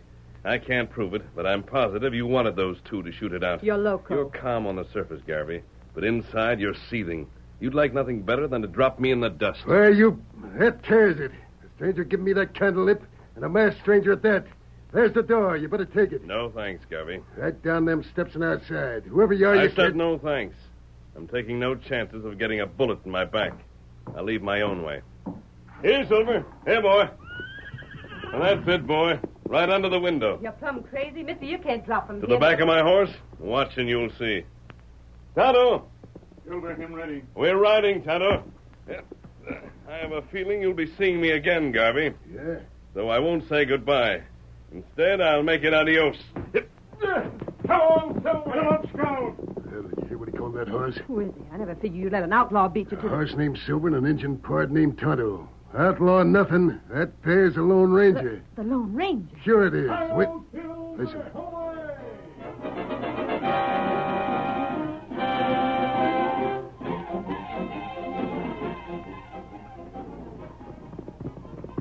We run into trouble, huh? Looks that way, Tonto. I'd stake my saddle that Brand and Spud were the victims of a trick by Garvey. I came in just in time to stop a gunfight between two lifelong friends. Garvey's up to something, and we know what it is. That water. Yes, the water. Brand and Spud own land which surrounds the only good water. Right now, it's open. But if Garvey gets control, he'll close that off. You know what that means in cattle country. That'd be plenty bad. Here, Tonto, take this gun. It's Spud's gun. What we do now? Take that gun back to Spud. I'll return the other one to Brand. We separate here at the fork in the trail. The sooner this quarrel gets patched up, the better. Let me go. Get him up, Scout. Get him up. This way, Silver. We'll see Tonto later. This way, boy. We're heading for Brand's cabin.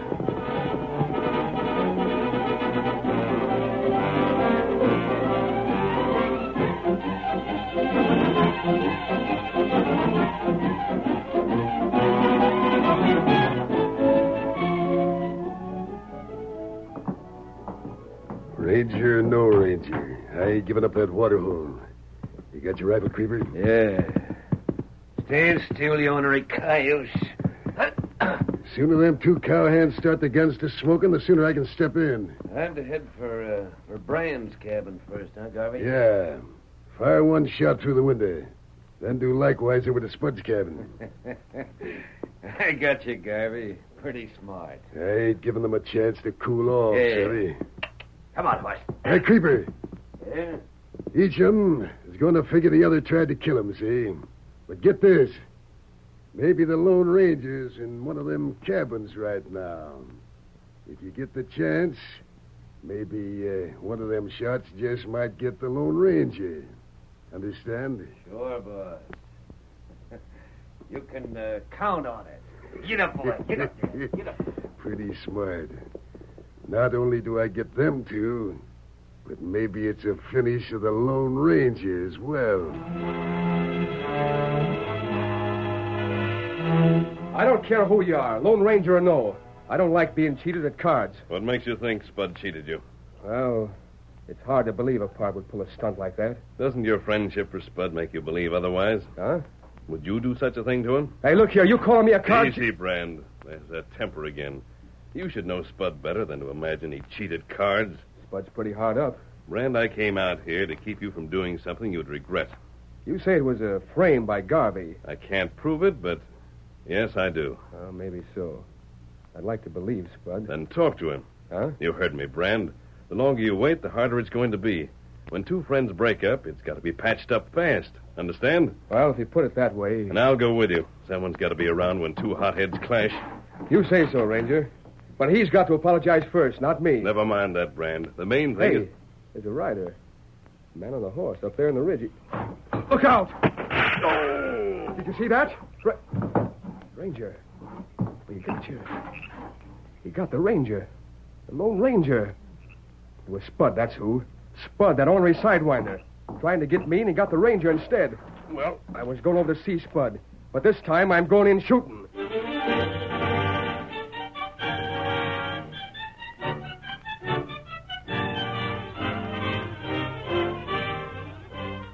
The curtain falls on the first act of our Lone Ranger story. Before the next exciting scenes, please permit us to pause for just a few moments.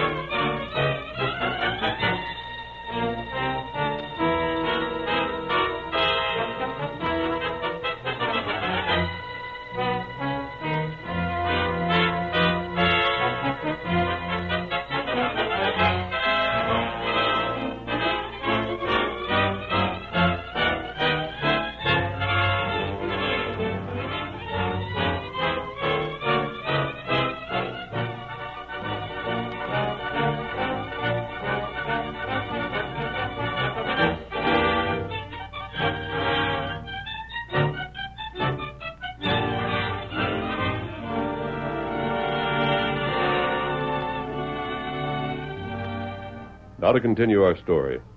Convinced that Spud had killed the Lone Ranger, Brand headed for his ex-partner's ranch. The masked man was stretched on the floor. He moved slightly and then lay still as two horsemen reined up in front of the cabin. Injun, you stay out of this. It ain't none of your affair. Me go with you. That's your lookout, then. But I aim to blast daylight in the Brand. And don't you interfere, savvy? Cabin door open. I'll give Brand a chance to draw, which is more than he gave me, the dirty coyote. Sneaking up to my cabin and trying to shoot me in the back. Come. Something wrong. That Tonto of the Brand. Yeah. Blood. There, I told you. Brand come over to finish me. When he come back, the Ranger was here. Brand shot and high-tailed out. Where a bullet? What happened? Injun, I ain't got time. I'm going to take care of Brand once and for all. And I'll feed him lead for getting the Ranger, too. Adios, Injun. Get up, boy. Come on, get up there. Brand, him lie on floor. Tonto stay. Maybe fix him. Maybe.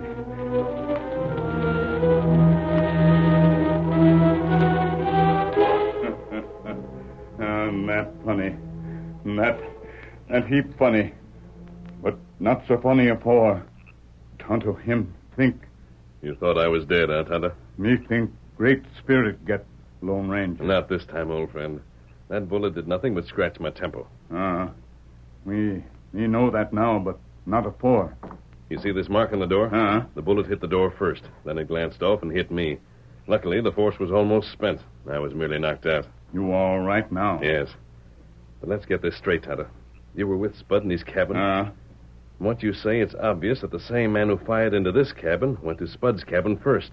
He fired a shot at Spud, then came over here. That's right.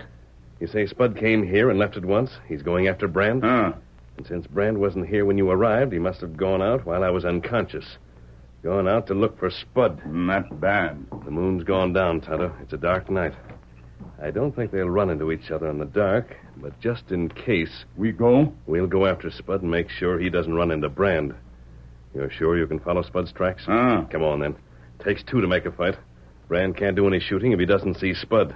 And Spud can't shoot because we'll make sure he doesn't. Here, Silver. Here, boy.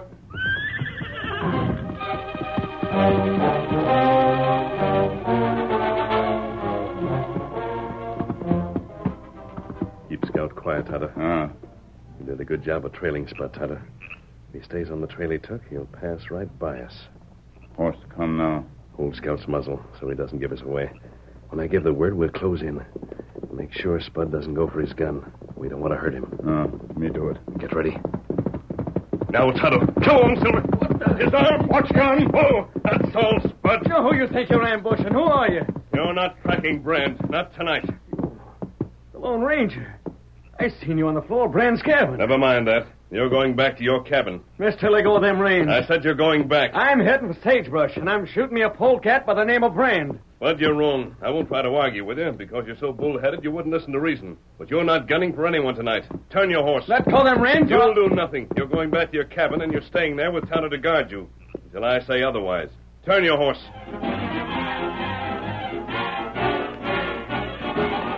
All right, you got me. You took my gun, and you got me in my cabin. But get this, I'm getting out tonight. I'm going to get Brand. It's dawn now, Spud. We won't keep you here later than this afternoon. That's all the time I need to prove you're dead wrong about Brand. I'll believe that when you prove it. And you won't. Come outside, Tonto. Make sure he stays, Tonto. Him heap mad. I've got a good idea who fired those shots. There must be tracks left on the ridge outside Brand's cabin. You go look? I'll investigate those tracks and see where they lead me. I'm certain they'll lead to the last chance in Sagebrush. Me wait here. I'll leave a broad trail, one you can follow at top speed.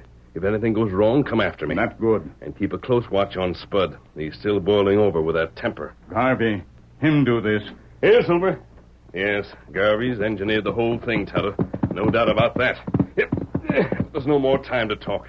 Remember, if anything goes wrong, come after me. Come on, Silver!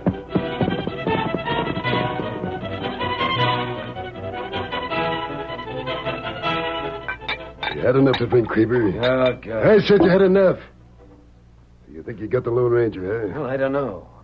I tossed a bullet at Spud's cabin, and then I headed for the ridge up near Brand's place.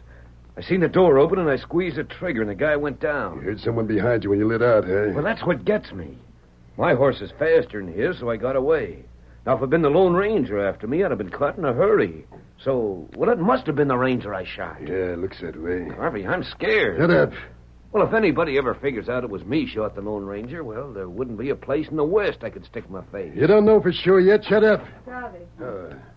You find out anything, Bill? Seen Brand. He came into town last night gunning for Spud. He didn't find him, so he bunked up to Mark Crandall. Brand?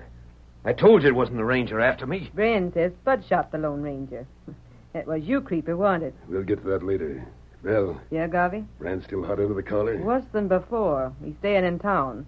Says he knows Spud'll show up sometime today, and he ain't going to miss him. Mm-hmm. That cinches it. It's going to work out fine. One of them's going to kill the other, sure. The one what's left ain't going to linger around these parts for long. I can take over that water hole without raising a finger. Yeah. And I'll squeeze them all as wants water. I'll squeeze them dry. Get that bell, I'll squeeze them dry. Harvey, what about me? Me shooting the Lone Ranger. How much later are you going to figure out what I'm to do? There ain't but one thing to do, Creeper. Huh? Where's your house? Out back. I didn't use the hitching rail out front. And you better put on boots and the stirrup leather and make tracks. Oh. You can't cover it for me, huh? I ain't no fool, Creeper. Garvey's right. Sooner or later, it's got to come out. And the Ranger's got an Injun pal. Yeah, I seen that engine. Well, I guess you're right, Garvey. I'll put distance between us right now. Just give me some cash and Sorry, Creeper. Huh? I ain't got no cash to give you. No cash? Well, you pulled in plenty at the gambling tables last I night. said no cash, Creeper. Oh, I get it. You know, I got to pull up stakes. So you're dealing me out, huh? Nobody knows you're here, Creeper, but from the sound of them hoofs, somebody's going to know it soon. You better skedaddle before you get a rope around your neck. All right, I done your dirty work for you. Now you won't pay. I'm going, but get this, Garvey. You better go fast. That hombre's coming in. There's the back door, Creeper. I get it, Garvey. But I won't forget.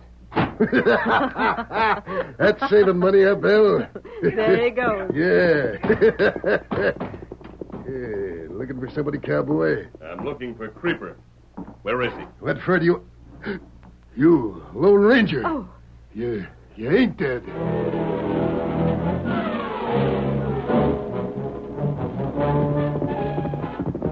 Tonto! Roll up, Tonto! Tonto, what are you doing here outside of town? Why aren't you guarding Spud? Me pa failed to tell you. Him get way. What? Spud get out of the cabin? That right. When? How long ago? Right for sun this high. An hour, huh? He headed for town? That right. Me see trail start, then come after you. You followed my tracks? Tonto, I just came from town. I went to the Last Chance Cafe to get Creeper. Him fire shot? It was Creeper, all right. I found some black horsehair on the ridge. His horse is black. There was a nick in one hoof. What you do here, then? Creeper wasn't in the Last Chance. He'd been there before, although Garvey denied it. Found those hoof marks out and back. Creeper come this way? I'm after him right now. I was crossing the slope when I saw you down below. Otherwise, you'd have missed me in town. Tonto, this is serious. Brand's in town now. If he meets up with Spud, there's going to be a shooting. Spud, him go to town. Unless I catch Creeper and get him back to town, two partners are going to throw bullets at each other for something neither one of them did. Too late now. Perhaps it is too late, but we're still going to try.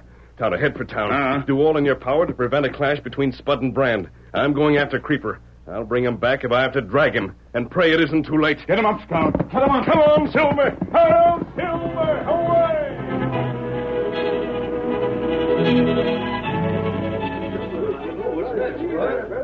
Yeah, I came to town to settle with that back-shooting polecat Brand. Where is he? Ease up, Spud.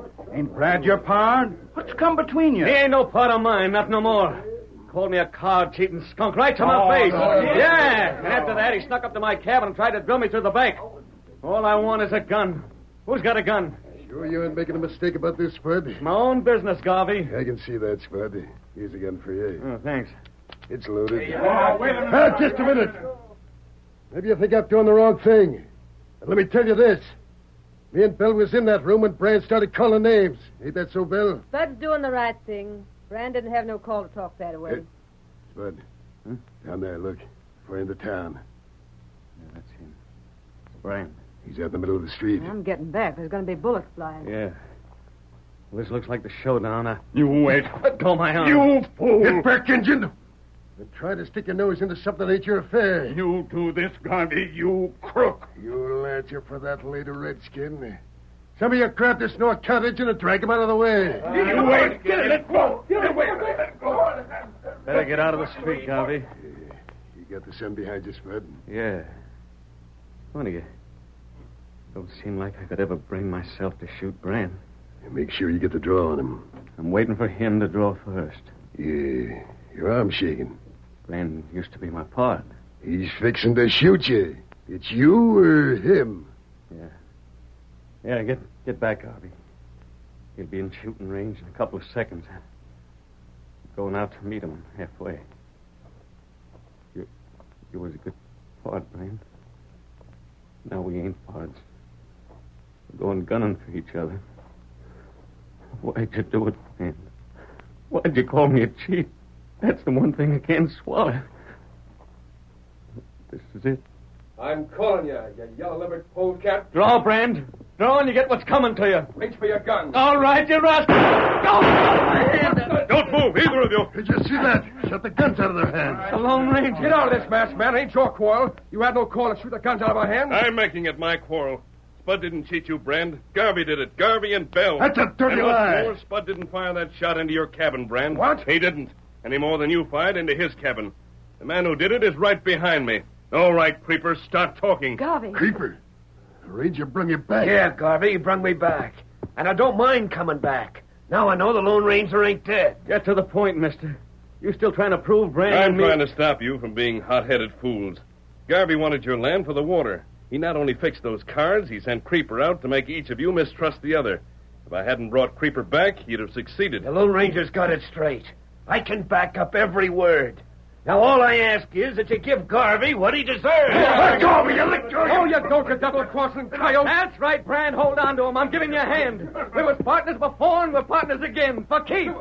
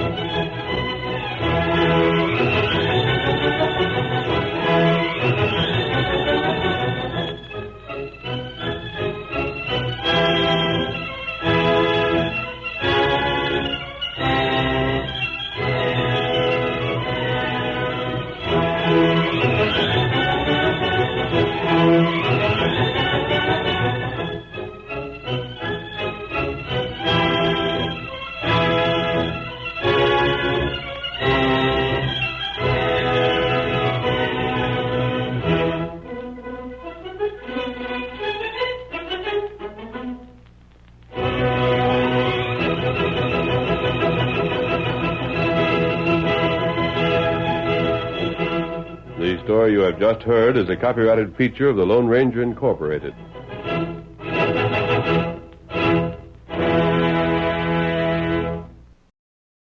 Crime doesn't stand a chance against Dick Tracy. Up next. And now, Dick Tracy!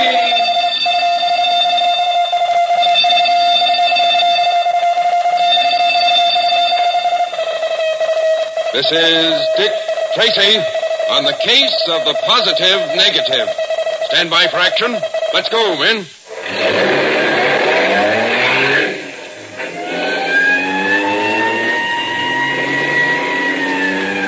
Yes, it's Dick Tracy, protector of law and order. Before we hear Dick Tracy, I'd like to read you a letter I received from young Dave Lynch of Pennacook, New Hampshire. Dear Mr. Gunn, in a recent broadcast of Dick Tracy, you said that there was no explanation for the Northern Lights. Read the National Geographic magazine dated November 1947. End quote. Well, I immediately visited the library here at ABC and found the article the letter mentioned, written by Dr. Carl W. Gartline, a physicist at Cornell University. Dr. Gartline offered a really excellent explanation for the Northern Lights. I'd like to pass it on to you. First of all, as the sun rotates on its axis, it throws off gigantic streams of electrified particles which flow from the sun out into space for millions of miles. It's very much like a garden sprinkler. If you can picture the sun spinning round and round like a rotating garden sprinkler, you can see that all these particles spout in streams just like the jets of water that flow from the sprinkler. Well, sometimes one of these streams of particles catches the Earth as it moves through space. Uh-oh, I don't have time to finish right now. I tell you what I'll do. I'll be back with the rest of the story right after today's Dick Tracy episode. And now, Dick Tracy. Yesterday, Dick Tracy and Pat Patton suddenly realized what it was that had been retouched from the negatives that Tiptoes showed them. It was the canvas money satchel that was missing from the armored truck following the explosion. Knowing that their only hope of getting conclusive proof lay in finding the original negatives, Junior disobeyed Dick Tracy and returned to Tiptoe's darkroom to search for them. So, busily engrossed in looking through the wastebasket, he is suddenly startled to hear a voice behind him say, "Well, my lad, did you lose something?" I didn't hear you coming in, Mr. Focus. My dear boy, nobody does. Goodness, what a mess you're making of this dark room. I can't find what I'm looking for. I rather imagine that was the case. What could it possibly be that you're looking for? Well, it dropped in this waste paper basket. That's why I was taking everything out of it. Come, what are you so nervous about? What dropped in the wastebasket? Why, the ounce weight. Yes, it dropped in while I was trying to weigh out the potassium bromide from a stigmat. Oh, yes, the ounce weight, to be sure. Well, my lad, I'll help you look for it. It's rather small. All the more reason for both of us to look. Eh, my boy? Yes, sir. Now, let's see. You have almost everything out of the wastebasket already, but I don't see it. I don't see it at all. I could have sworn I saw it fall in. Obviously, you were mistaken. Could you also have been mistaken about what it is you were looking for? Oh, no, sir, My friend, let's stop this nonsense. You haven't been telling me the truth. Because now I lift out the last paper in the wastebasket, and it obviously conceals... I can't believe it. Oh, there it is. Oh, I knew I dropped it in there. Yeah, there it is indeed. I didn't think you were telling the truth. Well, gee, Mr. Focus, what did you think I was looking for? Nothing. It's not important. By the way, you're here rather late, aren't you? I think you'd better be running along. Well, don't you want me to finish measuring out that potassium bromide? No, I'll do it myself. You might lose the scales this time. Whatever you say, Mr. Focus. Good night. Yeah. Good night, Miss Stigmat. You leaving? Well, good night, Junior. Tiptoes, why'd you let him go home so quickly? Because I found myself in a very awkward predicament. That should have been no novelty to you. I heard you speaking angrily to Junior. you catch him snooping? I thought I did. He was fumbling through the wastebasket, but it turned out that he was looking for the 1 ounce weight which he dropped. In fact, I found the weight in the basket myself. It didn't occur to you that he might have planted it there in the event that you discovered him searching for the negative? Yes, it did occur to me, but what was I to do? You might have searched him to see if he found anything. And tipped our hand when he might really be unsuspecting? Why, that could have led to serious trouble. You don't seem to realize that killing 2 bank truck drivers can also lead to serious trouble.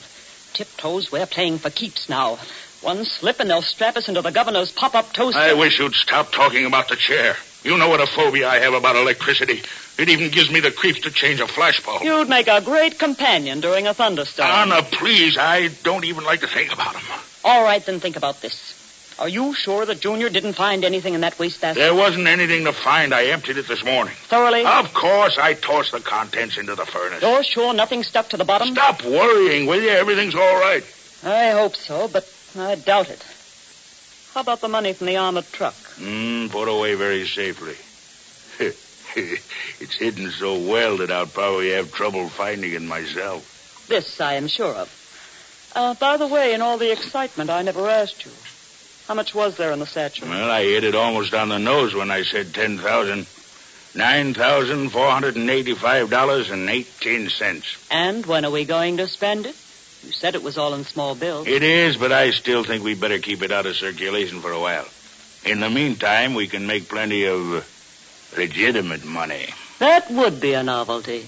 How? Anna, have you ever seen a waterfront fire? Legitimate, he says. Of course, this fire's just going to happen as a result of natural causes. Of course. Plus a couple of incendiary bombs. How? When? Where? Well, as you've probably read in the paper, an unusual number of oil tankers are put in lately due to the fuel oil shortage. So? They've come in faster than they can be unloaded. So several are tied up to the docks waiting for their turn, while their crews happily disport themselves around the gay spots of our fair city. Leaving the ships comparatively unguarded. Exactly. It shouldn't be too hard to stroll by, toss a couple of incendiary bombs onto the decks, and then wait for developments. Uh-huh. Unless I miss my guess, they should be rather spectacular developments, too. Well, that answers how and where. What about when? Well, I thought tonight would be as good a time as any. There's a threat of snow in the air, and flames photographed beautifully against a background of falling snow. Tiptoes, please don't try to tell me what makes a good picture. One last word of advice. Let's omit the customary blunder. In other words, don't throw your camera on the deck of the tanker and try to take the picture with the incendiary bomb. They tell me that doesn't work so well.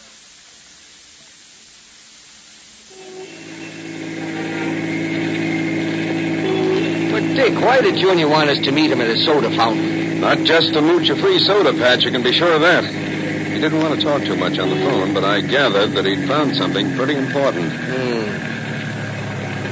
Well, this is it. Yeah, quite a place. Cut-rate soda fountain, sandwiches at less than cost. It's an interesting business philosophy. Oh, I like that sign better. We stand behind every sandwich we sell. That must keep someone awfully busy. Yeah. I wonder where Junior is.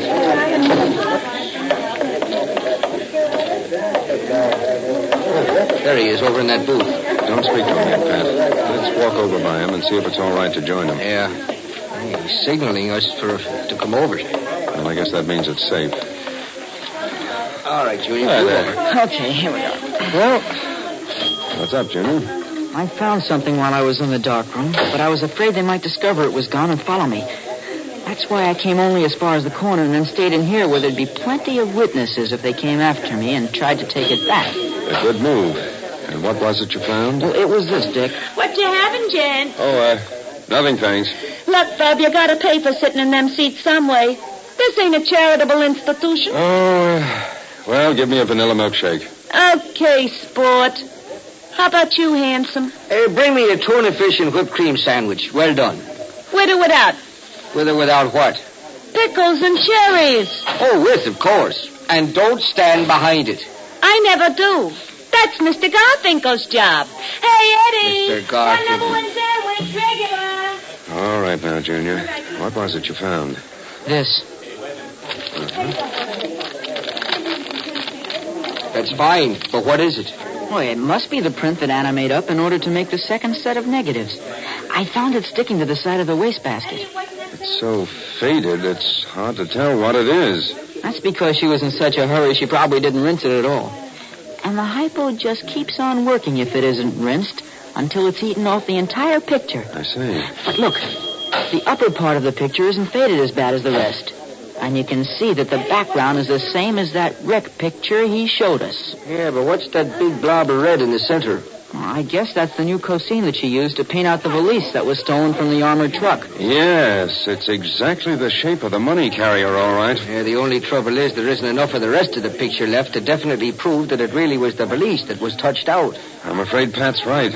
A clever lawyer could bring up charges of a frame and say that we drew that red outline on there ourselves. Then it isn't any good? I didn't say that. It proves to us that we're right. But I've got to get the original negative. Oh, they've probably been destroyed long ago. Oh, I don't think so, Pat. You know, I've got a feeling that Anna may be keeping them for her own purposes. No, in other words, it's a case of cherchez la film. You unspeakable cad. All right, come on, Junior. Let's go. Oh, well, now, wait a minute. Hey, what's the rush? Here's your sandwich. Delicious, too. Oh, it's not what I wanted. I wanted it with brown gravy and marshmallow sauce. But that's 5 cents extra. Oh, hang the expense. Here's $1. Keep the change. Thanks a lot, Bub. The bill's $1.02. Yeah, I know, but you sell sandwiches for less than cost. It says so. Come on, Richard. Hey, you gents is crazy. I wouldn't be surprised if she had something there.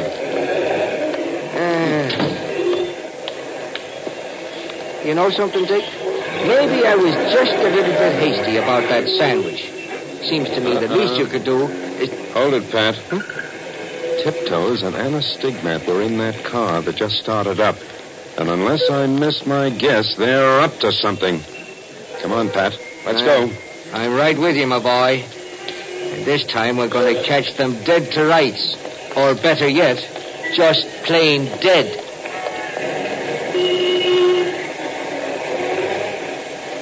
In a moment, we'll return to Dick Tracy. But first... Well, a few minutes ago, I started to tell you Tracy fans about Dr. Gartline's explanation for the northern lights. I explained how the sun throws off tremendous streams of electrified particles just as a rotating sprinkler throws off jets of water. Well, every once in a while, one of these streams hits the Earth as it travels through space.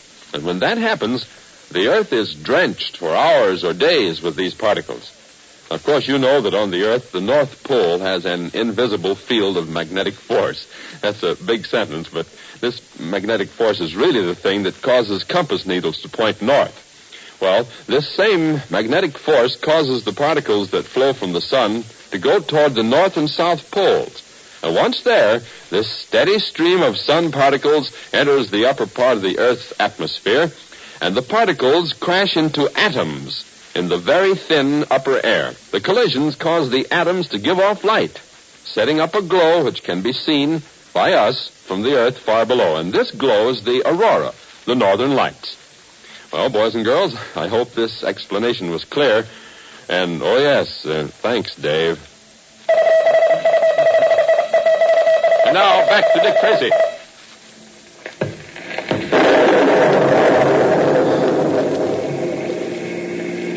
Well, a winter lightning storm. That's unusual. Yes, I heard it. You know how I feel about electricity. I'm not sure I can go through with it tonight. And which will prove stronger, Tiptoe's criminal craving for money or his craven terror of the lightning? Better be sure to tune in tomorrow for the adventures of Dick Tracy. This is George Gunn speaking. Have you Tracy fans any idea how Vox Pop MCs Parks Johnson and Warren Hull select such interesting people for their Wednesday night shows? Well, they're aided by officials of towns or festivals they intend to visit who distribute questionnaires to prospective interviewees. And then 5 days before the particular show, Vox Pop's staff narrows the field down to, 10 or 15 people. And when Johnson and Hull finally arrive on the scene, they select the final 5 or 6 for the program. And they spend quite some time with these people, finding out all about them. Vox Pop is well worth this intensive preparation, for it's one of radio's most absorbing programs. Why not listen for it on most ABC stations tomorrow night? This is ABC, the American Broadcasting Company.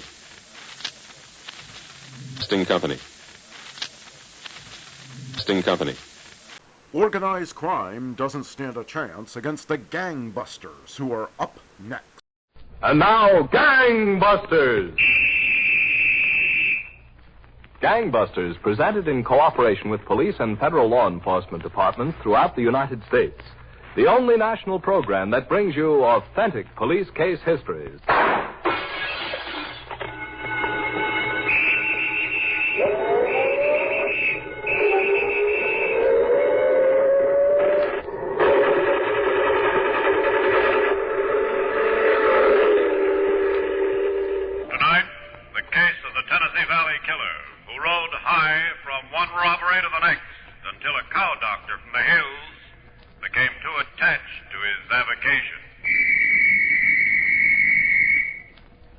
And now to gangbusters and facts that show the operation of our law enforcement officials in their war against the underworld. Gangbusters has asked the Honorable Lynn Bomar, Commissioner of Safety, State of Tennessee, to narrate by proxy tonight's case. The inside facts in the case of the Tennessee Valley Killer. Commissioner Bomar, from what you've told me, the criminals in tonight's case certainly must have been a weird aggregation. That's one description of them, Don Gardner. But their weird characteristics, especially those of the gang leader, made them no less dangerous. As a matter of fact, this gang leader was at one time considered the most dangerous fugitive at large in the country. Oh, well, why don't you tell us about him, Commissioner? All right, Don. I think it would be best to begin a short time ago at a county seat in a tobacco-growing section of North Carolina. One noon hour, the proprietor of a local tobacco warehouse walked down to the courthouse square and approached a stranger who was sitting alone on a bench.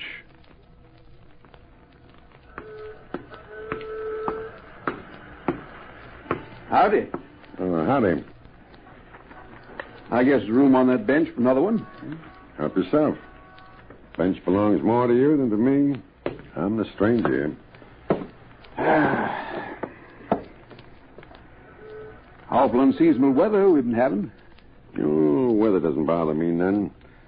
I've learned to take what they give me. Well, I guess I ought to... Wait just a second.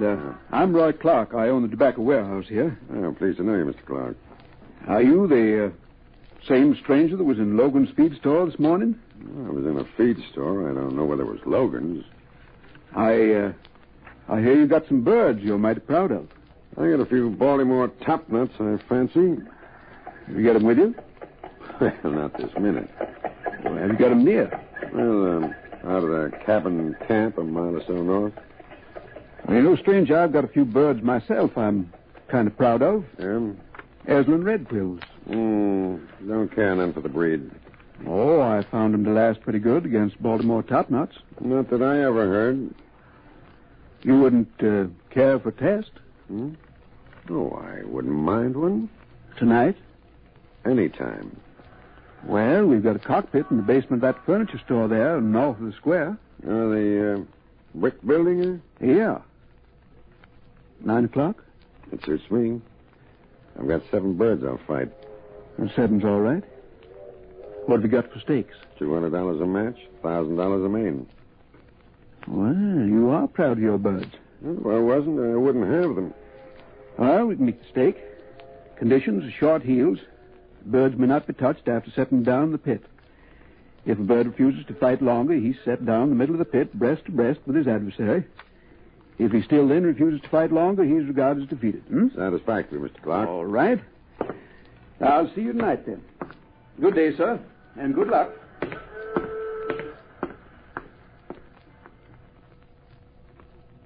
I don't know, Troy. $200 a match and $1,000 a main? Them Eslin red quills and Mr. Clark's are birds with spirit. Maybe you bit off more than you could chew. Don't you worry about it, Doc. I'll handle the business arrangements. You just look after the chores. Come in here, Grant. Come in here. What's been keeping you? What did I ever get myself into? Spring water. Honest, Doc. Ordinary tap water ain't good enough for you. Where's the pail bucket at? Where'd you think? Out there next to the roosters. Roosters. Can't you get it through that thick Yankee head of yours that fighting cocks is fighting cocks? They're still roosters to me. Ah. The only way I'll have 'em's with mashed potatoes and gravy. What's the matter, Grant? Haven't you got no sporting blood? Yankee blood. That's what he's got. Yankee blood. Go on. I got your spring water. Go on, attend to your chickens. Chicken? Now, see here, you weren't... Doc. Go on. Get them birds shaped up. Fine lot of appreciation anybody gets around here.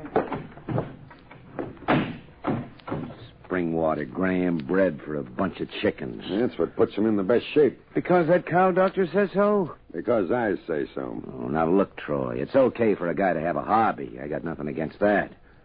But I've been knocking around since who knows when.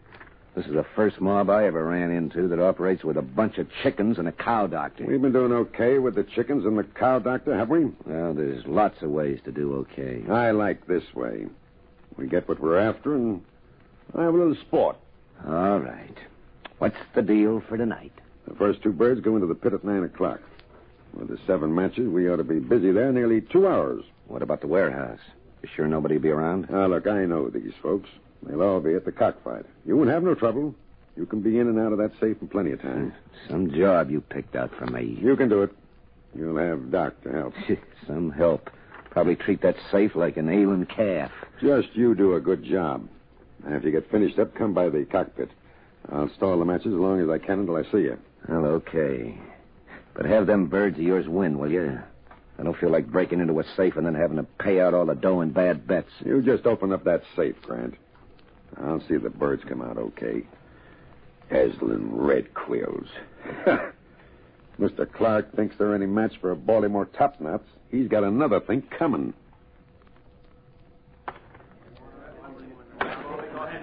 All right, come in now.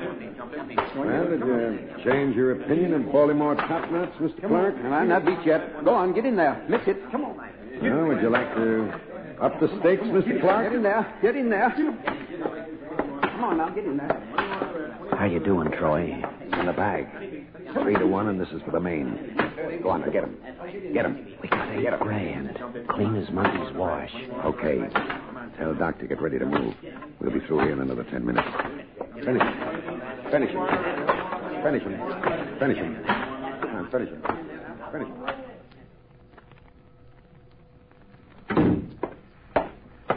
You're Mr. Clark? That's right, sir. My name's McDonald. I'm Special Agent of the Federal Bureau of Investigation. Oh, yes. Sheriff called and said you're on your way over. Sit down, sir. Thanks. Mr. Clark, you're positive the man who owns the birds at Fort Ewers is the same man whose photograph you identified at the sheriff's office? I couldn't be much more positive, sir. The man was standing no farther from me than you're sitting right now for 2 hours or more. Hmm? It's beyond me how any man who fights gamecocks can stoop to such a low occupation as safe burglary. Yes, I can see your point. I had no idea, Mr. McDonald. No idea at all. Imagine burglarizing my safe here at the warehouse while I was engaged in a sporting match. And he was well-spoken, too. Well, that makes no difference, Mr. Clark. There are lots of well-spoken criminals. And their specialty is disarming such victims as you. Did you know that this man, Troy Blankenship, is wanted in at least a half-dozen states? Oh, I know. Did you know that he killed a police officer? What? He's a murderer. A murderer? That's right. He escaped North Carolina State Prison some time ago. He almost committed a second murder when he assaulted a guard. Since that time, he's been responsible for robberies and burglaries here in North Carolina and Virginia, Ohio, Indiana, Kentucky, and Tennessee. Well, so you can see how important it is for us to apprehend him. Yes, sir, I can see. And a man who breeds gamecocks. Now, Mr. Clark, I want to go over every word that passed between you and Troy Blankenship. Perhaps somewhere in your conversation he dropped a hint that would give us an idea of his present whereabouts. All right, Mr. McDonald, my time is yours. Well done. There wasn't much Mr. Clark could say that would lead authorities to the whereabouts of Troy Blankenship and his gang. By that time, they were well over the state line and had arrived at a small town with the intention of robbing a post office safe of a sack of registered mail they knew to contain an enormous amount of cash. But Doc's passion for cow doctrine led his companions to the brink of disaster, as you will see. Now, back to Gangbusters. You were telling us, Commissioner Beaumar, that Troy Blankenship and his strange gang had crossed the state line and planned to rob a post office safe of a large shipment of cash. That's right, Don. Once at the town, they sought to determine the exact time the shipment of cash would arrive.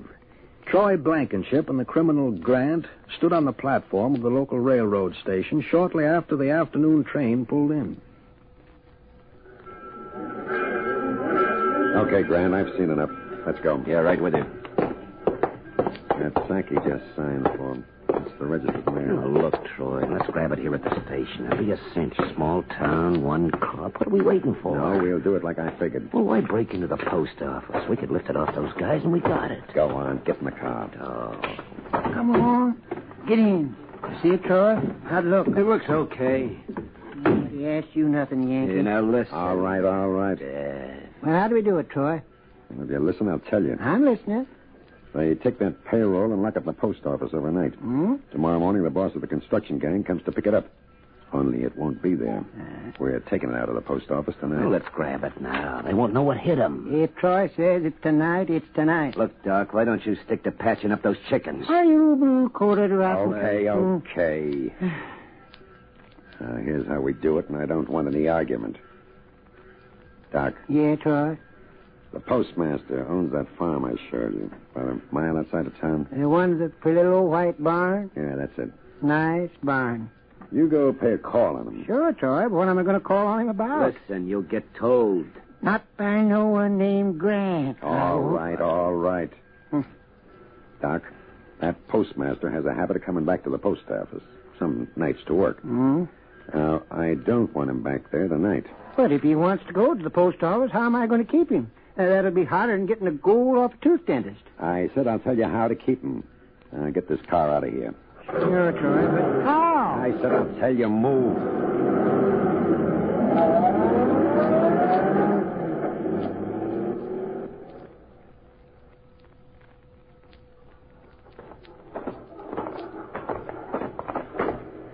Afternoon, Mr. Postmaster.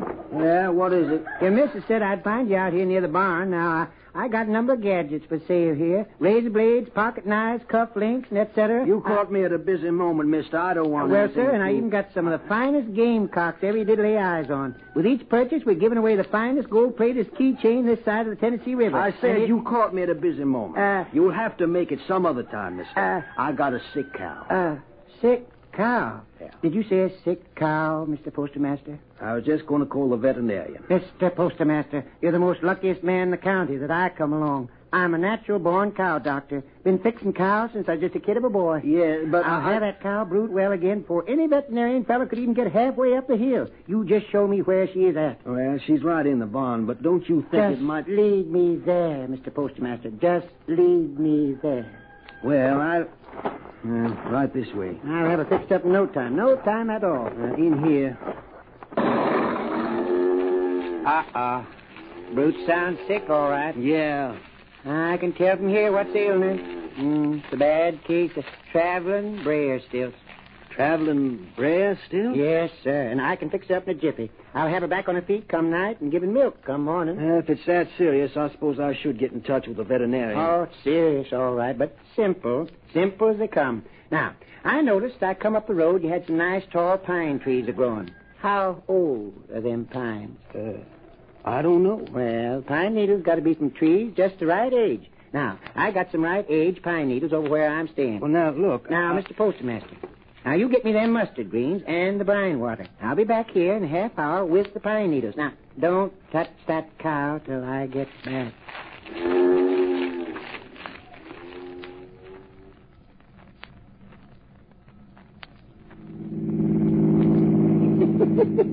And the postmaster does exactly like I asked him. Hey, come on, Troy, get me there. I told him I'd be back in a half hour. What about this traveling brayer stilts? I never heard of any such cow sickness. You didn't? You know I didn't. Oh, Troy, I'm ashamed of you. Ashamed to death of you. They had an epidemic of traveling brayer stilts back in, 03. It darn near killed every cow brute in both Carolinas. Yes, sir. Traveling brayer stilts. Darn near every cow brute in the whole South died. You should have done it like I told you and forgotten about the cow doctrine. I'm keeping the postmaster away from the post office, ain't I? Keeping him away. Hey, go on, Troy. Drive me there. That cow needs me. Yeah, like I need you. I know you need me, Troy, but you can get into this post office without me. I guess you can do it.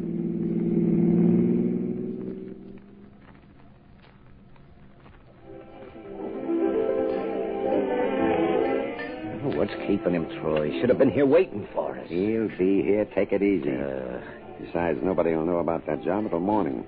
There's plenty of time. Well, we got a nice pile of dough out of that post office, and I don't feel like getting... Okay. It's all right. He's coming in now. Oh, it's about time. He ought to know better. Well, then you lay off it, Doc. Hello, Troy. You ain't been waiting long. Where were you? I got here, didn't I? What happened, Doc? The young fella told me where I could get some spring water for the birds. Spring water?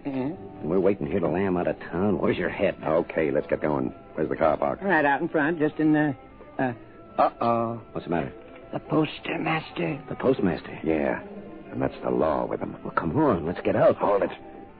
I'll talk our way out. But supposing there ain't words on Hold it. We'll get out. But first we'll talk. Hey, you. Me? Yeah, we want to talk to you.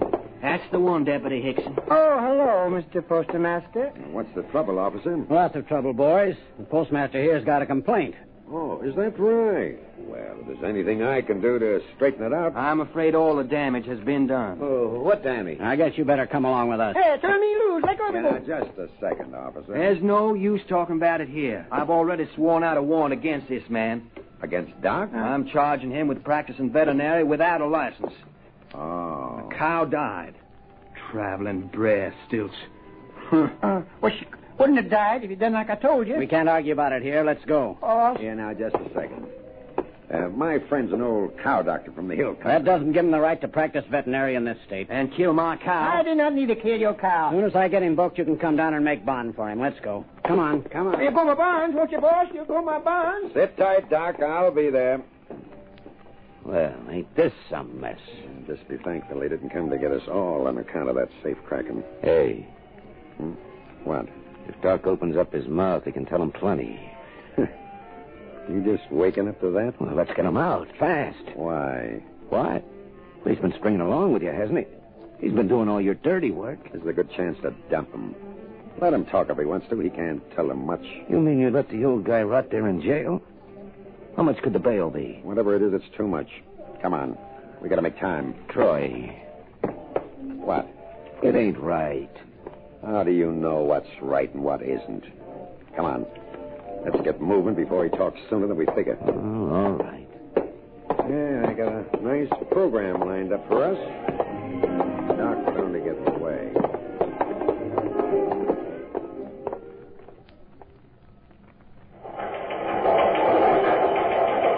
Attention, all field officers and headquarters. Be on alert for Troy Blankenship, described in Bulletin 1816, and companion known as Grant. These two men believed responsible for recent series of jewelry store robberies in southern Illinois, Indiana, and Kentucky. Caution, Blankenship is a known murderer and is believed to be heavily armed.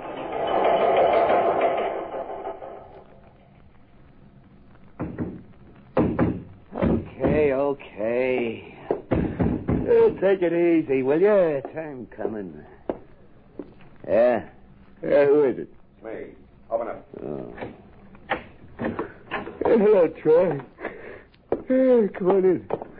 What's the matter with you, Grant? How many times do I have to knock? I had a big night last night. Yeah, well, you've been having too many big nights lately. We're making dough, aren't we? What do you expect me to do with it? Open a bank account? The big times are over, Grant. We're moving out of here and going back to some real work. Oh, what's your hurry? Let's stick around and enjoy our score a while. Nothing doing. It's East Tennessee and back to work. Go ahead, Troy. You write me how you make out. You're coming with me. No, I don't think so. I like it pretty much here. You're coming with me. You're not going to push me around like you pushed that cow, Doctor. I said you're coming along. Yeah, that's what you think. Now get your hands off me. Oh. Okay. So you've taken up playing with knives. Sure, Troy, and this one will fit right in between your ribs. You want a sample? Just try something. Now get out. Okay, Grant. I guess you don't want to come with me. I'm glad you know it. Well, Give me that knife. No, Troy! Troy! What are you trying to do? Troy! Thanks. Thanks a lot for the knife. Oh, now, wait a minute, Troy. Troy, I'll go with you. When do you want to leave? Soon, Grant. Real soon.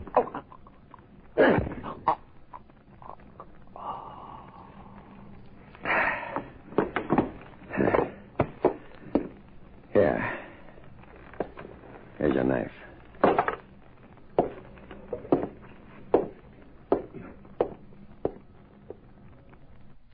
Now, back to Gangbusters.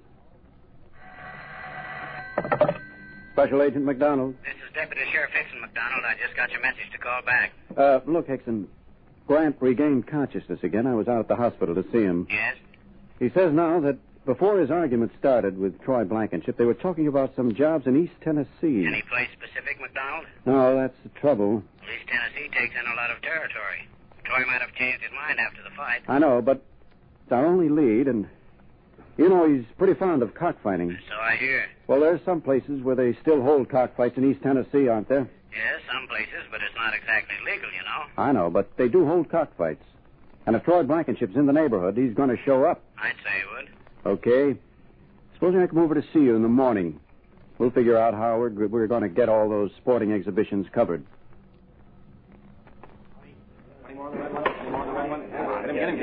Well, McDonald, I don't suppose Blankenship will show up here tonight. Not if he's missed this much already. Yes. Getting kind of late. Come on. Yeah, I had enough of this. And I've heard about another cockfight that's supposed to come off near Del Rio tomorrow night. Do you want to look into that one? By all means. Leaving's early, gentlemen. There's still 3 matches to go. Yeah, we got a long drive. I can't stay. Good night.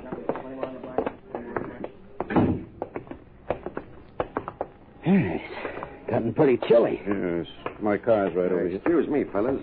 Is this where they're holding the matches? Yeah, right inside of Blankenship. Get 'em up. Some at a time. After him. He ducked in that doorway. He's still there. Hold it. I don't see him. Let's move up a little closer. Duck. Come on. See him? No, not yet. Got to get a beat on him from behind that car. Yeah, let's go. I see him. Hold your fire. All right, Blankenship. Come out of there. We know you're in that doorway. Come out with your hands up. Try again. Come out, Blankenship. Come out or we'll shoot. Okay. I'm coming. Keep your hands over your head. They're over my head. Just take it easy. Don't shoot. Get cuffs on him. Right. You're not a very good shot. Maybe not. But anyway, I ducked you a long time. Perhaps you did, Blankenship, but right now there are a few charges of robbery and assault to kill you're facing. Let's see how you duck them. Let's go.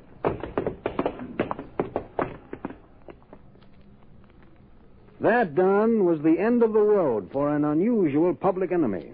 Troy Blankenship is now back in North Carolina State Prison, where he is serving out his term for murder. Well, thank you, Commissioner Bomar, for this interesting case history. And Gangbusters, congratulations to all the officers who participated in the investigation leading up to the recapture of Troy Blankenship.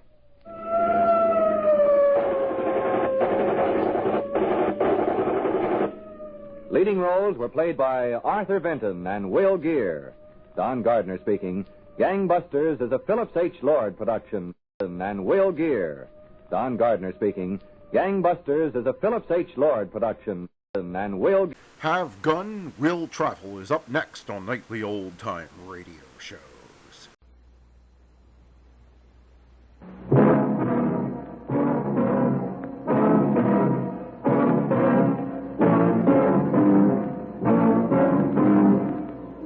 I don't need a gun for you, mister. You're all eaten up with fear and hate. The most you can hope for now is a fast death.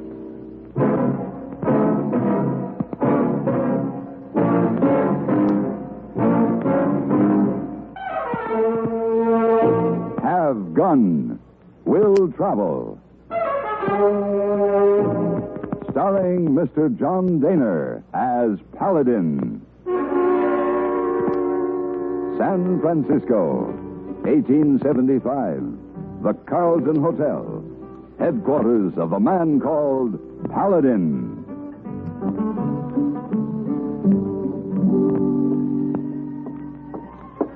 Mr. Paladin? Oh, yes, Miss Wong. You want light for a cigar?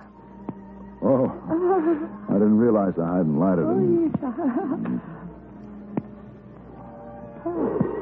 Thank you. I noticed you sit here a long time and study item in newspaper. Yeah, sort of turned back the clock. Oh. This is the Hammond Sentinel, last week's edition. Now, I'll read you the item. Oh, Deathbed confession clears Ed Stacy. Dying of gunshot wounds suffered in a futile attempt to rob the Overland stage. Joe Barnes, a former driver, confessed to another holdup 2 years ago and exonerated Ed Stacy, who had been convicted of the crime and sentenced to a long term in prison. Oh, so. See, Miss Wong, 2 years ago, I brought Ed Stacy back for trial. Oh. You have pain from conscience, but you only do job, Mr. Paladin. That's what I've been telling myself. You tell yourself. But at the same time, I don't like to feel that I've been responsible for taking 2 years out of an innocent man's life. Oh, but it's done. It's over now. I'm not so sure. Here's the rest of the newspaper report. Will Stanhope, president of the Overland Line, announced he would personally arrange for Stacy's release and expressed profound regret at the miscarriage of justice. Oh, it's a good. Sounds fine, doesn't it?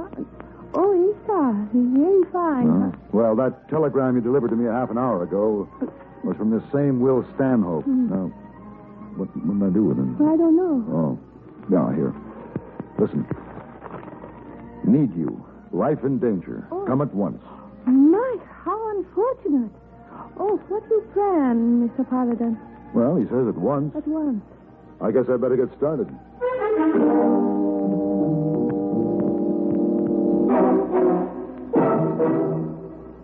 Hello, this is Marvin Miller with another page from your American Heritage Scrapbook. In the 17th and 18th centuries, newly discovered America offered breathing space for the cramped peoples of Europe. But no one could guess how rapidly the vast, unsettled wilderness could be tamed. Englishmen arriving in Jamestown and Plymouth were beset by famine, disease, and hostile Indians. They were lucky to survive at all. Populating the colonies was a slow and arduous process. But due largely to the great Puritan migration from Europe, by 1641, some 50,000 English settlers had reached North America.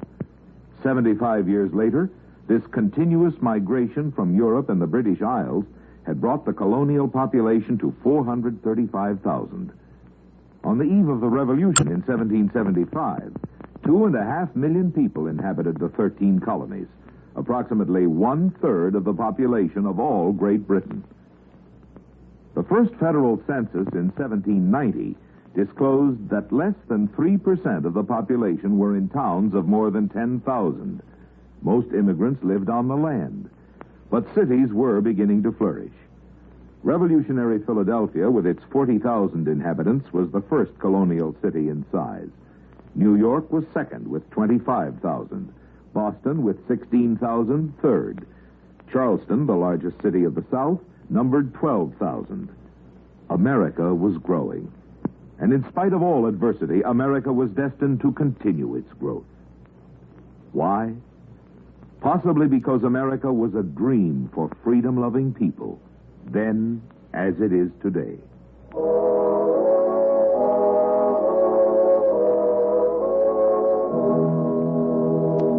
The trip to Hammond wasn't exactly a pleasant one. Before I reached town, my horse foundered, and I walked the last 3 miles carrying my saddle and bag. I was exhausted, but the matter seemed urgent, and I'd already wasted time, so I went directly to the Overland stage office. Except that he appeared to have shrunk a bit, and his skin seemed to be drawn even tighter over his thin, sharp face, Will Stanhope hadn't changed much in the 2 years since I'd last seen him. I recognized the man with him as Sheriff Clyde. Hello, Paladin. Oh, Paladin. Glad you got here. Sit down. I'm tired. So, whatever it is you've got on your mind, Stanhope, let's get started on it, shall we? Paladin, he's come back for revenge. He just came home, back to his ranch. What else would he do? You talking about Ed Stacy? You know about Stacy? Read it in the paper. Stanhope here thinks Ed's going to be gunning for him. Boy's got a right to the store, considering it happened. But I say if we try to make it up to him, show him we're glad he's back, he'll cool off. I agree. Let's wait and see, huh? Wait for him to kill me, I suppose. Well, all I know is I can't arrest the man for what he's thinking. Better get back to the office.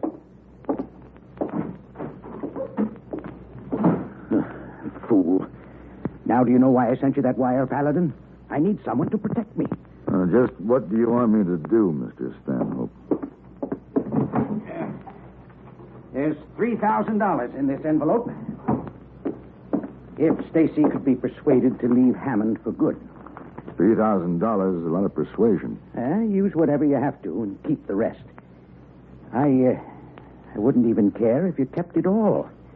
As long as I never had to worry about Stacy again. That kind of deal is out. But I'll find Stacy and talk to him in the morning. Maybe if you saw him tonight. I assure you I'll be much more persuasive after a night's sleep.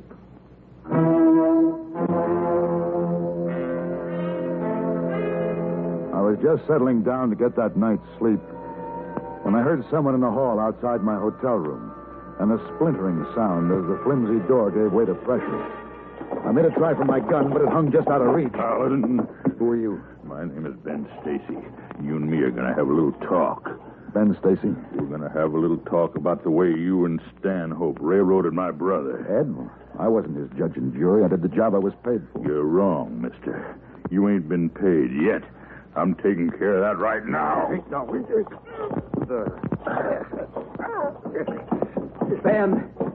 Ben, stop it. Stop it, you fool. You want to kill him? We're only trying to help you, Ed. I know, but you go on, Ben. Go on. All right. I was only trying to help Yeah, you. I know. Paladin, you all right? Yeah, I guess so. Oh, God. That was close. That was too close. I heard you were in town. I was afraid. You see, Ben, he gets an idea somebody's trying to do me harm. It's hard to shake the idea out of him. Well, why didn't you let him finish the job? It might have saved you some trouble. I don't see there's any trouble between us. There's going to be. If you don't leave Stanhope alone. Me leave him alone? That's right. You got things backwards. Why don't he leave me alone?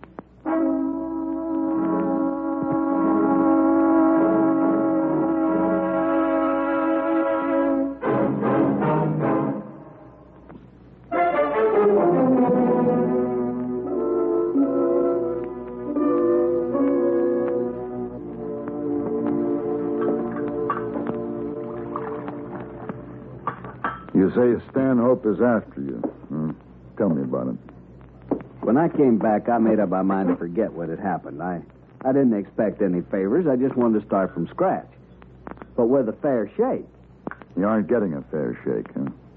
I made this trip into town to get supplies my ranch needs. I'm going back tomorrow. My wagon is empty as it was when I came. Now, the merchant in Hammond will extend me credit. The pressure's been put to him. Stanhope carries a lot of weight around here. Uh-huh. Here. What's this? From Stanhope. $3,000. I don't get it. I think I do. You're his conscience. You bother him. His conscience? Why the price tag on it? There's a condition. What? You're to leave Hammond. How come? Stanhope believes you're going to kill him.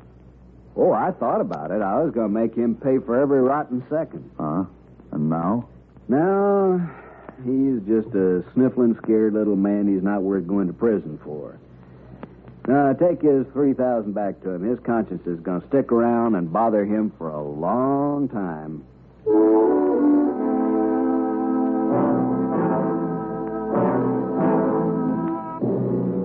The next morning, I went to make my report to Will Stanhope. There was a crowd gathered in front of the Overland office. Debris littered the street.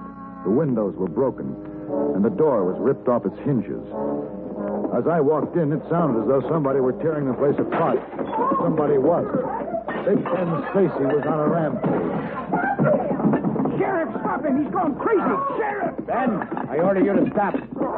Ben! No, Clyde. Clyde, don't shoot.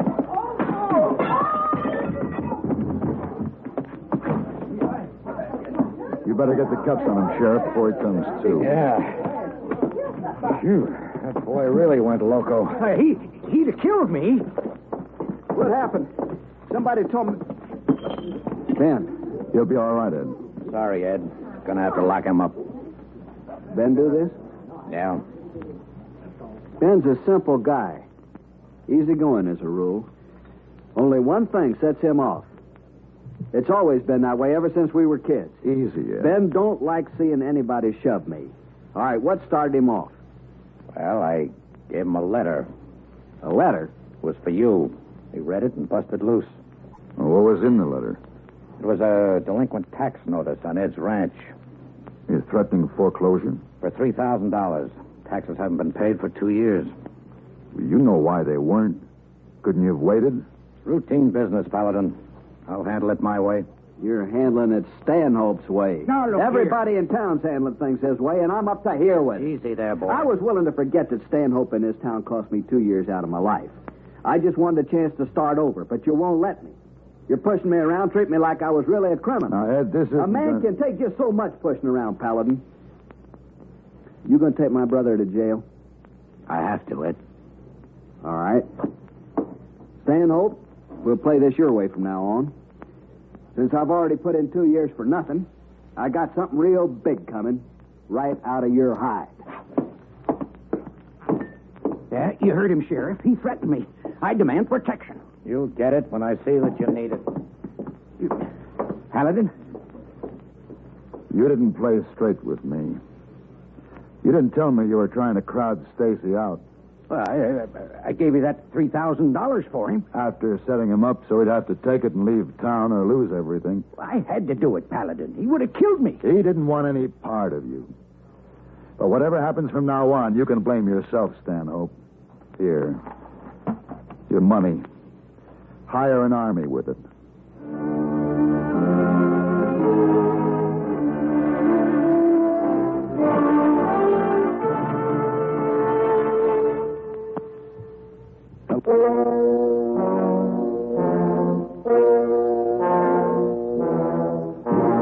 I'd had enough of Hammond.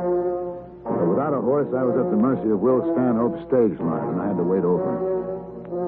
It was just before dawn when I was awakened by the commotion outside on the street. I got out of bed and opened the window. You men make a circle. Try to head him off. Sheriff! Sheriff, up here! Yeah? What happened?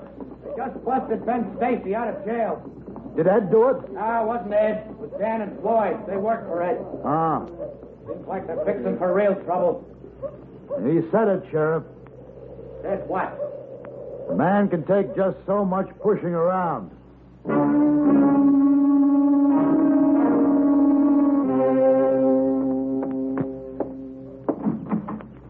Morning, Sheriff. Morning. Your men bring in Stacy? No, clean getaway. You leaving on the stage? Yeah. You know you'll be sharing your seat with a shotgun rider? Shotgun guard riding inside? Was it something new? Stanhope's orders. Oh? The trap. He figures now that Ed and Ben Stacy will hit one of the stages sooner or later. Wants it to look easy for him. Mr. Stanhope has a talent for conniving. Yeah, he wants to get him real bad. He even offered a reward. Before they've done anything? Well, it says for catching or killing anybody who tries to hold up an overland stage. Guess we know what he means. $3,000. At the Three Forks station, we had a 10-minute stopover to change teams. I went inside to have a glass of rye. The place was empty, except for the bartender with his hands high, and Ed and Ben Stacy with their revolvers leveled. Don't try anything, Paladin. using up your 2 years in a hurry, aren't you? Didn't figure them as any more than a deposit. Why waste them on me? Not you, Paladin. The stage. Dan and Floyd are taking care of it right now. I'm just making sure nobody bothers them. Hey, Ben. Yes. Watch from the door back there. Sure. You, bartender. Keep your hands up and your mouth shut. Driver and shotgun are out of the way. Stanhope had you pegged. He pegged me 2 years ago. You ever hear the one about if you have the name, you might as well play the game? You don't have the name yet. It won't be long now. Well, this time there'll be no mistake about it. This time you'll serve out your sentence. If they get me. Well, they'll get you sooner or later. Not before I make Stanhope sweat. You going to make a fugitive out of Ben, too? Hmm? Why don't you shut up? Big, simple Ben, whose only concern in life is protecting you? When a posse comes after you, do you figure him to stop the slug meant for you? Ellen, you got a big mouth. And you've got a small brain. Taking this risk for some stupid idea of revenge. Revenge against a man who isn't worth it to begin with. Hey, Ed, Floyd, and Dan, they're coming. They got it. Well, let's go, Ed. We got the strong box. Put it back, Dan. What? Put it back, I said. You gone crazy? You think we went through this whole thing for nothing?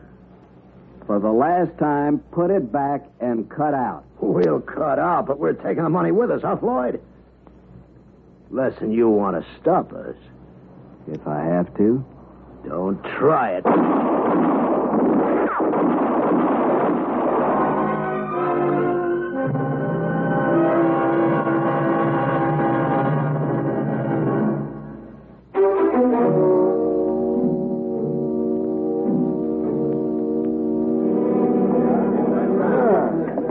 Thank you for showing up, men. This won't take long now. This is the deposition of the bartender at Three Forks Station, witnessed by Mr. Paladin here. Now, according to this, these men, Floyd Smith and Dan Angus, tried to rob the stage, and Ben and Ed Stacy stopped them, shot them down. That right, Mr. Paladin? Yeah. Nice work, Ed. Ben? Thanks. Now, you hold on, Sheriff. These men are liable to arrest. Wreck in my office, jailbreaking. That's right. I fine you both $25 for disturbing the peace. Fined? I'm the sheriff here, Mr. Stanhope. I hand out the sentences. What about the damages to my office? Well, I suggest that you deduct the repairs from the reward you posted. Reward? For the capture or death of anyone who attempts to rob an overland stage. That's the way it read, didn't it, Sheriff? Sure did. $3,000.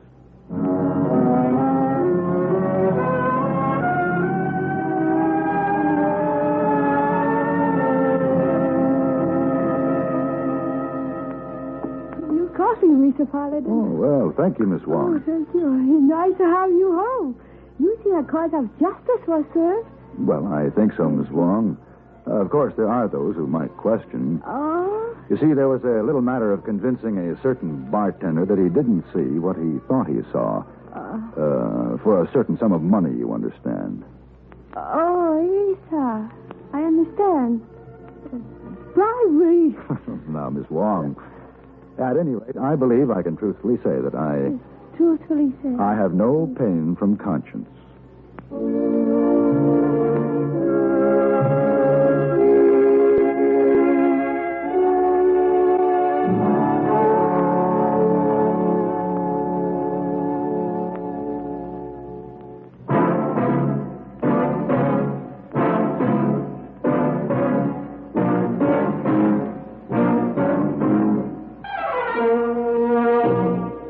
Gun Will Travel.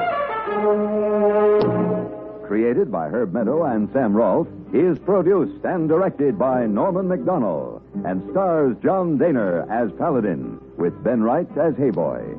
Tonight's story was written by Albert Alley and adapted for radio by Ann Dowd. Featured in the cast were Harry Bartell, Jack Moyles, Ken Lynch, Barney Phillips, Lou Krugman, and Virginia Gregg. Hugh Douglas speaking. Join us again next week for Have Gun, Will Travel.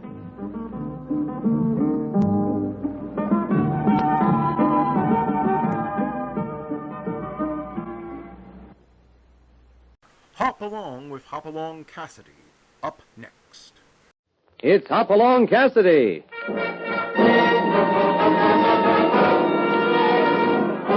With action and suspense, out of the Old West comes the most famous hero of them all, Hop Along Cassidy, starring William Boyd.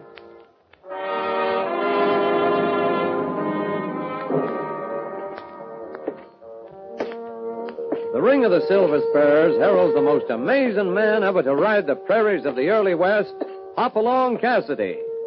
This famous hero thrills his 60 million fans with action and dangerous adventure. In the role of Hop Along Cassidy is the popular star of the motion picture series, William Boyd. And now, another exciting story of the early West. The King of Cinnabar.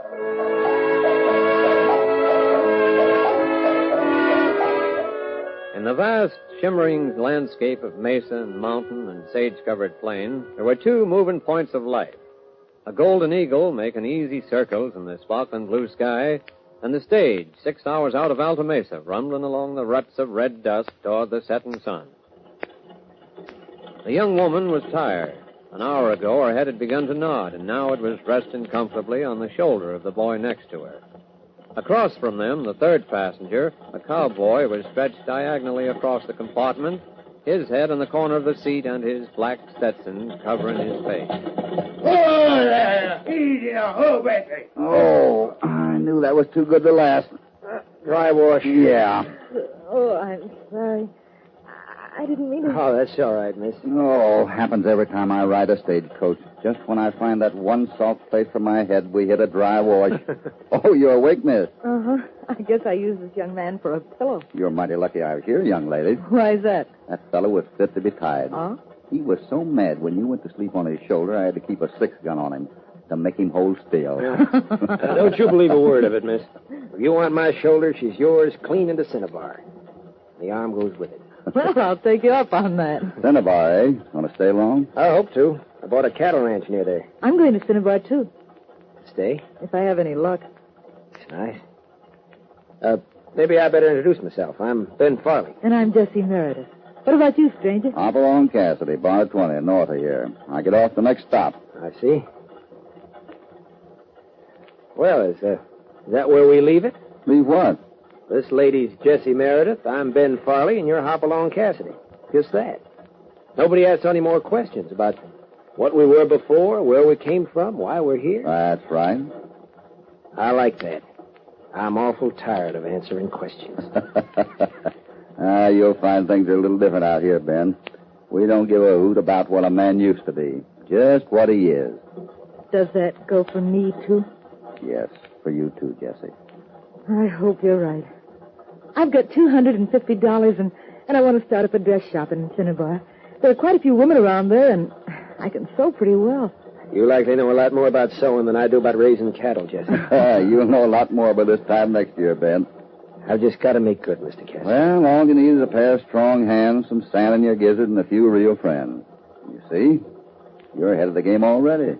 Huh? You've got one good friend right now. Thanks. When you find out what you're up against, drop me a line at the bar 20. Never can tell. My partner and I might find time to mosey down and give you a hand. Up against?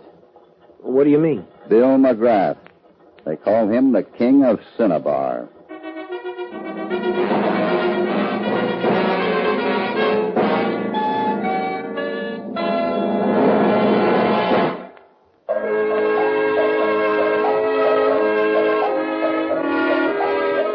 It was only a few weeks after the meeting on the Alta Mesa stage that the letter came addressed to Hop Along Cassidy at the bar 20.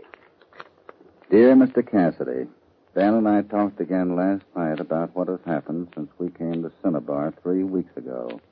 And again, I asked him to write to you. I have a feeling Den is up against something too big for one man. That he'll have to have help if he's to get out of this thing alive. You see, on the first day he got here, he rode out with Sheriff Pete Cooney to look at the cattle he'd bought. He found out what you were talking about on the stage that day. Yes, he found out about King McGrath. Yeah. 500 head. Not much to look at, are they, Sheriff? Scrawniest, thirstiest, most miserable bunch of cows north of the Rio Grande. When you plan to move 'em, Ben? Move them where? Onto McGrath's range. All they need is plenty of water and some good graze. I've got that right here. Not for 3 months a year, you ain't. Every ranch in the valley dries up in July and stays that way until the October rains. Except the Lazy M, McGrath's spread. So everybody moves their stuff onto his land to hold them over. Right. How much a head? $1 a head a month. He boards around 5,000 head there during the summer months. Huh. 15,000 a year. That's not bad. Ain't no other answer, Sonny. Unless you want your cows to die. You better ride back to town and talk to McGrath. And talk nice. Because all he's got to do is give his foreman the sign and you're through in Cinnabar. Where'll I find him? Well, now let me see. It's Saturday afternoon. Likely find him at the North Star Saloon.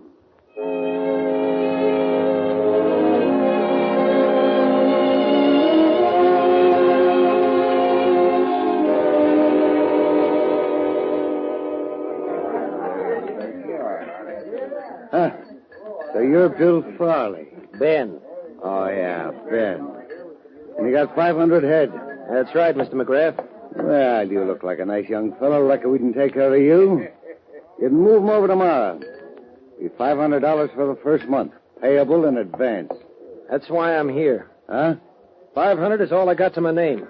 I got a million things to take care of before I can get going. They can wait. The cattle can't. What about this second month? Better buy yourself another 500 somewhere. And if I can't? That ain't hard to figure. You move them off just like you moved them on. And they die. Yeah, they die. Unless you decide maybe to sell them to me. How much? Oh, depends on what kind of a mood I'm in at the time. From 3 to 5, I'd say. Yeah. And you'll get 20 for them at the railhead. Well, that's my proposition. Take it or leave it. Oh, I wouldn't nose around for any other offers. When I make a price on a cow around here, there generally ain't any other bidders. You've been having things your own way around here for quite a spell, haven't you? There's an old saying, Sonny. The man who holds the water is king of the Cinnabar. Sounds fine. The folks who have any use for kings. I don't. You're as short on brains as you are on money. Maybe. But I'll feed my stock to the buzzards before I'll pay you a dime. So long, McGrath. King McGrath.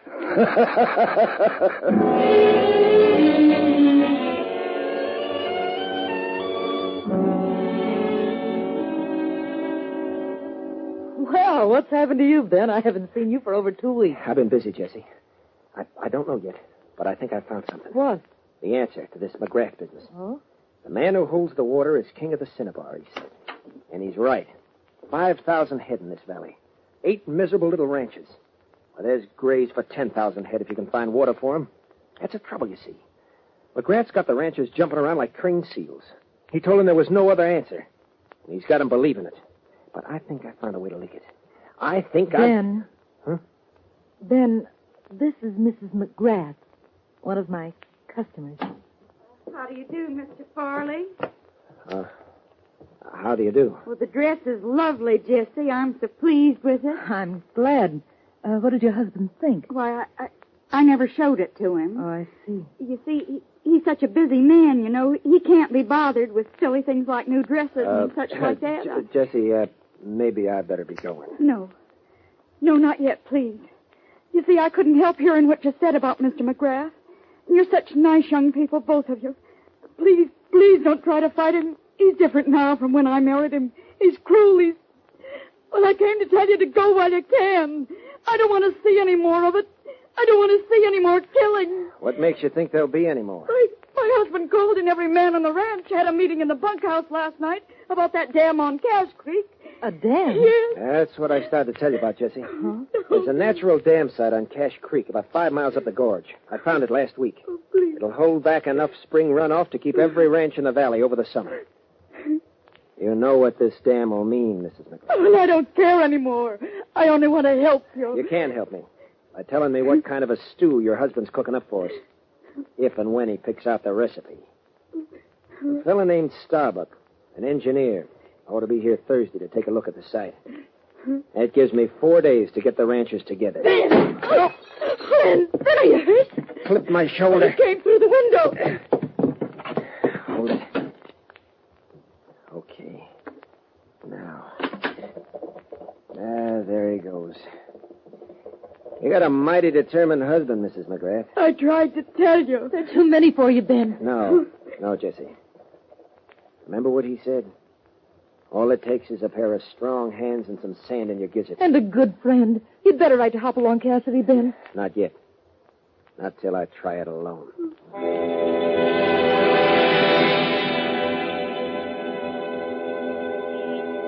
But I'm writing you anyway, Mr. Cassidy. For the last 3 days and nights, Ben's been riding from ranch to ranch, talking to cattlemen. Some of them believe in him, and some think he's crazy. All of them are afraid to say anything. All except one, that is. His name was Glenn Hardesty. He liked Ben and offered to put up some money. He was found dead in front of his barn this morning with a bullet in his back. So I'm asking you for help before it's too late. Jesse Meredith. Well, California? I got 1,000 feet of fence to put in up at North Spring. Yeah, and there's that 2-year-old filly I was supposed to gentle this week. Bunkhouse needs a coat of paint. And I promised Johnny I'd ride line with him tomorrow. Got a million other chores crying to get done right now. Me too.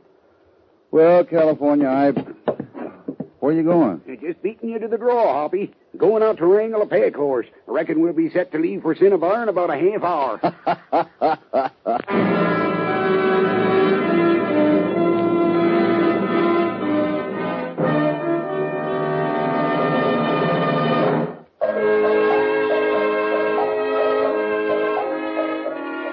With 4 days on the trail behind them and one more to go, Hoppy and California ride up to the Dobie stage station, the last one before Cinnabar. The host, a fat, red-faced little man, seems to want to talk as he fills glasses with cool water from the Ola in the corner. Yeah, if you ask me, they're due for a blow-off over at Cinnabar. Yeah, real first-class 6-gun blow-off. Ain't nobody in town that's neutral. King McGrath's that kind of a man, you know. You're either firm or you're against him. You seem to know all about it. Oh, yeah. The engineer came through day before yesterday. Big, lanky, red-headed fella named Starbuck. Yeah, he reckons the idea young Farley has for a dam on Cash Creek's a mighty good one. Thanks. This Starbuck riding alone? Yep. Said one of the boys from town was to meet him down the road a ways. Horses is all watered, Hoppy. Right. Thanks, mister. Guess we'll be on our way. Figure to make Cinnabar by nightfall.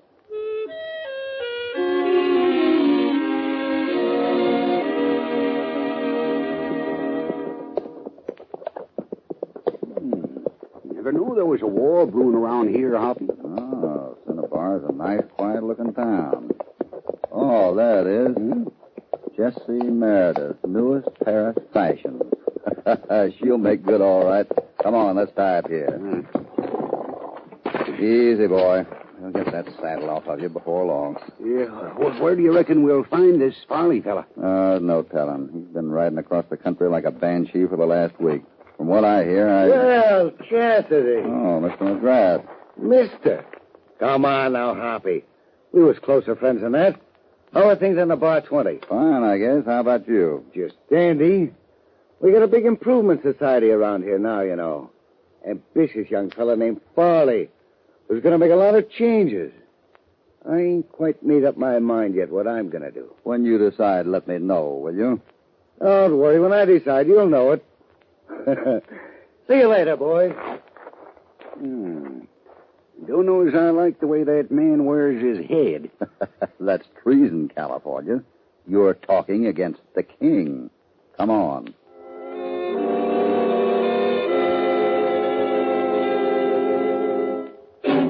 And that's all you can tell us, Jessie? Yes, Mr. Cassidy. We don't know what's going on.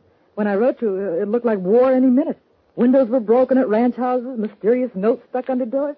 And suddenly it all stopped. McGrath showed up in town with a big smile on his face and started patting people on the back. Oh, I knew a horse like that once. Toady up to you nice as pie. And then when you wasn't looking, he'd haul off and kick you over the closest hill. That's McGrath. Come on, California. I want to find Ben. I'd like to ride up Cash Creek Canyon. Maybe have a talk with him on the way. Hoppy, not by a... Yep, by a damn sight. Come on.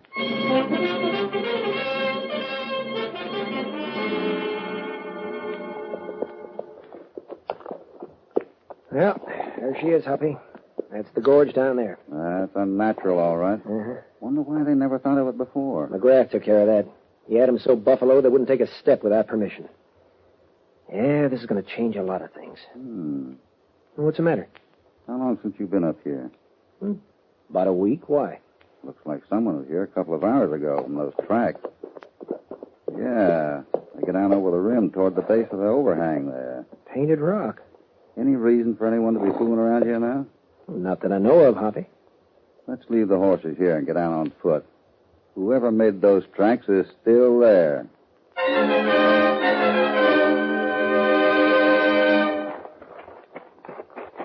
Easy now. He can't be far. Still no tracks going out. No, he's ahead of us. Hold it. Huh? He's coming around the shoulder there. I hear him. Pull him up. Huh? Get up your hands, I said. Oh, wait a minute, Hoppy. Well, what is this? Oh, Ben. Who is it, Ben? Sorry, Mike. We're a little jumpy, I guess. This is Along Cassidy, Mike Starbuck, the engineer. Starbuck? Yeah, it's lucky my horse isn't jumped clean down to the canyon, mister. Oh, I'm sorry. Ben and I just came up to look things over here. Thought maybe one of McGrath's boys was nosing around. Oh, no offense. I was making a few last-minute sketches, Ben. Going to use them at the meeting tonight. I'll see you there. Good, good. Well, better be moving along. So long, fellas. Yeah, bye. So long. Come on. I want to see what he's looking at around the corner here. What's up? I'll let you know in a minute. Well, this is as far as he went. What's on your mind, Hoppy? I wish I knew. Look at that. He left a little pile of rocks here at the base of the cliff. What do you suppose he's up to? You sound like you suspect him of something. I sure do suspect him of something. I wish I knew what it was. Look, I hired the guy to work for me. You hired an engineer named Starbuck. What do you mean? I heard Starbuck was a tall, lanky fellow with red hair. Red hair? But this fella... Yeah.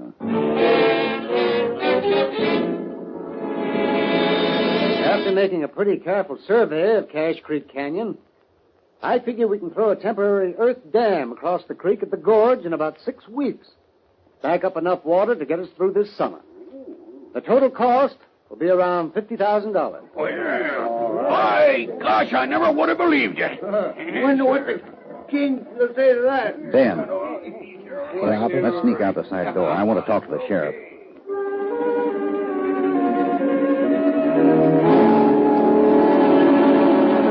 All right, so this engineer is a phony. So McGrath had the real one killed. Or maybe done it himself. He's done it before, a dozen times for all I know. It's his usual way of dealing with a man who stands up to him. What are you waiting for, Pete? Just this. I've said it before, and I'll say it again. You can arrest some poor waddy out in the range without 2 bits in his pockets and make her stick. But not King McGrath. When I go after that man, I want both barrels loaded with the right kind of ammunition. And until I got it, I ain't making a move. What kind of ammunition will you need, Pete? A confession. You get him to confess he hired the killing of that engineer, or that he ordered someone to shoot Slim Hardesty in the back. And by St. Peter, I'll hang King McGrath from the tallest tree in Cinnabar Valley. Ben. Jesse, what's up? Mrs. McGrath, I just talked to her. What is it, Jesse? She knows what's going on. Can you trust her? Sure you can. Go ahead, Jesse. The engineer, he's an imposter. One of McGrath's men. We've already guessed that much. The two of them are meeting at midnight at Kelly's livery stable to get a wagon. A wagon? Don't ask me why. They're going to take it up Cache Creek Canyon, up the rim, she said, tonight. God, what's King McGrath doing with the wagon? That's all she heard. Kelly's stable at midnight, eh? Thanks, Jesse. We'll take it from there.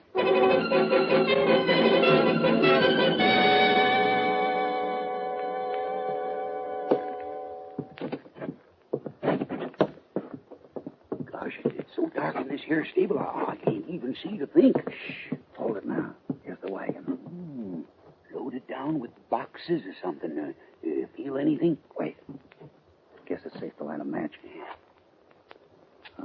Get a look at that. Dynamite. Yeah. Listen. Get out of the way. Yeah. Hold the lantern high. That all right? Yeah. Good work, Mr. Starbuck. Look okay, McGrath? How much we got? 10 cases. Enough to move a couple of mountains into Cache Creek Canyon. And then some. That ought to take care of the little boy with a big idea, huh? You know, There's no use shooting up a lot of people and maybe getting the sheriff down on you when he can do the same trick so peaceable with 10 cases of dynamite. What time you got? 10 o'clock. We'll meet here at 12, like I said. I don't want to take a chance of being seen pulling this thing out of town. If you see Cassidy again, give him my regard. What's on your mind, Hoppy, if I may express a natural curiosity? A pile of rock. Mm-hmm. Ask a silly question, get a silly answer. Cooney wants a confession. I think we can get him one.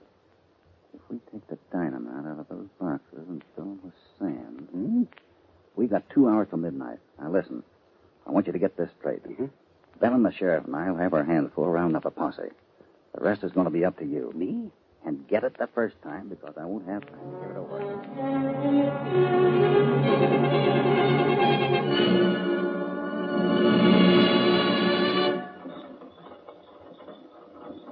Take it easy, McGrath. Nervous? Why not? You hit a rut the wrong way, jostle those boxes back You there. got him tied down, haven't you? Yeah, but be careful anyway. Dynamite does funny things. How much farther? See that juniper tree up there in the moonlight? Yeah? That's it. We'll have to carry it down the trail a box at a time. I marked the spot with a pile of rocks. Huh. You nervous, McGrath? Shut up. All right, gents, put him up. The next one parts your toupee, and number 3 gives you indigestion. I said put him up. Yeah, that's better. Well, if it ain't Mr. McGrath. What do you want? I hate to bust up a romantical buggy ride, boys. You two fellas out sparking in the moonlight? I got a line camp up the canyon. We're taking up supplies. Supplies, eh? Canned goods. Ain't you a mite off in your range, McGrath? I thought the Lazy M was 10 miles the other side of the ridge. Oh, but that don't matter now, because I come to hear you sing. What are you talking about? I'll explain while you sit up there on top of them boxes of canned goods. Now, first place, I want to know what you did with an engineer named Starbuck. And second place, I want to know who you hired to kill Slim Hardesty. You're crazy.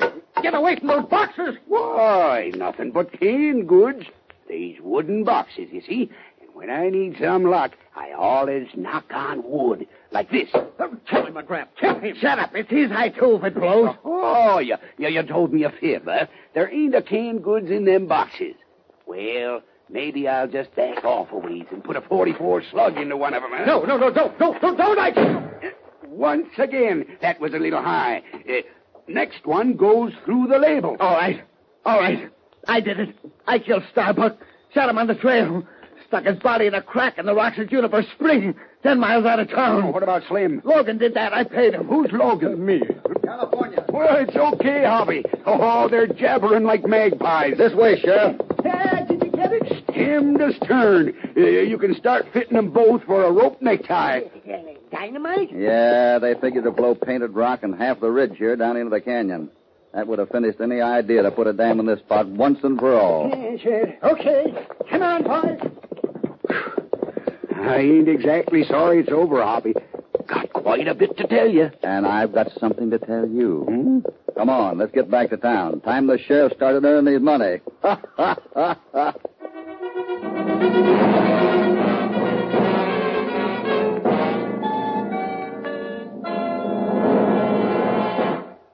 Well, you're on your way now, Ben. It looks like it, Hoppy. It was just like you said, Hoppy. 2 good hands, a measure of sand. And a good friend. You've got a lot of good friends now, Ben. How much longer are you going to keep Jesse in this dress shop? About 5 minutes. Well, we'll have to have someone to keep house for him. With the new dam going up and a herd of cattle to look after. You'll work it out. There'll be plenty of trouble ahead. There always is. But you're the kind of people who can lick it. It's like a new life. Yeah. Oh, and speaking of that, I'd like to put some new life into California. You see, I just told him.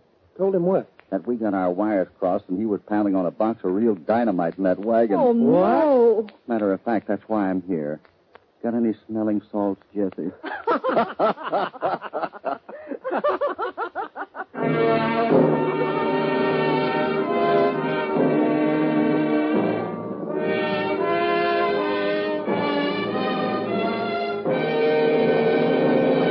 Goodbye. live from Hop-Along Cassidy. Hoppy and California are hitting the trail homeward again, and after this little adventure, the Bar 20 is going to be a restful sight. Hope you enjoyed this friendly visit and that you'll remember to tune in next time these two fighting cowboys get involved in another thrilling escapade. Hop-Along Cassidy, starring William Boyd, is transcribed and produced in the West by Walter White, Jr.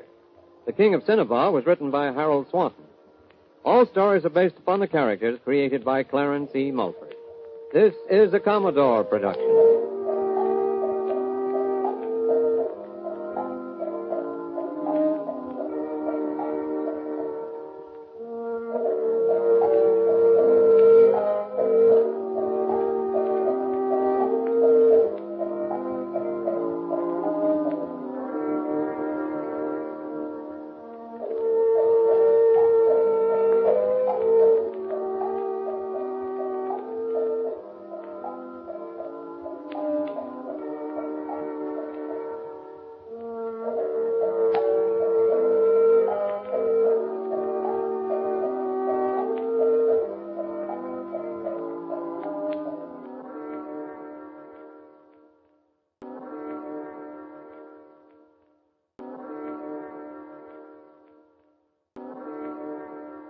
Lights Out is up next on Nightly Old-Time Radio Shows.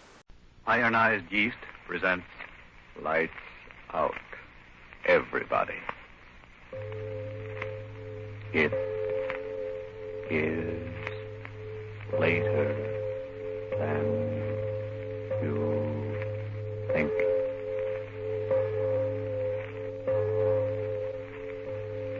Lights Out brings you stories of the supernatural and the supernormal, dramatizing the fantasies and the mysteries of the unknown.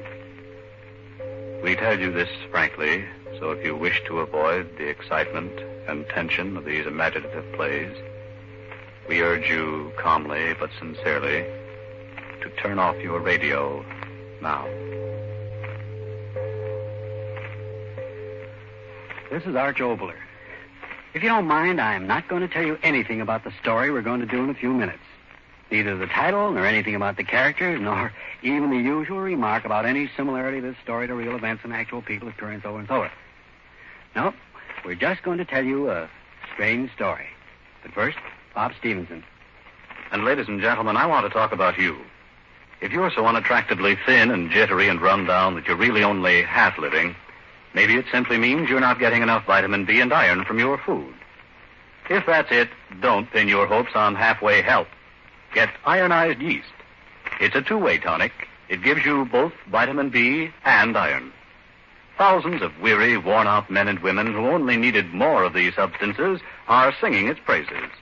These folks tell us how quickly ironized yeast has helped them gain the grand new pounds, the glorious new pep and strength and sparkle they needed to really enjoy living. Remember that name, ironized yeast. And now, lights out, everybody.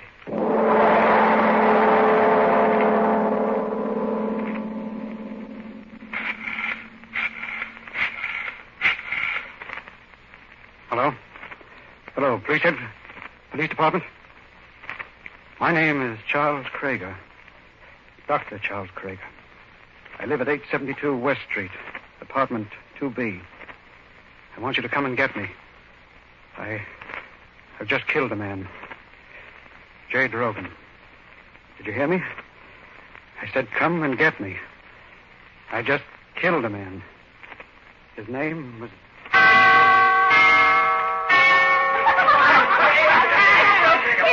Take it easy, will you?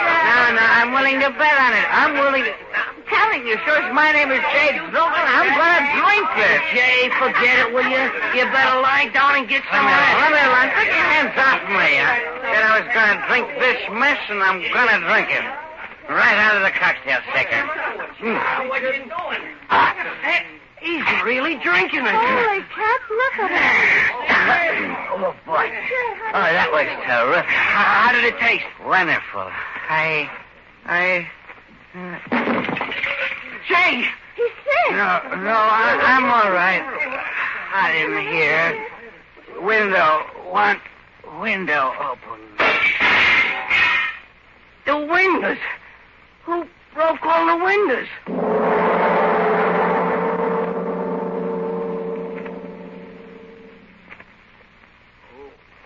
Oh, my head. Now what time? 9. I've got to get up. Get to work. Oh. All dressed. Bed in my clothes. Put me to bed. Oh, it doesn't matter. Oh, all right. All right. Hello, Jay Drogan speaking. Who? Oh, yeah. Hello, Fred. Sure, I'm coming down to the office. Party? All right, a man gotta have some fun once in a while, can't he? I gotta wash up, All right, I'll be down there. Goodbye. Son of a... Where's my hat? Well, what? Windows broken. Some party. Tell superintendent get windows fixed. Wonder what... Oh, well. Better get to the office. Good thing the building has an elevator. Couldn't walk downstairs. Good morning there, Mr. Drogan. Oh, hello, Mr. Jensen. What the devil's the matter with this elevator? I've been punching this button for 5 minutes. Well, it takes time for it to come down when it's up on the top floor.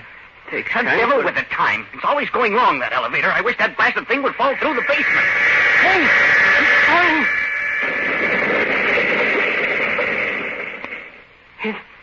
It fell. Just like you said.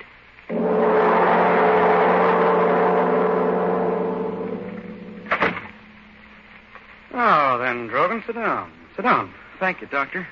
It was good of you to see me without an appointment. Well, you seem to be in quite a state. What is it? It's my head. You injured it? No, I don't think so. You see, I had a little party at my house last night. Oh, my head. Well, never mind. Oh, this certainly is the morning after the night before. Go over to the window and let me look at you. Yes, Doctor. It's my head, Doctor. Every sound... Just the morning after. But every sound... That blasted airplane up there, it's so loud in my head, Doctor. No, don't get excited. Why does that infernal pilot have to fly so low? Blast you up there, why don't you crack up? Look. He's falling.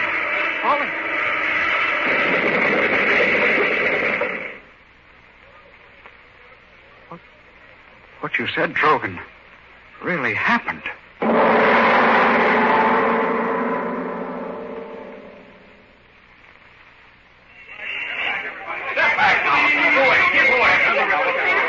All right, Drogan, we better be moving on. Yeah. You come back to my office, and I'll give you a sedative, and you lie down and rest a little while, and then you'll be all right. Yeah.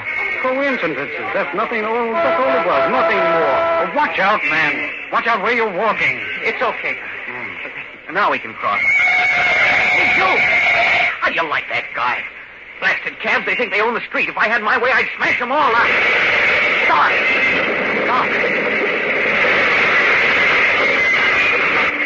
It's happened. Again.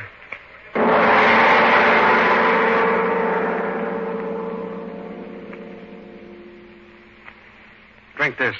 No. I tell you, drink this. I don't want to. It isn't what you want to do. It's a sedative. Now, drink it. Putting me to sleep for a little while is no help. Last night. Think about last night. Perhaps you, drank something out of the ordinary. Huh? Well, why do you look at me like that? I did. What? That drink, I just remembered. Tell me. But that couldn't be it. Tell me. Well, we got a kidding about who could mix the most unusual drinks, and I was feeling high, and I mixed one. Well, what was in the drink? I don't know. Well, you must know. If I knew what was in the drink, perhaps some chemical... Oh, wait a minute. Where do you think you're going? To the office. Well, what? Fred, my business. I've got to... No. You're completely out of your head. You're a menace, a walking danger. Don't you realize that you can't go out of here until we figure this out, some way to stop it? If you don't, every time you say a negative thought, it'll happen and someone will die. Do you want that? What's the matter with you? Why should you laugh? Stop it. Stop it.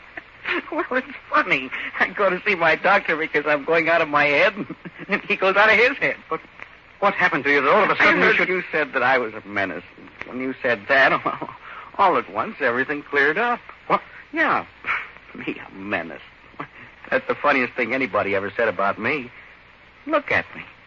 No hair, half my teeth aren't my own. I've got a pot belly, and I'm a menace. Yeah, you, a doctor who's supposed to judge things only by facts, suddenly decide I'm a menace. Why? Because 3 screwy things happened that I had nothing to do with. That I had nothing to do with. Coincidences. Like getting 4 aces 2 times running, or rolling 7 25 times in a row, or anything else where 2 and 2 doesn't add up to 4.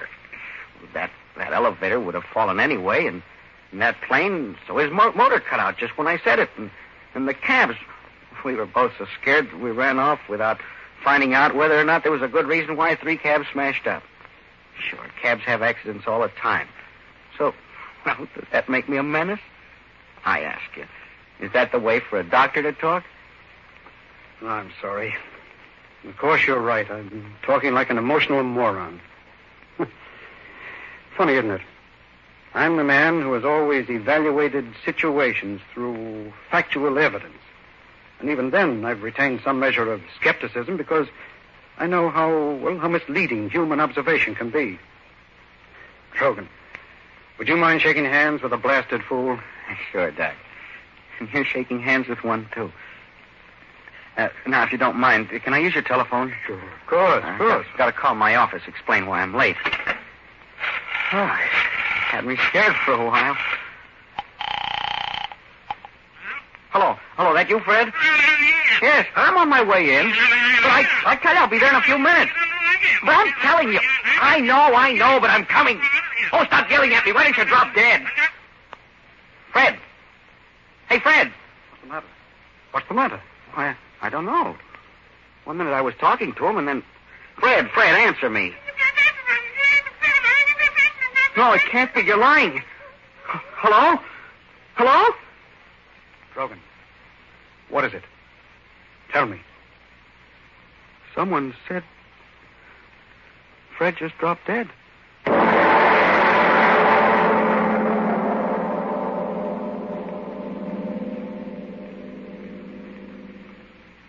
Ladies and gentlemen, to stop a suspense story may seem an intrusion. But before going on with the story of this strange little miracle man, perhaps a breath or two of relaxation is indicated. Yes, before going on with our lights-out story of the projective Mr. Drogan, let's turn to a problem of these hectic times. We have a very troubled young lady here. Trouble's no word for it. My boss wants to give me a dandy new job, but I'm so tired out and run down and jittery, I'm afraid I couldn't handle it. I'm getting much too thin. And I've tried every tonic I know, but nothing I try seems to help me. Well, miss, maybe you just haven't tried the right tonic. Maybe more vitamin D and iron's what you need. Vitamin D and iron? Does that make such a difference? Well, when you don't get enough vitamin D from your meals, you may lose your appetite, eat so poorly that you lose weight and strength, or you may not get all the good out of what you do eat. And when you don't get enough iron from your food, you may be weak and pale and feel only half alive. But how can I get more vitamin D and iron if I need them? The quickest, easiest way I know is take ironized yeast tablets. They give you both vitamin D and iron. And pleasant little ironized yeast tablets are a cinch to take. But, are they terribly expensive? Oh, not a bit of it. They cost but a few pennies a day. So try ironized yeast tablets if more vitamin D and iron is what you need. Then see if pretty quick you aren't saying. Tired? Not me. I'm so full of pep now I hardly know myself, and I've gained pounds. Why didn't somebody tell me about ironized yeast tablets ages ago?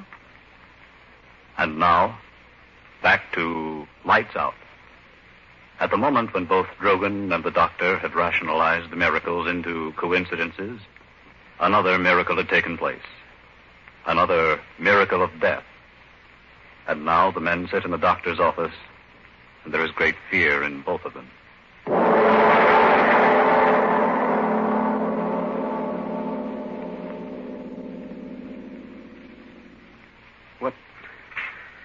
What time is it, Doctor?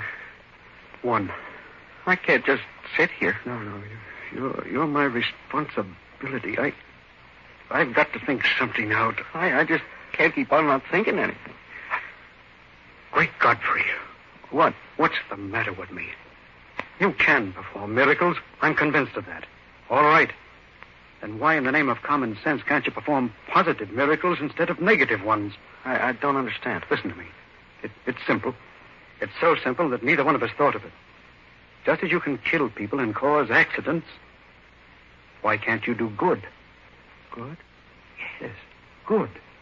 Heal the sick, give eyes to the blind. But when it comes to killing, kill the ones who should be killed. That's right. Maybe I could do that. Hitler, Mussolini. Why, you could wipe out the whole Nazi army by just saying so. Yeah, but how would we know? Now, wait a minute. It's all clear now. Every miracle that you performed today was a negative miracle. The falling elevator, the airplane, the taxis, your friend. Everything negative.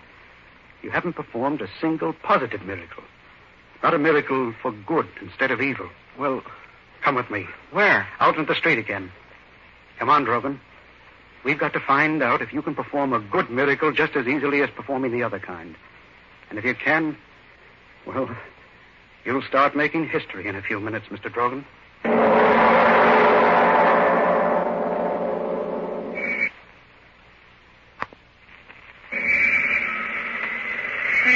Now, Drogan, now. What? On the corner, the newsman. He's blind. Well, don't be stupid. We'll go over to him. Fibber, get your paper. Hello, Tom. That you, Doctor? Yes, give me a magazine. Well, anyone will do. Yes, sir. Wish it, Drogan. Wish that he could see. I am. Hey, Doctor. How have you been? Oh, never mind about me. How about you? Huh? How about your eyes? Are you kidding? Drogan, out loud. You've got to say it out loud. Hey, Doc, what's the matter? Say it. I wish that he could see. Hey, what's going on here? Tom, you see. You do see. What's the matter with you, Doc? You can see. Let me alone, will you? What are you trying to do? What are you after? Can you see? Oh, I can't see. Get the devil away from here. I can't see. All right, Drogan. Come on. Yeah. What does it mean? Whatever you want to do that's good doesn't happen. But whatever you say that's evil happens. God help you, Drogan. Well,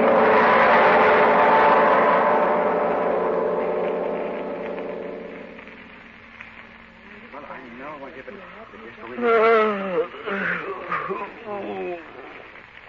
Well, have a good sleep, friend Drogan? Yeah. Why did I fall asleep? I said it if I gave you. Oh. Drogan, I want you to meet my wife. How do you do? Well, it's a pleasure, Mrs. Krieger. Yeah. Let me give you a hand. No. I'm all right. Yeah, of course. Drogan, I've told the entire story to my wife. She's clear-headed about this. I'll let her tell you what she thinks. Go ahead, Anne.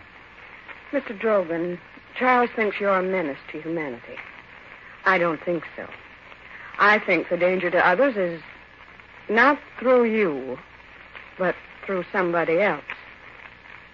You don't know what I mean. Well, that's understandable. I mean, you wouldn't willfully hurt anyone.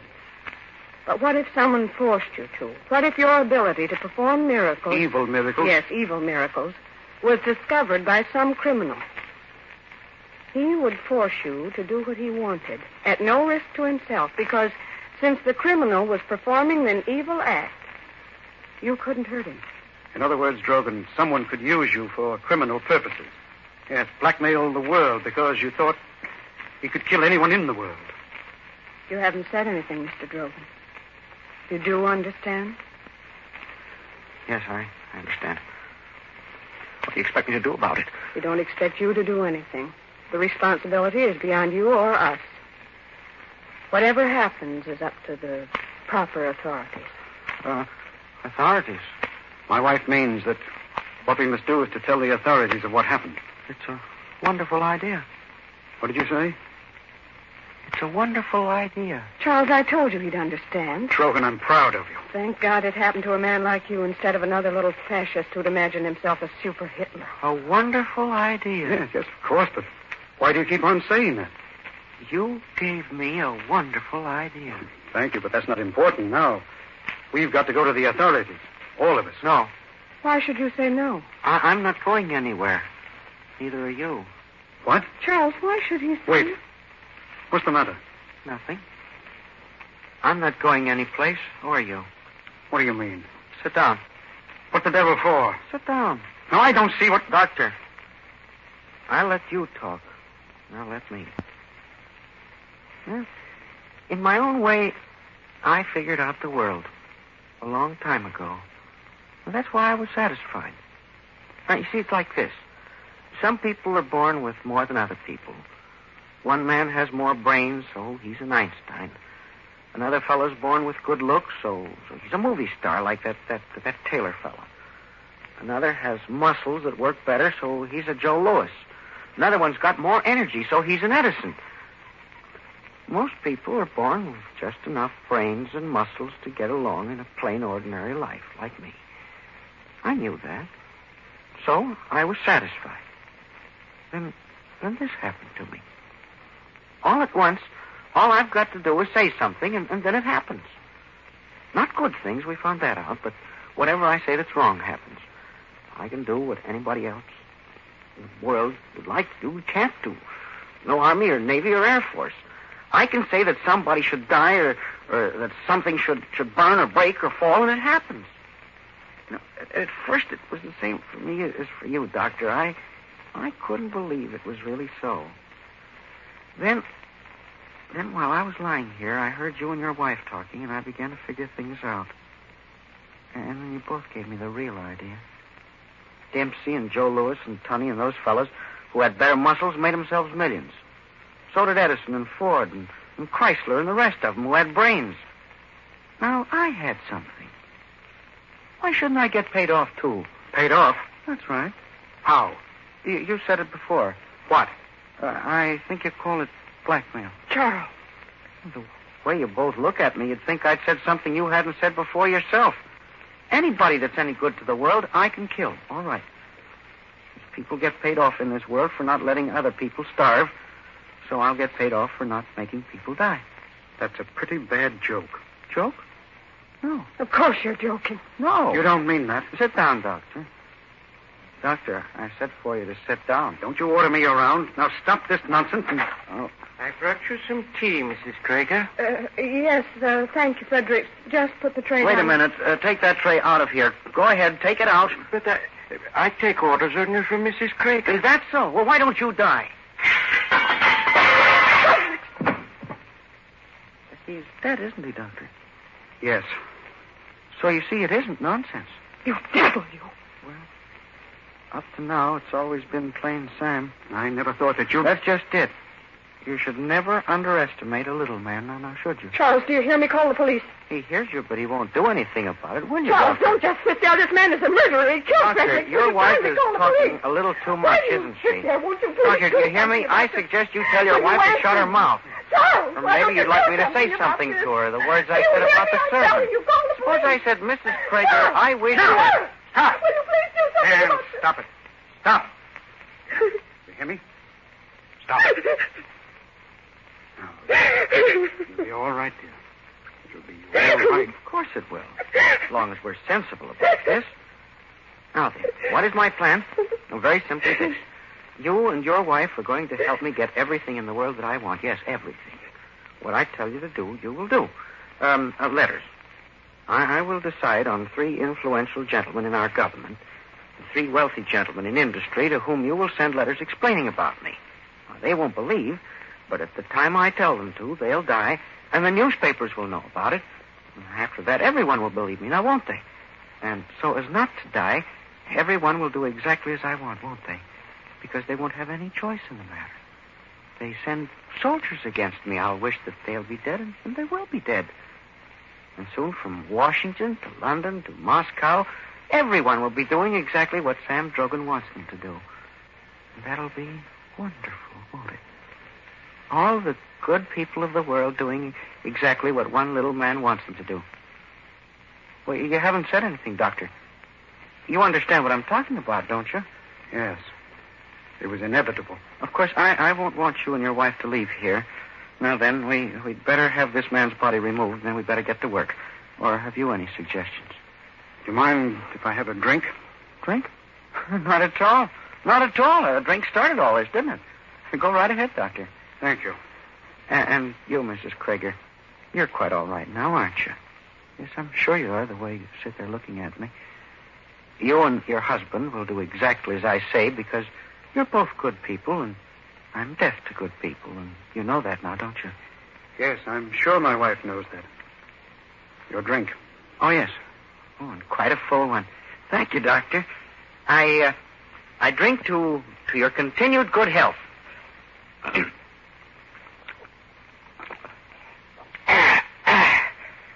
Well, a strong one and a good one. Thank you, Doctor. What? Drink? Oh, my throat, you what? No, wouldn't dare. I'll kill. Charles, what did you... Kill. Charles, he's going to... Wait. You both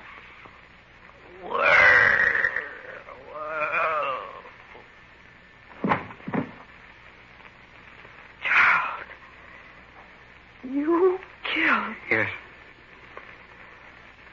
Poison worked more slowly than it should have. But it worked.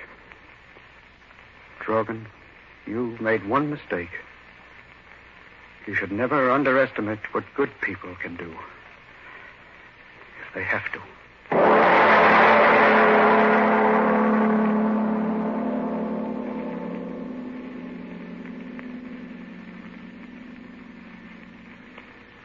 Mr. Obler. Mr. Obler. I know how you feel, but in these times of stress and strain, the tensions of life do pile up for all of us. And once in a while, it's a welcome let up to think of miracles and miracle men.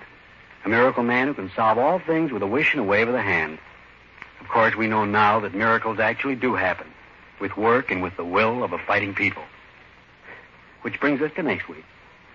I'll tell you about that after you've had your say. I just want to clear up a point for our listeners. Friends, we've told you about ironized yeast. We've told you, too, how thousands who only needed more vitamin B and iron today thank ironized yeast tablets for helping them gain glorious new strength and pep, and 5, 10, even more pounds of good new flesh. But did you know that you can try ironized yeast tablets on a no-risk, money-back basis? Yes, if you don't quickly begin to eat better, sleep better, feel your old-time, peppy, happy self again. In short, if you're not 100% pleased with the results, the cost of the first bottle will be refunded to you in full by ironized yeast, Box IY, Rahway, New Jersey. So, if you need more vitamin B and iron, get the one and only ironized yeast tablets right away, tonight. And next week? Well, next week, very simply, I like stories of escape. I always have. My typewriter likes them. My shorthand likes them. My dictaphone likes them. I think other people feel the way I do. In childhood, we like to read of escape from galloping Indians, and as we grow older, escape from pursuing love. And when we grow older than that, other more subtle escapes. Well, by this time, you ought to know that next week's story is one of escape. Its title is Until Dead. And I promise myself and you a suspenseful and amazing half hour, but as usual, that's next week. Yes, tune in next Tuesday again for Arch Obler's eerie story, Until Dead. And if you need more vitamin B and iron, be sure to try ironized yeast, the one and only ironized yeast, with the big letters IY on the package and on each tablet.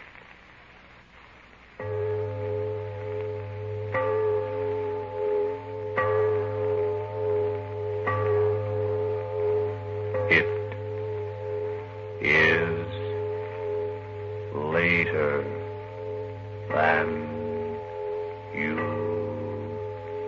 think. There are plenty of men around who will tell you the nicest thing next to their face in the morning is Mole brushless shaving cream. For that's the sign of a smooth, comfortable shave ahead. Mole, you see, is the shaving cream that helps guard your face against painful nicks and cuts by forming a protective film between your skin and your razor. You get a close shave and a mighty comfortable one, too. So get Mole, M-O-L-L-E, and be on the receiving end of a swell shave every morning yourself. This is the Columbia Broadcasting System.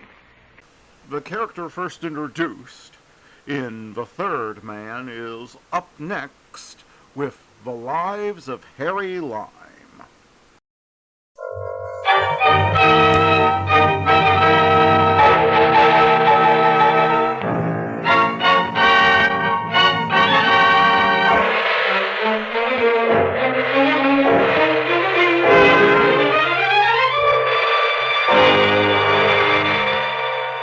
Presenting Orson Welles as the Third Man.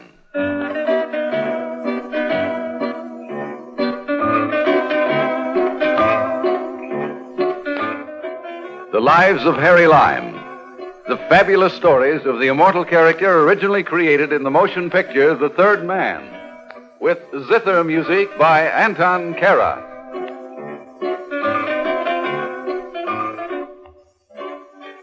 I once thought I knew all about women. Of course, I was pretty young at the time. How was I to know that Nursey would squeal on me? Still, I soon grew up, and since then I've made a few simple rules. Blondes cannot be trusted. Redheads aren't reliable. And if you want to avoid trouble, never get mixed up with a brunette. Yes, if you follow these rules, life is much more simple. There's only one trouble: it isn't any fun. In my life, I'm glad to say I've had a lot of fun. Take that time in Algiers. Some people say you live and learn, but I, for one, prefer to learn and live.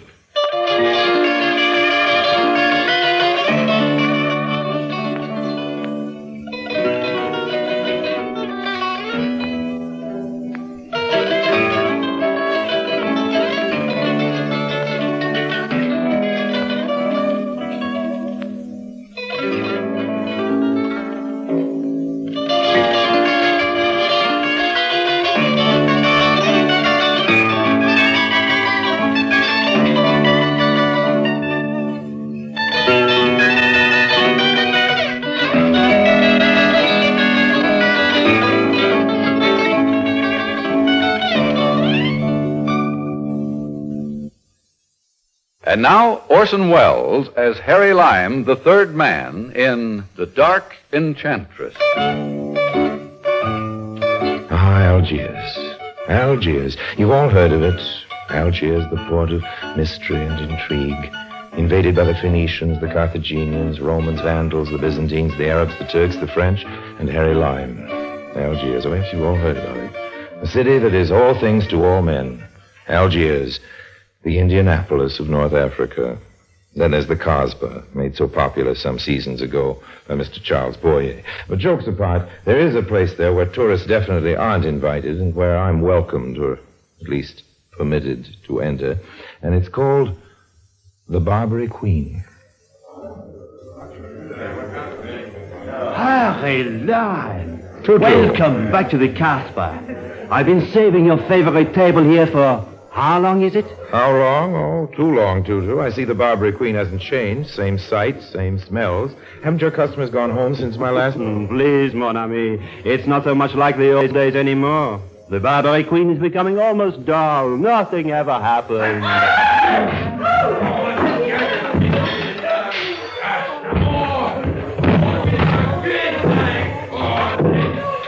Almost dull, eh? Tutu, nothing ever happens?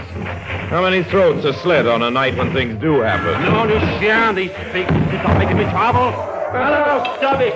No, stop it, I'll kill you. Throw them out. All right, the fight is finished. The trouble is over. You have not been served yet, monsieur? Tutu is wrong. It appears the trouble is just beginning. That depends on what you call trouble. May I join you? Allow me. Thank you.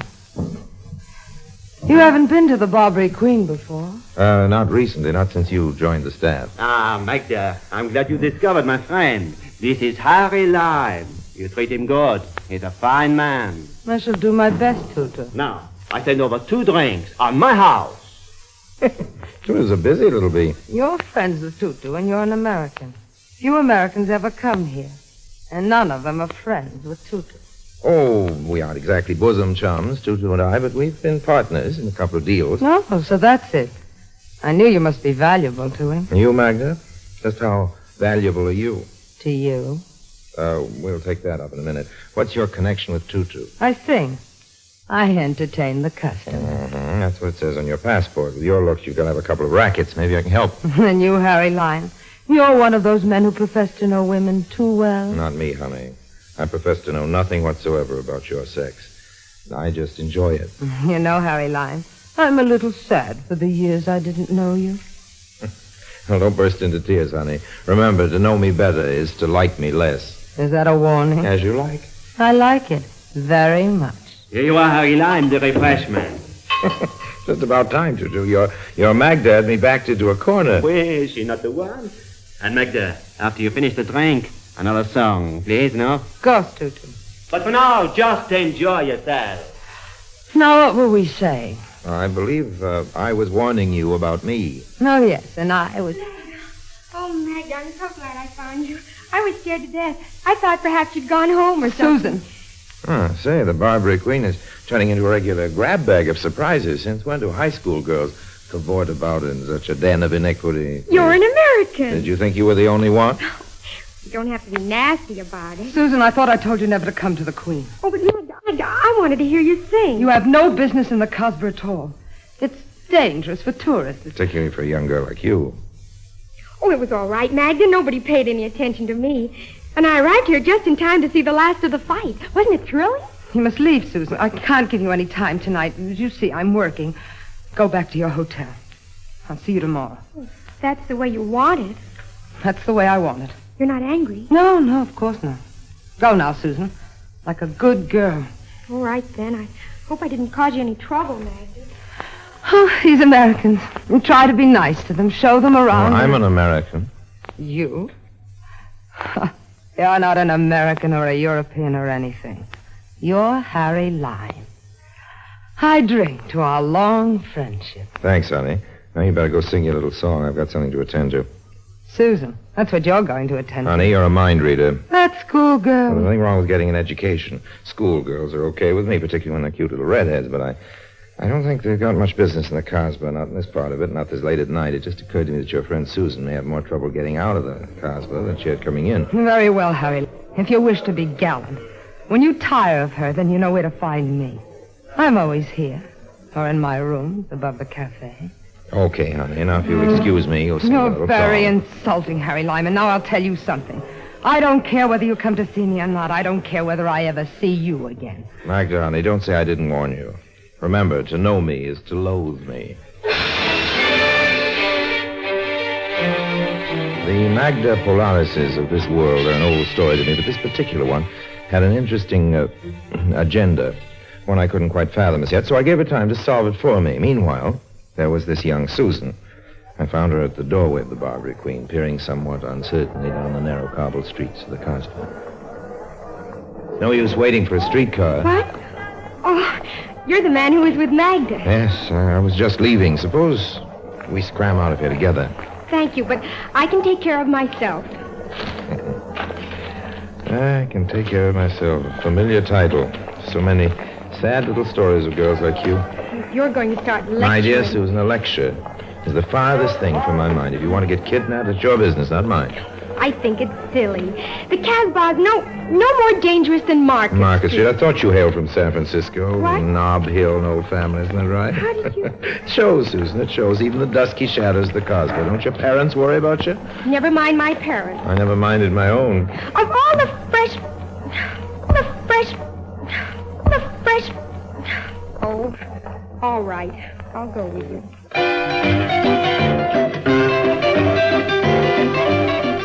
Okay, the routine wasn't sparkling, I know, but it worked.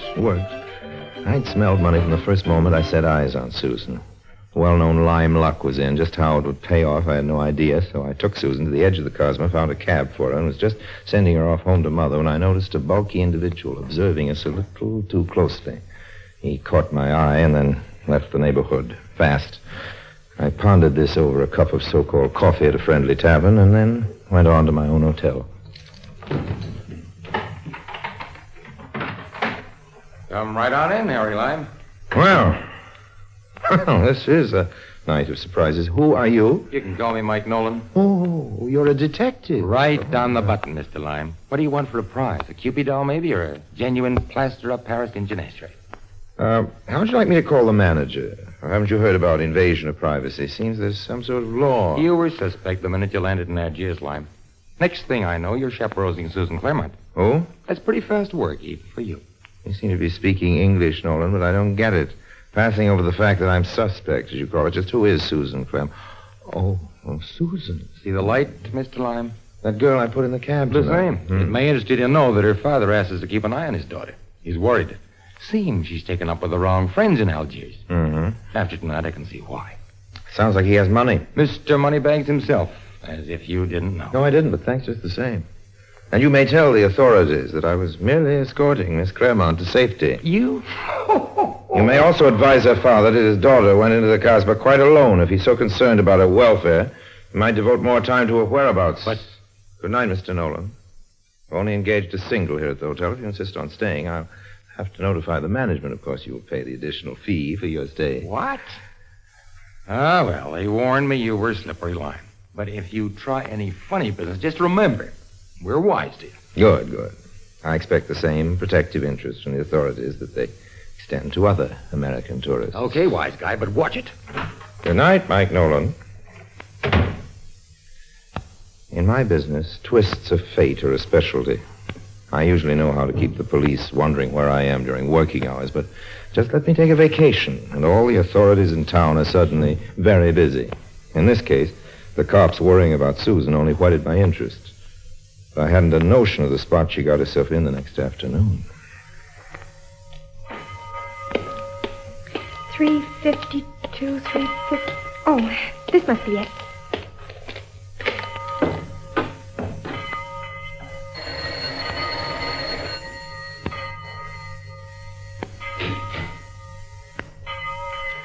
Oui? Oh. But what a charming visitor. Oh, I must have the wrong address. I thought this is where Miss Polaris... But of course, you are Suzanne. Magda told me to expect you. Oh, then I am in the right place. Mais oui. Please, come in, mademoiselle. Magda will be somewhat delayed, but she told me to amuse you. After all, she planned this rendezvous for us.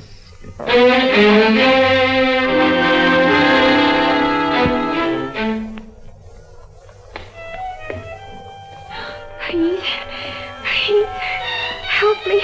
Again? Oh, really, Susan, this can become a habit. Oh, please. Parents mustn't know. No. Oh, thank you. No, you spell trouble for me, Susan. Just go your own sweet way, and I'll go mine. Please. Hey, wait a minute. What's wrong? Oh, she's been drugged. No, she's done it.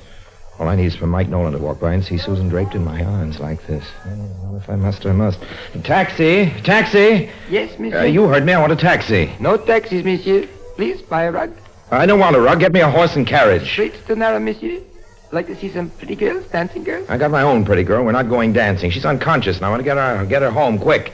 Get me a donkey or something. Get me a camel. Get me a helicopter. Get me out of here.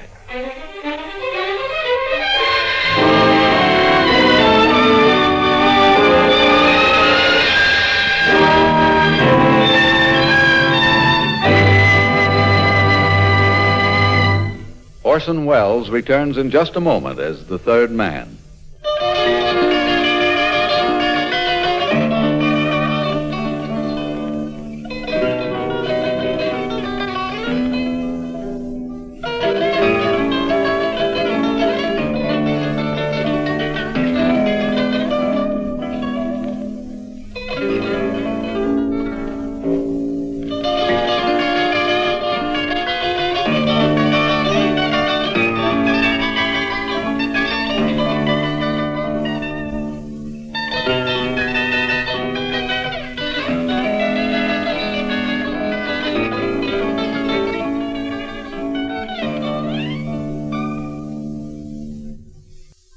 And now, Orson Welles, as the third man, continues with The Dark Enchantress. I didn't dare take Susan to my place. It was just possible she was a police plant. So I took her to the last place I ever thought Harry Lyme would enter, the convent of the Little Sisters of Charity, just off the Casbah. The poor child. This is a terrible thing, Mr. Lyme. Where am I? You are quite safe, my child. You fainted, Susan. I brought you to this convent. But Charles. Charles? There is no one here by that name. Oh, what a fool I've been. Would you like to tell us just what happened, Susan? Oh, no, just leave me alone. Perhaps you should take this matter to the police, Mr. Oh, no. I think her parents are the ones to judge that, sister. Oh, no, they mustn't know. I'll get the money from Dad somehow. Money? Come, my child. Tell us what happened. Nothing is so bad that a little understanding won't ease. I went to Magda's apartment to meet her, I thought. But he was there instead. He? He said his name was Charles Poncaire. He was very good looking, about my height and dark. He said Magda had arranged the meeting, and he served cocktails. And it was after that things grew hazy, and I don't remember. Mickey's. What, Mr. Lyme? Susan was evidently drugged, sister. The cocktails were drugged. Oh, yes. When I came to, Charles was very different. He said if I didn't get him 5,000 pounds, he'd tell my parents I'd been alone with him, and he knew all about me and where we were staying, everything. There, child. How did you manage to get from Magda's rooms over the Barbary Queen to where I ran into you, Susan? Your condition certainly didn't warrant it. But Magda doesn't live above the cafe, Mr. Lyme. She said she was staying at 356 Rue Madelon. Rue Madelon? I fought with Charles and I ran out in the street and I didn't know what I was doing. Mr. Lyme, this is Rue Madelon. That 356 address is almost across the street. The building on the corner. Oh, so Magda keeps two establishments. She must have given me the wrong address. What'll I do? Go home to Mother and tell all. That's what you do. It's the only way, Susan, unless you prefer the police. Oh, no.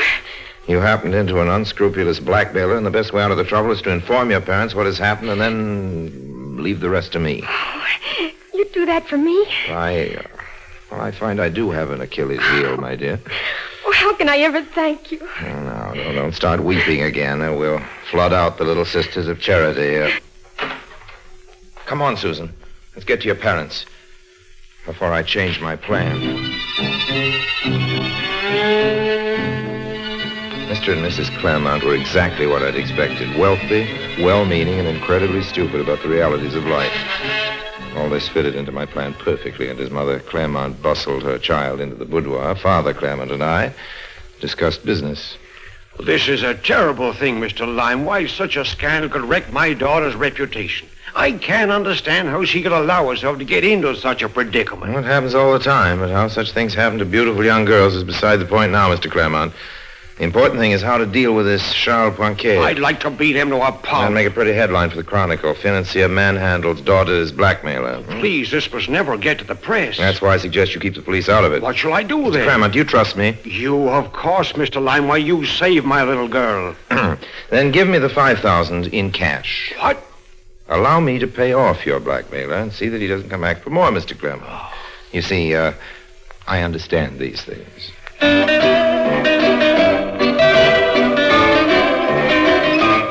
The pieces of the puzzle were dropping nicely into place. I could see a way of keeping Mr. Claremont's cash and also getting a little more from Mr. Charles Poncaire for my silence. See, if you understand these things, there is a certain amount of honor among thieves. So went back to my hotel. There hadn't been any calls. Had a quick bath, shaved. Just getting ready to start for the mysterious address on Rue Madelon when... Yes? Monsieur Harry Lyme. Who wants him? Charles Poncaire. Well, you come in, Monsieur Poncaire. Thank you. Need I say I hardly expected you? Vraiment. But since I realized it was merely a matter of time until you visited my quarters, monsieur, I thought I would save you the trouble. No, it's very nice, old man, I'm sure, but I followed the girl into the street when she fled. I saw her approach you. As simple as that? Oui. And from said meeting, you knew my identity, that Susan would tell me all, And that you would offer to aid the distressed family, that you have, in fact, my $5,000. I see. Your powers of observation amaze me, Mr. Poncaire. Susan called Magda and confided in her. And you and Magda? Are birds of a feather, Monsieur Lyme, even as you are. Oh. Learning this much from Susan, Magda took the trouble to learn more about you. I see. I underestimated the lady. You're not the first one. And now, my money. First, tell me one thing. Oui. Even though I am a bird of your feather, Pointier, what's to stop me from going to the police with the whole story? You did not think I would allow you to continue living, Monsieur Lime? Well, there's no harm in asking. So, this is the picture. I hand over the loot and you dispose of me. Is that it? But of course. Again, with the silence is a beautiful way to end such a life. Your body will be found, but the world will be most happy to be rid of Harry Lime. It will not worry about who did it. You sound as though you were enjoying this. I am. I suppose I have no choice in the matter. None whatsoever. Even though I planned how to get much more revenue from Mr. Claremont. 50,000 as a starter. 50,000? And this time no one will tell Magda. We split the take. You and I. Come no closer, monsieur. I was just going to deliver this down payment. Missed me. And I track a buck and snare a doe. Let me go. Oh, no, Magda. This is too good a joke, and it'll cost you your 5,000. Come on, up your hands. Both of you. Well, Mike Nolan again. You're a busy guy. This is my doing, Mr. Lime. I try to explain... Well, gentlemen, this looks like the end of the story. The clock has struck 12, the coach has turned into a pumpkin, and the prince has changed into Cinderella. Hey, what are you talking about, Lime? If you'll take this lady off my hands, Nolan, I'll attempt to explain. Lady? Him? Is that the man that my daughter... Hold it, Claremont, Nolan.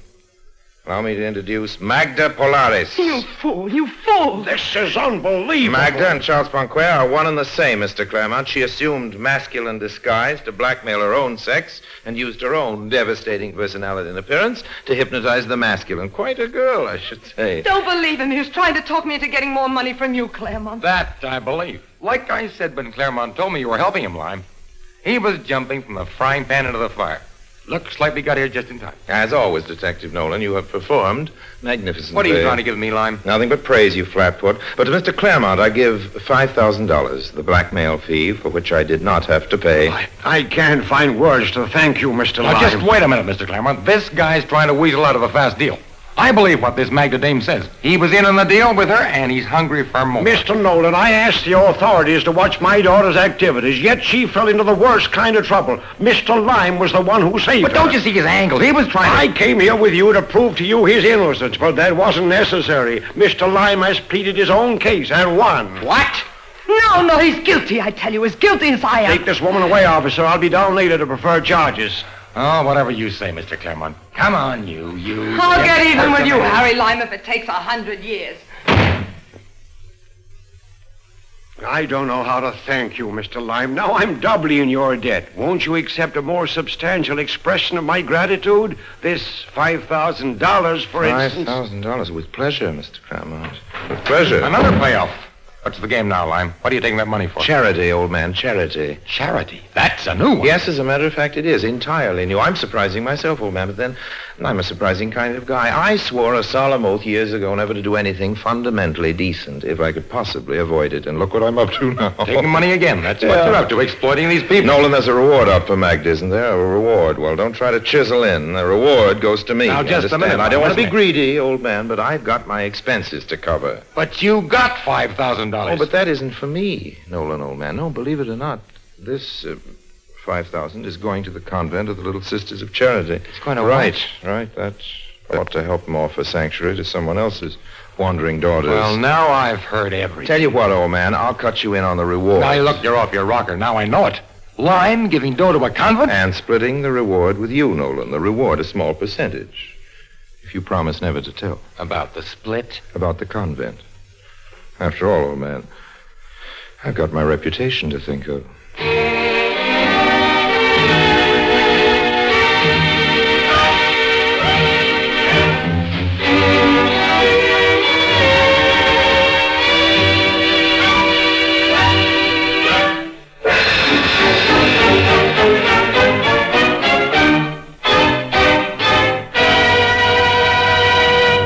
Harry Lime returns in just a moment.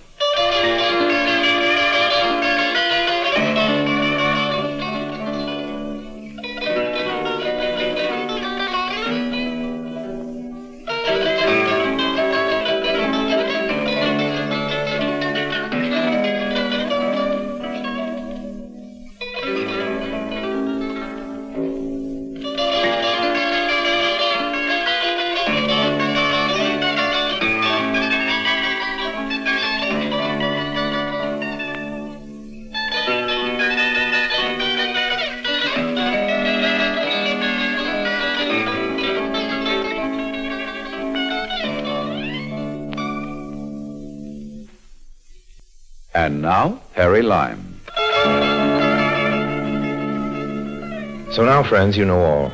Harry Lime, who started his career by putting his hand in the poor box, slipped so far that he even gave some money to a convent.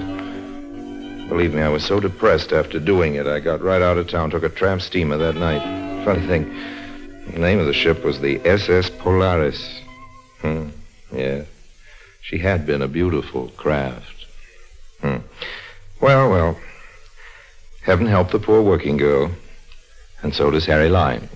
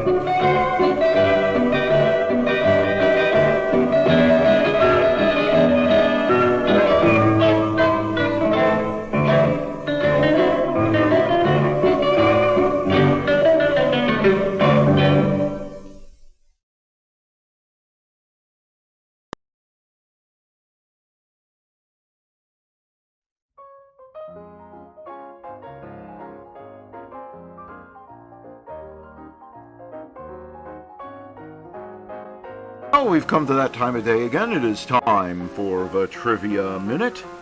And here we go. Sam Houston was the first president of the Republic of Texas. Sam Houston's statue is the largest statue in America that is modeled after a real person. It is 67 feet tall. It was erected in 1994 with 30 tons of concrete and steel. The statue is called Big Sam by locals, but its official name is A Tribute to Courage. The Texas State Fair is the largest in the U.S. It is estimated that almost 3.5 million people attended the fair in 2015. Lee Harvey Oswald, the assassin of John F. Kennedy, was arrested in a Texas theater in Dallas, Texas. The Texas State Capitol building is taller than the nation's Capitol building by almost 15 feet and is the sixth tallest state capitol. Texas has the second highest number of professional sports teams. The only state that beats Texas in this regard is California. And that was the Trivia Minute. I hope you enjoyed this stream, and I hope to see you back again on the next one. But until then, I'll just say, God bless you and have a great day.